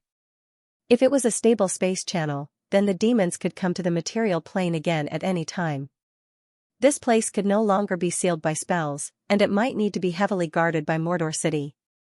"Do we need to station an army here?" Gloria frowned and fell into deep thought. Suddenly she remembered Saruman, who was controlling plants on the city wall. She could not help but order the people around her, "Ask Wizard Saruman to come over immediately." Saruman came quickly. After seeing Gloria's figure, he bowed slightly to show respect. As a wizard, his strength was not very strong. Even with the help of a large number of resources in Mordor City, he had just entered the ranks of the higher grade, and it was a long accumulation of breakthrough. Gloria did not waste time, but asked directly, "Can the plants you studied be planted here?" Planted here. Saruman was a little stunned when he heard the words, then he looked around and soon found the space crack. Suddenly, he understood what Gloria meant. Saruman walked into the valley. He reached out and picked up the soil on the ground. After a little observation, he even put it in his mouth, and then said, "It should be possible. But a little fertilizer needs to be added regularly. The soil here is not enough nutrients." Gloria nodded with satisfaction and said slowly, "Don't worry about the fertilizer, there are enough nutrients to support them." Man-eating plants. In the battle just now, Saruman had used the mutant plants he studied to prove their combat effectiveness.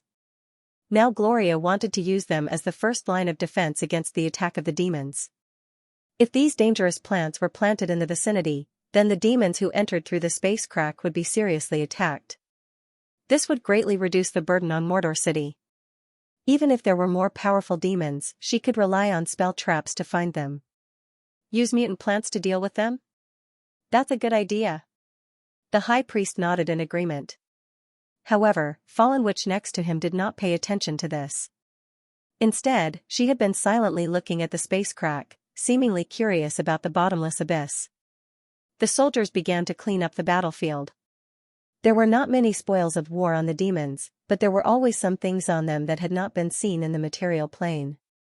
There may be some strange natural crystals left beside the bodies of the demons, which were condensed by the power of their souls after they died. Although they had flesh and blood, the essence of the demons was still the distortion of the soul.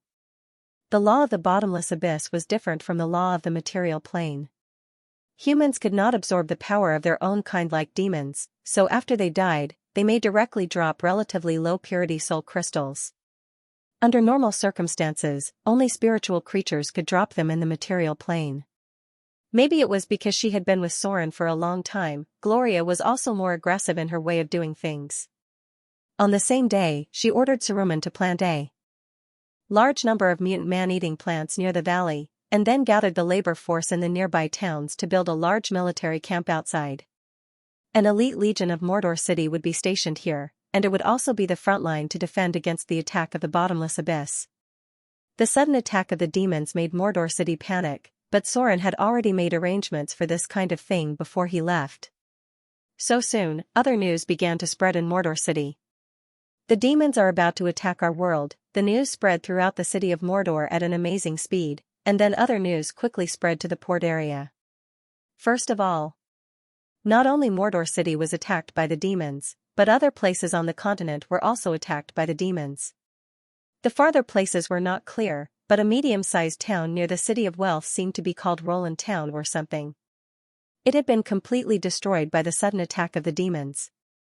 Not only Roland Town, which was close to the City of Wealth, but there were also towns near Shipwreck Bay and Port Tylon that were attacked by demons.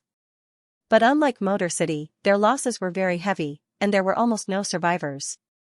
They had to wait until other places responded, and under the mobilization of many churches, nobles, organizations, and so on, these demons were fully eliminated. In contrast, the loss of Mordor City was negligible. The most serious one was Roland Town, which had a population of more than 10,000, and only a few hundred people escaped. Now it was still a wasteland, and the Church of Wealth launched a cleanup against the demons. But unfortunately, a Baelor had descended there, so the land had not been recaptured so far. The Baelor had already made it his base camp in the material plane. Recent intelligence showed that the Baelor seemed to have opened the portal to the abyss, and a steady stream of low-level demons were descending. The Baelor was a demon close to the Lord level. If it really intended to cause trouble in the material plane, it would not be difficult to catch thousands of demon cannon fodder from the bottomless abyss. In order to defeat the powerful Baelor, the Chosen of the Church of Wealth was probably needed. High-grade Chosen could also enter the saint form. Soren didn't want to waste his divinity, so he didn't give much divinity to his only Chosen, the half-elf girl. If he gave enough divinity and divine power, he would be able to cultivate a saint-level Chosen.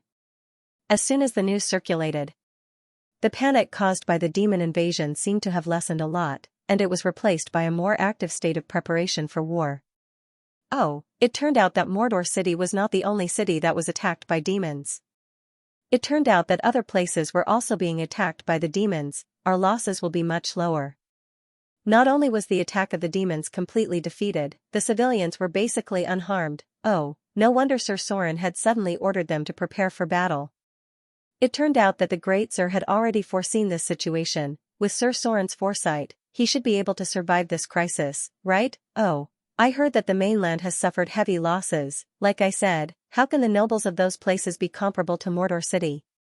If they were attacked by demons, it would be strange if they did not suffer heavy losses. I heard that the city hall is enacting a conscription law. Should we sign up as well? People's thoughts were just that interesting. If only Mordor City was attacked by demons, perhaps Mordor City would enter a period of decline all of a sudden. Many merchants and civilians might choose to escape from here.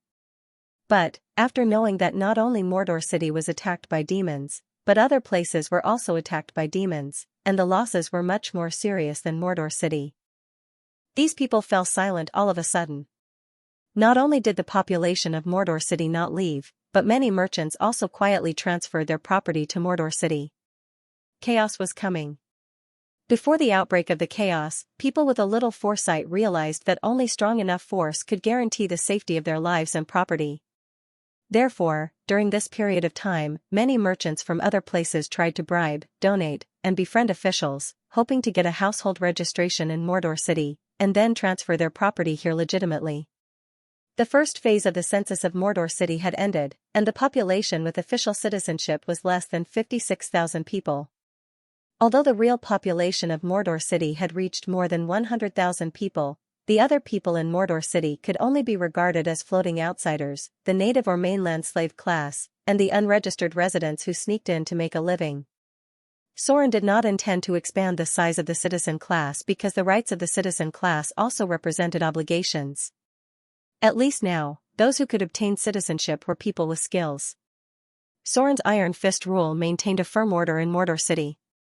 The attack of the demons only made the atmosphere of the many elite legions, who had no opponents for a while, tense up. The Knights of Mordor City had finally made a name for themselves. In the tavern, people could often be seen bragging about their battles with the demons. The other legions who were secretly competing with each other did not have time to participate in the battle, but many people were eager to have a chance to fight, and then tell those bragging cavalries that defeating the demons was nothing. If you can do it, I can do it too. The factions in Mordor City had been formed, and a lot of things had happened secretly. Because of Soren's strong rule, there was no excessive struggle. This kind of thing was also not allowed. Otherwise, Soren would not mind carrying out another big purge. Many pirate leaders were very clear about Soren's cruel means. At the same time, it was finally time for Soren, who was thousands of kilometers away from the mainland, to leave. A lot of things happened these days with the goddess of magic. Some things could not be explained in detail, and even some secret things could not be mentioned. The world of the gods was full of unknown mysteries. For some secrets, Soren directly communicated with the goddess of magic through his mind, and he did not even use a word of language. After they left the misty forest, they headed for the City of Knowledge, which was the territory of the God of Knowledge and had the largest library in the material plane. They stayed here for 3 days, and then Soren and the goddess of magic left, while Ildis stayed here alone to look up some important information. Ildis had been in a bad mood recently. Since leaving the misty forest, he felt that he had become estranged from the Midnight Lady. Although she might be a little mean, it seemed that he was no longer of much use to the Midnight Lady. The calm legendary witch's attitude toward him suddenly became a lot colder. Although she would still give him advice, Ildis found that the Midnight Lady rarely smiled at him. On the contrary, when facing Wizard Sony, Soren's alias, the number of times she smiled became more and more. He felt as if he had been marginalized. Several times, he vaguely noticed that Wizard Sony was discussing something important with the Midnight Lady. They stopped immediately after seeing him, but there was still eye contact. This discovery made him feel extremely depressed, and he inexplicably felt that he had lost something very important. However, fortunately, his strength had recently improved by leaps and bounds, and he was about to reach the edge of the legendary wizard. At the same time, he also got the news of the artifact, Mage's Staff. Ildis felt that if he entered the realm of legends, he might be able to regain the favor of the Midnight Lady. In his opinion, although the Midnight Lady's strength was unfathomable, she should still be in the realm of legendary spellcasters. If he also entered the realm of legends, they would be in a relatively equal position, and he might be able to pursue the Midnight Lady legitimately. The Midnight Lady was not only mysterious, but also beautiful. Ildis himself did not know why, but he felt that he should have a closer relationship with her. Unfortunately, this idea was thwarted after coming to the Knowledge City, because Ildis accidentally found out that the Midnight Lady entered Wizard Sony's room in the middle of the night, and then only came out in the early morning of the next day. This discovery made Ildis feel as if he was struck by lightning, and his whole body was stunned for a long time before he returned to his room in frustration. Until now, he did not understand why Wizard Sony suddenly became so close to the Midnight Lady. Was it because of what happened in the Misty Forest? Ildis did not know. He did not even know what the Midnight Lady did in Wizard Sony's room for a night, but he could see that the magic power of Wizard Sony was getting stronger and stronger. Without a doubt, at the same time when he was receiving guidance from the Midnight Lady, Wizard Sony also received a lot of benefits from the Midnight Lady. Those benefits were indescribable with words. Occasionally, when Wizard Sony cast a spell, Ildis even felt that Wizard Sony's skill and understanding of magic was even higher than his, even though Wizard Sony did not even seem to have touched the door of a legendary wizard. Ildis was very depressed. But after all, he was not a person who was easily frustrated, so after the two of them left, he immediately put all his energy into the research of spells. Before the Midnight Lady left, he received a secret knowledge about the Knowledge City. If he could successfully master it, he would definitely enter the realm of legends. Before the Midnight Lady left, she also entrusted him with a task. Ildis felt that if he could complete it, he might be able to gain a lot of favor from the Midnight Lady. Maybe he could take this opportunity to go one step further, because the more he communicated with the Midnight Lady, the more thorough his understanding of the weave would be. Sometimes, Ildes even suspected that the Midnight Lady was a high-grade legendary spellcaster like the Eye of the North. Such a person. Even in the Wizard City, she had an absolutely high status, and it would be very beneficial for his future. As for what Soren got from the Midnight Lady, it was a secret that could not be said. In the depths of the multiverse, a spot of light suddenly appeared in the seemingly endless belt of light in the astral plane. Compared to the twinkling stars, this spot of light was so insignificant. However, when this light gradually turned into the shape of a door, the entire multiverse underwent a miraculous change. The door was like a line that instantly connected the many layers of the multiverse, from the Garden of Eden to the Abyss, Hell, and Azura. It was as if the door had opened a boundary, connecting most of the dimensions of the multiverse. Finally out. A figure shrouded in a pitch-black robe walked out of the door. He possessed a terrifying amount of magic power that caused the space around him to be drawn, forming an astonishing energy vortex. The figure slowly stretched out his hand, revealing his pale finger bones. On his hand, there were gemstone rings of inestimable value. There were no flesh and blood on his finger bones. This was a lich, and a very powerful one at that. The lich stood in the void of the astral plane as if he hadn't seen everything in front of him for a long time.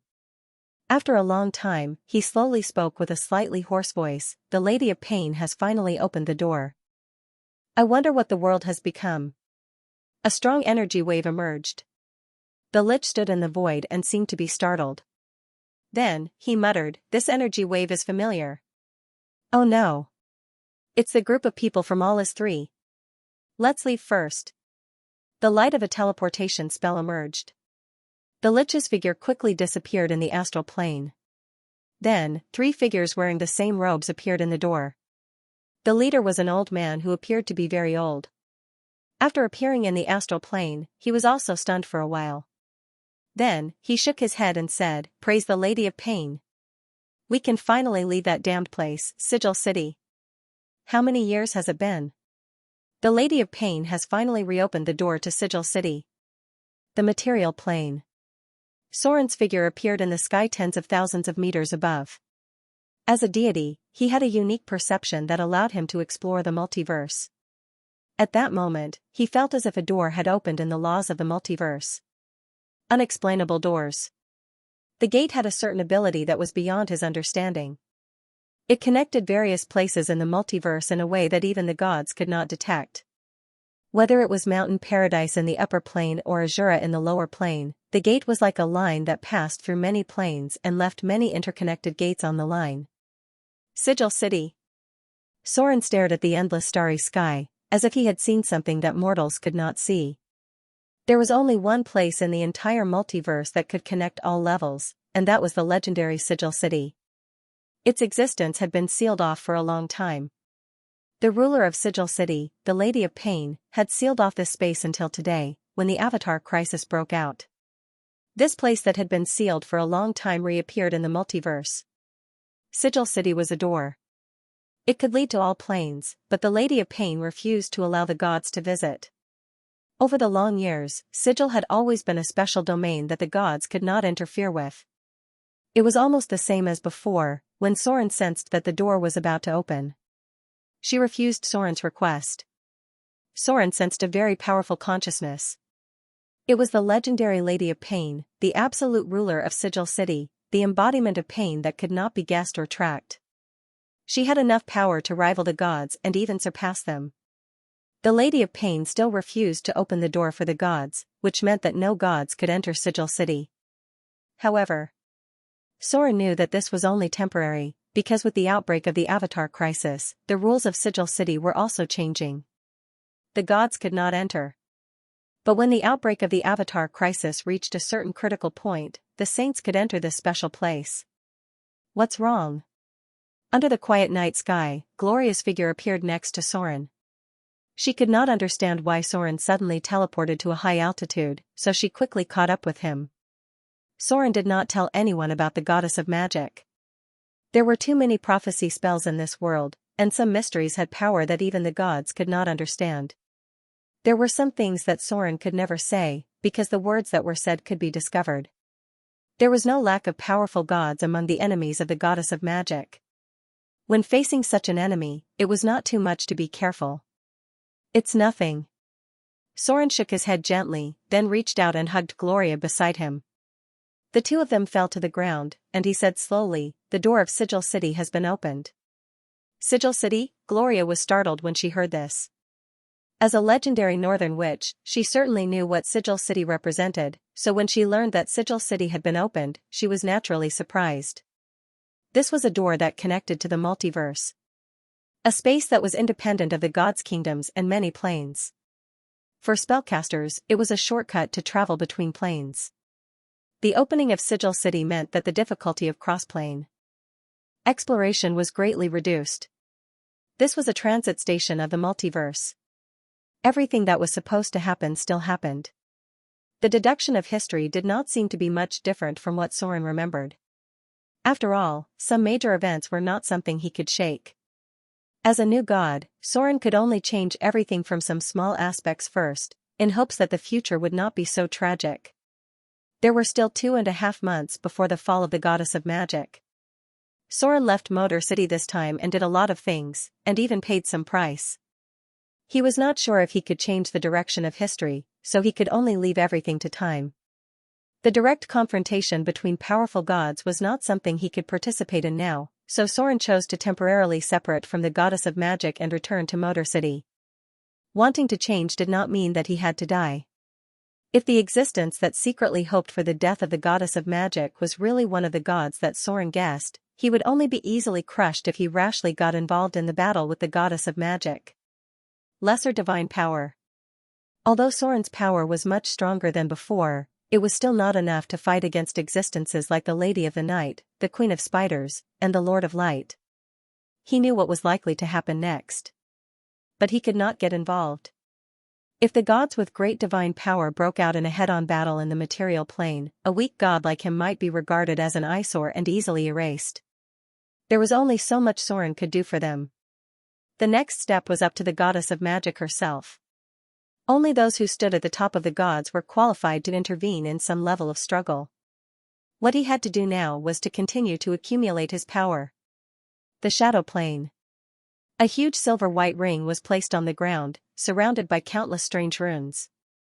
A staircase was paved with white marble, and in the middle was a laboratory that Gloria had set up in the Shadow Plane. At this time, Gloria and the Fallen Witch were standing on both sides of the ring. The two legendary witches floated in the air, and their bodies were surrounded by powerful magic.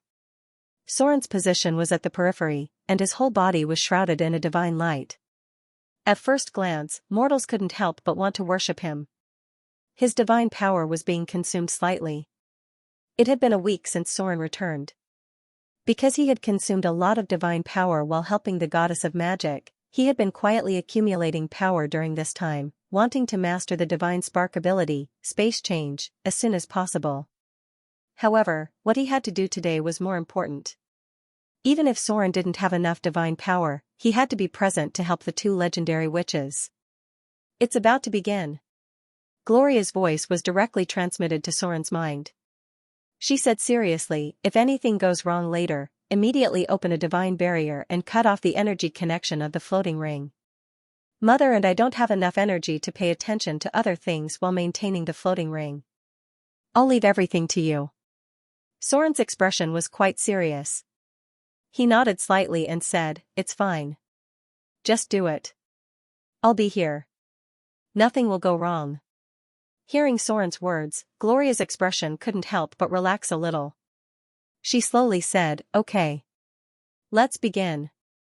As the arcane runes on the silver-white floating ring lit up one by one, two powerful magic began to madly converge, and then formed a substantial energy vortex. Then, it began to be injected into the ground under their feet, and through a strange runic circuit, it was transmitted to the large floating ring in the center. Buzz, an inexplicable resonance began, and the surrounding ground suddenly trembled violently. Crack. A series of cracking sounds could be heard. Under the effect of the enormous magic power, the ground under Soren's feet seemed to have experienced a violent earthquake. Following that, the ground around them started to crack. With Gloria and the Fallen Witch as the center, the ground within 100 meters of them formed oval-shaped cracks. The solid rocks gradually cracked, and the ground seemed to have been forcibly uprooted by some kind of powerful force. Gravity began to distort. Every plane had different gravitational influences, but the laws of gravity in the multiverse were not determined by matter like in his previous life. Instead, they were determined by the degree of connection between the plane and the Earth elemental plane. For most legendary adepts, or the kingdoms of gods, gravity was something that they could control when they created it. Change the structure of the plane, change the space of the plane, and change the connection between the planes. The creation of a half-plane determined the things that the creator needed to control, including gravity, air, plane barrier, atmosphere, and so on. The scattered stones in the surroundings strangely floated up. At this time, the gravity in the vicinity of the floating ring had been completely distorted. Some things were strangely suspended in midair, and the huge force had caused the nearby space to have a resonance effect. If there was even the slightest abnormality, something very dangerous could happen. Energy transfer complete. The figure of the Thaling experiment ET-1 floated out of the central laboratory. Because the gravity was temporarily distorted, as an experimental Thaling, its strength was not enough. It now looked like it was floating in the astral plane. But at this moment, it still did its job dutifully. It said in a cold mechanical voice, "The floating ring is operating normally. The current operating speed is 60%. The experimental effect is expected to be achieved after the operating speed reaches 80%. Rumble. The surrounding ground completely cracked. With Gloria and the Fallen Witch transmitting their magic power at the same time, the ground within a diameter of 150 meters with the laboratory as the center was completely split from the surface. Then, it slowly rose into the air under the distorted gravity. The process was quite slow, but with the operation of the floating ring, the separated ground floated to a height of about 10 meters. It looked like a floating island. It's a success. Soren's expression couldn't help but become excited. The light of divinity shrouded the surroundings. Although his magic power was not as good as the two legendary witches, his divine power could replace most of the power of the mortal world when needed. Energy transfer is stable. Start recording the progress of the experiment. Calculating the power of the floating ring. A red light appeared. Thaling experiment number 1's gemstone eyes shot out a ray of light. It looked like a scanning ray from the future era. This was a very advanced detection spell, knowledge from the alchemy books of the Wizard Tower. Gloria's face was slightly pale. Fallen Witch's condition was not very good at the moment. The energy required to test a large floating ring was difficult for even a legendary witch to bear. But before they mastered the energy device technology of the Arcane Empire, they could only use this method to test the recently completed research of the floating ring. At this time, the alchemy laboratory and the surrounding land had been completely lifted. The weight could not be calculated for the time being, but judging by the naked eye, it was definitely more than 100,000 tons. Because it was only a preliminary test, they did not go too deep into the ground when they split the surface. If they wanted to lift the deeper layers of rock, then the power of the floating ring would be a lot higher. Time passed by, minute by minute. The power of the floating ring became more and more powerful.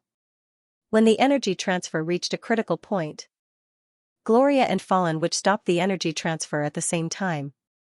Then, the arcane runes near the laboratory faded one by one, and finally, in a strange way, they were suspended about 10 meters in the air.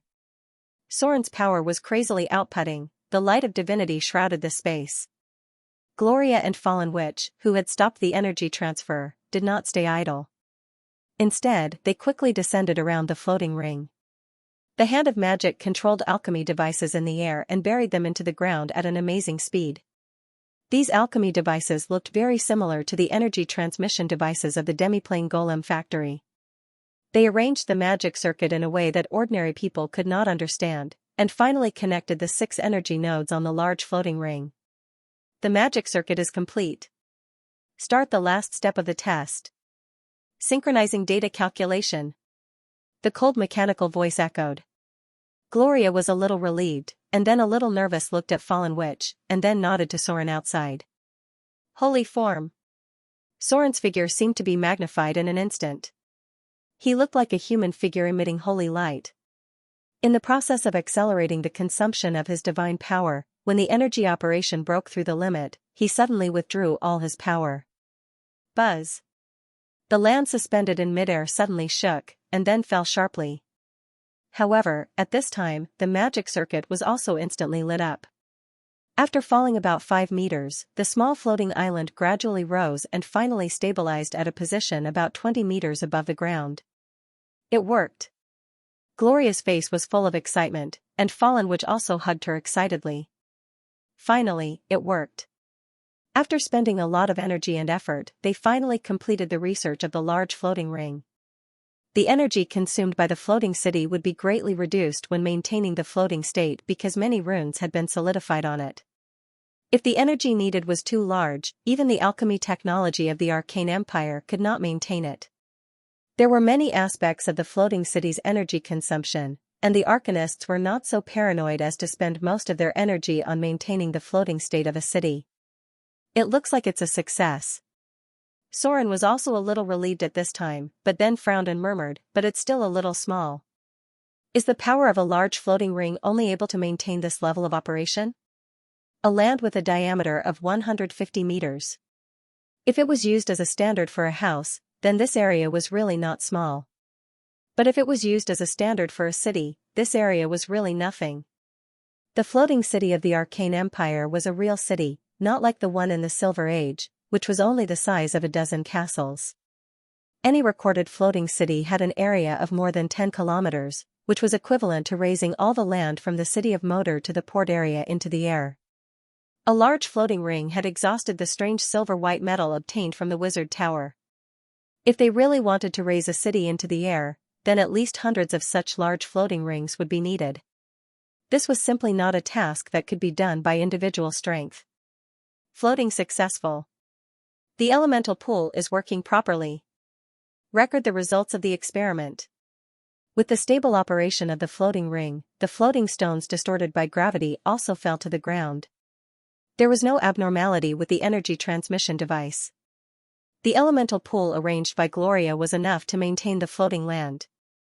As for making it fly and move, I'm afraid it's another academic problem. I'm going to use this place as the basis for half-bit wall research. Gloria's figure came to Soren's side. At the moment, she smiled and seemed to be in a good mood.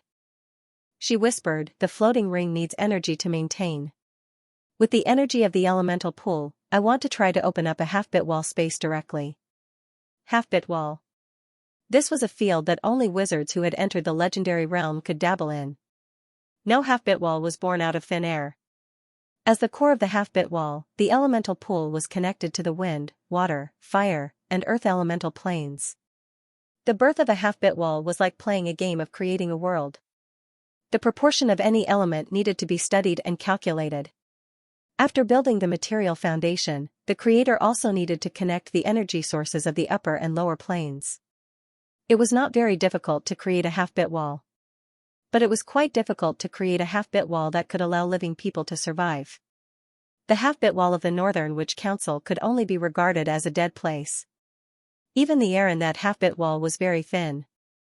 A top large half-bit wall was already like a divine kingdom, allowing other races to live in it. The energy is not enough. The figure of the Fallen Witch appeared beside the two of them. Although the test of the large floating ring seemed to be successful, Karina's expression was not very satisfied.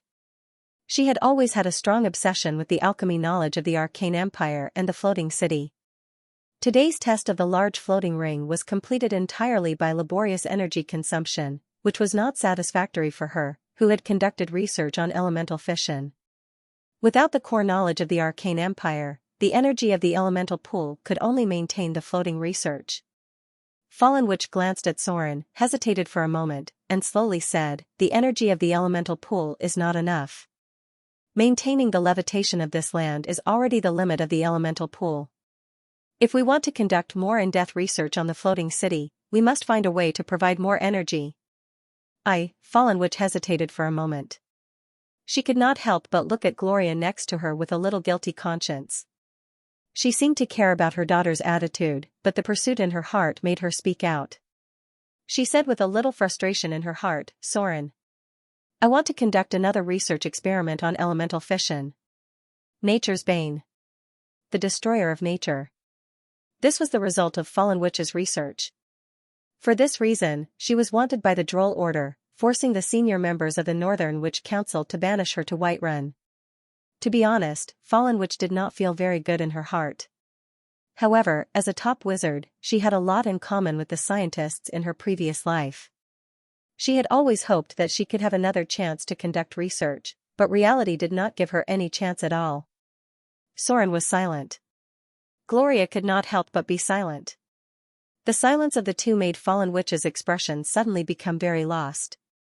It seemed that she did not know what to say for a while. Elemental fission research.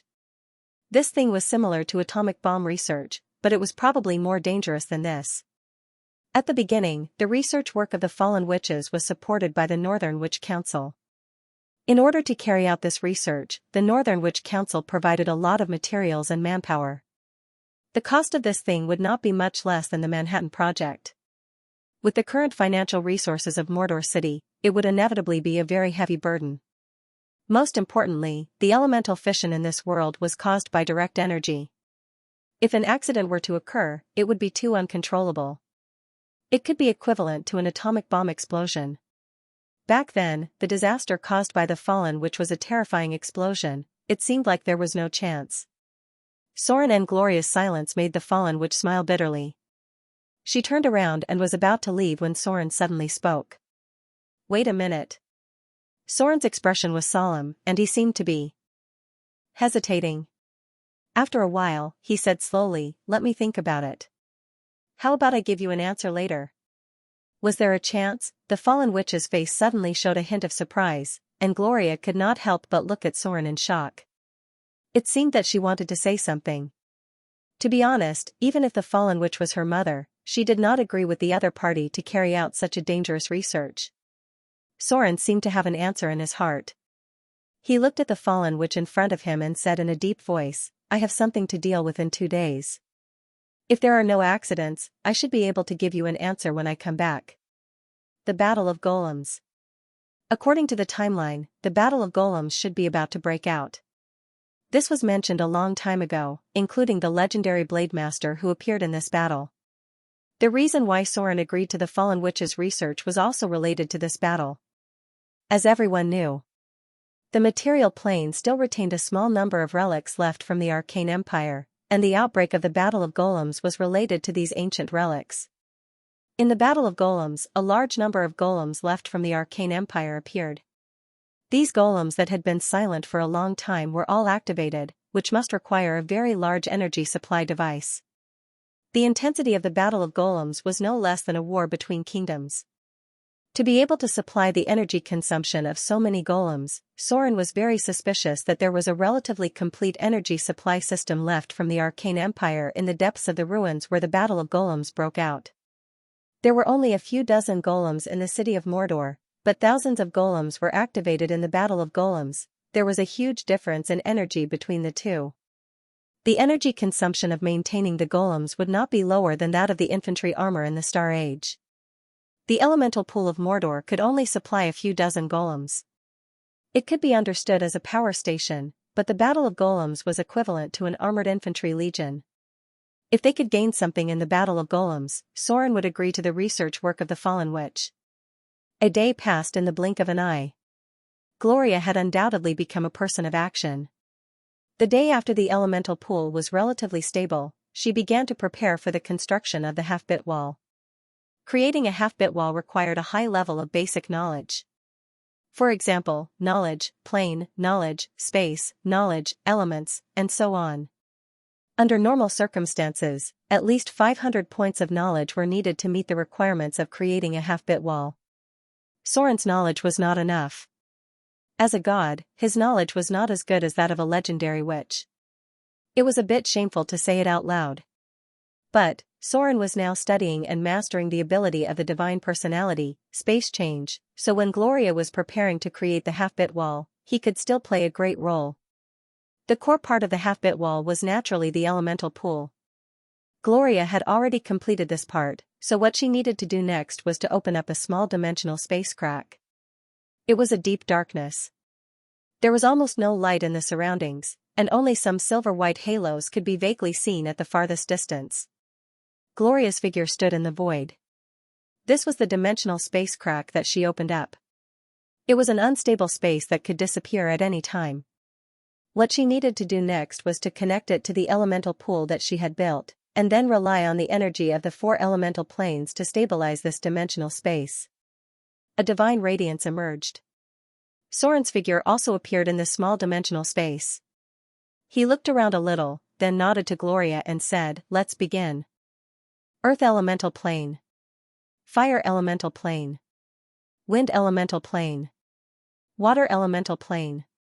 In the deep, dark void beneath their feet, the energy radiance representing the 4 elemental planes gradually emerged. Traces of elemental power were extracted from the 4 elemental planes and injected into this narrow space. In an instant, Soren felt a heavy force. This was the gravity formed by the connection to the earth elemental plane. It was not the gravity of the half-bit wall, but the gravity transmitted from the earth elemental plane. Then there was a trace of scorching temperature. The temperature inside the newly formed dimensional space was quite low, basically not much different from the astral plane. For ordinary people, entering it was like entering space. That was to say, with their strength, there was no impact at all. Ordinary people would have died a long time ago. Then, there was a faint breeze. Thin air began to appear in this narrow space. At this time, Soren could already disperse the divine shield on his body. Those professions below the legendary level could also temporarily move around in this space. Finally, there was a trace of warm water vapor. As the half-bit wall and the 4 elemental planes completed the connection, a very thin film-like barrier began to appear at the edge of the space under the influence of the power of the laws of the multiverse. Plane barrier. A planar barrier that couldn't be more fragile took shape 15 meters in diameter. Soren scanned with his perception and determined the size of the half-bit wall. With the strength of the legendary witch Gloria, she could only create such a large space at the beginning. Now it could not be called a half-bit wall, it could only be said to be a very small extra-dimensional space. Of course. If a god wanted to create a divine kingdom, then it must be much, much bigger than this. This space needed to be expanded little by little. The half-bit wall controlled by the Northern Witch Council had been nurtured for hundreds of thousands of years. Under normal circumstances, Gloria wouldn't be able to create a decent demiplane without decades of time. But who told her man to be a god, saint form? Soren's figure turned into a tall figure emitting golden light in an instant. With the power of divinity enveloping this narrow space, the speed at which the elemental pool extracted energy began to increase rapidly, and this dimensional space, which was only 15 meters in diameter, was also constantly expanding. What gods mastered was the power of the laws. Creating a divine kingdom was the basic ability of every god. This was the gap in the level of the laws, which could not be matched by pure power. His divine power was constantly being consumed. But the space of the half-bit wall was constantly getting bigger. 30 meters. 50 meters. 100 meters. 150 meters. 200 meters. 300 meters. When Soren stopped consuming his divine power, this dimensional space had been expanded 20 times, reaching a diameter of about 300 meters. However, Soren still did not seem to be satisfied with this. I can only open up such a large space. Soren rested for a moment and then said, I must leave a part of my divine power to construct this bit wall. So, let's start with creating land. His divine power was still not enough. Soren had regarded this as an exercise to create a divine kingdom at the moment. Creating a half-bit wall was like a child playing with mud. It did not matter whether it was suitable for human survival or not. But if it was a divine kingdom, then it must not be so casual. Connect to the elemental plane of Earth. With the continuous infusion of Soren's divine power, the elemental pool under the void suddenly began to run wildly. The connection channel representing the elemental plane of Earth suddenly covered the other elemental planes. With a huge amount of elemental energy being introduced into the half-bit wall, a tiny dust suddenly appeared in the void under the 2 people's feet. A very inconspicuous speck of dust. But it was the beginning of the entire half-bit wall. As Soren extracted more and more energy from the elemental plane of Earth, a rock structure gradually appeared under the two people's feet. The process of forming the Earth was not slow. Although it was only inside a very narrow space, there was a spectacular and shocking feeling of creating a world. The kingdoms created by the gods were all energy extracted from the elemental plane because no god, not even the existence of a great divine power, could gather such a huge amount of power completely by themselves. This was an application of the energy of the multiverse. As gods who mastered the power of the laws, they could easily control all this. But if it was done by a legendary wizard, the time and energy needed to be spent would be many times more. Matter and energy. It was difficult to explain clearly in a few words, but in short, all planes relied on the foundation of the four elemental planes. The half-bit wall would grow. The half-bit walls in the multiverse today were all extracting the power of the four elemental planes little by little over a long period of time, and then expanding to the current scale. The power of the four elemental planes was almost endless. The mysteries contained the deepest secrets of the multiverse. Even the high and mighty gods could not figure out the rules behind it. Rock. Soren did not let the land cover the entire half-bit wall, he only covered a part of it. The half-bit wall needed to form a balance. Connect to the fire elemental plane. The power of fire in the elemental pool began to expand rapidly, and soon replaced the connecting channel of the elemental plane of Earth. Under the thick rock layer, the power of the fire element became stronger and stronger. When it reached a certain critical point, magma began to appear under the surface. The temperature of the half-bit wall began to rise rapidly, from extremely cold below zero to about 10 degrees. The energy of the fire elemental plane could not be completely formed for the time being. After all, the half-bit wall was not a complete plane space. Only by relying on the automatic operation of the elemental pool could the magma be formed stably inside the half-bit wall. If the channel of the fire element was cut off, the magma would cool down quickly. There were many things to consider when creating a half-bit wall.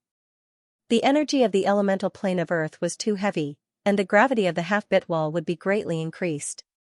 There were many spaces in the multiverse that had a serious gravitational influence. In some levels of the abyss, the gravity was even more than 10 times that of a material plane. This was because the plane of the abyss had been deflected when it was formed. This meant that the energy of the Earth elemental plane had completely suppressed the other planes. The gravity is almost there. The temperature is about right. Soren sensed the changes in the demi-plane, then nodded at Gloria and began to connect to the wind elemental plane. Air. The power of the wind. The thin air inside the half-plane gradually filled up along with the elemental channel. The power of the wind elemental plane was very important to the entire half-plane. Whether other creatures could survive in the half-plane depended on the creator's understanding of the wind elemental domain. This was really a top student-level mission. There had been many legendary adepts who had been able to create pseudoplanes since ancient times, but there were very few adepts who had been able to turn their pseudoplanes into living spaces for other species. This was because the creator's understanding of the world was taken into consideration. This was the same even for gods. Some gods' kingdoms were very beautiful, but some gods' kingdoms were very barren. The knowledge of gods was also limited. Although some gods tried to imitate the runes of material planes to create divine kingdoms, because of the difference in their own power, the divine kingdoms created in the end were very different. The transformation of divine kingdoms was an extremely large project. In addition to collecting faith, most gods were thinking about how to build their own divine kingdoms. In other words, it was the ideal kingdom that the gods hoped for: connect to the water elemental plane. A trace of water vapor appeared in this narrow half-plane. Under the guidance of Soren's divine power, the uneven ground gradually converged into a pool. Earth, water, fire, air. The connection between the half-plane and the four elemental planes had been formed. With the constant operation of the elemental pool, the energy from the four elemental planes would gradually flow into this half-plane. This process was quite slow. The Earth would grow at a speed invisible to the naked eye. Perhaps after a year, the land area here would expand by 1 or 2 meters, and then the other 3 elements would also increase. The expansion of the half-plane required the efforts of the creator himself. By strengthening the size of the elemental pool, guiding his own power, or even directly transferring things from other planes, and so on. This small space would constantly grow and change. When the power of the four elements reached a critical point, the creator would have to plan this space.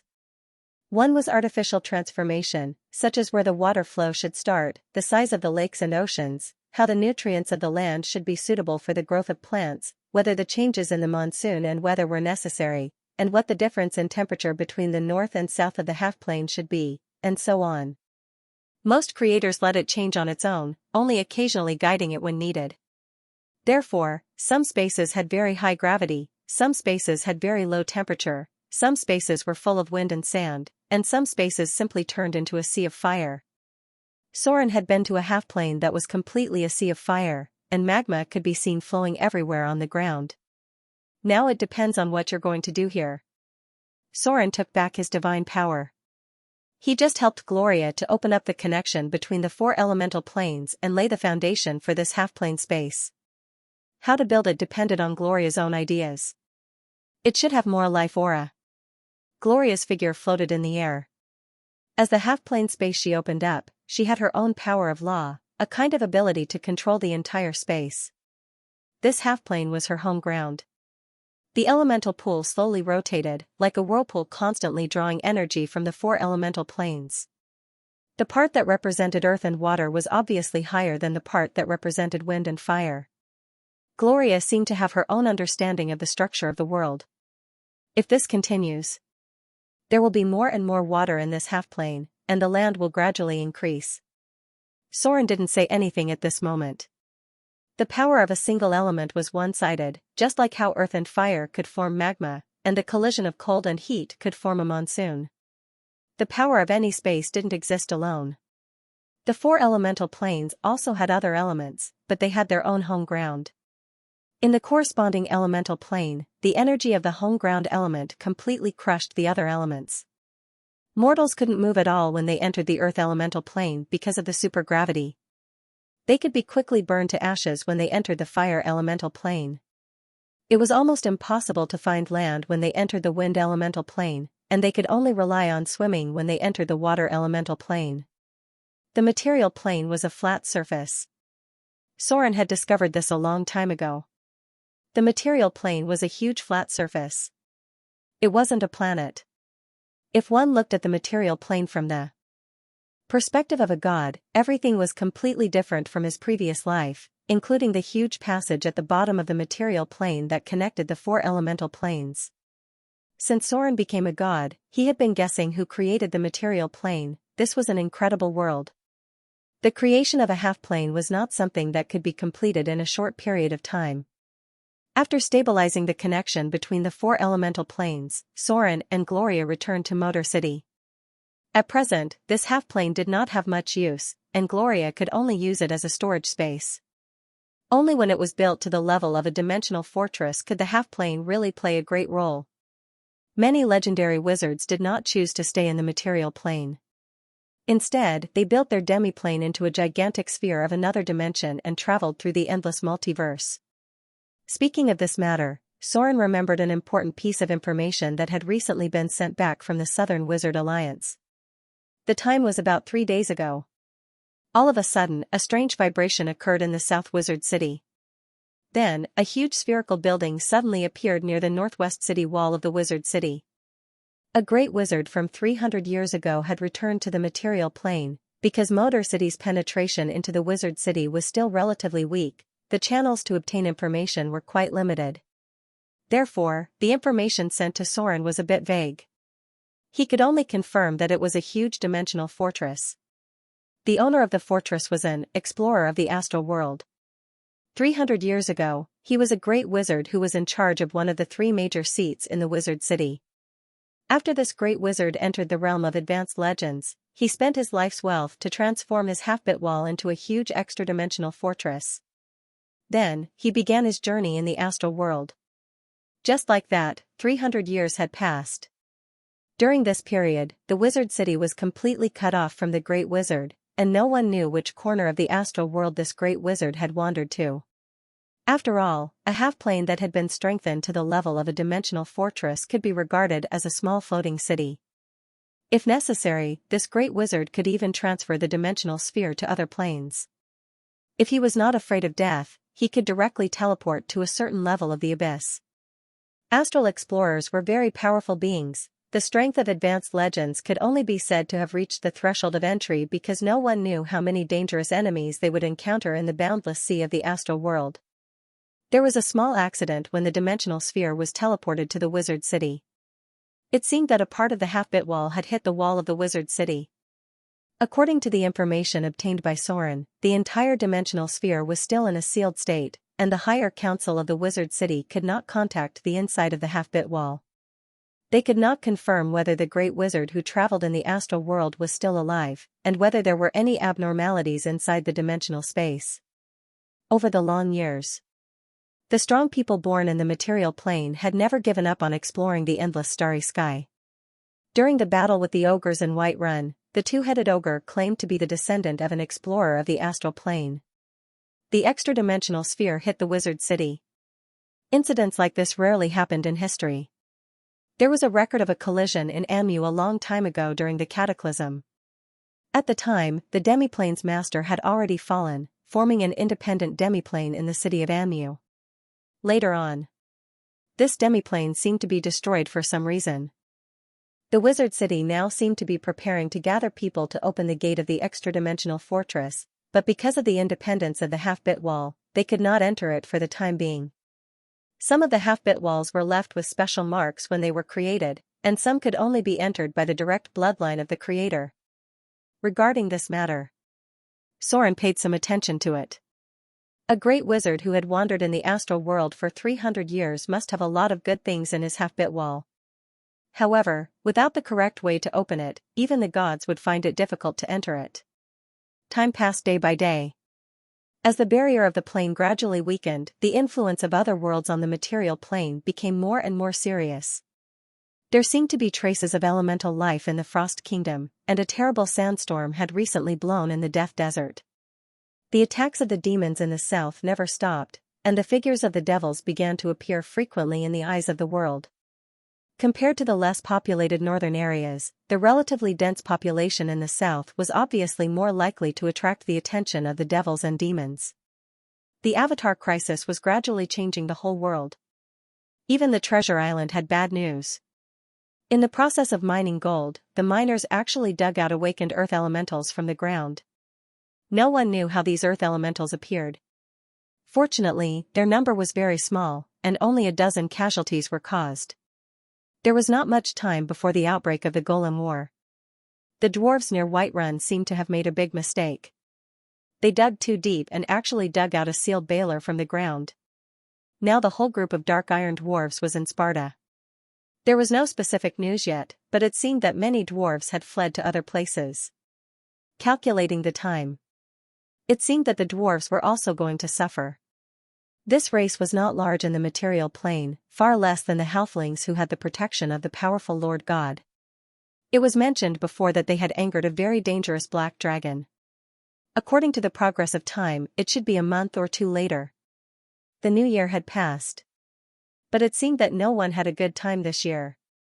There was also news from Autumnfall that the orcs and the gnolls, who had temporarily cooperated, seemed to have broken out in fierce conflicts. Eugene, who originally used the power of the gnolls to attack Autumnfall, now had to deal with the crazy attacks of the gnolls. The ghouls were also active in it. For these things, Soren just paid attention and had no interest in intervening. There were too many legendary events that broke out during the Avatar crisis, and he couldn't manage them all. And calculating the progress of time, the god of light should almost fall. It was probably around March. There was also a group of very powerful gods that fell to the mortal world. They were the god of light, greater divine power, Udaha, halfling goddess, greater divine power, Moradin, dwarf god, greater divine power, and so on. It was very interesting. These lords with greater divine power all built their divine kingdoms in the plane of Mountain Paradise.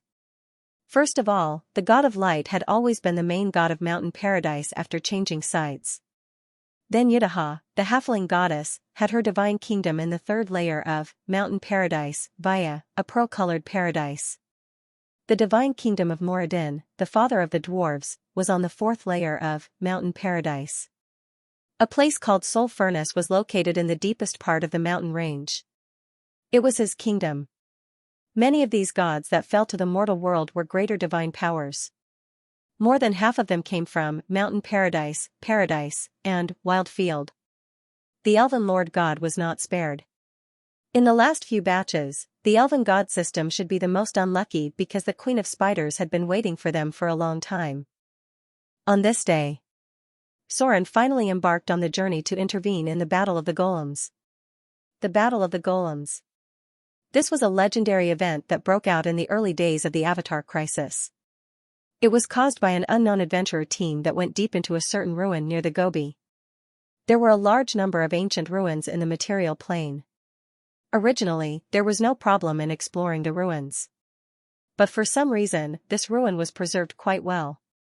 After this group of adventurers entered, they actually triggered the internal defense mechanism, causing a large number of golems buried in the ground to be activated. For some reason, they attacked any creature nearby.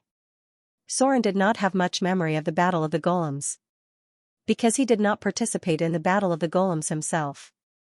At that time, he could barely fight the gnolls with his professional level. Only the top adventurers could join in, and it was only a relatively peripheral battle. Soren remembered that more than 600 people died at that time. Finally, one of the diamond golems was killed by the adventurers in the early days of the Avatar crisis. The Battle of the Golems broke out in the next area. Soren was not very clear about the specific location, but he knew that it was the periphery of the Arcane Empire. That was to say, this underground ruin was not formed by the fall of the floating city, but an ordinary city that was directly buried because of the disaster. In this battle, a legendary sword saint appeared. Soren vaguely remembered that this legendary sword saint did not seem to be from the south, but a practitioner from the east. There were many similarities between sword saints and monks. There were far fewer spellcasters in the east than on the mainland, but there were many other professions. The number of advanced sword saints, which was relatively rare on the mainland, also increased greatly in the east. Even the sword saints who practiced in the south would choose to travel to the east after reaching a certain level. Greater teleportation. With a flash of magic, Soren's figure appeared in the city called the Pearl of the Desert. The advantage of spellcasters in traveling was still much stronger than other professions, not to mention now that Soren's spellcasting ability had been greatly improved. The wizard profession level and the arcanist profession level were given a backdoor by a certain goddess. Although there were no additional abilities like the archmage advancement, he could already calculate spell slots according to the total profession level of 15. To put it simply, now, Soren had an additional level 8 spell slot in his class. However, of course, Soren had more than that. If it wasn't for the fact that he wasn't strong enough to master legendary level spells, he could have used the legendary level spell slot he had. Goddess of Magic's blessings, innate ability, as a spellcaster, you are one of the luckiest ones. The Goddess of Magic favors you. She opened a door for you within the magic net, allowing you to use the power of the magic net more easily. Your grasp of the weave has already far surpassed that of other spellcasters, and the mysteries of the inner layer of the weave are completely open to you. All spell slots +1, automatically granting magic mastery, spell penetration, and arcane proficiency. Soren had quite a few unique abilities. These included the blessing of the misfortune goddess and the blessing of the ocean goddess. However, these two blessings were only of a very low level. The abilities granted by the goddess of magic were far beyond the scope of these two blessings. To some extent, Soren had a part of the abilities of the chosen one. The +1 to all spell slots was only one of the powerful abilities. The three additional abilities, magic mastery, spell penetration, and arcane proficiency, were the truly powerful ones. This was equivalent to increasing Soren's spellcasting by more than 50%. Magic mastery could strengthen a spellcaster's ability to control spells. Spell penetration could increase the lethality and effect of all spells cast by the caster. Arcane proficiency could directly increase the spellcasting speed, and the ability to control spells would also be improved. Under normal circumstances, arcane proficiency was a unique ability that was very difficult to master. Unlike the last time he came here, Soren easily discovered that the city in the desert was now much more dilapidated. The terrible weather changes in the Desert of Death had seriously affected the eastern trade routes. There were basically no caravans coming and going now, so naturally, there were not many floating people. The streets looked a little empty. More than 30% of the shops had been closed. Even the patrolling guards were a little listless. Soren did not stay here. After confirming the direction, he rushed to the place where the Battle of the Golems broke out. How to deal with the Battle of the Golems was a problem. One was to wait until the time was up and see the situation after the Battle of the Golems broke out. The other was to solve the problem before the Battle of the Golems broke out. The difficulty of the latter was that Soren only knew the general direction but not the specific location. There were many ancient ruins in the desert. The core territory of the Arcane Empire was this barren desert. Although Soren had the map given by the paladin, he still lacked enough information. Master, is the thing we're looking for here? In the yellow sand all over the sky, a group of people gradually approached the sand dune in front of him. This was an area bordered by the Gobi Desert. To the west was the territory of the orcs, and to the south was the junction of the human and elven kingdoms. Due to the influence of energy radiation, this land was not suitable for plant growth for thousands of years. Only some tenacious vegetation could be seen occasionally. It should be around here. The man walking in front of the group stopped. He was dressed with the characteristics of the Eastern Kingdom, but he looked like a northerner. He was tall and burly, with fair skin and large pores. The members of this group seemed to come from all over the world.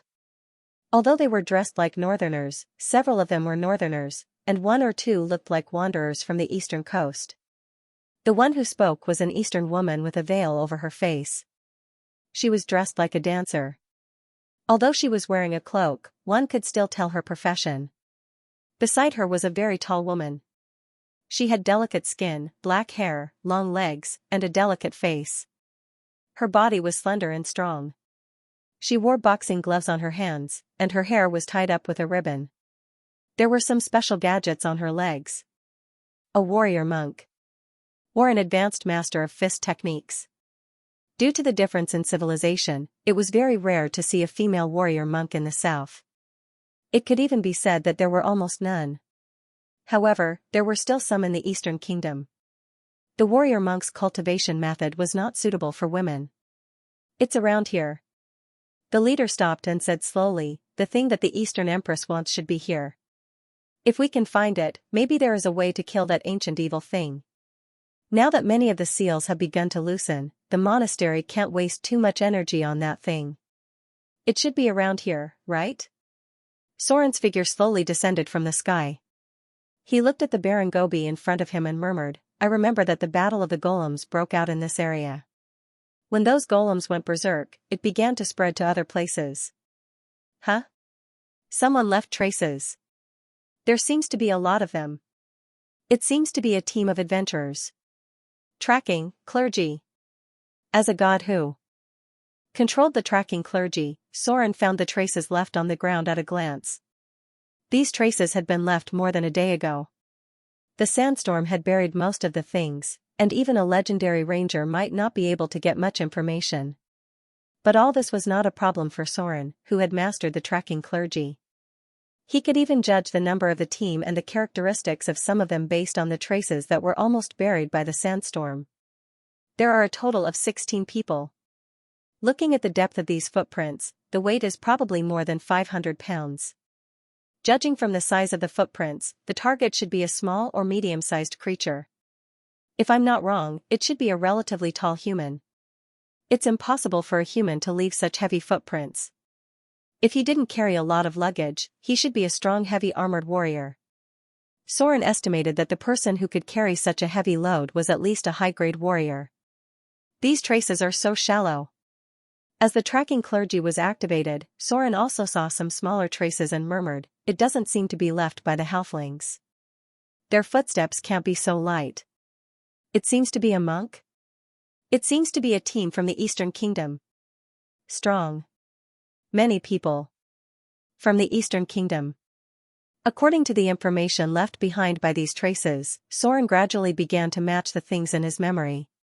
He activated the tracking clergy ability and looked for the direction of the team in a way similar to time backtracking. The tracking clergy could go back according to the traces left behind. Even if most of the traces had been buried by the sandstorm, Soren could still easily catch up with their pace. 3 hours later, a dark tunnel appeared in front of Soren. There were obvious signs of excavation, and there were a couple of torches on the wall. Looks like they've already gone in. When Soren thought of this, he didn't stay any longer. His figure instantly disappeared into the shadows, and he continued to go deeper into the tunnel. Broken stone pillars. Weathered walls. Even though it had been buried for thousands of years, the buildings from the Arcane Empire were still intact. Soren found traces of a battle, and it seemed that the team had run into some trouble. This is? Soren bent down and picked up a piece of carapace from the ground. There were some severed limbs around the carapace, and they were about the size of an adult's arm.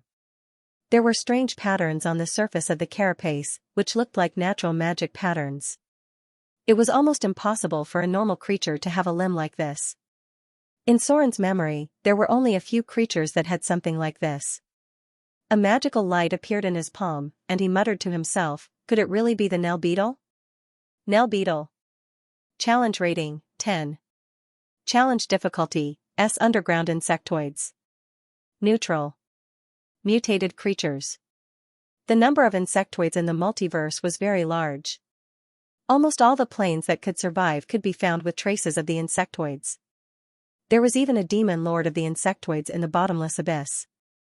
The proliferation of mutated insectoids even caused a lot of trouble during the Arcane Empire and the Thorium era. However, after a few crises, many forces began to wipe out the insectoids. In the deepest part of the bottomless abyss, many demon lords were still guarding against the insectoids' counterattack. The demon-hunting spider was a creature created by the demon prince Demogorgon by extracting a part of the insectoid's abilities. The insectoids in the material plane were relatively rare, but they were a relatively common creature in the lower planes. If it's really the Nell beetle, it won't be easy to deal with. The ancient ruins of the Arcane Empire had a lot of energy radiation, so there were a lot of mutated creatures, and some very dangerous creatures were often born. The Nell beetle was one of them. This 10-legged beetle-like creature had a hard, bright red carapace. Its 2 sinister claws swayed in front of its 4 black round eyes and jagged jaws. Their huge mouthparts were very dangerous, and they communicated with each other through a kind of vibrato. The Nell beetle was a mutated giant beetle. A long time ago, it was distorted due to excessive exposure to shape-shifting magic and sound wave energy. Since the day they were created, these giant beetles with 12 legs would breed in their underground nest, building a huge and complicated tunnel system, just like an ant hill.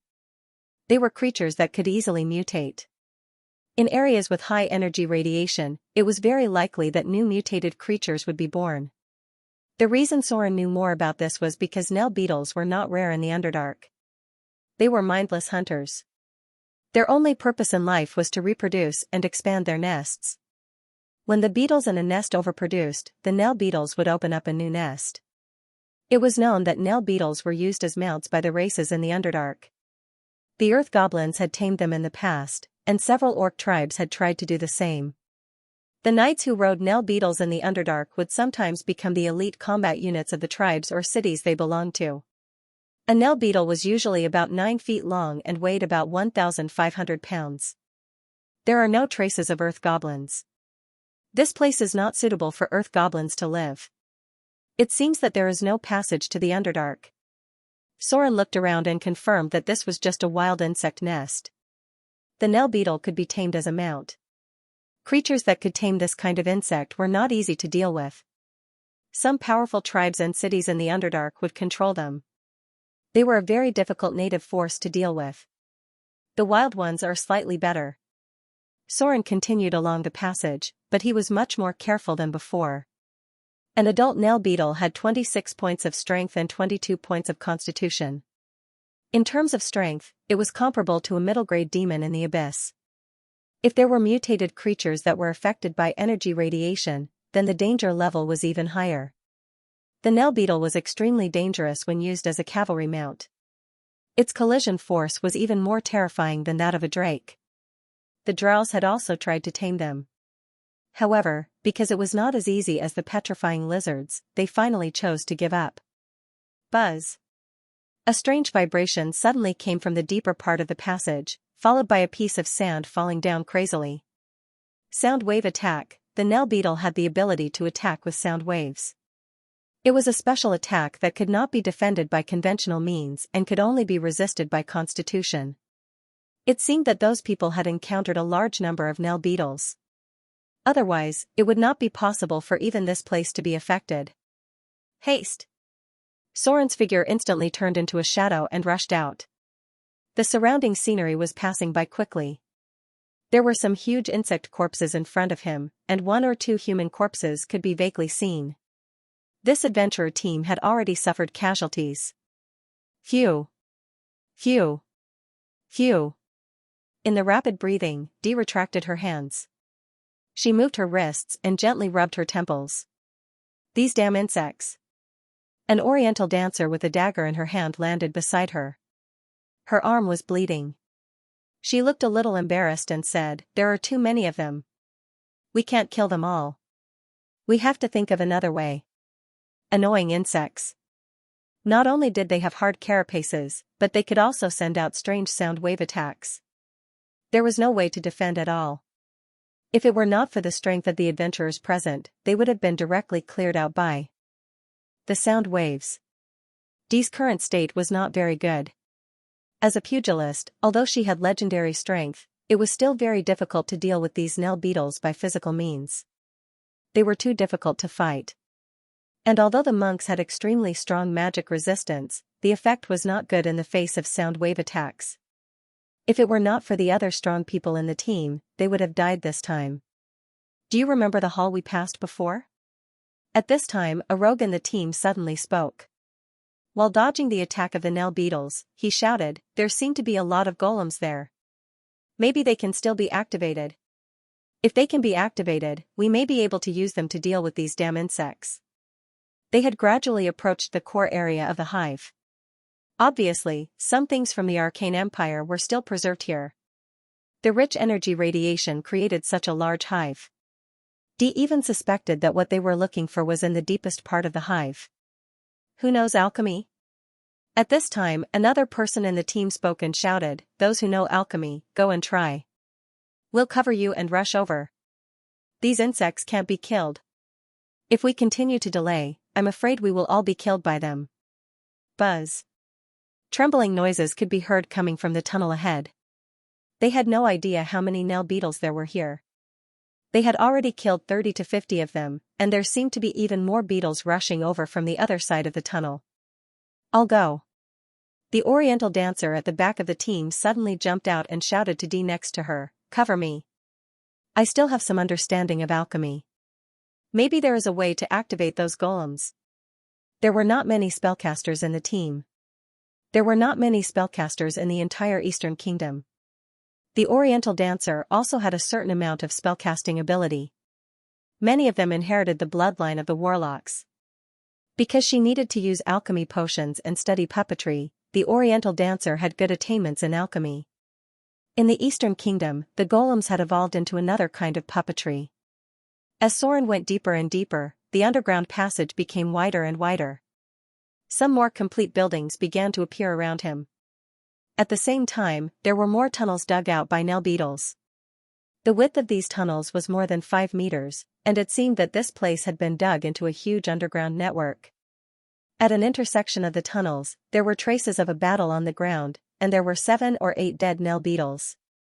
There was a strange buzzing sound coming from afar. Soren's divine perception network found at least hundreds of beetles' traces. A large door appeared in front of him. This should be the entrance to the underground ruins. It's still well preserved. Soren entered the underground ruins. He reached out his hand and touched the runes left on the wall. He murmured, "It seems that the whole place was enchanted with magic. That's why it hasn't been damaged after thousands of years. Even during the Arcane Empire, not every building was enchanted. This should be a more important place, right?" Rumble, there was a sound of something collapsing. Soren couldn't help but quicken his pace. After passing through a narrow tunnel, Soren's vision suddenly widened. He arrived at a very large hall. In front of him were piles of golems that hadn't been activated yet. At the front were a large number of clay golems. They were badly damaged, and many of them were eaten by insects. Less than 1/10 of them were still intact. However, the golems and iron golems at the back were more complete. It was estimated that more than 50% of them were still intact. It was just that he couldn't be sure if the internal parts were damaged or if they could be activated after energy was injected. This is? Soren found a faint light of magic in a corner. After touching it and triggering the magic, a magic scroll left behind by the Arcane Empire appeared in front of him. Insects. There are more and more insects. We have to kill the mother insect to get rid of all of this. The city hall has agreed to our plan. Capital. We're going to build a large golem factory. But it needs a lot of energy. We submitted an application to the Grand Arcanist Council. We asked them to build a large energy supply device for the city. But they refused. There's no other way.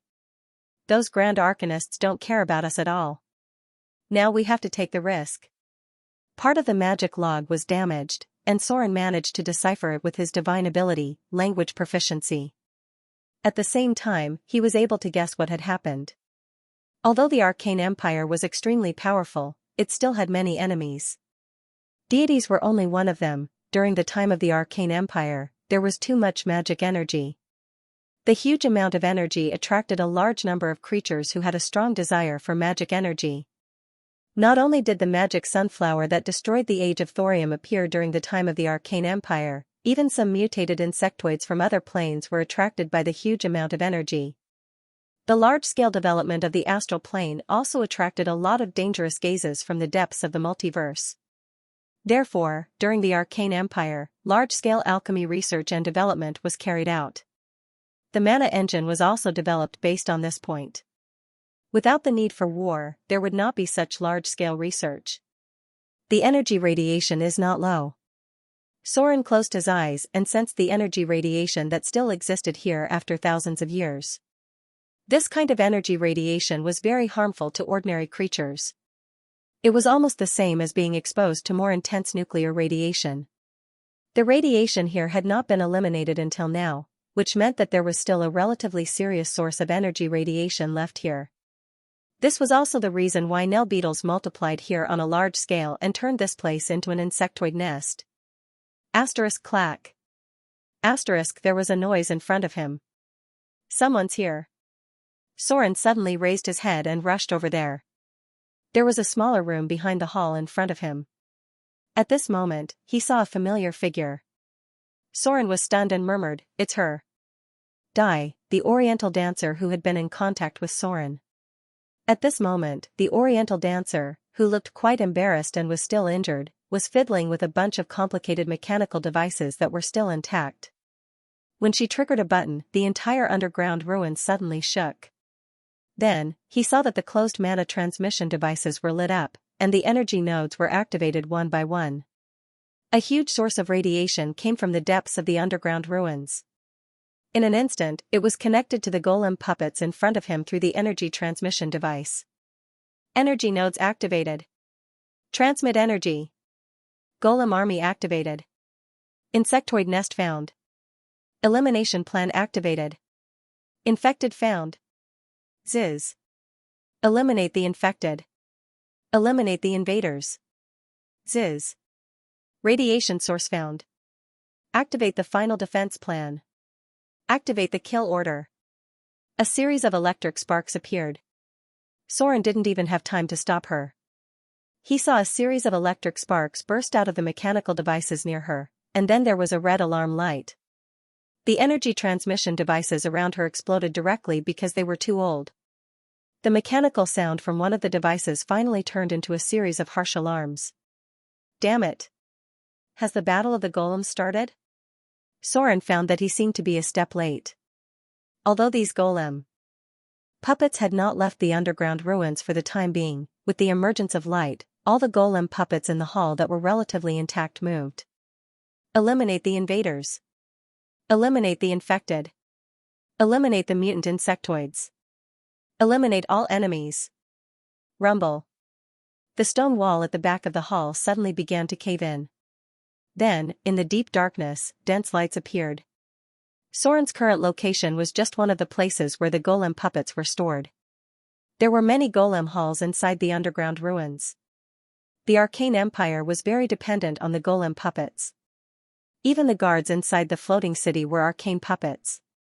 The golem puppets replaced most of the labor force. In the most glorious period of the Arcane Empire, even most families had relatively cheap clay golems. Eliminate the invaders.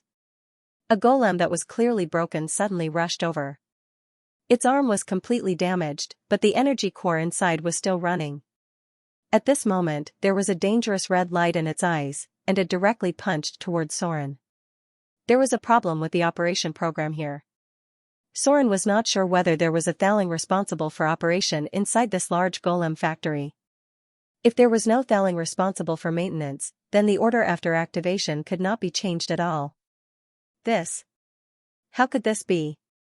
The Oriental dancer's face was also full of horror at this moment. She had never thought that such a thing would happen after activating the golem puppets. As a special profession in the Eastern Kingdom, the professional characteristics of the Oriental dancer were a bit like that of a bard. It was a special advanced profession that could be used for both close combat and spellcasting. Most of them had a trace of warlock's blood and were also proficient in a certain amount of alchemy. This was because many Oriental dancers had mastered a unique puppet technique, which was another way to make golem puppets. Relying on her half-understood ability, although she successfully activated the golem puppets here, it seemed that she did not let them execute the correct command when activating them. It was estimated that entering the correct command might not be useful. This ruin had been buried for too long. Gotcha! Soren frowned and dodged the attack of the golem. Then he punched the golem in the chest. The powerful force shattered its energy core, and the golem in front of him completely collapsed in an instant. A row of data appeared in front of him, killed the golem. Extracting soul energy. You've gained 2100 slaughter EXP. In just a short while, the entire hall was in chaos.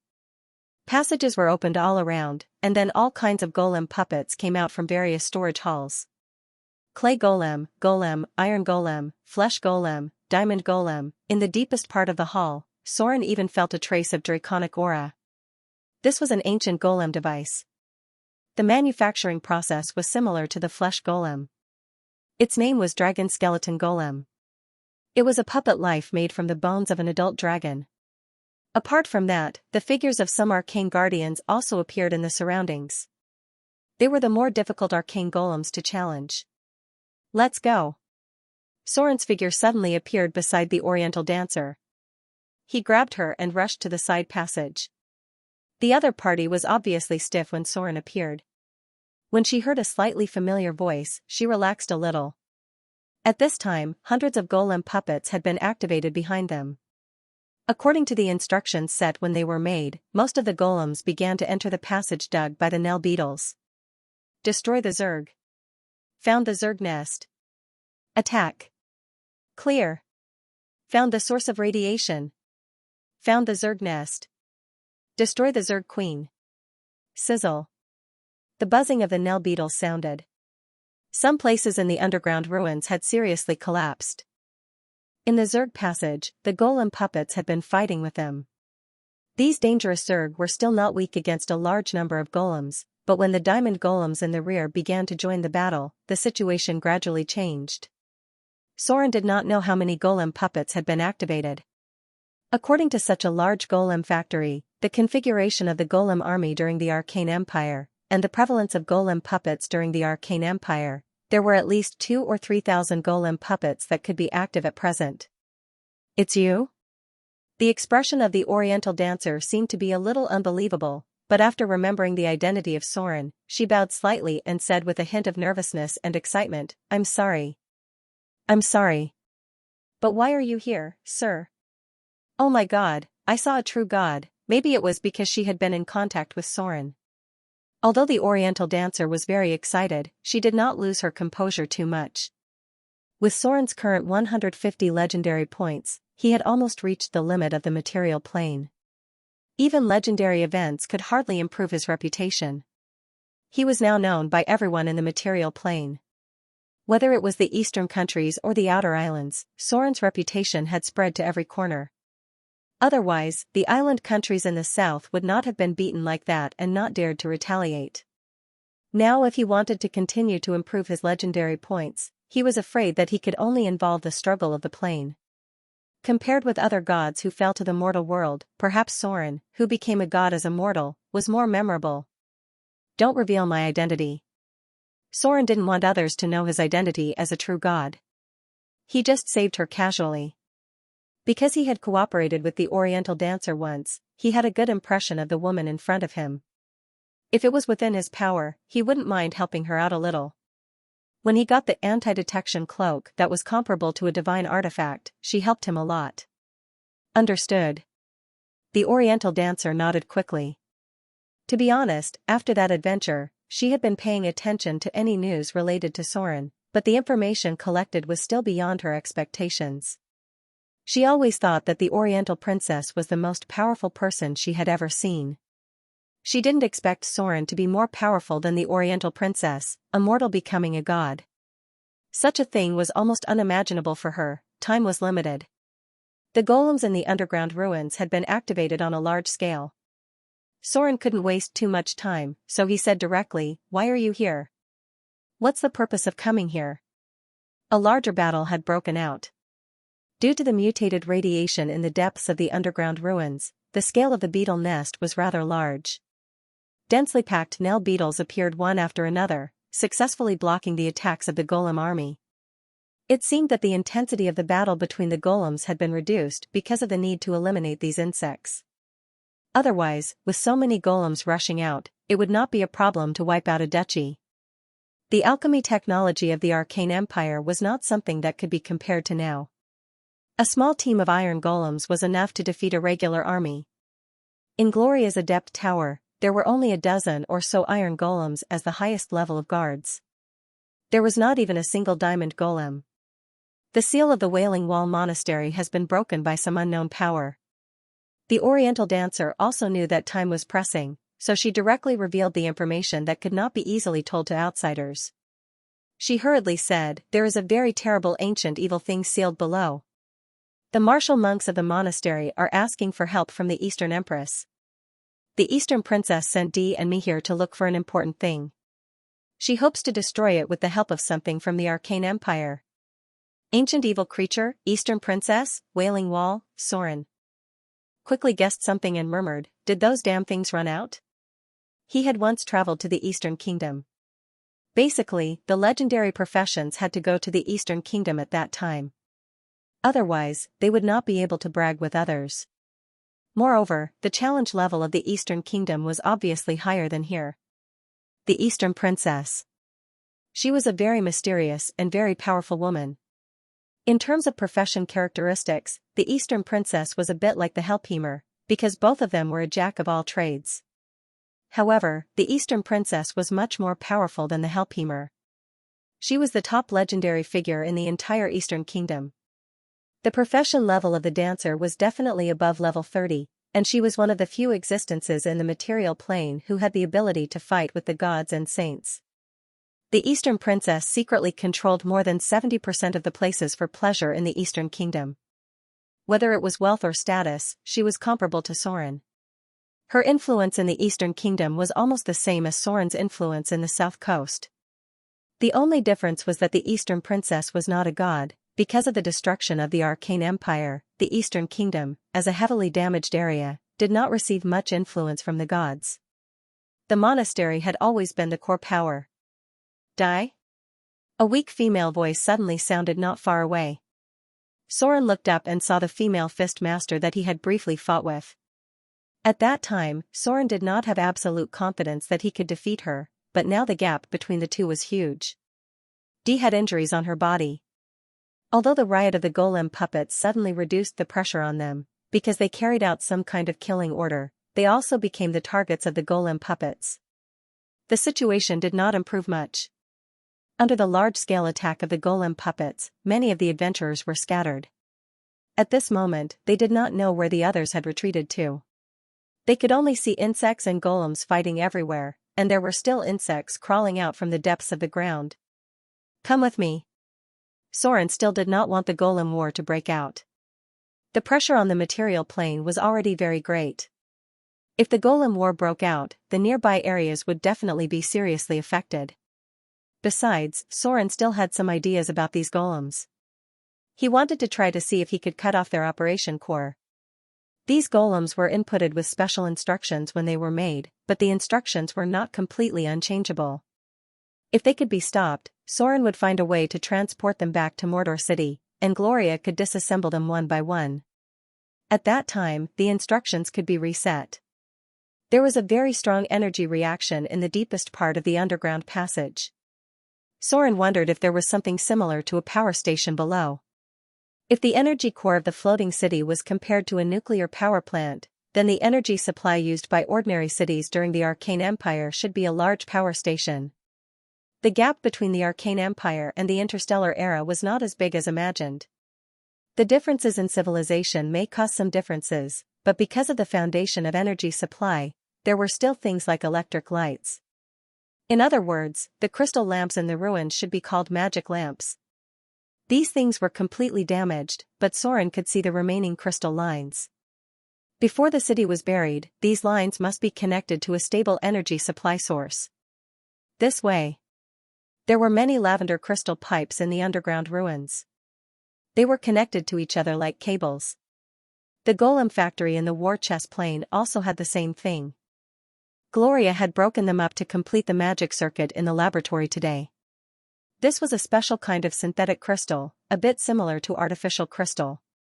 It could withstand a good amount of magic transmission and was used to make simpler magic circuits. In the larger buildings in the ruins, there would also be a large diamond-shaped lavender crystal. This thing was like a transformer or something else. These crystals had been seriously damaged, and there were tiny runes left inside by extremely high alchemy craftsmanship. The Arcane Empire once explored the astral plane on a large scale. They brought back many strange substances from the multiverse and combined many things that did not exist in the material plane. The resources of the material plane alone could not support such a glorious civilization. Stone to mud. The passage ahead was blocked, and the underground ruins collapsed because of the battle, but this was nothing for a spellcaster. The melee professions might need to dig through, but Soren's spellcasting ability had skyrocketed. A stone to mud directly melted the wall in front of him. According to the experience of exploring underground ruins in the past, Soren remembered a total of 3 stone to mud spells. At the same time, he also prepared a stone to mud and a mud to stone spell scroll. Zzz, some larger Nell beetles appeared in the passage ahead. Their twisted and mutated bodies had more sharp barbs, and the lines on the surface of the carapace were more dense. It seemed that they had been severely affected by radiation all year round. Ignore them. Soren looked at the Oriental dancer and the pugilist who were ready for battle and tore a spell scroll. Mud to stone. A solid stone wall appeared in front of them, directly blocking the passage of the Nell beetles. There was a violent impact on the wall, but even with their strength, they could not break it in a short time. These 2 non-damaging spells had great effect in the underground ruins. Go straight down from here. The battle had become more and more intense. Thousands of zergs and golems were fighting together, and there were sharp alarms everywhere. Soren stomped to test the thickness of the ground, and then said to the 2 beside him, "Be careful. We'll go straight down. Stone to mud. Stone to mud." The light of 2 spells appeared, and Soren directly turned the more than 10 meters thick rock layer under his feet into soft mud. Then with a stomp, their figures fell out of thin air, and there was a sound of collapse below. Boom! A barrier opened and bounced the falling rocks and mud away. When the Oriental dancer looked up and saw the surroundings, they had fallen deeper into the Zerg's nest. At this time, there were not many Nell beetles. Many Nell beetles had been attracted by the battle above, and there were no insects in the passage below. This way. Soren frowned and quickened his pace. The passage dug by the Zergs in front was getting bigger and bigger. When the disgusting mucus began to appear in sight, dense beetles appeared in a hall in front of him. They were close to the position of the Zerg queen. Hundreds of Nell beetles in front of them were guarding a passage behind them, which should be directly below the center of the underground ruins. When they found their traces, in a sharp trembling sound, these huge insects rushed over quickly. Too many. The Oriental dancer's voice was a little trembling, and Dee looked very nervous. Although they were not weak, the challenge level of Nell beetles was not low either. The number of hundreds was enough to easily drown them. Now they could only put all their hopes on Soren. Soren also had a headache. Because the number of insects was too much, and there were more insects rushing over to protect the Zerg queen. It was true that he was a god. But the god in the form of a saint was weakened too much. Otherwise, there would not be so many gods that were killed by the human wave tactic. These Nell beetles' vitality was as high as 200 points. Coupled with their hard shells and tenacious vitality, Soren needed 2 slashes to kill each of them. If they rushed over, Soren's life might not be in danger, but the 2 women behind him might die. There was no other way. In this case, he could only use his ultimate skill. Soren still had a lot of ultimate skills, and there were also powerful group attack spells. However, it was impossible to kill so many mutated Zergs in front of him in one shot. Their vitality was too tenacious. If he used his divine power points, 2 divine power shockwaves would be enough. But the divine power points were too precious, and it was not worth wasting them here. Therefore, Soren chose the most efficient and most economical ultimate skill: let the flames purify everything. Summon demon. Protection from evil. Because there were other people around, Soren could not completely expose his trump card, so when the insect attacked, he also instantly cast 2 spells as a cover. With the spread of a huge energy, a huge magic circle appeared in front of the 3 people. The reason why it was huge was that the demon summoned by Soren was also a little big. Before it completely appeared in front of everyone, the temperature in the entire hive began to rise sharply, and even the sand and stones showed signs of gradually melting. This. Could it be a Baelor? As the most famous high-grade demon in the abyss, the Baelor had always appeared frequently in folklore. In many non-mythical stories, the final enemy faced by the legendary protagonist was always this terrible existence. Over the long years, the Baelor had always been one of the popular big bosses in the legendary stories. So when the scorching breath appeared, the 2 women behind Soren guessed what was summoned. The Baelor was not among the demons that were commonly summoned. Generally speaking, only legendary summoning spells could summon the Baelor, and there was only a certain probability. Most of them summoned low-grade Baelors, soul judgment demons, assassin demons, and so on. Although the Oriental dancer was shocked, there was nothing strange about it. Soren's identity was a god. It was not surprising that a god could summon a Baelor with a summoning spell. Perhaps for her, gods were beyond her own understanding, but in fact, it was not so easy for even an evil god to summon a Baelor. The status of the Baelor in the abyss was not lower than that of the higher archangels in the upper plane. The average summoning spell was only about a soul judgment demon with legendary strength. Let the flame purify everything. Die. Insect.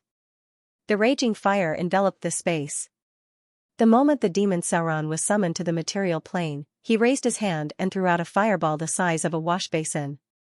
His figure was completely shrouded in flames. From the outside, he looked like a burning human-shaped flame. Although he was still in the form of a Baelor, as a demon lord, after completely integrating with the power of the abyss in the Galumba arena, his strength was not inferior to the other Baelors. During this period of time, the demon Sauron had been in an incubation period. On one hand, he was recruiting more fighters. On the other hand, he was fusing with the rule power unique to the bottomless abyss. Rumble, a violent explosion sounded in front of them. The fireball spell cast by the Balrog was directly linked to the creature's level. This meant that when casting the fireball spell, Sauron's spellcaster level was above 24, and the damage of the spell would not be lower than a single meteor burst. Sauron could instantly cast fireball 5 times a day. At this moment, he tossed them all out, blasting the sea of beetles into pieces. The huge explosion caused a part of the beetle nest to collapse, burying a portion of the Nell beetles underground. In terms of strength, Soren's body was naturally stronger. However, in terms of AoE attacks, the demon Sauron's demonic form had too much of an advantage. After a round of fireball bombardment ended, the demon Sauron raised his hand and pulled out the Beheader greatsword. Then, he grabbed the flames with his other hand and formed a flame whip. The raging flame shrouded an area of more than 10 meters. As long as the enemy got close to the flame body, they would be continuously burned. In just a few seconds, dozens of beetles in front of them died. So powerful. The flame baler is too frightening. The two ladies could not tell the difference between the baler and the baler, but it was not important. What was important was that they finally saw the strength of the top demons in the bottomless abyss. It was far more frightening than the stories. Retreat. Leave the rest to him. The demon Sauron's demon avatar was killing in front of them. Soren did not have much intention to participate in the battle at this moment. Because when the demon Sauron blasted out the first fireball, a row of data appeared in front of him. Nell beetle killed. Extracting target's soul energy. You've gained 3,600 slaughter EXP. Nell beetle killed, mutant. Extracting target's soul energy. You've gained 4,500 slaughter EXP. Nell beetle killed, elite. Extracting target's soul energy. You've gained 5,600 slaughter EXP. A steady stream of slaughter EXP was being absorbed into Soren's body. Maybe it was because this was not the bottomless abyss, or maybe it was because the distance between the demon Sauron and his avatar was very close.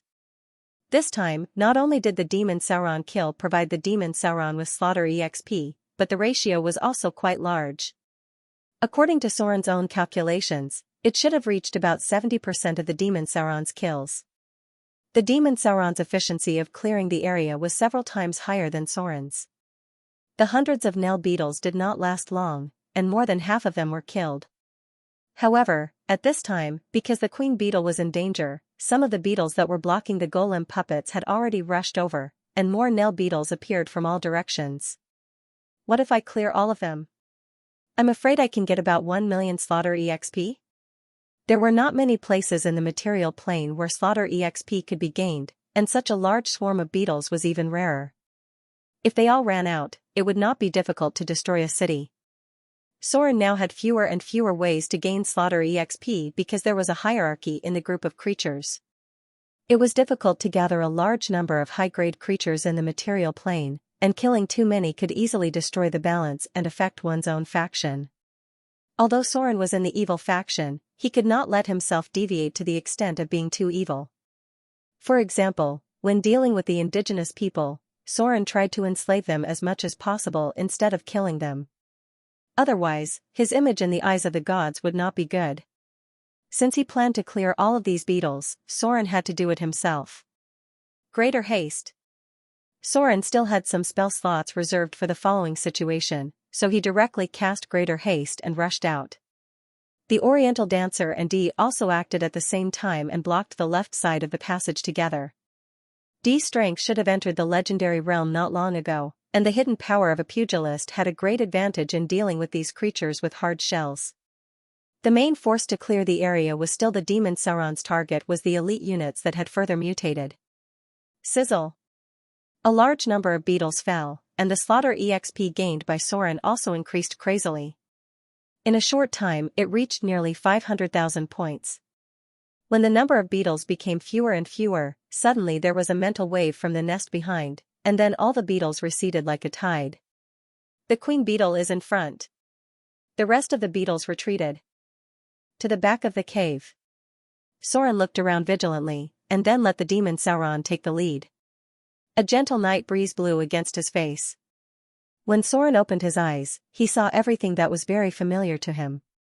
A simple house, old bedding, and a faint smell of decay in the air. The room was very small. There was almost no furniture. A simple stove was in the corner, and the rice jar was empty. There were only a few pieces of hard black bread on the cupboard. Soren slowly sat up. His expression was a little strange. After looking around carefully, he pushed open the half-closed door. The sunlight suddenly stung his eyes, and there was a clamor of people outside. Amber City. The slums. Everything was just like what he remembered. The low houses were connected together, and there were people walking outside from time to time. He could even hear the sound of laborers moving goods from afar. Big brother. A clear child's voice rang in his ears. Soren turned around and saw little Vivian. Vivian was even younger than what he remembered. She was only 4 or 5 years old. She was wearing old clothes that were adapted from adult clothes. Her delicate little face was stained with dust. Behind her was a strong hound, and there was a rabbit in the hound's mouth. During those years, Heath was still young. From time to time, he would go out and bring back prey. "Big brother? Are you not feeling well? Mom will be back soon. Let's go prepare dinner." Vivian's eyes seemed to be a little timid. She seemed to feel that Soren was a little strange today. She reached out her little hand and grabbed Soren's palm. She seemed to be worried. "What's wrong with you? Are you not feeling well?" Soren was silent. Then he reached out and hugged the little girl in front of him, gently stroking her long hair. At this time, there was a commotion outside, followed by a young woman running in with messy footsteps, shouting, "Oh no! Not good! Soren! Your mother, she."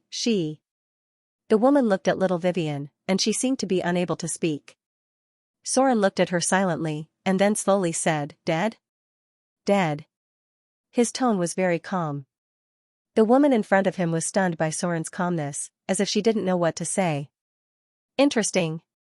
Soren looked up at the sky, then turned around and walked towards the door. Bottomless abyss, blood pool. In front of him was a dense swarm of worms.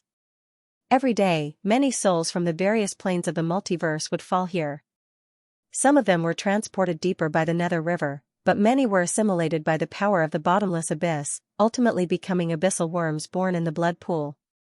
Cruelty was everywhere in this plane.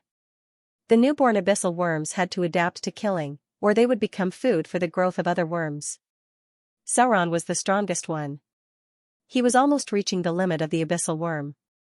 For example, he was only one step away from transforming into a low-level demon. Not far from him was a huge mother worm. It slowly moved around the abyssal blood pool, not caring about the killing of the worms.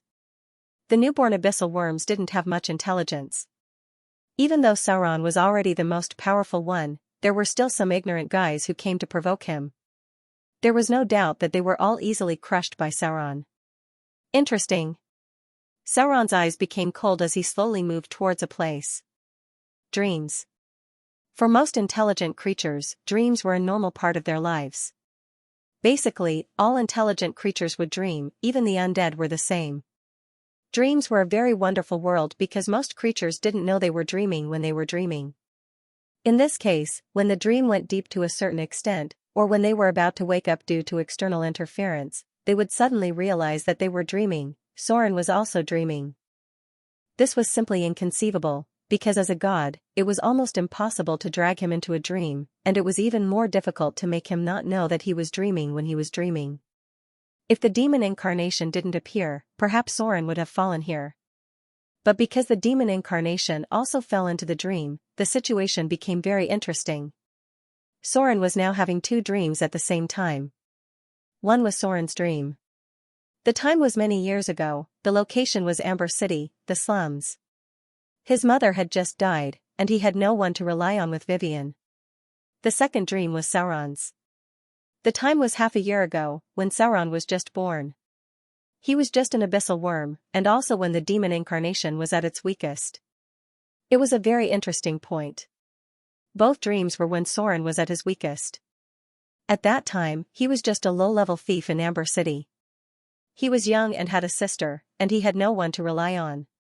Sauron was just a strong abyssal worm, and any demon in the abyss could crush him. The dream was man-made. There was no doubt that the other party used some kind of power to awaken Soren's memory, and then made him enter the dream when he was at his weakest. As far as Soren knew, there were very few creatures in the entire multiverse that could do this. He seemed to have come across something interesting. The dream was changing. There was an invisible murderous intent hidden in it. Soren didn't know when, but he noticed that the guards were looking at him with malicious eyes, and the people around him seemed to be full of hostility. There was a commotion among the worms near the abyssal blood pool. They seemed to have sensed the danger of Sauron, and they stopped fighting and started to swarm toward him. The wandering mother worm stopped its huge body and faintly began to look at the tiny newborn. Murderous intent emerged, At this moment, Soren suddenly opened his eyes and shouted, "Break for me! Slaughter, domain! Evil, domain! Shadow, domain!" A series of domain powers were activated, and in an instant, everything in front of him was fragmented. Looking at the entire multiverse, there was only one ability that could drag the gods into the dream. Dream, domain. Everything had completely disappeared. When Soren opened his eyes again, he saw a huge worm, the kind of twisted mutated worm that looked like a pupa. Beside him were the Oriental dancer, Butterfly, and the pugilist, D, but at this moment, both of them were in the dream, and their faces were still full of nightmarish expressions. The offspring of the dream chrysalis? I didn't expect the Zerg to even integrate the ability of the abomination. Soren, who woke up from the dream, felt a strong spiritual power and the residual, dream, domain. Such a domain was rare in the multiverse, but there was a kind of abomination that had this ability. Even deities would find it difficult to resist their power. There were many creatures that could drag a person into a dream. For example, the incubus and the old hag. However, the dream abilities of these creatures were only effective against mortals. For a god like Soren, it was almost impossible to drag him into a dream. In the entire multiverse, there were very few creatures that could drag Soren into a dream, and there was only one that was most likely to happen. Dream chrysalis, abomination. No one knew how the dream chrysalis was born. Legend had it that they were the illegitimate children of the god of fantasy, desire, and dreams. This god had long disappeared in the long river of history. At least Soren had never heard of this god. However, the dream chrysalis were still left behind. They were more dangerous than the gods. Because they were abominations, the dream chrysalis did not have a specific shape. They could even change their shape like in a dream. For abominations, it was not difficult to master the ability of form change. In the long years, the dream chrysalis were sealed in the deepest part of the multiverse. The gods did not dare to take any abominations lightly because some abominations were even born with more power than the gods. The dream chrysalis could kill people just by looking at them, but that did not include those with powerful willpower. There were traces of them in the bottomless abyss, but it seemed that they were later destroyed by some demon lords. Because even the demon lords were deeply afraid of the incubus, they did not want to have such dangerous creatures around them. The dream chrysalis could firmly control the enemy and transport their bodies into a temporary special nightmare that had been prepared by the Lord. This was an ability that was close to a real dream. If one died in it, it would directly trigger a test of death. If one could not pass the test of willpower, they would die with the dream. They had special domain power. This power could even switch reality and dream, and even turn reality into a nightmare when necessary. The creature in front of him was not a dream chrysalis. The real dream chrysalis was level 31, and the challenge difficulty was A, which meant that a team of super adventurers with a profession level of level 31 and above was needed to completely defeat this abomination. This challenge difficulty was far higher than that of the ancient dragon, and even higher than that of many gods. If Soren was facing a dream chrysalis, then he could only defeat it in the form of a god. In front of him was a descendant of the dream chrysalis. In other words, it was the insectoid queen that possessed a part of the divine abomination's bloodline. Soren could even sense a hint of demonic aura from the bottomless abyss. There were several insectoid overlords in the bottomless abyss. Long before the rise of the Orbis demons, there were traces of Zerg activity in the bottomless abyss. Many demons borrowed the Zerg's genes to transform their forms, and as time passed, many Zerg overlords became demon overlords. Pupa, this word represented a very dangerous demon lord in the abyss. Soren could sense that the insectoid queen in front of him was his descendant, or rather, the descendant of the insectoid queen and the dream chrysalis bloodline. It was an evil creature that had inherited the power of the abomination. Wake up! Soren opened the divine force field and directly released his spiritual power in the posture of a god. In an instant, his spiritual power rushed into the hearts of the Oriental dancer, Butterfly, and the fist master, D, like a torrent, and then turned into rolling thunder and woke them up from their dreams. No! No! The Oriental dancer let out a shrill scream, and then suddenly opened her eyes. Her expression was blank for a moment, and then she realized that everything just now was just a dream. D's state was better. As a fist master, she was very calm and reacted very quickly that everything was a dream. Where is this? Dee was ready for battle in an instant. She stared at the huge and ferocious worm in front of her and said slowly, "Did we just get hit by its spell?" Soren looked back at her and said lightly, "It's not a spell, it's a territory." The insectoid queen's nest. The space inside the nest was not very large, only about 50 meters in diameter. In contrast, the body of the insectoid queen, which was more than 10 meters long, had already occupied a large area. There were many strange lavender crystals nearby, which looked similar to those in the ancient ruins, but at the moment, they were all emitting a faint light and connected together in some way. Directly above should be an important place in the ancient ruins, because there was very rich radiation energy here. Even a data prompt appeared in front of Soren's eyes, affected by high concentration of radiation. Test of self-immunity triggered. Physique immunity passed. You are immune to the physical damage of the radiation. Soren's physique was naturally fine.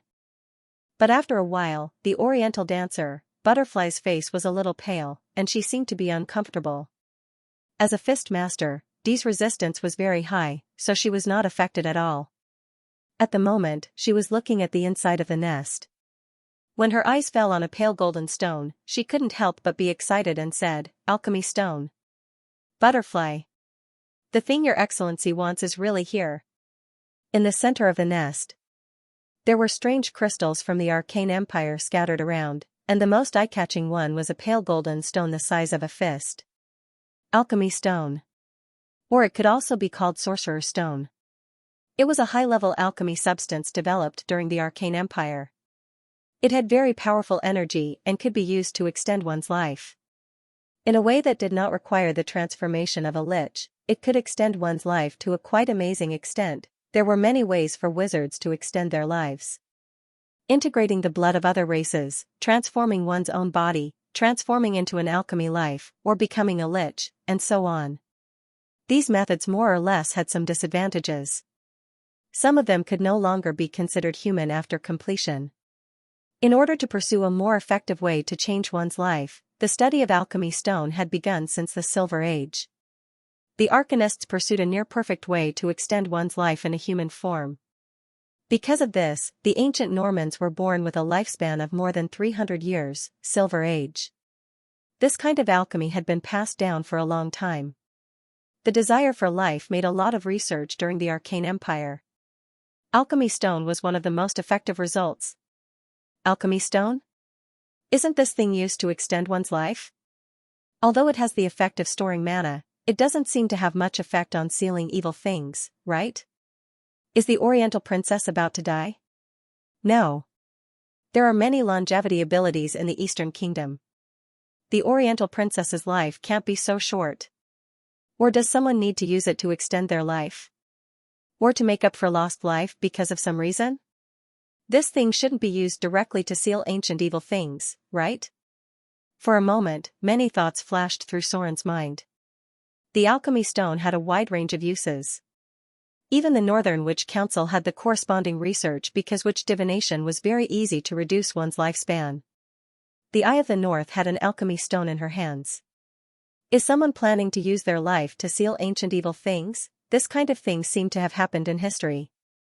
There was a very famous ascetic monk in the Eastern Kingdom who used his entire life to seal one of the ancient evil things.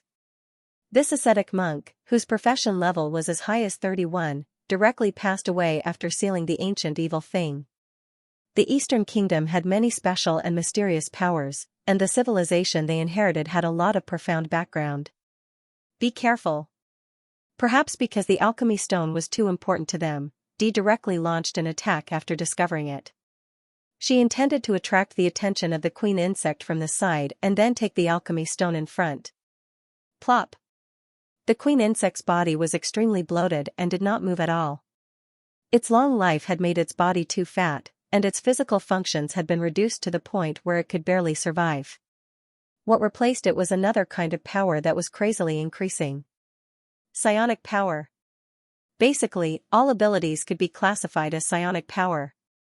The name was just a code name, just like the creatures in the astral world liked to call psionic power as psionic power. Dee hit an invisible energy barrier, and then her whole body was bounced back. Fortunately, her skills were extraordinary. Her toes touched the wall, and she turned to avoid the next attack. A half-meter deep dent appeared behind her out of thin air. The powerful psionic power instantly shattered the matter, causing half of the wall to collapse. "You go out first." Soren glanced at the Oriental dancer behind him and said slowly, "This is a legendary creature. And it's the bloodline of the abomination. You can't help if you stay here." "Hey! That fist master. You don't have to be impulsive. This insect is definitely more difficult to deal with than you think. Let's deal with it first and then think about other things." Two mortals. With their ability, they could not see the bloodline of the abomination in the queen insect, so Soren had to remind them. The Oriental dancer's expression was a little conflicted. She was not reconciled with her inability to participate in the next battle, but at this time, Dee turned to look at her and whispered, "Die. You go out first. This thing is very dangerous." This was a battle of the legendary level. Any creature below the legendary level would die. If it weren't for the fear of Soren's divine aura, they would have paid most of their attention to Soren. Otherwise, the two women would have died long ago. It would be easier for the golem to kill this thing, right? The challenge level of the queen insect in front of him was probably above 22. With such a strong psionic energy, it would not be much easier to fight it than to fight a Baylor. Because of its special dream ability, the danger was probably higher. However, the golem was very good at restraining this creature, because even the dream chrysalis could hardly affect the golem puppet without intelligence. However, Soren could not let the golems deal with it because the broodmother had the power of divinity. An enemy with divine power, this was of great value to Soren. Shadow, realm. The best way to deal with the realm ability was to open another realm and let the power of the two realms collide and distort, which would eventually interfere with each other's realms. As Soren opened the shadow realm, the surrounding reflections suddenly overlapped, and the light gradually dimmed. Everything within the range of Soren's realm seemed to be stained with a touch of gray color. It was as if the scene had suddenly shifted from the material plane to the shadow realm. Bzzz. A sharp tearing sound came, and the queen finally couldn't stand the pressure brought by Soren and attacked first. The target was Soren. Compared to the others, Sauron was the biggest threat to it. Sound wave attack. It was the most difficult attack to defend against.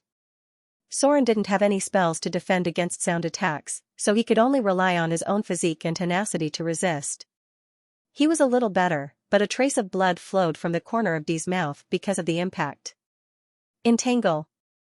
The first to attack was the demon incarnation. As one of the high-grade demons, the Balrog was more reliable than many legendary meat shields. Sauron raised his hand and raised the flame whip, and then instantly entangled the enemy in front of him. Then, the demon wings flapped and swooped close to the queen. He swung the huge beheading sword and slashed down.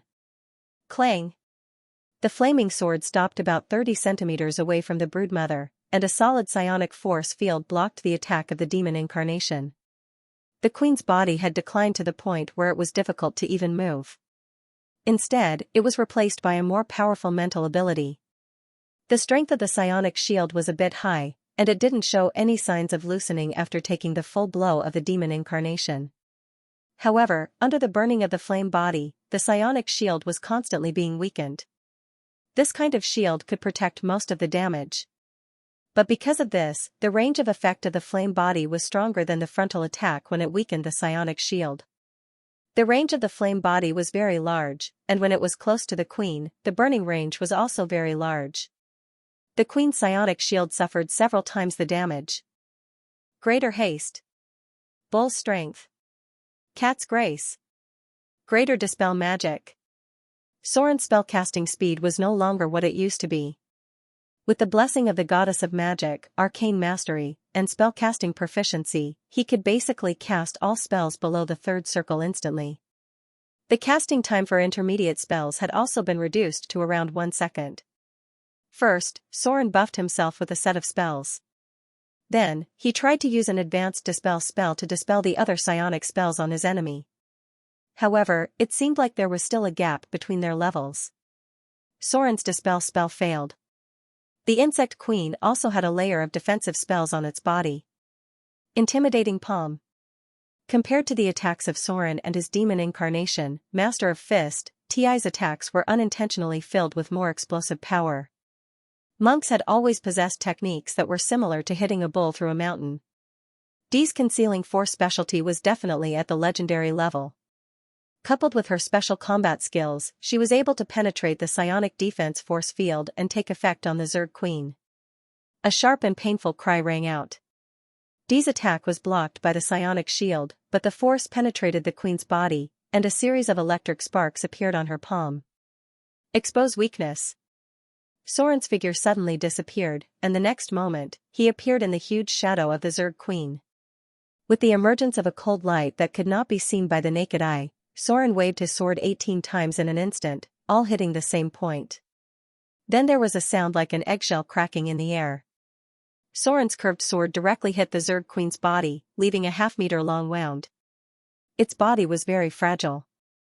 It could be inferred that the Zerg Queen's lifespan was very long, and her body's functions were very deteriorating.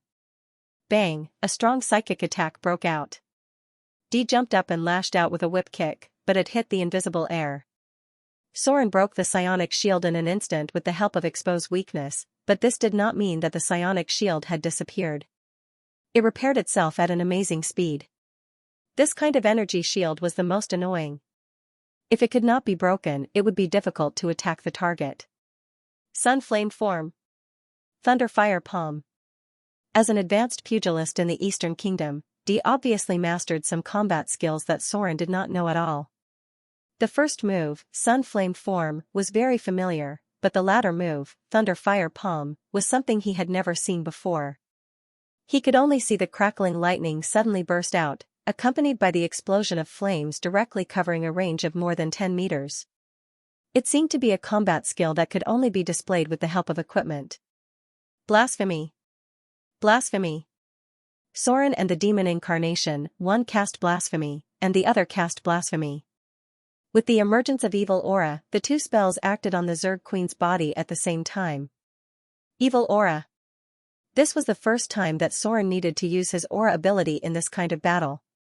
With the spread of an evil and dark force, Dee's expression suddenly became uncomfortable. She could not help but frown and take a few steps back. On the contrary, at this moment, the ability of Soren and the demon incarnation was greatly improved. Relying on the increased immunity, Soren and the demon incarnation surrounded the Zerg Queen and attacked wildly. Although the artifact-level weapons had not been completed, the damage was still not something that ordinary things could resist. Crack! The sound of the crystal breaking came. Just when Soren used the effect of greater haste to break the Zerg Queen's psionic force field with a crazy attack, a piece of the strange lavender crystal broke. It's broken! Soren suddenly realized something at this time and said in a deep voice, "This Zerg Queen can use the power of these crystals. Hurry up and break them all." The crystals should be from the Arcane Empire. It could be arcane crystals or magic crystals. The specific name could not be recorded. After all, so much time had passed. Crystals had always had a good affinity with magic and were widely used in many fields during the Arcane Empire. Similar crystals could be seen at intervals in the ancient ruins. They were important nodes for the transmission of magic energy and were responsible for allocating the energy supply of the entire city. As a high-end magic civilization, the Arcane Empire naturally had a corresponding standard of living, such as constant spells to regulate the temperature, lighting systems throughout the city, and so on. These all required the supply of magic energy. These crystals should be connected to some energy device that was still operating in the ancient ruins. The Zerg Queen could support such a powerful psionic shield with its power. Piercing Shock Palm. Dee's reaction was also very fast. At the moment when Soren attacked the Zerg Queen, she pushed her palm to the lavender crystal next to her. Crack, crack, crack. As the crystals broke, the Zerg Queen's psionic power immediately began to decline rapidly. At the same time, the amount of radiation in the hive was sharply reduced. At least, it had been reduced to the point where it would not directly cause physical damage. Now go get the alchemy stone. With the psionic shield completely broken, the Zerg Queen was basically no longer a threat. It was a pile of meat that was difficult to even move. As a true god, Soren would be a joke if he couldn't take it down. However, in order to prevent Dee from accidentally stealing the kill, Soren still let her take the alchemy stone first. This thing was not very useful for gods. Extending one's lifespan was very difficult for mortals, but for gods, it was quite simple. Whether it was Gloria or the fallen witch, they did not need this kind of thing. It was also good to take this opportunity to make friends with the Eastern Empress. The Eastern Empress' influence was all over the Eastern Kingdom, and many monasteries had more or less dealings with her. Hundreds of years of connections were not a joke. Okay. The alchemy stone was obviously very important to Dee. She rushed over in an instant and took the alchemy stone from a hexagonal crystal device on the ground. Something strange happened in an instant. The moment the fist master, Dee, took the alchemy stone, the Zerg Queen's body began to rapidly age. The aging speed was beyond imagination, and its skin and flesh were completely withered at a speed that was visible to the naked eye. It was like a tree that was rapidly dying. The alchemy stone supported the Zerg Queen's life. It was because of the alchemy stone that it was able to live from the Arcane Empire until now and give birth to so many offspring. The lifespan of the Zerg Queen was not very long, especially when it needed to give birth to a large number of larvae. The Zerg Queen was able to live until now because of the alchemy stone's life energy. It was also because of the alchemy stone that the Zerg Queen's nest remained nearby and did not move. Die. Soren naturally could not let the Zerg Queen die of old age. He rushed back and stabbed the Zerg Queen's head before its life energy was completely depleted. Poochie. A gush of nauseating blood spurted out, and then a divine light that was invisible to the naked eye appeared and began to merge into Soren's body little by little. A row of data appeared in front of him: killed Zerg Queen, mutant. Extracting target's soul energy. You've received 725,000 slaughter EXP. Target possesses divine power. Extracting target's divine power. You've received 5 divinity points. Target possesses divine power. Extracting target's divine power. You've received 1 divinity point. There's still a divinity point? Soren was a little surprised because he actually extracted 1 divinity point from the Zerg Queen's corpse. Divinity could be inherited. However, it was almost impossible for a Zerg Queen of this level to inherit divinity points, so the only explanation was that the Zerg Queen's divinity points were accumulated bit by bit over a long period of time. The Arcane Empire had existed for thousands of years, and the Zerg Queen had accumulated 1 divinity point during this long period of time. The origin of these Zergs was probably not simple. Mordor City, Laboratory. Did it work? Gloria slowly raised her head, and a wonderful light cluster was suspended in her palm. There were countless mysterious lines on it, which eventually formed a special energy core. This was about the core structure of Thaling, which was the part that represented intelligent life. The alchemy level of the Arcane Empire even far exceeded the interstellar era in some aspects. For example, in the research of artificial intelligence, golems could only be fighter armor at best, but Thaling and advanced alchemy life were real living intelligent life that could think. They had their own thoughts, their own rules of conduct, and more advanced Thaling could even be advanced to special professions. They belonged to artificial life, and quite a few advanced alchemy lives had their own souls. Gloria was carrying out a rather complicated research work. At this moment, she was wearing a loose robe and exquisite gold-rimmed glasses. If it weren't for the fact that her clothes were a little out of place, regardless of whether it was her serious expression or her serious attitude, she was no different from the beautiful female scientists of the interstellar era. She was intellectual and beautiful. The whole experiment process was quite complicated, and there was no way to count it in a few words. To put it simply, Gloria was extracting a sample of the advanced magic armor in the alchemy laboratory that Soren had cut off the energy supply. By analyzing its energy core, she was cracking an important alchemy technology during the Arcane Empire. How to give golems the ability to specialize, yes. The golems during the Arcane Empire were more powerful than the current ones. This was like the difference between artificial intelligence LV1 and artificial intelligence LV5. The golems that were made now were all ordinary standard versions. However, the golems made during the Arcane Empire could be mastered by inputting more data into the core of the golems, so that these golems could master some simple combat abilities. For example, attack while defending. When Gloria was deciphering the trophies collected in the Wizard Tower recently, she found that a large proportion of these golems had one or two additional abilities. Even in one of the clay golems that was not very powerful, Gloria was surprised to find that it had the special ability of preparing magic. It was a clay golem with the ability, making magic equipment. It was supposed to be an assistant to the master of the Wizard Tower. This kind of technology was unimaginable in the current era, and Gloria was very likely to figure out how the Arcanists did it. Mother? Just as Gloria was looking at the energy core in her palm in a daze, Fallen Witch's figure appeared outside the door. She quickly regained her senses and turned around. How's your research going? This pair of mother and daughter were actually very similar. The only difference was that Gloria was more peaceful, while the Fallen Witch was like a mad scientist with a strong obsession. I made a slight breakthrough. Fallen Witch curiously looked at the thing in Gloria's palm, but she didn't ask too much. The direction of their research was different. Gloria was now focusing on the composition of Thaling, while Fallen Witch was more concerned about the powerful forces. She came here with a purpose. After a little glance, she whispered, I've made some progress on the composition of that strange metal. I'm going to go to the astral plane in 2 days. I hope you can accompany me.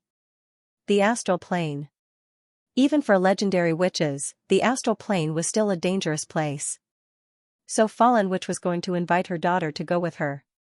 If the two legendary witches joined forces, even if they encountered some challenging astral plane creatures, they would be able to escape unscathed. Gloria's brows furrowed slightly upon hearing this, and she said softly, Yes, I can. But at least it will take 3 days. I still have some research to do here. Fallen Witch didn't have any objection. After confirming her daughter's agreement, she was ready to leave. However, at this moment, a magic light suddenly appeared, and a teleportation beacon was directly formed in the laboratory, and then Soren appeared in it. Huh? You're here. Now come with me. There's no time to explain. Soren's figure appeared in the laboratory. He glanced at Gloria next to him, and without saying anything, he reached out and grabbed Fallen Witch's waist and said, The situation is critical. Now come with me to teleport. That place is about to explode. Light appeared. Soren hugged the Fallen Witch and cast the teleportation spell again, leaving only Gloria, who was a little stunned, in the same place. She rarely saw Soren so nervous. Could it be that something happened over there? Time rewound to an hour ago. After Soren dealt with the queen worm, he began to collect other spoils of war, such as the special crystals in the nest. These things still had a strong residual radiation and magic energy, so it was definitely a good idea to bring them back to Gloria. The place with the strongest radiation was above the queen worm. After Soren made sure there was nothing else, he directly broke through the ground and rushed out. Here was the problem. As soon as Soren rushed out, he found himself in a huge laboratory. Or rather, it could not be called a laboratory, but a very large energy reaction device. There were many special crystal glass covers around it, and there was a huge crystal structure in the center. There were energy transmission pipes all around, and because of the rich energy radiation, he felt that it would not be easy to cast spells in this place. It was a large energy reactor. He could not understand the formula of energy generation, but he could feel that a large amount of magic energy was being transmitted to all parts of the underground ruins. It should have been running for a long time. What Soren needed to do now was to cut off the energy supply and stop all the golems from operating. He could not use violence to destroy it. There might be a big explosion, and Soren did not want to blow himself up. Fortunately, he could see some control devices here. After looking at it for a while, he finally determined that something like a lever seemed to be able to control the energy output here. But something unexpected happened. When Soren just touched the lever, it suddenly broke. What was even more disturbing was that the urgent alarm suddenly sounded, and then the energy reaction here began to change violently. Many crystals began to shatter, and the energy transmission pipes emitted electric sparks. Oh no! I don't understand this thing at all. Soren's knowledge was not enough, and his alchemy skills were not enough. If he had not studied the knowledge of the Arcana Empire in depth, it was impossible to understand the function of these things. He could only rely on his language proficiency to understand that the core device in the center was called elemental furnace. There was no other way. At this time, he could only call for help. There was no doubt that Fallen Witch knew far more about the energy of the Arcane Empire than anyone else. So Soren instantly connected to the teleportation beacon of the laboratory in Motor City, and then he hugged the Fallen Witch and teleported. With the emergence of a light screen, the two of them reappeared in the laboratory. Is this the elemental furnace? Fallen Witch was indeed a northern witch who had done in-depth research. She recognized the huge device in the center at a glance, and she looked a little excited. So big. So big. It's bigger than what the Witch Council provided me. We have to move it back. Move it back. No problem, but now, they should think about how to deal with the rampaging energy first, right? Soren had already felt that a lot of golems were rushing here frantically. It seemed that he had just triggered some defense mechanism. Shut this thing down first. Soren had no time to say anything at this time. He could only say anxiously, this thing looks like it's going to explode. A huge amount of energy. According to Soren's estimation, the explosion of this thing was similar to a small atomic bomb. It may not endanger his life, but this ancient ruin must be destroyed. He didn't do anything, he just slammed the lever to see if he could close it. He didn't expect it to become like this all of a sudden. Wait. I need to take a look first to determine how to close it. Fallen Witch also quickly calmed down. She glanced around and quickly said, this device has been running for a long time. Many of the control parts have been damaged. We have to cut off the energy core of the elemental furnace. At this time, there was a siren outside, followed by a huge force hitting the wall. They could vaguely hear the mechanical sound of the golems. Okay. Soren was a little nervous at this moment. He said in a deep voice, you tried to shut it down here. I'll deal with those golems. If there's no other way, we'll teleport out of here first. We can always find useful things from other places in the future. At this time, looking at Fallen Witch's serious expression, Soren was really worried that she would be reluctant to leave and would be directly blown up by the explosion. No problem. This elemental furnace is very similar to the one I used before. I can shut it down. Fallen Witch raised her head with a strange look in her eyes and murmured, you can definitely do it. I knew you could surprise me. Hurry up and stop those golems. The creator of this place must have left a defense order. Don't let them come close, and don't let them destroy the pipes outside. Damn it. Why is this thing so unstable? At this time, Soren had no other choice but to rush out and stop the golems outside. He could only hope that Fallen Witch's knowledge was enough to shut down this damn elemental furnace. Summon Shadow. A twisted shadow gradually formed beside Soren, and eventually turned into a dark humanoid figure. The creatures in the shadow plane were a bit special. As Soren summons, they would improve with his strength. At present, the summoned shadow had not reached the legendary level, but it was not a problem to interfere with some enemies. The battle in the hive was almost over. The limit on the number of golems had been reduced by quite a bit. The main reason was that the iron golems did not have much of an advantage against the death knell beetle, which had a challenge rating of level 7. But, the problem was that the low-level golems were eliminated in the battle, and the golems that rushed over were more and more difficult to deal with. If there were not a few iron golems blocking the passage in front, the diamond golems behind would have rushed over. There was not much time left for Soren now, because the diamond golems had begun to smash the wall. They relied on brute force to push down the building in front of them. If the diamond golems also rushed over, Soren would have a hard time keeping them all outside. Now he only hoped that the Fallen Witch could quickly turn off the elemental furnace. Without the energy supply, these golems would stop operating. Sword form, spinning strike. With Soren's current strength, it was easy to deal with some iron golems.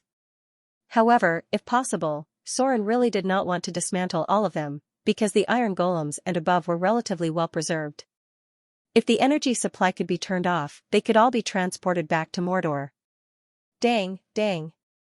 the diamond golems finally rushed over. But what Soren did not expect was that the diamond golem in front of him, which looked a little different, actually blocked Soren's attack, and it launched a counterattack while defending against Soren's attack. Attack while defending. At this moment, even Soren was very surprised, and he could not help but slightly retract his curved sword. Divine-level weapons were also very destructive to the diamond golems. The diamond golem in front of him was an extremely rare golem puppet with ability. Attack while defending. This was clearly a combat ability that only the higher-level arcane guards and magic-powered armors could master. During the Arcane Empire, in order to strengthen the combat skills of the golems, the Grand Arcanists began to analyze the skills of close combat professions, and then tried to implant these skills into the core of the golems through a method similar to data transmission. This led to the emergence of a batch of golem puppets that could obtain special abilities. There weren't many of them in the Arcane Empire, and Soren had only fought against a few of them. It's best to capture it alive. Golems with special abilities had amazing research value. Soren turned to attack the enemy's weak points instead of directly destroying them. It would be best if the diamond golem lost its ability to move. Sizzle. A series of electric sparks flashed, and a small-scale explosion occurred in the crystal tube outside. The laboratory behind also shook. About a minute later, Fallen Witch's voice was heard. She seemed to be a little excited as she said, "The elemental furnace is closed. However, it will take a while for these golems to stop operating." The energy transmission was cut off. Many of the low-level and mid-level golems on the periphery began to stop moving, and some of the clay golems and stone golems even shattered. Thousands of years of events had caused them to be severely depleted. After the energy of the last activation subsided, many of the golem puppets showed signs of cracking. However, the iron golems and above were not affected much. Most of the damaged golems were the clay golems and stone golems. The quality of these two golems was not good, and the diamond golems, as the main force, were not affected at all. Sizzle. The lavender crystals in the ancient ruins flickered like light bulbs that were about to go out. As the energy inside them disappeared, the movement of the nearby diamond golems also slowed down, and finally all stopped in place. Did it work? Soren slowly withdrew his curved sword, and then dispersed the summoned shadow. Fallen Witch's figure came out from inside. Her beautiful face was still filled with excitement. Perhaps because of her excitement, her face was slightly red. After coming out, she directly hugged Soren, and then said with a little embarrassment, "Great. The elemental furnace is very intact. We just need to go back and repair it. How did you find this place? With the things provided here, maybe I can duplicate an energy supply device of the same size." Soren's expression was also a little embarrassed, but soon returned to normal. It was just a coincidence. He did not intend to explain too much, and immediately said, "Let's transport the things here back first. This ruin is not stable, and there are a lot of insects. It may collapse at any time."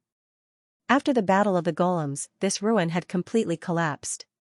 Although it did not collapse now, Soren did not know what would happen next after the elemental furnace was turned off. Fallen Witch also knew the importance of the matter, and immediately said, "I'll go set up the teleportation circle now. Later, let Gloria bring the golems here to transport these things back." Huh? There are so many golems here? They seem to be well preserved. Maybe we can bring them back and repair them. There were many golems in front of them. Not counting the damaged golems and the ones in the insect nest, there were dozens of iron golems in front of them, and 3 of them were diamond golems. The golems in the insect nest could not be preserved. Once they stopped operating, the insects would not let them go so easily. Soren was not sure how many of them could be preserved. Time was of the essence. Fallen Witch immediately began to set up the teleportation circle, and Soren began to collect the golems. The elemental furnace was too big, and Gloria and Fallen Witch had to work together to dismantle it and transport it back, and then reassemble it. Half an hour later, Gloria's figure appeared here, and behind her were the golems in charge of transportation. Opening a teleportation circle temporarily was not very tiring, and the resources used were definitely worth it. Gloria's expression was also very surprised, but she quickly got to work in high spirits. The first batch of items to be transported was the light purple crystals, which had a very strange energy storage and transmission effect. Then there were the many parts of the elemental furnace, and everything that could be dismantled and transported back was left behind. In the meantime, the insects attacked them several times, and there were many nail beetles in the insect nest, but they were quickly dealt with by Soren. Clay golems were eliminated. Stone golems were eliminated. Flesh golems were eliminated. Iron golems were considered. Diamond golems were the highest priority. Soren did not care about the clay golems and stone golems at all, and began to look for traces of the diamond golems in the entire underground ruins, and then find a way to transport these big things to the teleportation circle. All the golems were not as valuable as the diamond golems, so Soren certainly had to choose the most valuable one. It was very unexpected. In a certain location in the insect nest, Soren also found a dragon bone golem, but unfortunately it had been dismantled by the insects. In the blink of an eye, 3 days passed. The group almost emptied out all the valuable things in the ancient ruins. During this period, they also found the bodies of the companions of the Oriental dancer, Butterfly. These people were not so lucky. Except for a few who managed to escape, the rest died in the nest. The golems did not leave the underground ruins. So according to the historical trend, the sword saint who ended the battle of the golems should not appear nearby, right? I don't know if it's good or bad. The battle of the golems was ended early by Soren, and the direction of this legendary event had begun to deviate. According to the original historical trend, although the battle of the golems caused a lot of losses, it also brought benefits to many forces, such as the Northern Witch Council and the Wizard City Alliance. They extracted a lot of alchemy technology from the golems left over from the Arcane Empire. It should also include things related to the elemental furnace. Because in the later stage of the Avatar crisis, the Wizard City opened an energy shield, directly covering the entire city. With the current level of alchemy, this was almost impossible. Note, the energy consumption is too great. The alchemy technology here had been monopolized by Soren. He had almost no reason to let the Wizard City study it. Maybe because of Gloria, he would cooperate with the Witch Council, but other forces should have no chance to get a piece of the pie. During this period of time, Gloria and Fallen Witch were responsible for unpacking things, and Soren was responsible for moving things back. In the end, the alchemy laboratory in the entire city of Moder could not fit them, and they could only be transported to the Wizard Tower in the Shadow Plane. Soren did not know much about the gains in alchemy. He only knew that the two witches transported a large number of crystals, devices, and lines back, and later spent more than a day drawing drawings of many broken places in the ancient ruins. It was the kind of drawings that looked like spell models with dense spell nodes. Ordinary people would feel dizzy at a glance. They drew hundreds of drawings before they finally came to an end. Soren was responsible for counting the number of golems. After finally sweeping the entire ancient ruins, Soren worked as a coolie and transported back a total of 9 diamond golems, 127 iron golems, 215 stone golems, and 72 clay golems. The flesh golems were completely damaged. Other special golems were basically only wreckage. The proportion of the clay golems was too high. Although the number was the largest, there were not many that could be transported back. These golems could not be activated for the time being. Gloria and Fallen Witch had to readjust the operation mode set when they were made before they could be activated. In the short term, these golems were just decorations. If the elemental furnace could not be successfully replicated, the city of Moder could not provide the energy to maintain their operation. Even if there was so much energy, only a part of it could be activated. There were a lot of things that were brought back this time. However, the gold, silver, and jewelry found in the underground ruins were the least eye-catching. Gloria was not even interested in counting them. After the elemental furnace was dismantled and brought back, Gloria and Fallen Witch had turned all their energy to the study of the elemental furnace. According to their inference, the elemental furnace could provide the energy to maintain the operation of a city, so it could certainly support the floating energy supply of a wizard tower. Maybe the floating city was still a little out of reach, but the floating tower seemed to be in front of them. The two northern witches who were in a state of research fanaticism were very scary. Even Soren was impatiently driven out by them. In terms of alchemy, Soren still had too many basic skills to make up for, and he could not help much even if he stayed in place. So while there was still some free time, he simply solved one thing that he had always wanted to do in the past. Mordor City. Under the glory of the morning sun, people gradually woke up and began to work. There were sounds of hawkers on the street, and the blacksmith shop in the distance had been ringing non-stop. The streets of Mordor City had already formed a unique pattern. People lived a peaceful life.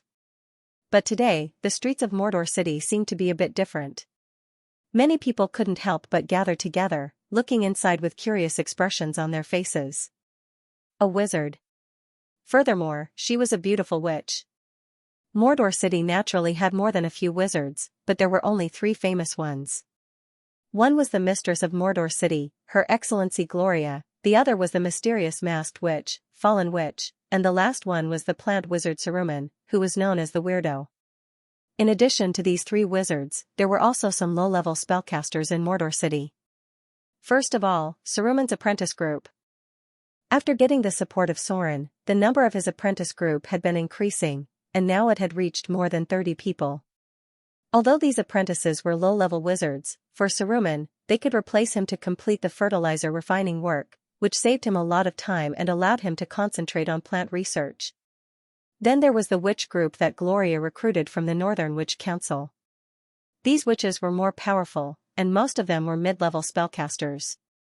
Because the resources of the Witch Council were limited, they could not get more help from the council, so they chose to join Gloria's faction. Don't forget one thing. Gloria was not only the mistress of Mordor City, but also an important member of the Witch Council.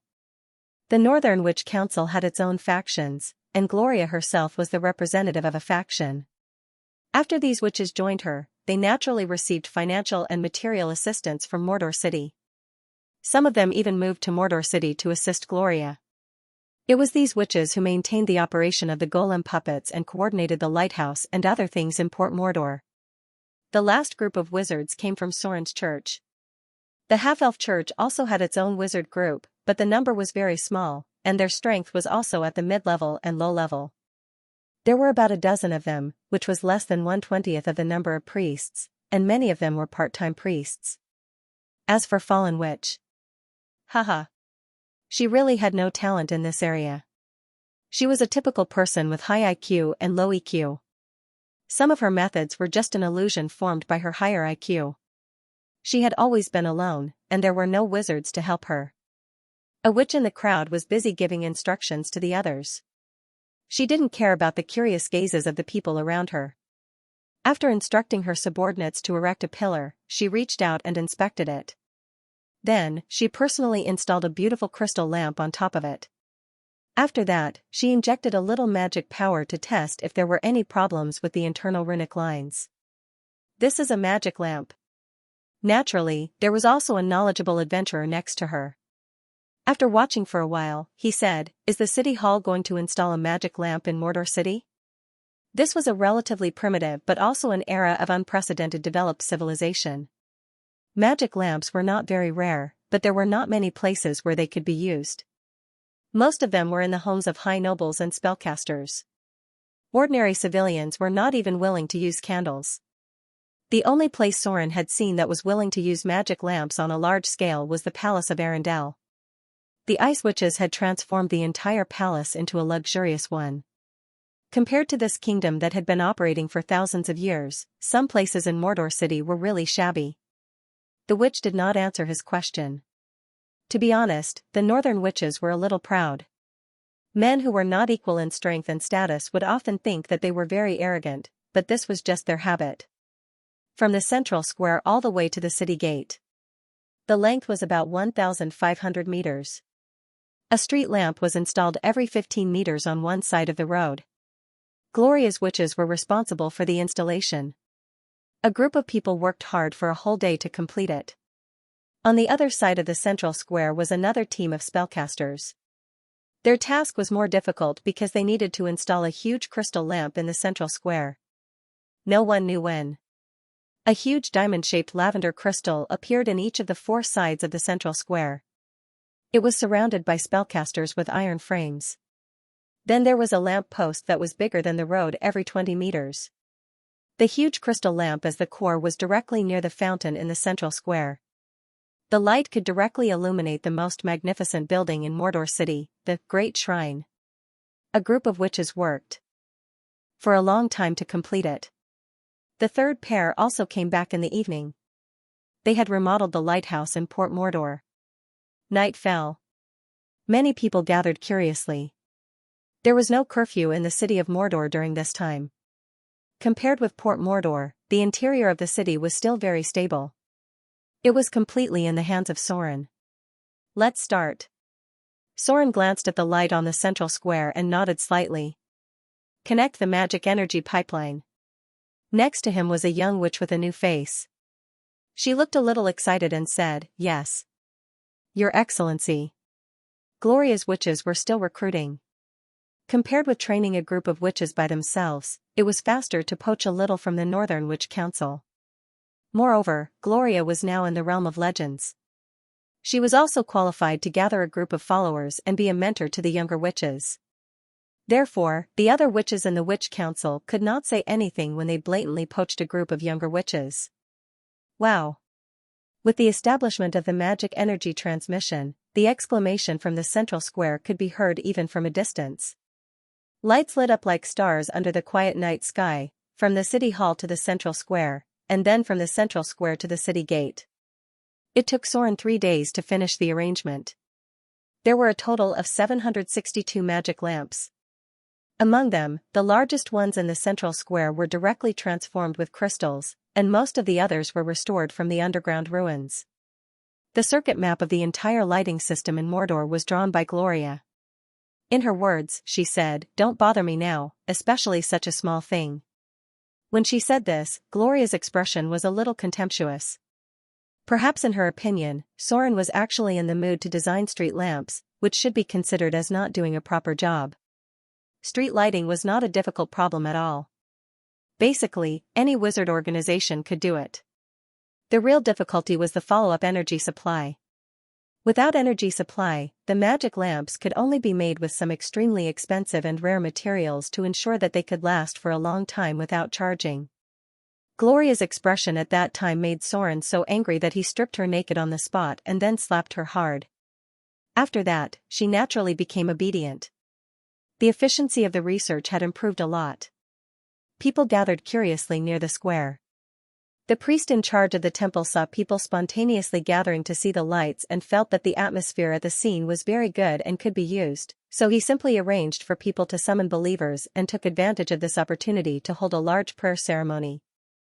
I didn't expect that I would miss the street lamps. Soren stood under the night sky and looked down at the entire city of Mordor. To be honest, in this barren era where there were no lights, he sometimes felt a little uncomfortable. What he did today was just what he wanted to do personally for a long time. Looking at the city lit up under his feet, he really felt that Mordor was different this time. It would become a place that surpassed any city in this era. The lighting system was just part of the future plan of Mordor. Although people were very curious at first, this curiosity soon subsided. The street lamps would light up at about 6 o'clock every day, and then until about 8 o'clock in the evening. During this time, the citizens of Mordor would gather in the central square, and many believers would pray in front of the temple at night. Children would play next to the fountain, and then they would be very curious to touch the largest crystal lamp in the center, but they were soon stopped by their parents.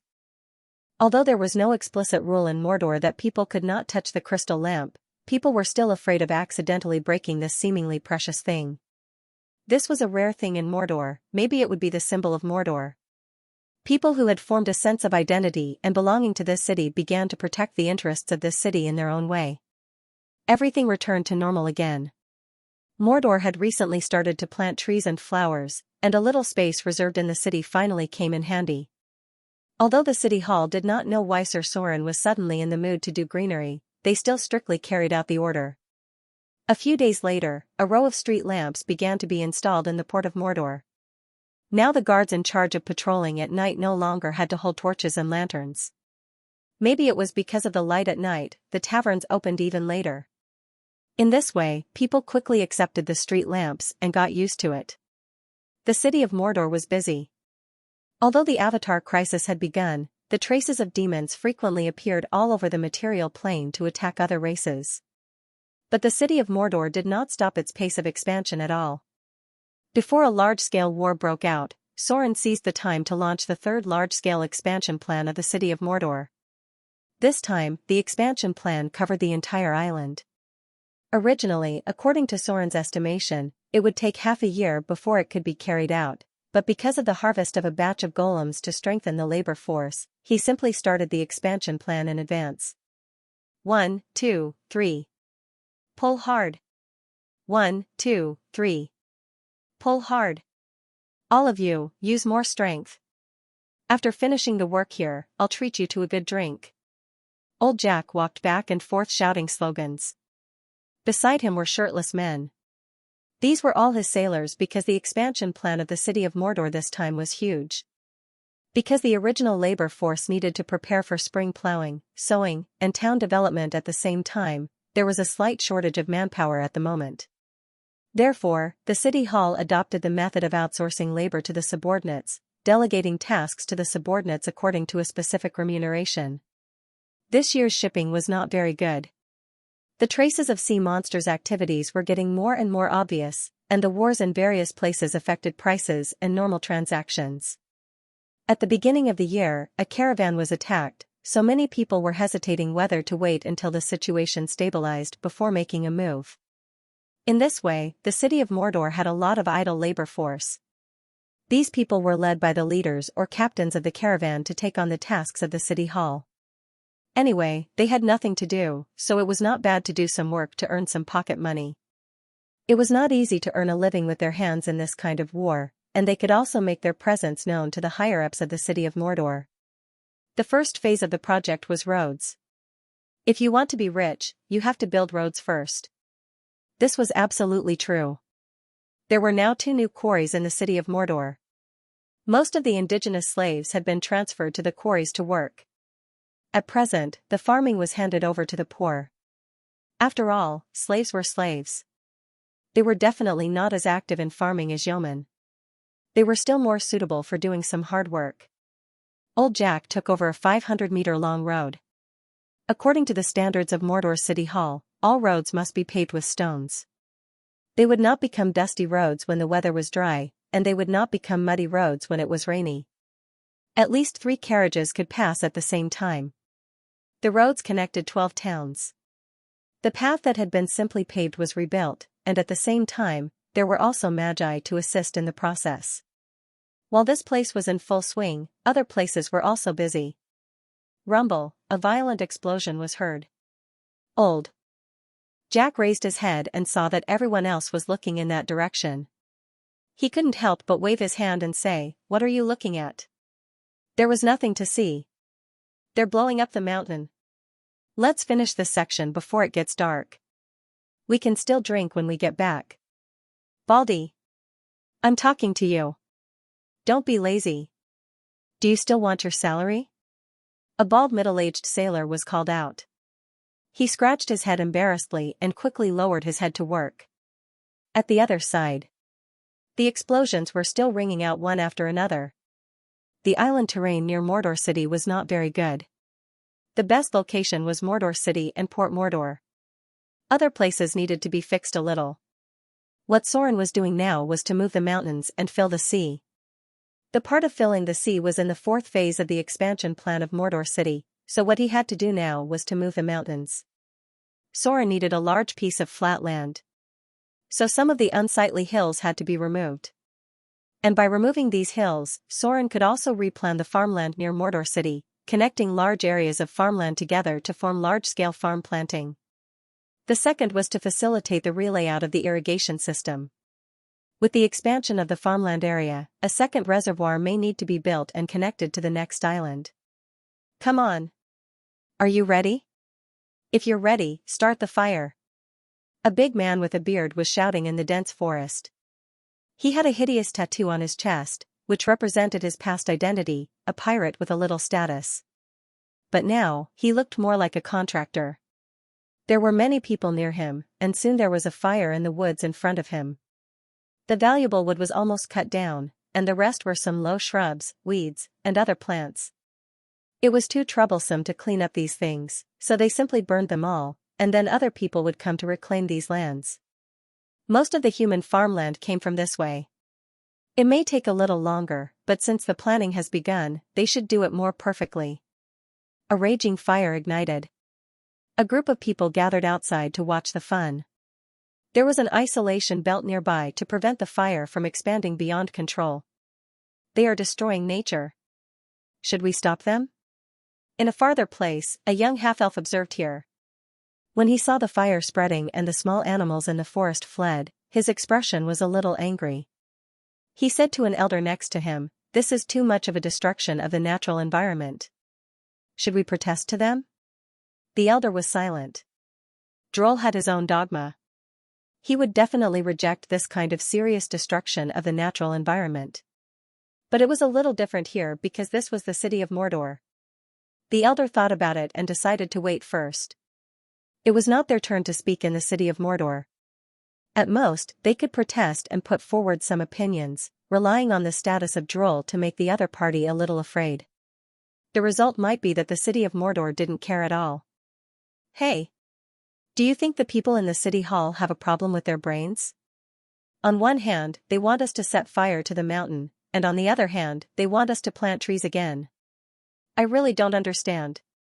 Close to the south of Mordor, near the sea, there was a group of people busy working. But their task was a little different because their task was to plant trees. Anyway, they were all saplings transported from the mysterious plant madman, Saruman, in Mordor. According to the task allocation of the city hall, they needed to plant these plants in specific places according to specific rules.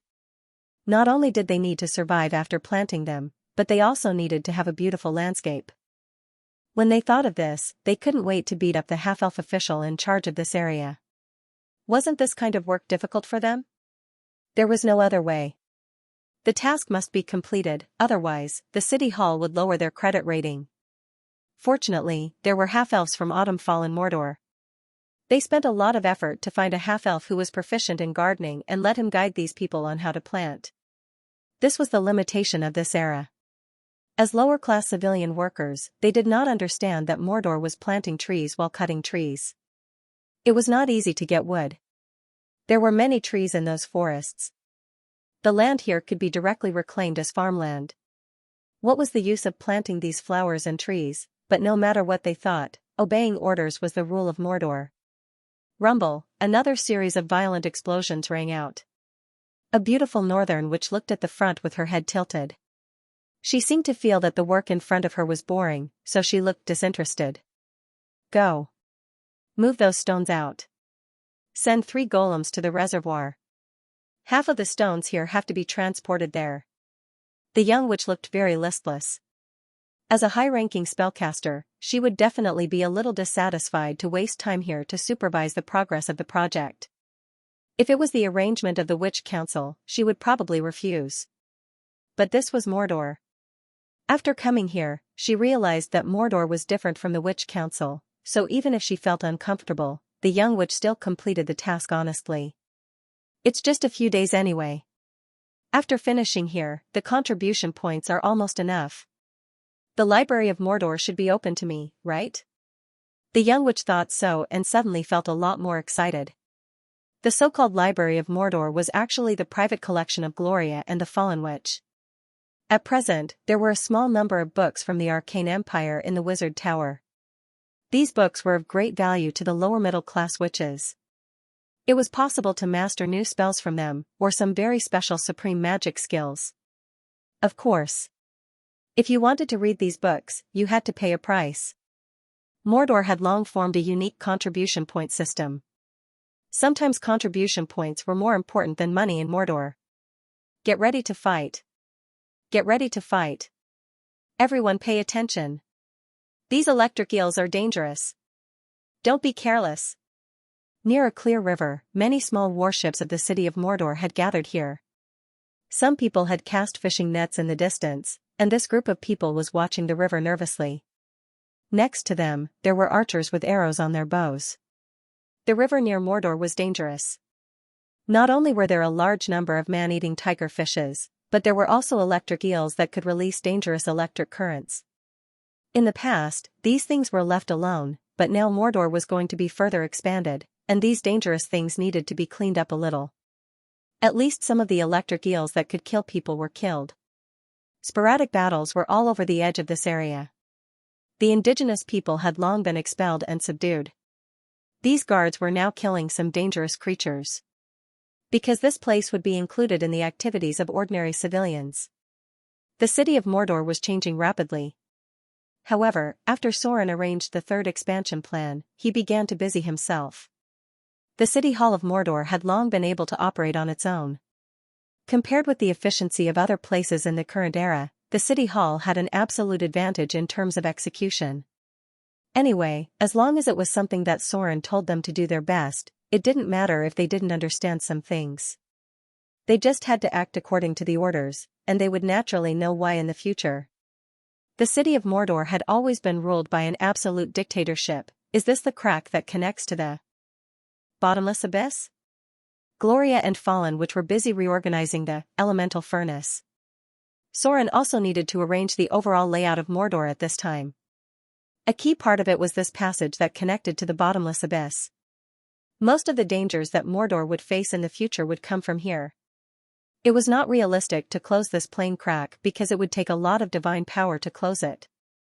It was also possible that the plain crack would reappear in other places. So what Sauron had to do now was to make the nearby defense more stable. Outside this valley, there was already an elite legion of Mordor. The interior of the valley was full of dense plants.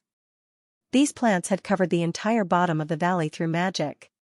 Any living thing that approached here might be attacked by them.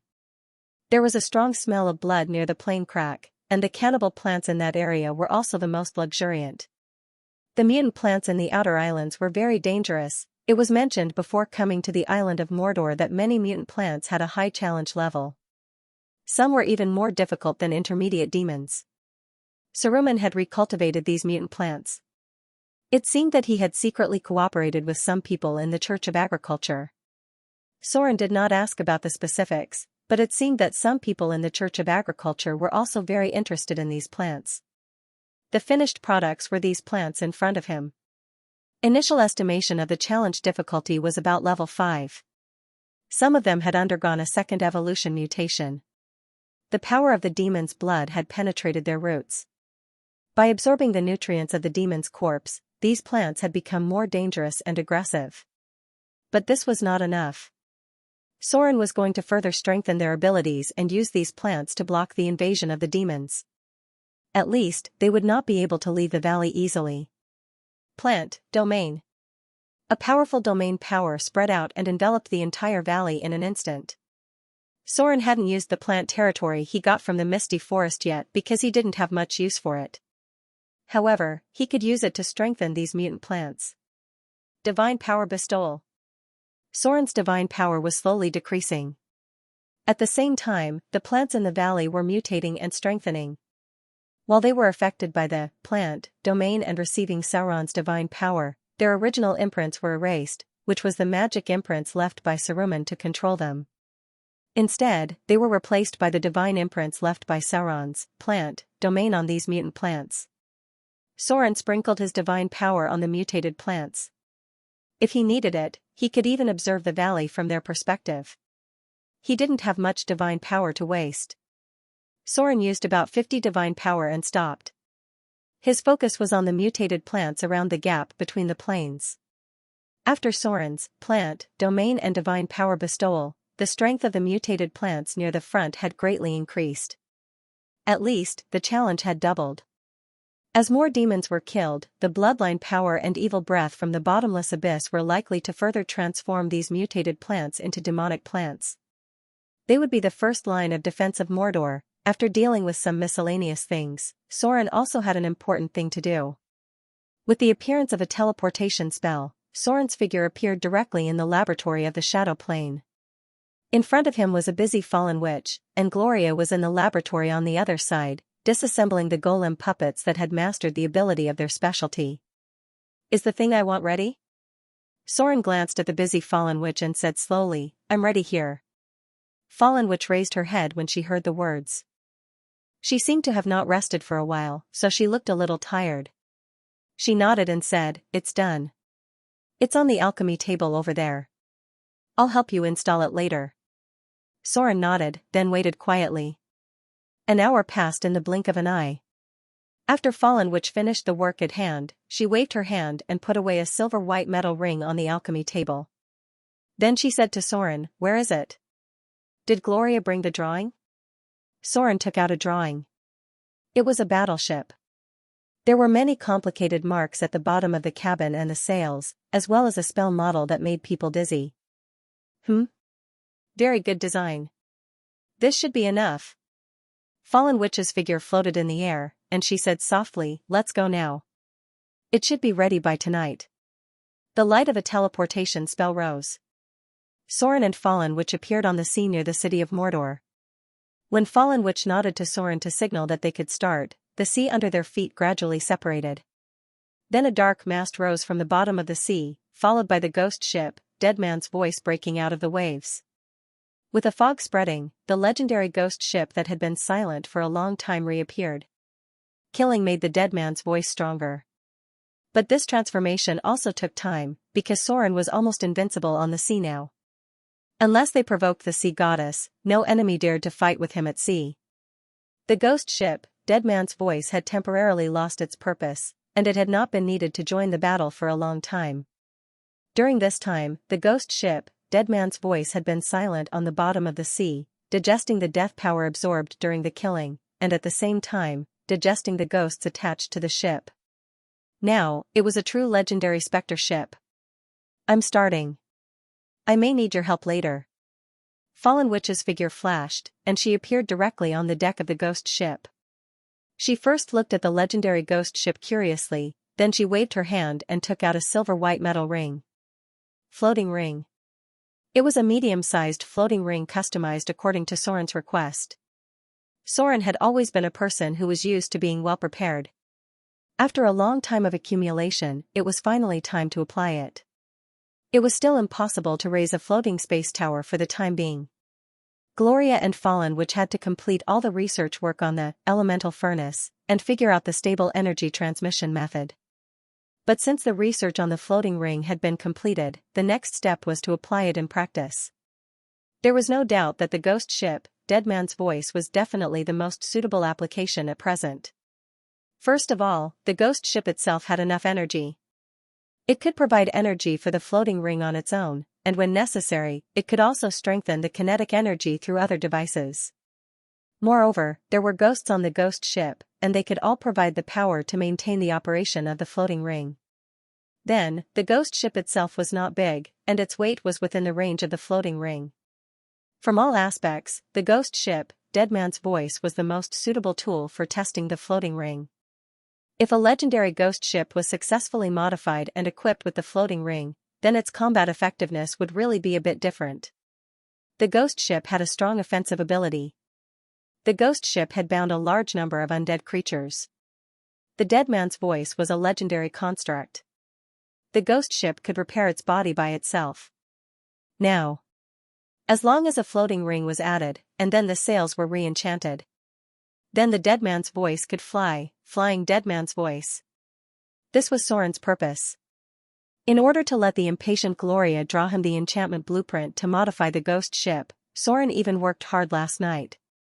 He didn't know if it was an illusion, but in Gloria, who was addicted to research, Soren always seemed to see the shadow of the Fallen Witch. So last night, he was unexpectedly excited for some reason. Thinking about it made him feel a little guilty. Time ticked by.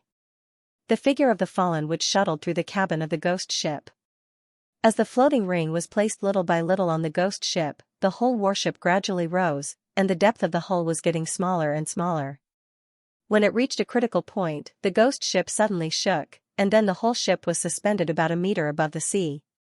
The floating ring has been installed. The figure of the Fallen Witch reappeared, raised her hand to lift a strand of her long hair, and whispered, "But the control system is not completed yet. When the hull is out of the water, it can only rely on the wind to sail.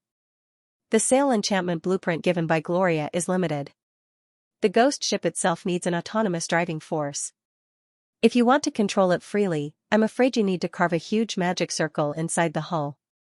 This will take a lot of time and energy. The floating ring only offset the influence of gravity on the ghost ship, and other aspects of control still needed the support of other alchemy. This was the same for the floating space tower. But now that the most important part had been completed, it was only a matter of time to get the other things done. Flying Dead Man's voice. Although it was not completely completed yet, Soren's goal had been achieved. The Flying Dead Man's voice. Since the initial transformation of the Spectre ship had been completed, Soren naturally needed to test its ability. In his future plans, the Dead Man's voice had a rather important task. There were not many places in the material plane that could use the Dead Man's voice, but in other planes, especially in the Abyss, there were many places that needed the Dead Man's voice. Because there were a large number of waters in the Abyss, and some waters even covered several levels, such as the territory of the Demon Lord, Dagon, and the Blood Sea ruled by the Goddess of Doom. Of course, the most important point was that the Spectre ship, Dead Man's voice, was a type of undead construct. It could sail on the Styx. Just being able to sail on the Styx was already worth Soren spending a lot of time and energy to transform it. In the lower planes, there was something that could never be avoided called the Styx. Since the beginning of the ancient era, when the first generation of the ancient gods of heaven broke out in the war with the Chaos Demons, until the birth of the Lord of Hell, Asmodeus, the existence of the Styx had already spread all over the lower planes. From the scorching hell to the Shura realm, from the grey wilderness to the distorted nether, from the abyss to the Baator Inferno, the tributaries of the Styx were all over the lower planes, and even the upper planes could occasionally see traces of the Styx. It had long grown into a very important part of the multiverse, and now no one could ignore the existence of the Styx. Rise to the sky. Soren's figure fell on the Dead Man's voice. With the activation of the energy of the floating space ring, the Spectre ship gradually rose until it rose to a height of nearly 3,000 meters. The higher it rose, the greater the influence of the wind. Soren understood why the Fallen Witch said that the ship needed a power source. After all, a Spectre ship was still inferior to a floating space tower and a floating space city. There was a huge gap between the two in terms of quantity. The floating space tower could install far more things than the Spectre ship, and the floating space tower itself was equivalent to a defensive fortress when it was made. At this time, the attributes of the Spectre ship, Dead Man's voice, had become like this. Creature name, Legendary Spectre ship, Flying Dead Man's voice, Mutated Undead Construct, Legendary Undead Construct, Creature type, Activated Spectre ship, Creature description. This is a battleship that sank hundreds of years ago. It woke up at the bottom of the sea. The dead souls and vengeful spirits gradually assimilated with it, turning it into a ghost ship that roams the sea. There were many legends about it. In the end, it attracted the attention of the followers of the Goddess of Ocean. The legendary priests captured these ghost ships, and then secretly activated these ghost ships into low-level undead life forms under the divine power of the Goddess of Ocean. It had a simple consciousness and could recover itself like the undead. This ghost ship could sail in any sea, and its power was terrifying in the sea. Note, slaughter and death made it evolve, and the transformation of the legendary which gave it the ability to fly. Captain, Soren. Sailors, drowned undead, 108 people, sea vengeful spirit, 36 people, sea ghost, 270 people, Naga siren, 36 people, undead shark, 27 people, bound spirit of the dead, 2,705 people, locked.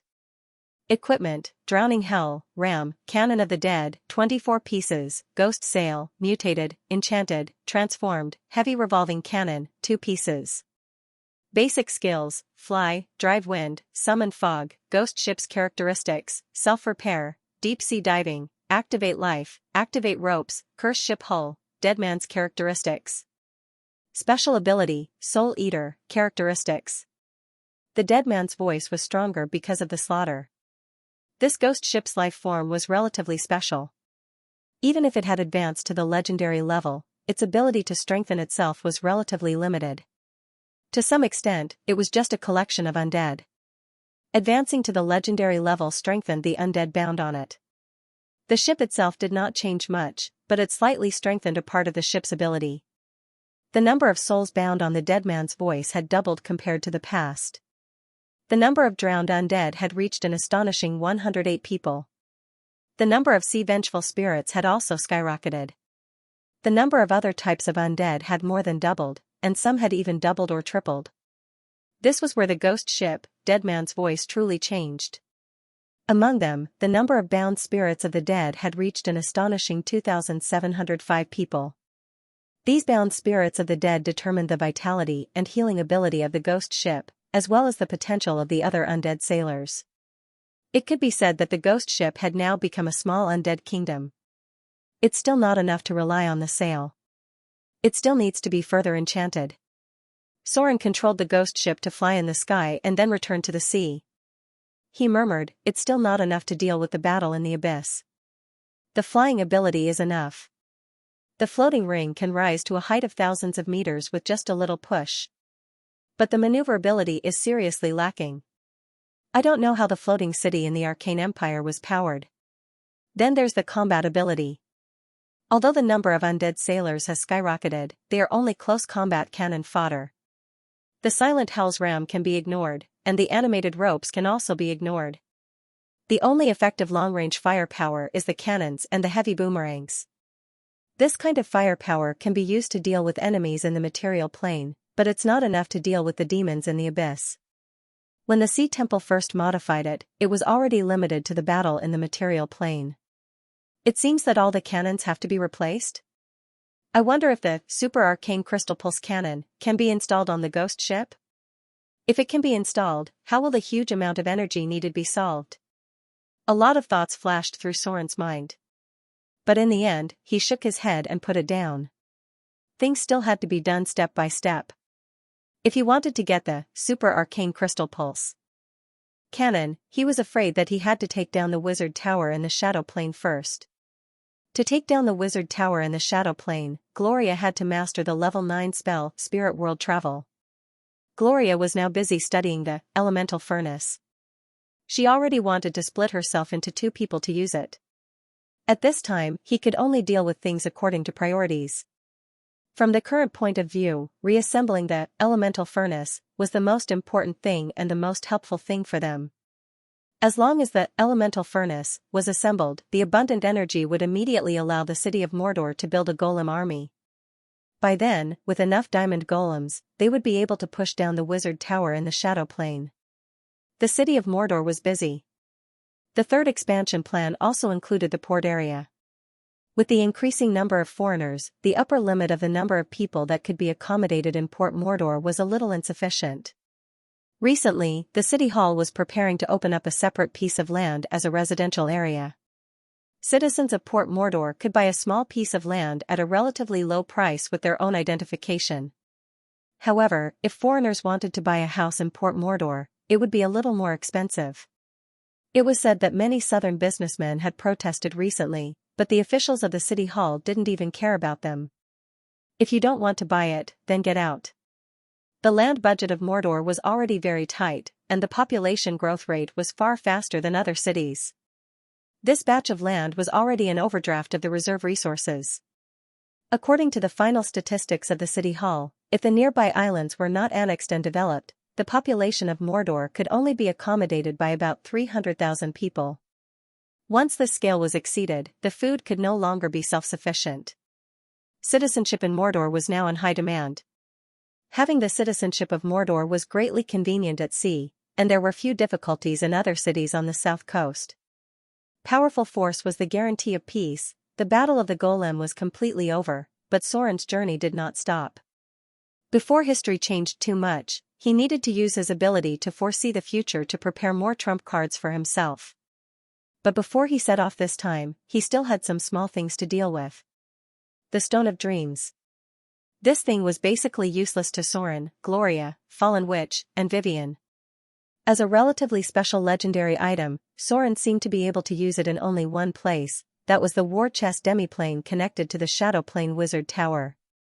The magical virtual illusion of the war chest demiplane. A very realistic illusion that Soren still couldn't understand. Because he had made a lot of breakthroughs in the Wizard Tower, he didn't have time to waste on the war chest demiplane for the time being. The demigod Thaling was not easy to deal with. It was too time-consuming to break through the war chest demiplane.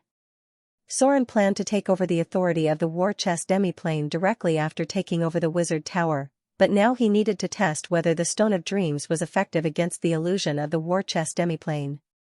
The Frost Kingdom. Arendelle. The palace. The tall figure of Princess Royal stood on the balcony at the top of the palace, overlooking the whole country. The arrival of the Avatar crisis did not have much impact on this prosperous and wealthy country. And all this was due to the powerful strength of Princess Royal. Her power sheltered Arendelle, so that all evil forces did not dare to easily set foot in this land. Arendelle. Mordor City. The two cities in the north and south were one of the few peaceful paradises in the material plane. These two places could still maintain their original state after the outbreak of the Avatar crisis, mostly because their rulers had powerful forces. Princess Royal. Soren. Many forces secretly guessed that the two had joined forces to form some kind of alliance, and no one dared to provoke them easily. Your Majesty. The emissary of the Northern Witch Council has arrived. The head maid of the palace appeared not far away and said respectfully, I have arranged for them to stay. I wonder when your Majesty plans to see them? The eldest princess nodded when she heard this and said lightly, I know. Arrange it for tomorrow. History was quietly changing. Because of the relationship with Soren, the Northern Witch Council also formally established diplomatic relations with Arendelle.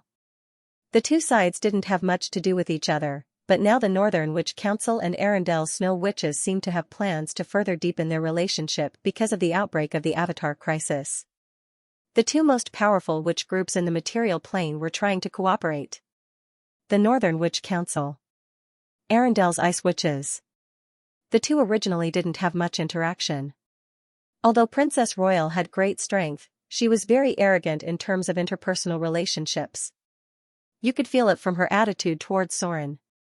If it weren't for the close relationship between Soren and the Northern Witch Council, and the Northern Witch Council sent a delegation to Arendelle, perhaps Princess Royal might not be willing to take the initiative to contact them. There was no other way. Princess Royal had always been like this. The Northern Witch Council was a relatively formal wizard organization, and its internal organizational structure was comparable to the Wizard Alliance. In contrast, Arendelle's Ice Witches were slightly worse. Because of their special bloodline, there were many female warlocks in Arendelle. Many of them were members of the royal family or members who inherited the bloodline of the warlock family. 1/3 of the Ice Witches were warlocks, and many of them were born with the ability to control ice and snow. This should be a family trait. Perhaps it was overshadowed by Princess Royal's brilliance. The outside world had never understood much about the Ice Witches. They only knew that Arendelle had a very powerful royal witch council. The eldest princess could more or less guess the purpose of the Northern Witch's diplomatic mission. Compared to the closed environment of the Frost Kingdom, the territory controlled by the Northern Witches was much more complicated. This meant that after the outbreak of the Avatar crisis, the problems they faced had increased a lot. First, there was the rebellion of the lizard men. The outbreak of the flood last year had affected the present. The lizardmen's attacks on humans had not been completely eradicated, and the Witch Council was temporarily unable to clean them up because the false god that the lizard men served seemed to have made a move. Then there was the Church of the Lady of Poison. In order to expand her influence in the mortal world, the plague spread by the Lady of Poison had stopped. However, traces of the Witherers still frequently appeared in the north of the continent. To deal with the Church of an evil god, even the Northern Witch Council did not dare to act rashly. Other than that, with the outbreak of the Avatar crisis, resources were increasingly scarce. There was also a rebellion near Deepwater City. The low-level civilians were restless, and the evil forces of the outside world were eyeing covetously. If it weren't for the financial assistance from the city of Mordor, the Northern Witch Council would have been in chaos. The large number of orders from the city of Mordor greatly eased the financial crisis of the Northern Witch Council, and also provided opportunities for lower-class civilians to work to support themselves. Moreover, the close relationship with the city of Mordor also made many enemies who were secretly spying on them not dare to act rashly. However, Mordor City was still far away in the sea after all. If something big really happened, even if Soren wanted to help, he wouldn't be able to react in a short time. Therefore, the Northern Witch Council needed a powerful ally nearby. At this time, there were not many candidates in the eyes of the Northern Witches. First of all, the allies they chose could not have too complicated relationships. Too complicated relationships meant that there were many potential enemies. While gaining a powerful ally, the Northern Witch Council may also have new and more dangerous enemies. At this time, Arendelle, who was relatively isolated, was included in their list of priorities. The situation of Arendelle was special.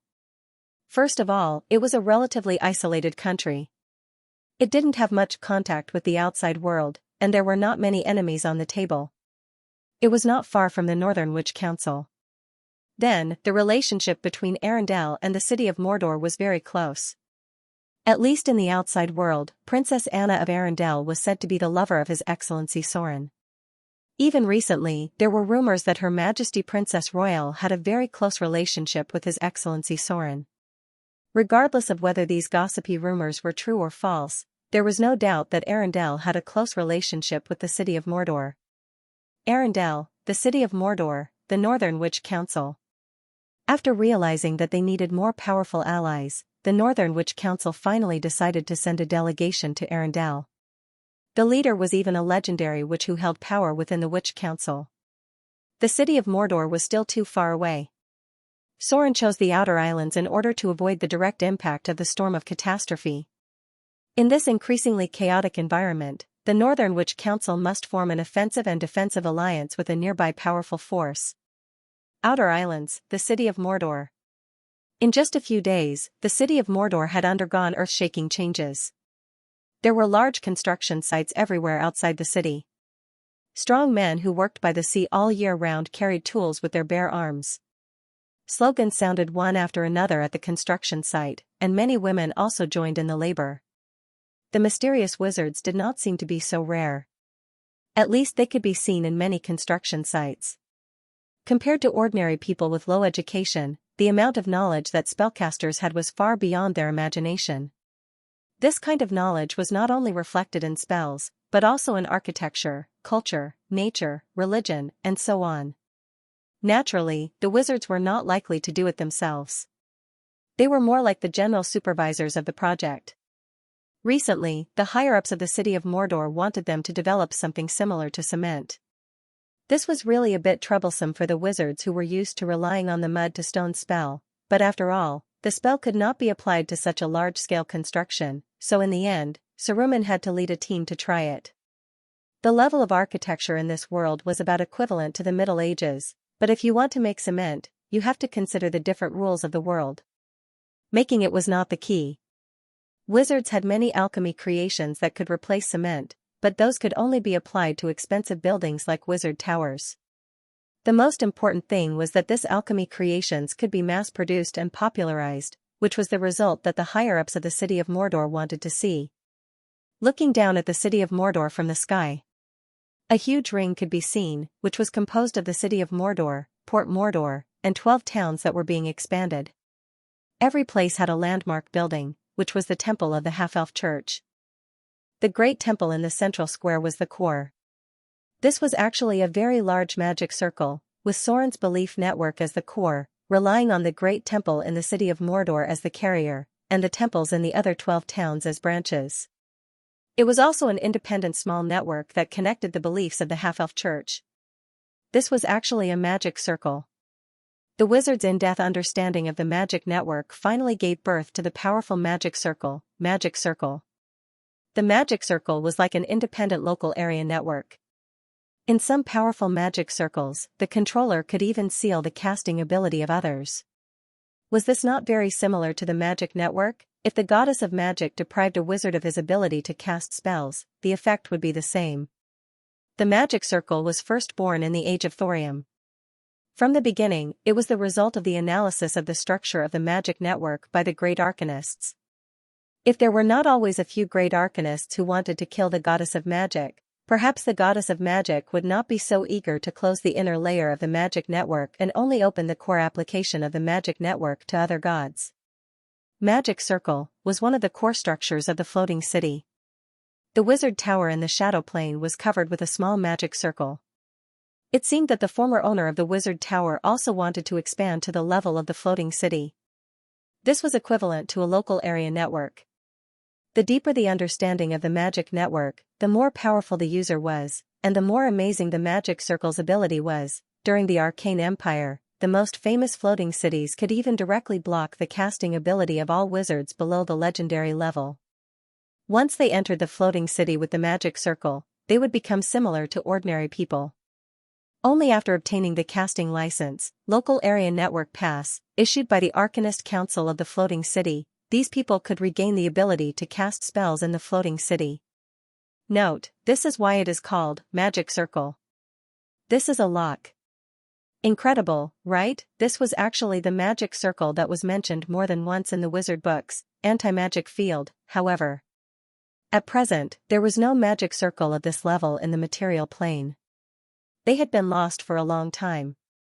When Soren first designed the distribution of the town, he divided the location according to a specific law. The location of the temples in each city was specially calculated. When these temples were all built, they would form a connection with the great temple in the central square of the city of Moder. 12 was a very special number. These 12 temples formed the core part of the magic circle that had not yet fully formed on the city of Moder. At present, there was almost no abnormality. The role of the temples and magic circle was only to regulate the climate of the island of Moder. With the help of Soren's priesthood, faith, and divine power, this huge magic circle formed an invisible protective barrier, making the climate of the city of Moder smoother. But when it was really formed, then the magic circle in front of him had a very terrible power. The Northern Witch Council had a magic circle. This labyrinth was found in the ruins of Silvermoon City. It took hundreds of years for the Northern Witch Council to restore the labyrinth with the power of everyone. Then, it relied on the power of the Wizard Tower to rebuild the labyrinth. It was actually the same thing over the city of Moder. The person in charge of the whole magic circle was the leader of the half-elf church, the high priest appointed by Soren. The role of the 12 temples was equivalent to replacing the Wizard Tower. Each temple was personally supervised by her. This was a magic circle built with the temple as the foundation instead of the Wizard Tower. The third phase of the project of Moder was also to serve this huge, magic circle. Soren's third phase of expansion was a plan for the whole island, and this plan was to make it easier to perfect the magic circle in the following arrangements. What he was doing now was like flattening the island like a piece of paper, then drawing according to his will on this flat piece of paper. The 12 shrines were only the fulcrum of the entire framework on the paper, and what he needed to do next was to fill in the rest of the empty space. Earth, water, wind, fire. The whole island was in a very grand blueprint, and now the layout had just been completed. Time passed quietly like this. The city of Mordor was constantly changing, and bad news came back from the mainland one after another. Soren was preparing to go to the Eastern Kingdom to explore the girl who accidentally summoned her demon avatar to the material plane last time, which was the temple that the demon avatar found in the desert area when the accident happened some time ago. Soren felt the breath of death in this temple. If it was really a temple left by a fallen god of death, maybe he could find the mystery related to the realm of death. Even if he couldn't do that, anything related to death would still be of great value, slaughter and death. A long time ago, these two were originally connected, and there was a god of slaughter among the 3 gods of death. However, before leaving, Soren still had a little thing to deal with. South Coast, Windspear Hills. This land originally belonged to the descendants of the Isabella family, but there was a slight accident some time ago, and the main members of the family died in the attack of the evil Nagas. This caused the direct bloodline to almost be cut off. Finally, after various reasons, especially some external interference, the heir of the territory became a woman. Adele Isabella. Some forces in the dark already knew who was standing behind this woman, but not many people dared to stand up because that person was a shadow hanging over the south coast, and no one dared to anger him easily. Because he was Soren. Mordor City needed a tentacle to extend into the mainland. Establishing the base in the outer islands did not mean completely abandoning the mainland. Many of the resources Soren needed had to be obtained from the mainland. This could not be done in Port Tylon. Since the rise of Mordor City, the role of the Sea Temple for Mordor City had become less and less, and Soren could not directly compete with the sea goddess for territory. The City of Wealth was the lady's private land, and the hand of Mordor City could not reach too far, which would easily cause the lady's dissatisfaction. Excluding these two places, there were only Snake Island, Raging Sand Island, and Shipwreck Bay left. Snake Island was just a transit station near the coast, so it could basically be eliminated. Raging Sand Island was in charge of the eastern trade route and was far from the mainland. Shipwreck Bay was one option, but there were too many people there, and there were too many forces there. Many churches of gods were also there. Soren did not want to cause too much hostility, so he had to give up on this place. After eliminating these places, there were not many choices left. The Windspear Hills had always been part of Soren's plans. He had even started planning for this place a long time ago. Adele Isabella was in charge of this place, all from Soren's hands. The Windspear Hills wasn't a large piece of land. However, there was also a convenient place here, that was, it could directly lead to the north. The intelligence organization of Mordor City had already spread here. 1/3 of the Wanderers of the Half-Elf Church had been sent here. The Wanderer priesthood was a convenience. In addition to training priests, Soren's church was also constantly training rogues. The Avatar crisis broke out. The Windspear Hills were also affected, but because of the interference of the power of Mordor City, the Windspear Hills was not affected much by the abyssal demons. At least the loss of population and towns was very small, and only a few villages were destroyed. But, the biggest problem with the Avatar crisis was more than that. The weakening of the plane barrier not only allowed the demons of the abyss to enter, but also creatures from other lower planes could enter the material plane. Ordinary things were naturally dealt with by others. Even if it was a small matter that could attract Soren's attention, it was also extraordinary. As a god, if it was not a legendary event, he would not send it to Soren's hands. It happened about 3 days ago. There was a village on the edge of the Windspear Hills with a population of about 800 people. Because of the remote location, the villagers were tough. The village had retired adventurers and its own militia. Even if such a village was attacked by a small group of demons, it could rely on its own ability to survive.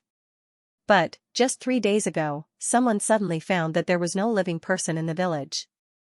The whole village was full of corpses. The strangest thing was that most of these people committed suicide. That's right, this was the problem, and the reason why it was sent to Soren immediately. There might be something else to mention here. Because of the particularity of the soul and the rules of the multiverse, suicide was not allowed in any god's church. Even many good gods thought that suicide was a serious crime. This was related to the kingdom of the gods. It could not be explained in a few words, but to put it simply, the souls of people who committed suicide would be affected. This kind of soul was not good enough, or not good enough to enter the kingdom of the gods. Many gods even refused to accept the souls of those who committed suicide. That was it in a nutshell. There was also something like redemption, but there was no need to talk about it here. The souls of those who committed suicide will fall into hell. Of course, this was not a joke. In fact, according to the rules of the multiverse, more than 90% of people who ended their lives by suicide would fall into the Bottor Inferno. This was also why in many evil rituals secretly controlled by the devils, there would be people who would end their lives by suicide. This was a more mysterious realm of the soul. It might need Soren to enter the kingdom of the gods to figure it out, because the speculation in the mortal world was that the souls of those who committed suicide could not meet the requirements of the kingdom of the gods. Of course. A group of people committing suicide was not the strangest thing, because some powerful devils could also do this. Often, these devils would return to the Bottor Inferno after harvesting the souls. Many gods' churches in the material world were watching these guys.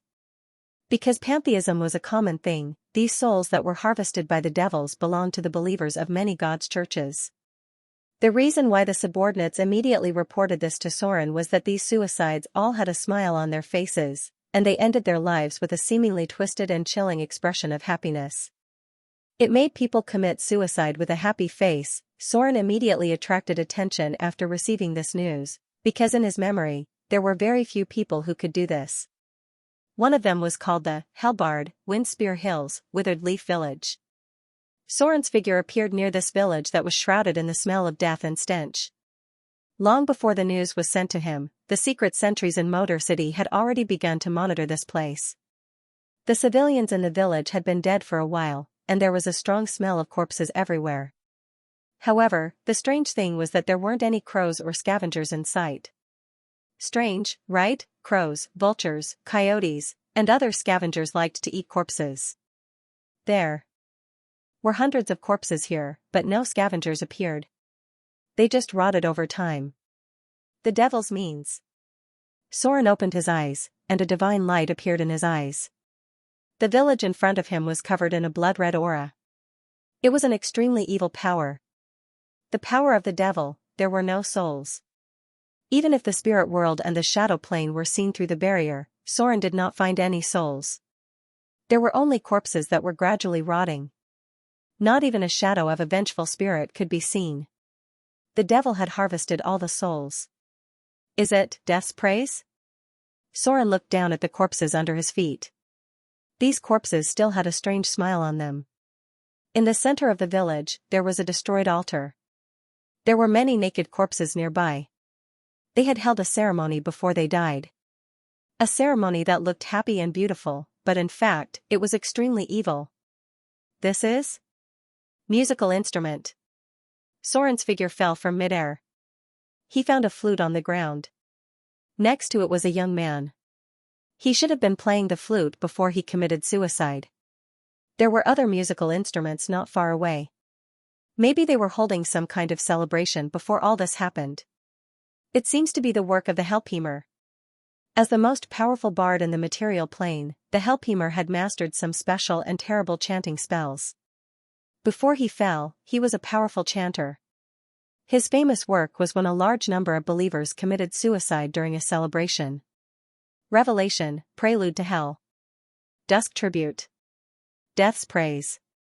Among the terrible abilities that the Helpheimer had, there were too many spells that could do this. He's back? Soren stood silent, but his expression gradually became serious. Since Soren killed the demigod vampire, the Helpheimer's figure disappeared. There was no trace of him in the material plane. There was no news about him in the church of the demigod vampire. Soren was not sure whether he was hiding somewhere in the material plane or had returned to the Bottor Inferno. This dangerous guy had been active in the Bottor Inferno for a long time. It seems that he's back. There was a trace of killing intent in Soren's eyes. The Helpheimer's action this time was very beautiful. There was no trace left.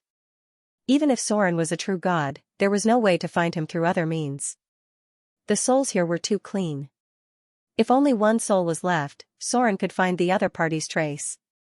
The Helpheimer was very careful. He seemed to have known that Soren had mastered the tracking clergy.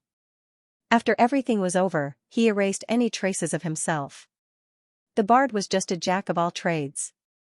But if one was strong enough to reach the Helpheimer's level, many of his basic abilities were comparable to legendary rangers and legendary rogues. Huh? Soren suddenly frowned. He raised his hand and something floated out of the ashes of the bonfire in front of him. It was a black feather, buried in the bonfire. It seemed that the flames did not burn it. Fallen angel? Soren picked up the black feather and looked at it. His expression suddenly became playful, and he murmured, "Did you leave it on purpose? Or did you forget it by accident?" End of chapter 723. Don't forget to subscribe, like, and share the video to support the channel.